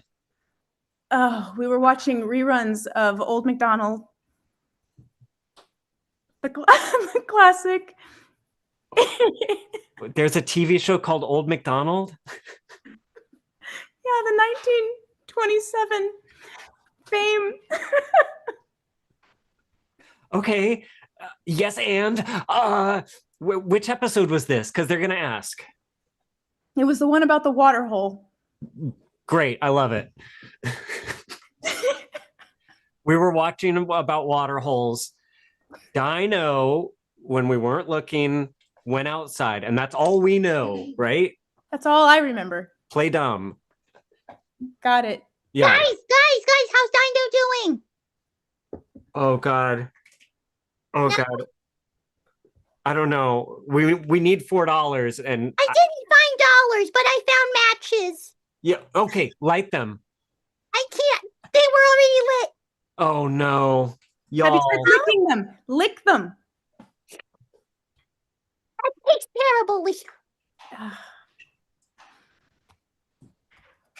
I'm running out of ideas. Can't use the matches. There are 4 of them. Can you build something? Yes. Okay. Just wait. You guys figure it out. I have to go off camera for a second. No, don't. Oh God, I don't. Okay, what are we gonna build? A To sled. save Dino. A sled? Yeah. Why would a sled save Dino?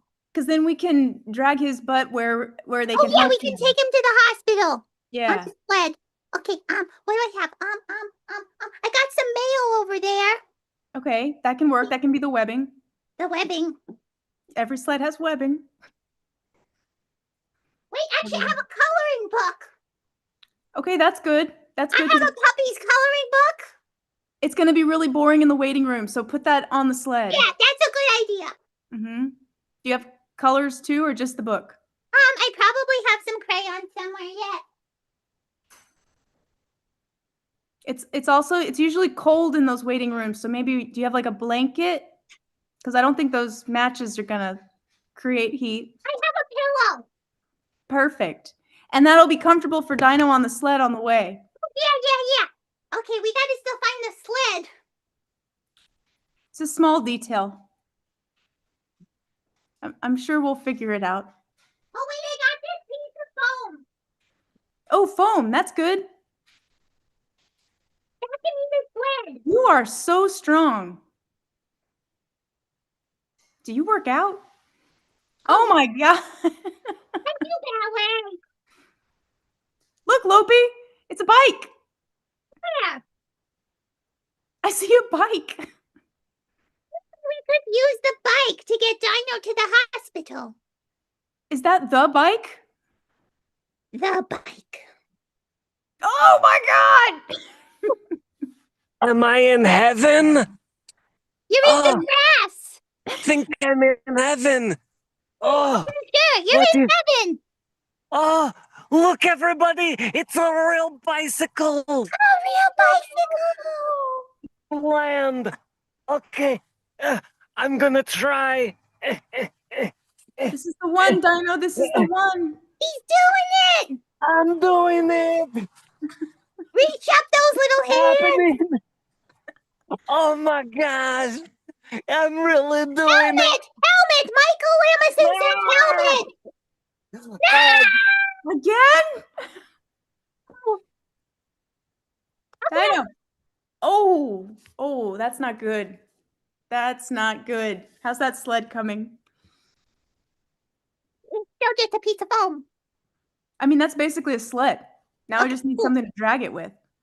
Yeah. Can you come over and you can drag it? Yeah, I'll pull it. Okay, cool. And I got the coloring book. And the colors? Yeah. We should use one of those puppies to pull the sled. Aren't they cute? Let's look at the puppies. Okay, we could put them to work. Webbing. Yes, thank you. As discussed, an integral part of every sled build is the webbing. We all know, taught at a very early age. Look at that. Puppies. They look like worker dogs. I think they can pull the sled. Cool. I just have to cut a few of them out. Okay, Read them from the coloring book. cool. Do that. Free them. I'm gonna hope that Dino's breathing. Don't worry about Dino. He's gonna be okay. There's more puppies. Look at that. Yeah. I'm gonna go find the crayons. Okay.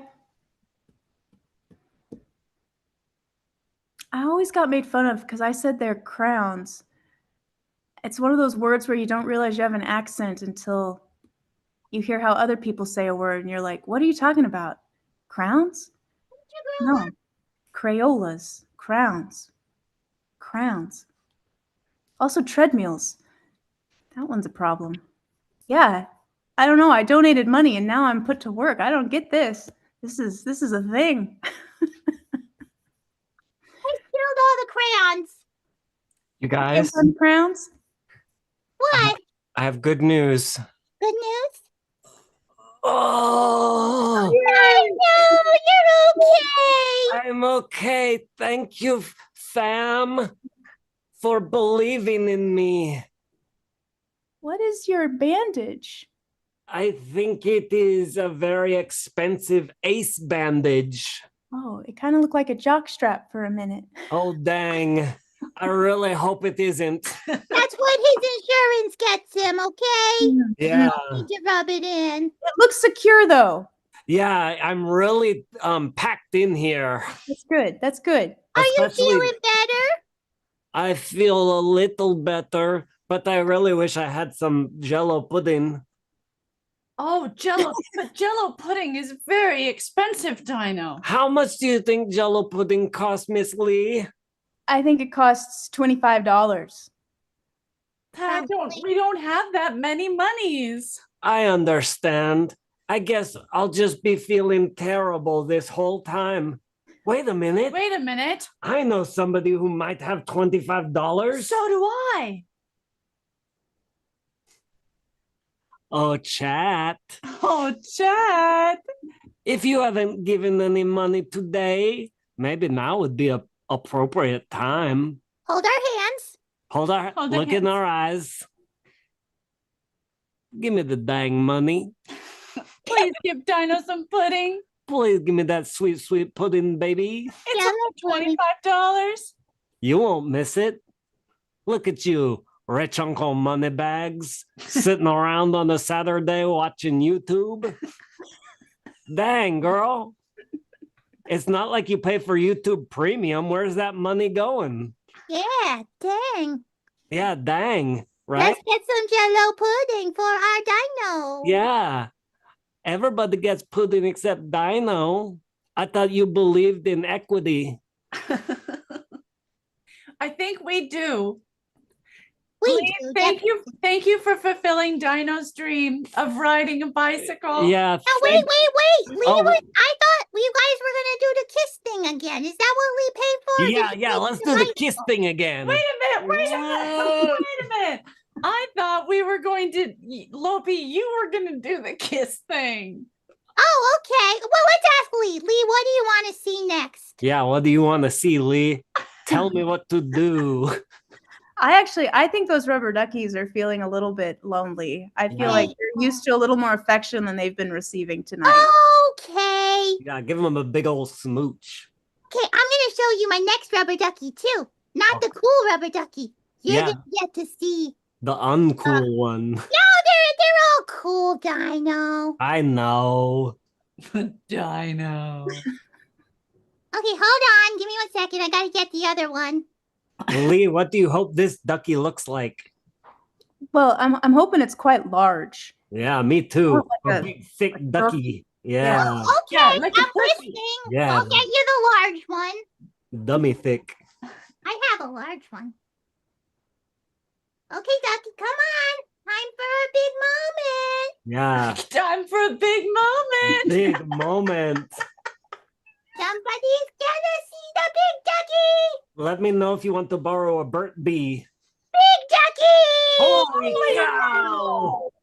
Ready for the smooch? Give that smooch. Oh, yeah. Oh, yes, baby. Yes. Oh, my land. Would you rather fight one dino-sized duck or 100 duck-sized dinos? Asks Wonderspark. Ooh, Lee, you have to answer this before we let you go. Only one more question. What would you rather fight one dino-sized duck or 100 duck-sized dino? I'm gonna go with 100 duck-sized dinos because then that's 99 times more of you to love. Oh. And on that note, Bye-bye. bye-bye. Bye, Lee. It's true, there's always more to love. Like more money. Dang, that's so capitalist of you. Oh no. I would never be so crass. Oh, would you not, Dino? Well, maybe for $55 I would be crass. Oh, don't even risk that. Oh, you said it already. Yeah, for $55 I would write a poem about how much I love capitalism. I want to hear that poem. I wish I had $55.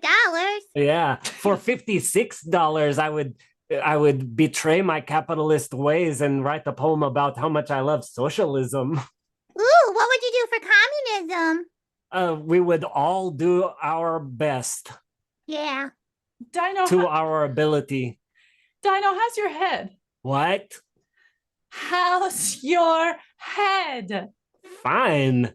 I don't feel anything, and I taste pennies. Uh-oh. What? I think that Is that bad? I think that might be a very bad sign, Dino. Even if I ate pennies earlier? Oh, if you ate pennies earlier, then that makes sense if you're tasting them. Well, I didn't. I'm just saying if I did. That would be okay. You'd be tasting pennies now. Thank you, Lopi. See, Lopi's positive. Hey, Dinah, what would you do for 3 matches? I lost one. Ooh. 3 used matches.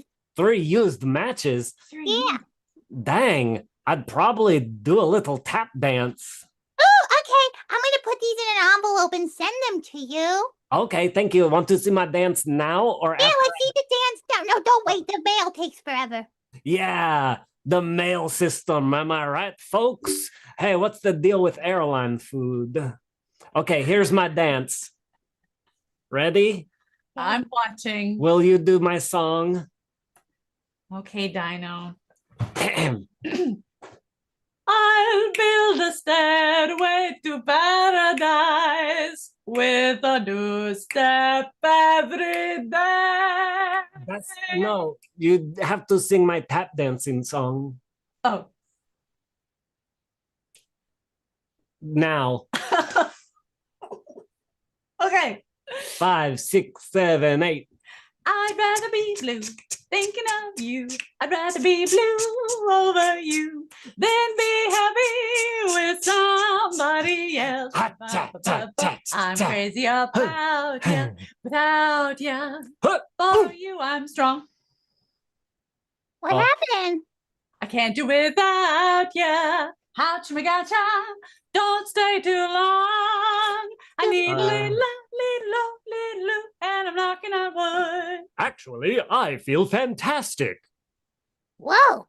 What happened to your voice? Well, I think I hit my head so many times that I found the sweet prime number spot of how to use 100% of my brain. Oh no, but Dino, your personality is totally changed. Well, everyone's personality is constantly changing. Who is the self, and where does it come from? Where does it reside? We're all in a constant state of change and growth. Well, I guess that's true. The self is mutable, and we are many things. But Dino, we're all in love with the Dino that is not this Dino. Well, oh, I understand. Oh, look, Rachel has a good suggestion. A donation to get Dino's voice back. Please, any amount to get Dino's voice back. And just to be clear, this donation would be going towards me purposefully hitting my head again to cause brain damage. Is that what you want? Yes! Yay! Let's see some ones in the chat. Okay, all right. I think a good ask for me to get brain damage would be Exactly $12. $12 to get your voice back? Yes, and lose much of my cognitive ability. How are you going to hit your head this time? Yeah. Oh, well, oh, look at that. Thank you, Wonder Spark Puppets, for the donation. Because you donated, you get to choose what sort of head injury I will receive.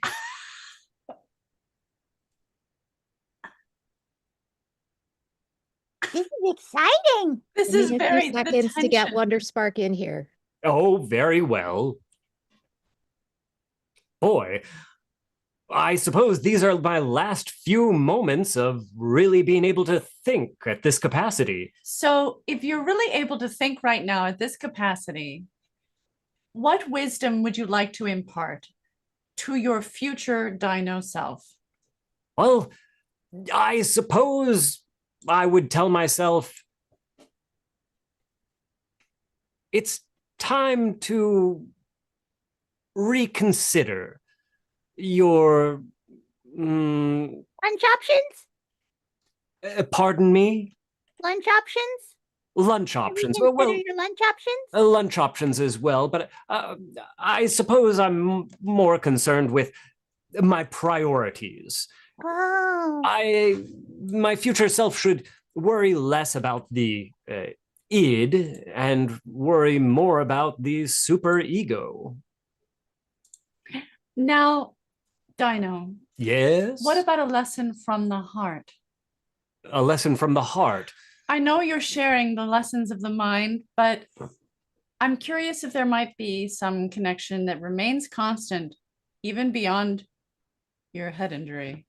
Well, Sarah, take my hands. Have your hands, and Dino. Look into my eyes. Yes, Dino.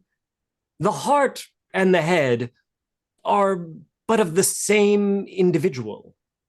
Do you understand? Describe it a little further. We often think of ourselves as bifurcated, a mind, a heart, perhaps even other aspects of ourself, all working against each other. And yet, we are all part of the same whole, in the same body. Not even just individually, but us as a human race are all one person in a way. Just as interlacing fingers of a hand must work in coordination, we must look out for our fellow humans in order to make room for each other. Dino, that's profound. Well, I suppose that's the benefit of having full cognitive ability. And recognizing perhaps in how interconnected and dependent we really are, how community engagement is so necessary, like a toy theater festival. Well, I suppose a toy theater festival in its own way does give us a glimpse in miniature of the human experience. And bringing communities together is what art is all about. Aww. Wow, Dino. So sweet. I really hope that you retain some of this wisdom. Well, I can only have hope that my life will be forever changed after falling off a bike twice and falling down from tap dancing once. And now getting hit in the head with something. Something. I suppose. Gonna be a surprise. Wonder Spark Puppets, are you with us? Yes, hello. Oh, yes. Hello, Wonder Spark. I can't quite see your camera. Man, neither can I. Hold on. That's all right. Oh, there it is. Good evening, Chad. Hello. It's very. Hello. Welcome to the swirly rainbow sign of my life right now. Oh, you know my life. Computer goes off and on. Look at that shirt. It says "Wow Brains." Yes. That's so perfect for the moment. Yes, how fitting. My life once felt like a swirly rainbow cycle, always trying to buffer its way out of any solution. And yet, here I am with ultimate clarity. And wisdom. Well, the people have How long have you all been going on in this marathon? It seems like the improv juices need to be like, you need to go back up to the slushy machine and like get a refill. Oh, well, I suppose a refill of a refreshing beverage of improv juices would be quite nice. On and off, the group has been going since 9 o'clock this morning. Wow, incredible. I'm so happy that I'm here for hour 9, right? Wow, incredible. I'm so excited to be invited to be a part. I brought something I was working on. Do you guys want to see? I would love to see this. So, I often teach hand puppetry, and we use very simple materials: toilet paper tubes, pieces of paper, trash, whatever you got. But one of my favorite things is to get a little toy, like a plastic vegetable, and attach a little bottom to it so that you can put your hand inside. Ta-da! Oh man, no! Look, Zoom hates this space, but I guess the Witness Protection Program hamburger says hello. It likes my hands and my body, but not my face. Oh, it must think that That's right. hamburger is some sort of lewd creation. Oh, you don't know where I've been. You don't know what I've touched, what I've consumed. Listen, fast food thinks that it's not fresh food. No, it's all frozen. It comes to the store early in the morning, and then they just warm it up, people. I'm here to expose everything. Oh, hamburger, you are a true hero of the people. Mm-hmm. Now, Mr. And Hamburger. Yes? Yes. Yeah. Oh, yes, of course. You won the privilege of me causing my own head injury to bring my old personality back. Excellent. Well, just give me 1 second. Okay. All right. It's just you and me. Yes. Look at that. It's just us now. Okay. My all right, goodness, go ahead. you look beautiful. Some sort of cat hamburger. I love it. That's right. Now, how would you like me to intentionally cause brain damage to myself? Besides doing like 9 hours of improvisation on a Zoom call. Let me think about that. Okay, so, all right. So, I just came back from an incredible drag show at the Museum of the Moving Image where I gave dollars to a drag king who did an incredible performance. Now, I want you to do some kind of performance so I can give you $1 through the screen and we can all have a good time. And I think figuring that out, how to do that out of nowhere will give you brain damage. That's why only theater's for the young. Okay, so go ahead. I'm going to keep my $1 right here. And okay, and please, yes. My goodness. I'm ready. Well, that seems like a fantastic idea.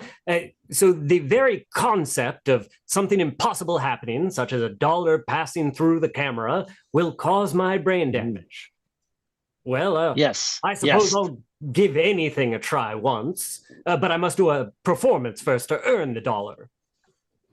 Well, yes, and I will give you the $1 while you're doing the performance. So you have to like do some kind of flourish as you receive the $1, because that's how drag works. And if you could smash your head into something like, I don't know, like the overture to 1812 or some other kind of smacking song, that would be amazing. Okay, go ahead. Oh, very well. Let me get ready. I'm ready. Very good. Okay, everybody out there, get your $. I got my $. Does everybody out there have your $? You can insert the $. Into your laptops, and it'll go automatically to the DC Puppet Guild. I think the minimum $1 donation is $25, but you can put in a custom amount. Look into chats or YouTube chat to see where the website is. You can go right there and donate. for a good cause. It's for brain damage. Puppeteers were either crazy or brain damaged or both. And you can tell whether or not somebody has both if they have, a citation of excellence up on the wall. That's what you need, people. Okay, so we're ready. I'm ready. I'm warming up my dollar. It'll be nice and sweaty when I hand it to you. Okay, I'm ready. Okay. Ladies and gentlemen, the debut performance of Dino's Drag. At last, my love has come along, and lonely days are over, and life is like a song. Here it is. Okay, here it is. Okay, take it. My dollar. Take it. There you go. I'm handing it to you. There. Okay.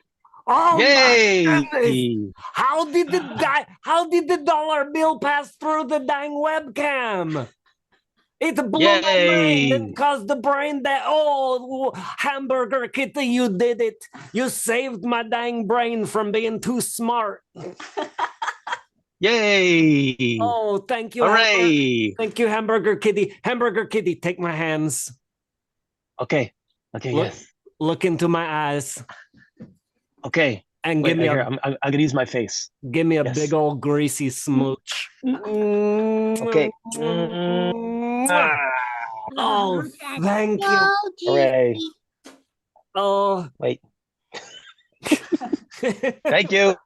Oh, God, thank Zoom. you, Hamburger Kitty. Thank you, There it is. Chad. Okay. Thank you. Chad, thank you. Thanks Chad. for everything you do. Oh, thank you for everything. Thanks, Lopi. I love that hamburger kitty cat. Yeah, hubba. Hubba. You better watch out, Sarah. Okay. Bye. Oh, you going? Okay, bye. Oh my. Bye, everybody. Thank you. Thank you for the donate, everybody. Everybody watching out there, donate. Yes. Yeah. Donuts. Donuts. Oh my that was goodness. such a creative way to bring Dino back. Yeah, and I like that I didn't have to hit my head again because it's really getting soft like a tangerine. We don't want you to turn into a mushy tangerine. And that magic trick of passing the dollar through the camera? What do you mean, magic trick? It's magical to pass things through. Oh yeah, but it ain't no trick, baby. It ain't that was real. Yeah, it ain't tricking if you got it. Boom, chicky, boom, chicky. Dino, I love your pearls. I think I really opened something up about myself doing drag. Also, are you goes with your teeth so well. Thank you. It accentuates. His pearly whites. Dang. Amazing. Hey, Amazing. doing drag sort of reminded me about our next special event coming up, Dino After Dark. In just 37 minutes. 37 minutes. Yeah, I meant 37. Don't confuse me. 37 minutes from now, according to our computer clock, we Dang. will have Peter Court. Oh, and he's going to be doing a naughty show, huh? Naughty show. I might stay up and watch it. Maybe we should watch it, baby. Well, we're definitely going to watch it, Dino. Oh, how do you get tickets, Lopi? You get tickets on the website. There's a link posted in the chat, I believe. Oh, yeah, I see it in the chat. Oh, good. I can't see it right now. I can see it because I got really good vision. You do. You have big eyes. Does that make you see things better? Yeah, I can take in a lot of light. Amazing. Yeah. If you donate $40, 20, 40. you donate $40, Dino will ride in a wheelbarrow. Wait, No what? more hitting on the head, okay, Dino? Yeah, I'm not going to hit my dang head anymore. I'm only going to be an ambassador of safety. Good. An ambassador of safety? Yeah. What does that look like? It means I go to schools and after school programs and I say, listen up, kids. I was once like you. And I would jump like this. But that's not safe because No, get a helmet. you could be jumping like this. That was just for pretend. Okay, good. I landed on my face, not my head. Your face caught. Is it more of a cushion? Yeah, it broke the fall. The fall. Just like winter does. Breaks the fall. What does winter do? It the fall. It Sarah. breaks the fall. What does spring do? Spring springs into action, baby. Oh, no, What? Dino! You can't blame a dino for trying. Oh, you can keep trying, Dino, but I'm pretty sure we're not going to get another donation for a $25 smooch. Well, I think we can. we possibly could, and it does go to a very good cause. Live in hope, Dino. Story of my life, huh, Lopi? Yeah. Time for you to get back to your rock. I didn't say that out loud. Yeah. Or did I? My rock, Wanda, my the rock old... named Wanda. Yeah, my rock named Wanda. Either my rock or my old ball and chain. You, did Wanda have a great personality? A little bit. She didn't like to go out very much. Hmm. She was pretty sedentary. Oh. Oh. That was a good one. I like that one. Thank you. I remember it from being smart. Oh, hey, do you remember what else you learned? Nope, that's it. One joke having to do with the formation of rocks. Dino, are you sure there was not some pearl of wisdom? I got a whole string of pearls on from that drag show. And there was something connected to your heart. Oh, yeah, my ventricles. Listen to Lopi, Dino. Oh. Hold hands with Lopi. Lopi, take my hand. My hand. Wait, I have tape on my hands at the moment. Oh. Lopi, why do you have tape? You can use that as the webbing. Well, I didn't have any dollars, and I was thinking before that maybe I could pay for your drag show with some tape passing through the screen.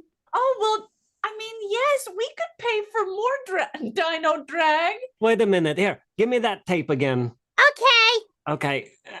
There we go. Thank you. Whoa. Did you get it? Yeah, I got it. It's double-sided. Yeah, look at that. Dang, what else can you pass to me? That. Let me see. Hold on. I got some mail. You have some mail? I prefer a female. I have a sticky notepad. Look at my eyes. Look at my eyes. Okay, you have a sticky notepad? A sticky notepad. Okay, pass it to me. Okay, hold on. Okay. Oh, that looks sticky. Okay, give it to me. Okay. Oh, dang. That's super sticky. This is the stickiest. You got the peanut butter through the screen. I got the dang peanut butter. My notepad changed into peanut butter. The magic of Zoom. I guess that's what they mean by technology, eh? Yeah. Yeah, check in with your audience. Dino. What? You have to have a glass of milk with your peanut butter sandwiches, otherwise they sticks to your mouth. I don't drink milk. Oh. What if it comes from boobies? I drink that milk plenty. I know. Try as I might. I drink oat milk. Oh. Why do you like oat milk? Their boobies are smaller. Have you ever seen a boobie on a little single grain of oat? I think this microphone's busted. I wonder why we're hearing crickets. Yeah. Crickets, crickets. Everywhere, but not a drop to drink. What's your favorite drink, Lopi? Yeah, what kind of milk you drink, boy? Juice, pickle juice, pickle Pickle juice, pickle juice, pickle juice. Oh, don't say that 3 times or he'll appear. Pickle juice, pickle juice, pickle juice. Yeah. Gonna come haunt me tonight. The pickle. Oh no. I hear if you say pickle juice in the mirror 5 times, you feel his gnarly little cucumber on your shoulder. Ew. Yeah, gross, huh? Gross. But you have to spin around when you say it. Yeah. So let's talk about the recipe. The pickle juice? Yes. You 1 part pickle, 1 part pickle. 2 parts juice. Where's the vinegar come in? That's part of it, yeah. Yeah, that's the juice. Ah. Any flavoring like dill weed? What'd you call me? Dill pickle juice. If you want dill pickle juice, yeah. Or you Yeah. can have sweet pickle juice. You ever had a Vlasic? A Vlasic? Yeah, that's a good one. Yeah, That's top shelf. make you toiki poiki. Yeah. That's what the commercial would say. Top shelf pickle juice, yeah. Yeah, when I go to the Pickles liquor store, I say, top shelf, mister. And they get the Vlasic out for you, yeah? Yeah, they put it in a brown paper bag so I can drink it at the boardwalk. Absolutely. Under the boardwalk. We'll be drinking a pickle. Boardwalk.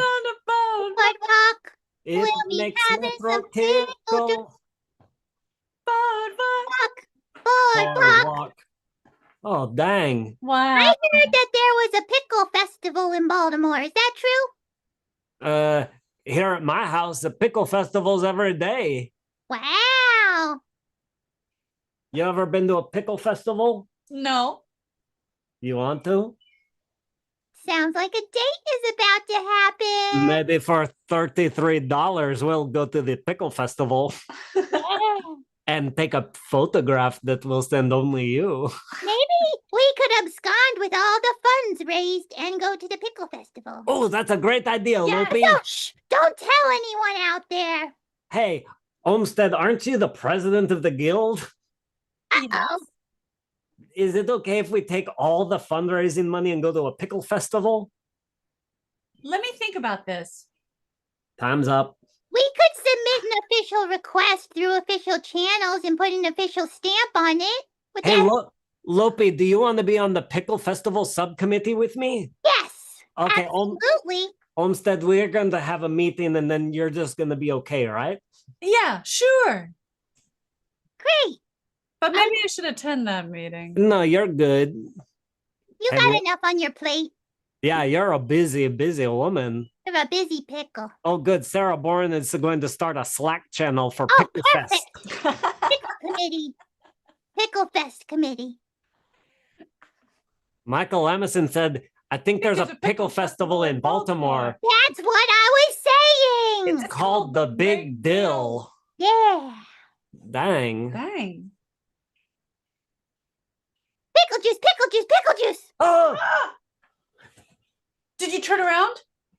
Dino? Oh, no. Dino, where'd he go? I don't know. Wait. Dino? Dino. Dino? Dino. I know. It is I, Pickle Juice. Juice?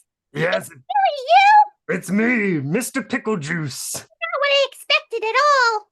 Well, sometimes you try and get a pickle and it's not what you think. That's true. What Sometimes happened? I think I'm getting the sour ones. I end up with the sweet ones, and I'm like, oh dang, I don't like the sweet ones. Are you a sweet pickle or a sour pickle? Baby, I'm a sour pickle. Oh, good. Thank God.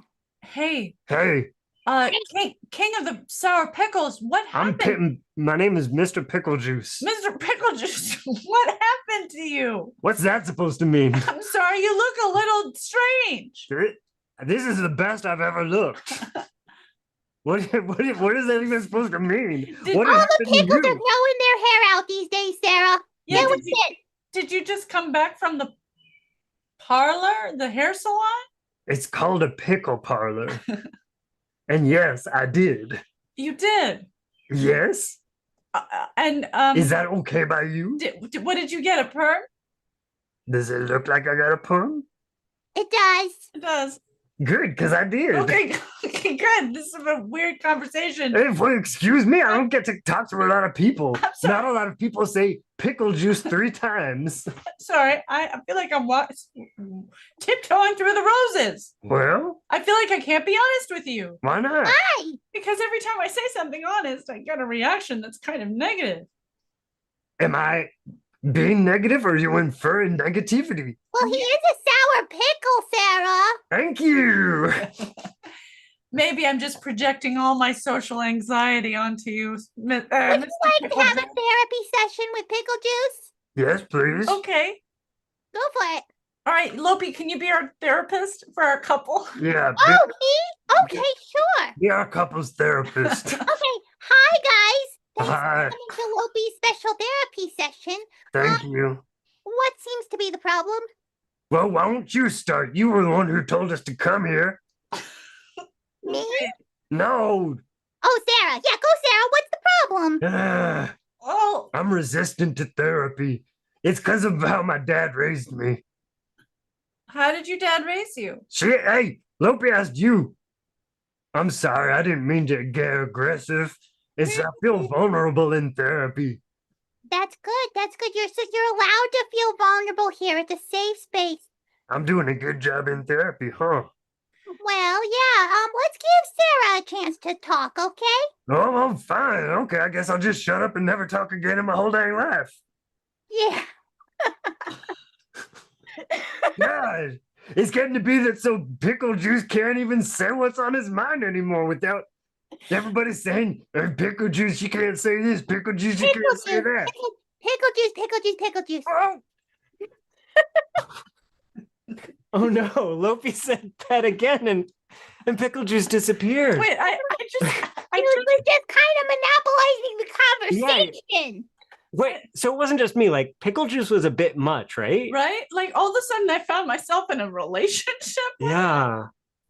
And it was a little dysfunctional, and so we had to get help, and I did the best I could, and the best I could was getting rid of pickle juice for now. Thank you for getting rid of pickle juice. You know, I don't have a license to practice therapy, so that was a bit dangerous. Oh no. Lopi, how much does a license to practice therapy cost? Probably $23. Hey. Whoa. $23 and you could be a licensed therapist? I think so. So that means if somebody were to donate exactly $23, they could come in and get a therapy session with you, a newly licensed therapist? They could. Dang, that sounds like a deal. It does, doesn't it? Sounds like a deal. That is a big deal. Yeah, and we could bring back pickle juice and continue the session. Then I would have a license. I might be a little more skilled. That's true. You could practice on pickle juice. Be careful, that was twice. Yeah. I can't want to say it a third time. Let's just all slow down. $23 gets therapy with Lopi. In a couples session with PJ. With PJ. We're not going to say the name out loud until we know that we will be invoking. Folks, we got, what, 12 minutes left? Is that correct? No, that's incorrect. That's incorrect. We have 22 minutes left. 22 minutes. You didn't let me if finish. we could get $1 a minute. That would be $22. Think about $23. That's 4 coffees. That depends where you're getting coffee from, but yeah. Yeah, where are you getting coffee for $1? No, $23 is 1 coffee? 4 coffees. Do you listen? Do you need my therapy services? I think I'm gonna go hang out with PJ. No, he's my kind of dude. All right, time to play a little song. Lopi, Yeah. we only have about 21 minutes left. I really hope we can get somebody just to, even if a couple people want to pool their money and we could bring on a couple people for a therapy session. Yes. You want to hold my hand? Yes. Okay, I'm holding your hand. Okay. Thank like, you. yeah, it's gonna be okay. It's gonna be okay, Loopy. You've got this. Okay. You're a natural healer. Am I? Yes, I think it's your temperament. I think it's your insight. I think you're a natural good listener. I like to laugh, Sarah. I like to laugh. I think that's what it is too. And laugh is medicine. It is the greatest medicine. You said I couldn't say it better than you, Lopi. Yeah. What was that little instrument? I've never seen one of those before. This is called an automaton. An automaton. And let me see. I don't know if I have my sound settings right. Can you hear this? Oh, wait, let me turn it down. Yeah, I could hear it. Can you hear that? Yeah. So it's a little, it's got like a little long resistor here, a little touch sensor. Okay. And when you push on it, there's a little speaker in the mouth. Wow. And so you can also go like, do you think you could play a Justin Bieber song on this instrument? I can play anything on this song, baby. What song would you like? I would like the other Justin Bieber song I know. What's that one? It's called, hold on, let me think. For all the times that you rained on my parade, and all the clubs you got in using my name. Think you broke my heart, old girl, for goodness sake. You think I'm crying on my own? Well, I ain't. No. And I never want to write a song. And I didn't want to write a song. Because I didn't want anyone thinking I still care. I don't. But you still hit my phone up. And baby, I'll be moving on. And I wish you could be something I don't want to hold back. Maybe you should know that. My mama don't like you and she likes everyone. Yeah. Dang, Lopi. To be the one to die. Blah, blah, blah, blah, blah, blah, blah. There's a chorus, but I didn't get to it yet. But I want you to play the chorus on that instrument. Yeah, you got it. Okay, how's the chorus go? It goes like, baby, call me on the phone time. My mama doesn't like everybody time. Yeah. You got the bone time. And I got the manda. And I got my own time. Okay, ready? Yeah.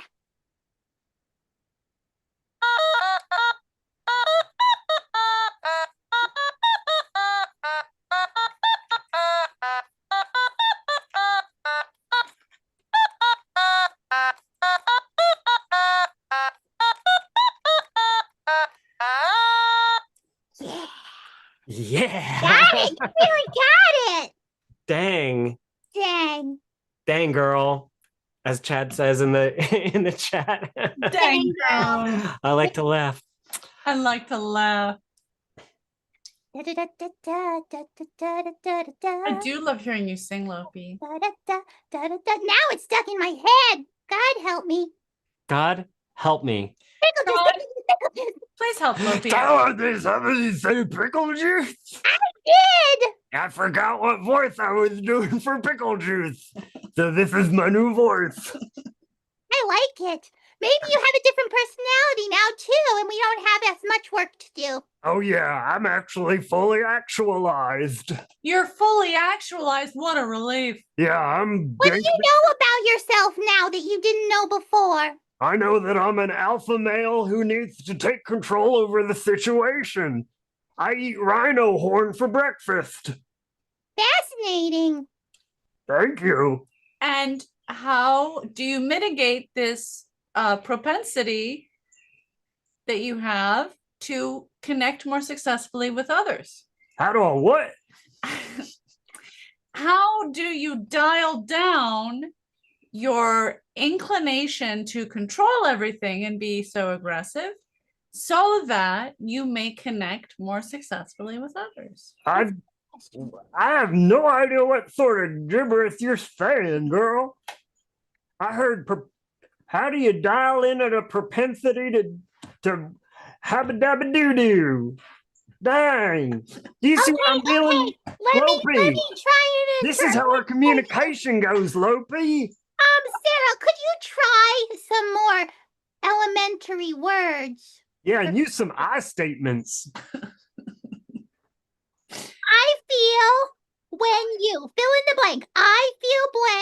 when you blank. Yeah, it's that easy. Therapy's not hard. Okay, Pickle Juice, let's let Sarah. Yeah, I'm sorry. You have the talking stick. I'm talking pickle, more like it. Pickle, please, quiet. Okay. I feel frustrated Yeah. when you talk over me. Okay. Well, I can't ever get a damn word in edgewise. Sometimes I gotta speak up. Okay, all right. Okay, I guess I'll never ever say anything else again in my whole dang life. Pickle Juice, can you reflect on what did you hear Sarah say? Oh, God in heaven. Sarah said, Pickle Juice never listens to me. He's always playing his dang video game.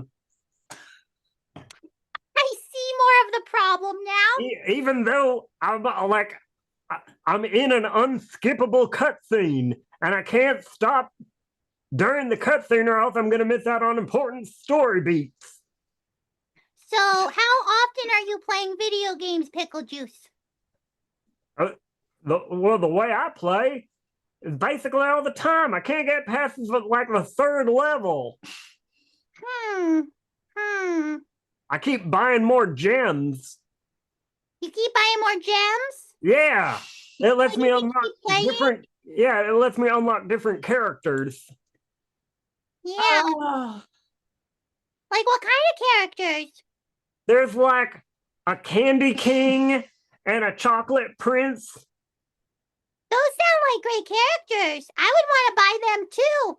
They don't have any different abilities. It's entirely cosmetic. Okay, so you've got to buy the gems so you can keep playing, so you can get these characters or something?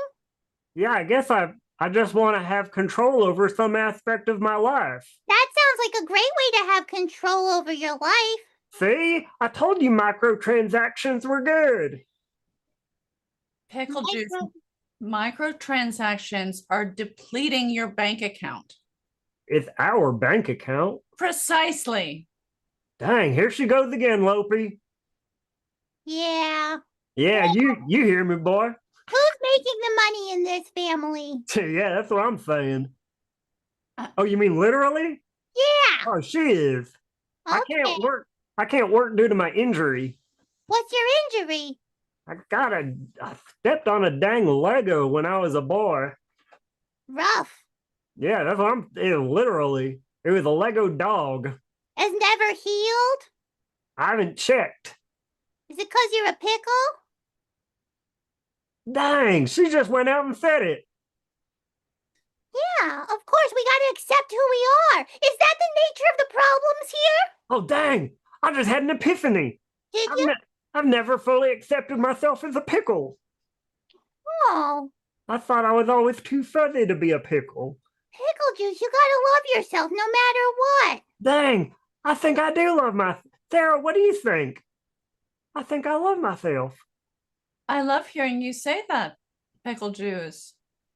Do you really feel this way? I think we should adopt a whole bunch of dogs and start a dog breeding business. Now, slow down. We could make a lot of money. Have you seen the kind of money these people are paying for fancy dogs these days? I mean, it's a great idea to start a stream of income for yourself so that when you play your video games, you can buy your own gems. That might really reduce the tension in your relationship. I'm going to start a Twitch channel, and it's going to be split screen. Half me playing video games, and half it's a camera on the dog breeding. Great. You That's like it? Forward momentum, I think.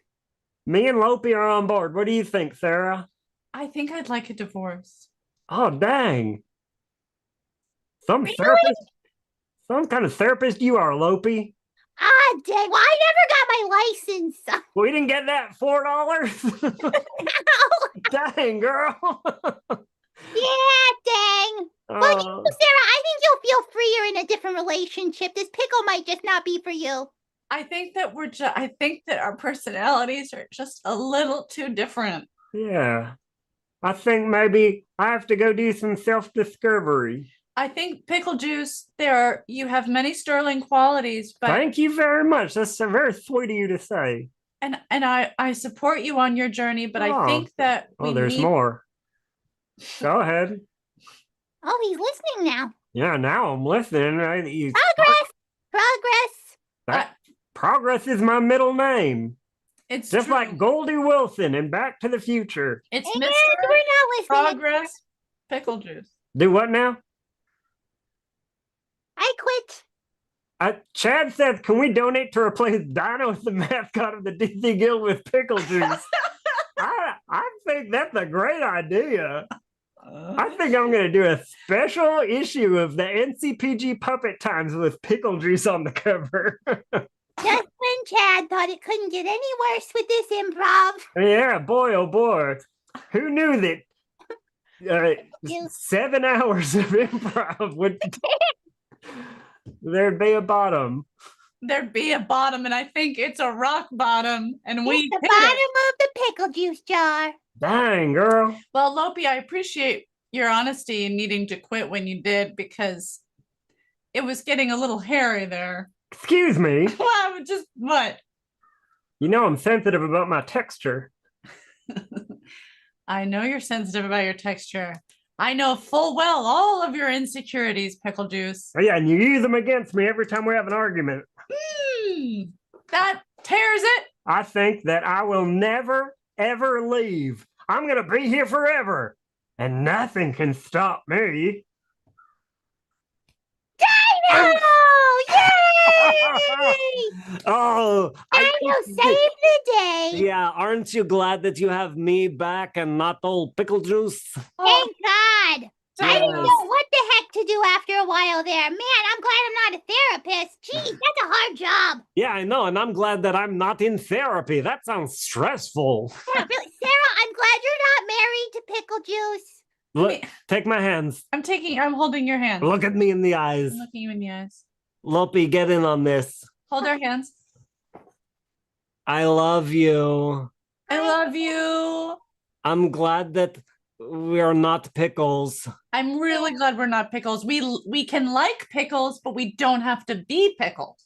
And we don't have to say Pickle Juice 3 times ever again. Ever Yeah, again. we don't have to say pickle juice, pickle juice, pickle. Oh no! Oh God! Well, if it isn't my old friends, the betrayers, you rapscallions. Oh, Chad at Wonderspark Puppet says I donate if someone drank an entire jar of pickle juice. Can we put incentive? I love pickle juice. I'll drink a jar of pickle juice. Lopi? Dang, you're going to drink a whole jar of pickle juice? I'm honored.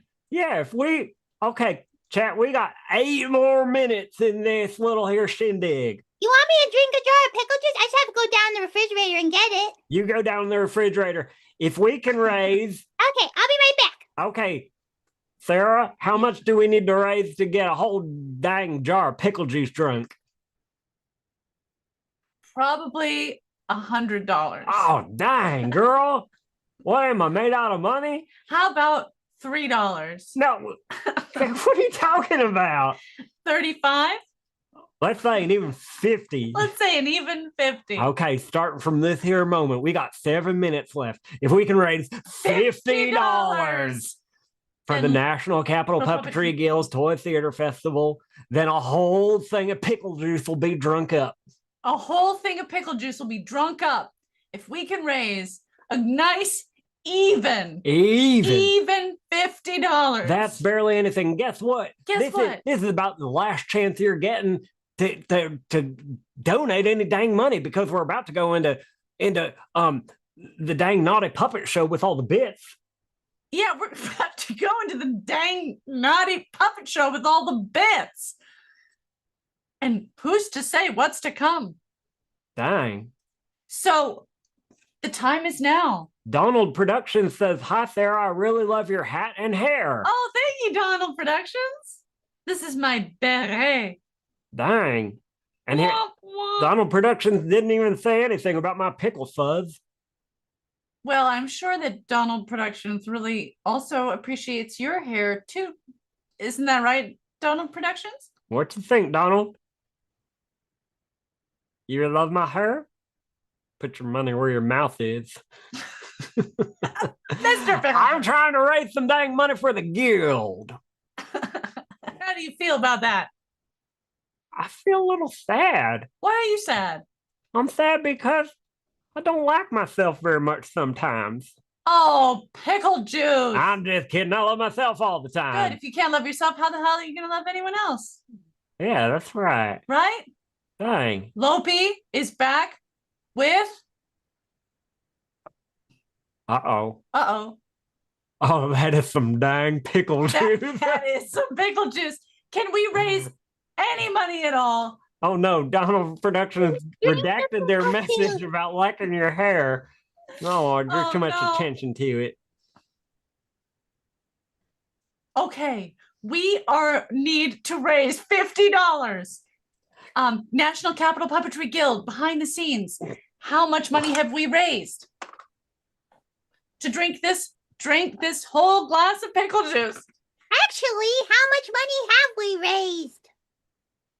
Total, we've raised $1,168 in donations. Thank you everybody so much. And good job, everyone. now down to 1161. Okay, it looks like $7 were removed after we did the pickle juice. It was money. So since we moved to the pickle juice incentive, we've actually lost money. Okay. I'm gonna cry pickle juice tears. Oh, okay. So nothing, okay. No extra donations. Okay. Specifically for the pickle juice. But if we can raise $50 or $5, then I love pickle juice. I'll just drink it anyway later. We can raise the money. I'll do it on screen. Oh, you'll do it on screen. And if we don't raise the money, you're just going to drink it after the meeting. Yeah, because I like pickle juice. Yeah. Yeah. You're a good kid, Lopi. Yeah. Your parents should. Who are you? You're a good kid, Alex. You're a good kid, Sarah. You're a good fish, Deborah. Oh, Deborah's such a good fish. Hey, next donation gets Lopi the pickle juice. And in addition to the pickle juice, Lopi will get something else. Ooh, a surprise. A little self-respect. Oh, I got a lot of self-respect, Sarah, I have to tell you. Actually, you really do. Yeah. It should be a different surprise. 3 minutes remaining. 3 minutes folks. remaining. Oh no!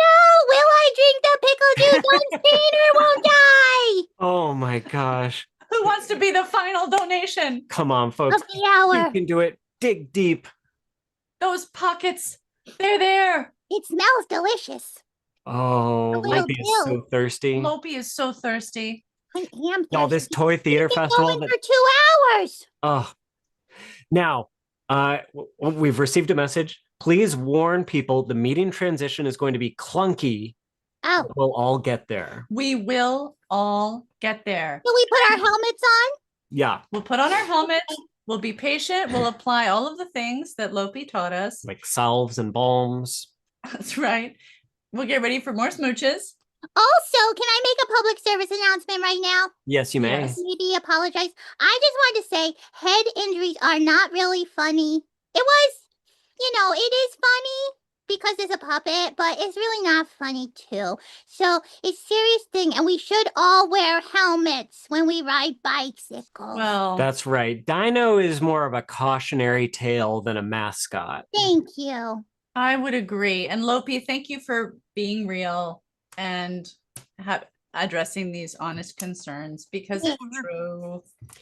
Everyone remember to register after you buy a ticket if you want to see Peter Court's show starting in about a minute. Yes. Woohoo, Peter! After dark.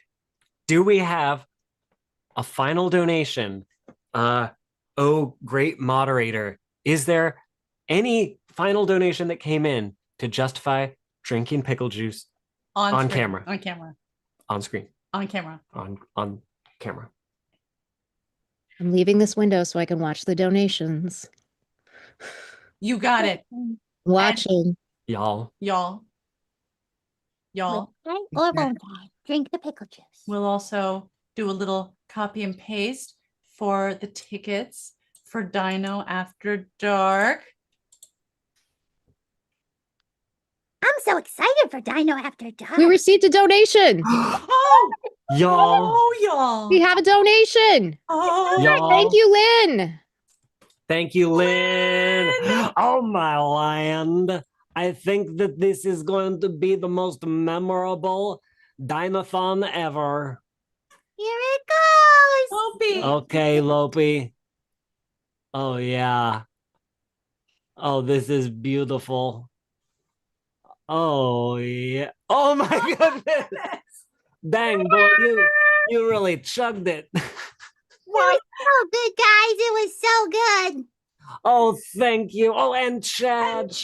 Thank you. Oh, Oh, look at these wonderful community members who are all going to make the Toy Theater Festival possible. that was amazing. And thank you for giving Lopi the chance to really blow us away. Yeah, with that pickle thank juice. you, guys. I wanted to drink that pickle juice so bad. I was so thirsty. I could tell. It's good for what ails you. Dang. Okay. Are we ready? Chug, chug, chug. I think we're ready. I just wanted to say a great big thank you to everyone who's been watching all day long or even just dropped in for part of it.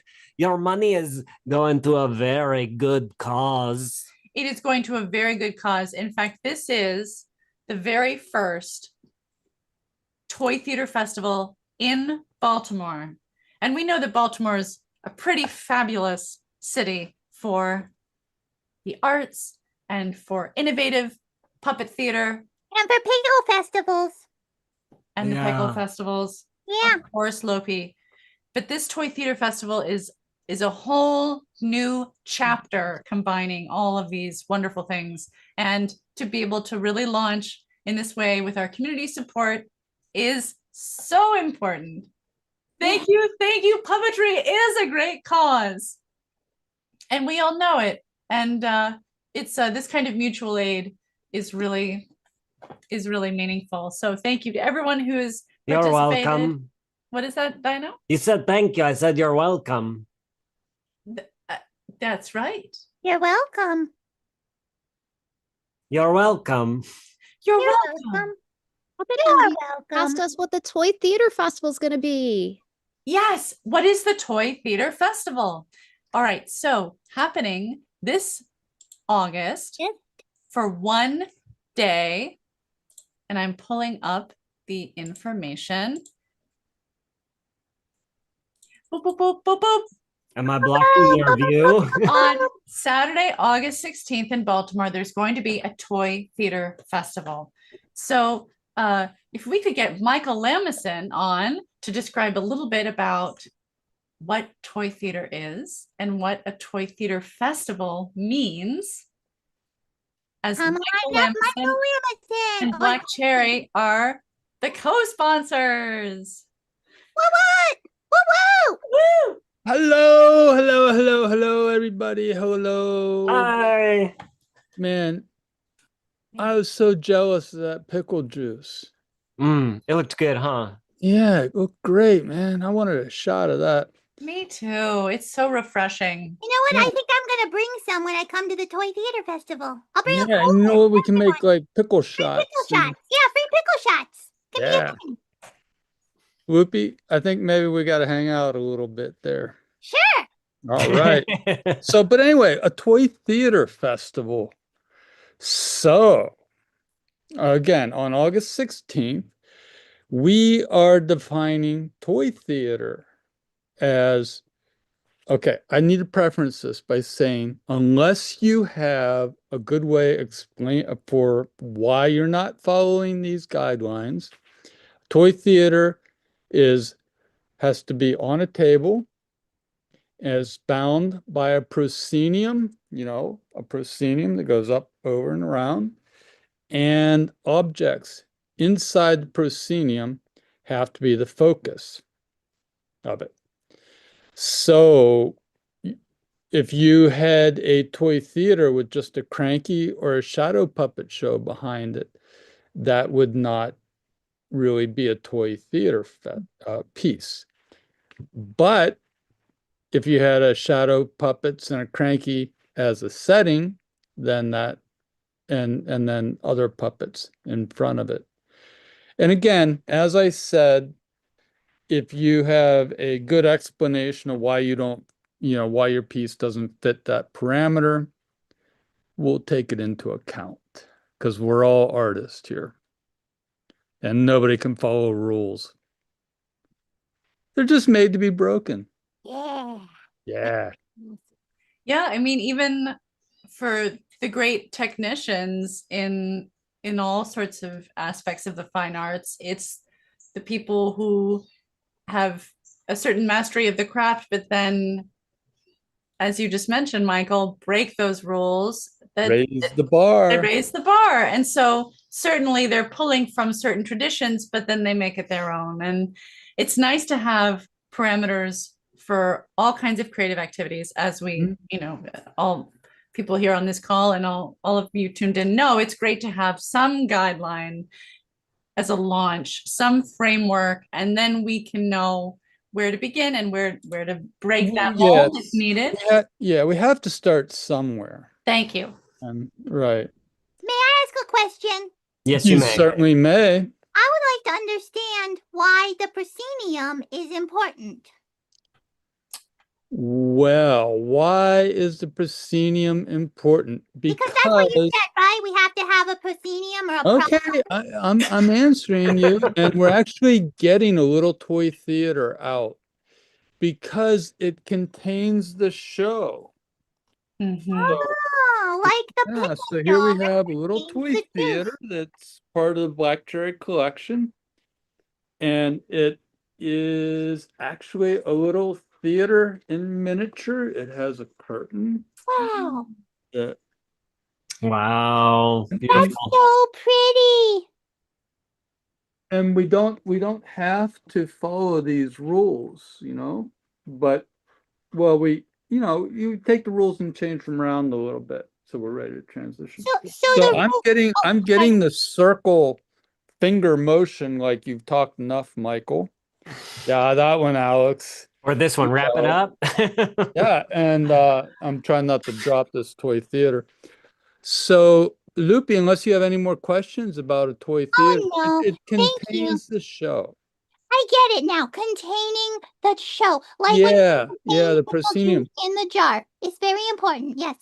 Yeah, And doing it just a looks like shout out thank you to Puppet Envy for also giving us this opportunity to talk about the festival, asking what is the Toy Theater Festival. This is great. This allows us another opportunity to circle back to our roots, why we're hosting this fundraiser, what the festival is devoted to, the art form and the ideas behind this special celebration. Yeah, we often forget to mention those important parts of why we're having a fundraiser. Get a little carried away with pickle juice. Yeah. But if let me highlight Sarah Bourne here. Hi. Oh, yes. So, Hi. Thanks for coming and hanging out with us on YouTube all day. Yeah. We're gonna go hang out at Dino After Dark. You can still purchase a ticket. We'll still send you the link, but we do got to close this meeting to open up the next one because that's how our Zoom account works right now. Yes, and as a closing thought, just to remind everyone, this Toy Theater Festival is going to be a hybrid event. We want it to be accessible to our members who are located everywhere. Oh, yeah, yeah, there's a virtual component to it. Yes. Mhm. Good point. Part of our Dino Day. All right. So for those who have registered for After Dark with Peter Court, it will begin momentarily. Be sure to check your registration emails and get those links. And if you have any questions, you can contact the Guild at, and we'll type in National Capital Puppetry Guild at gmail.com. And beyond that, we're going to sign off. Thanks everyone for joining us. All right. See you over at Peter's show. Hi, everybody.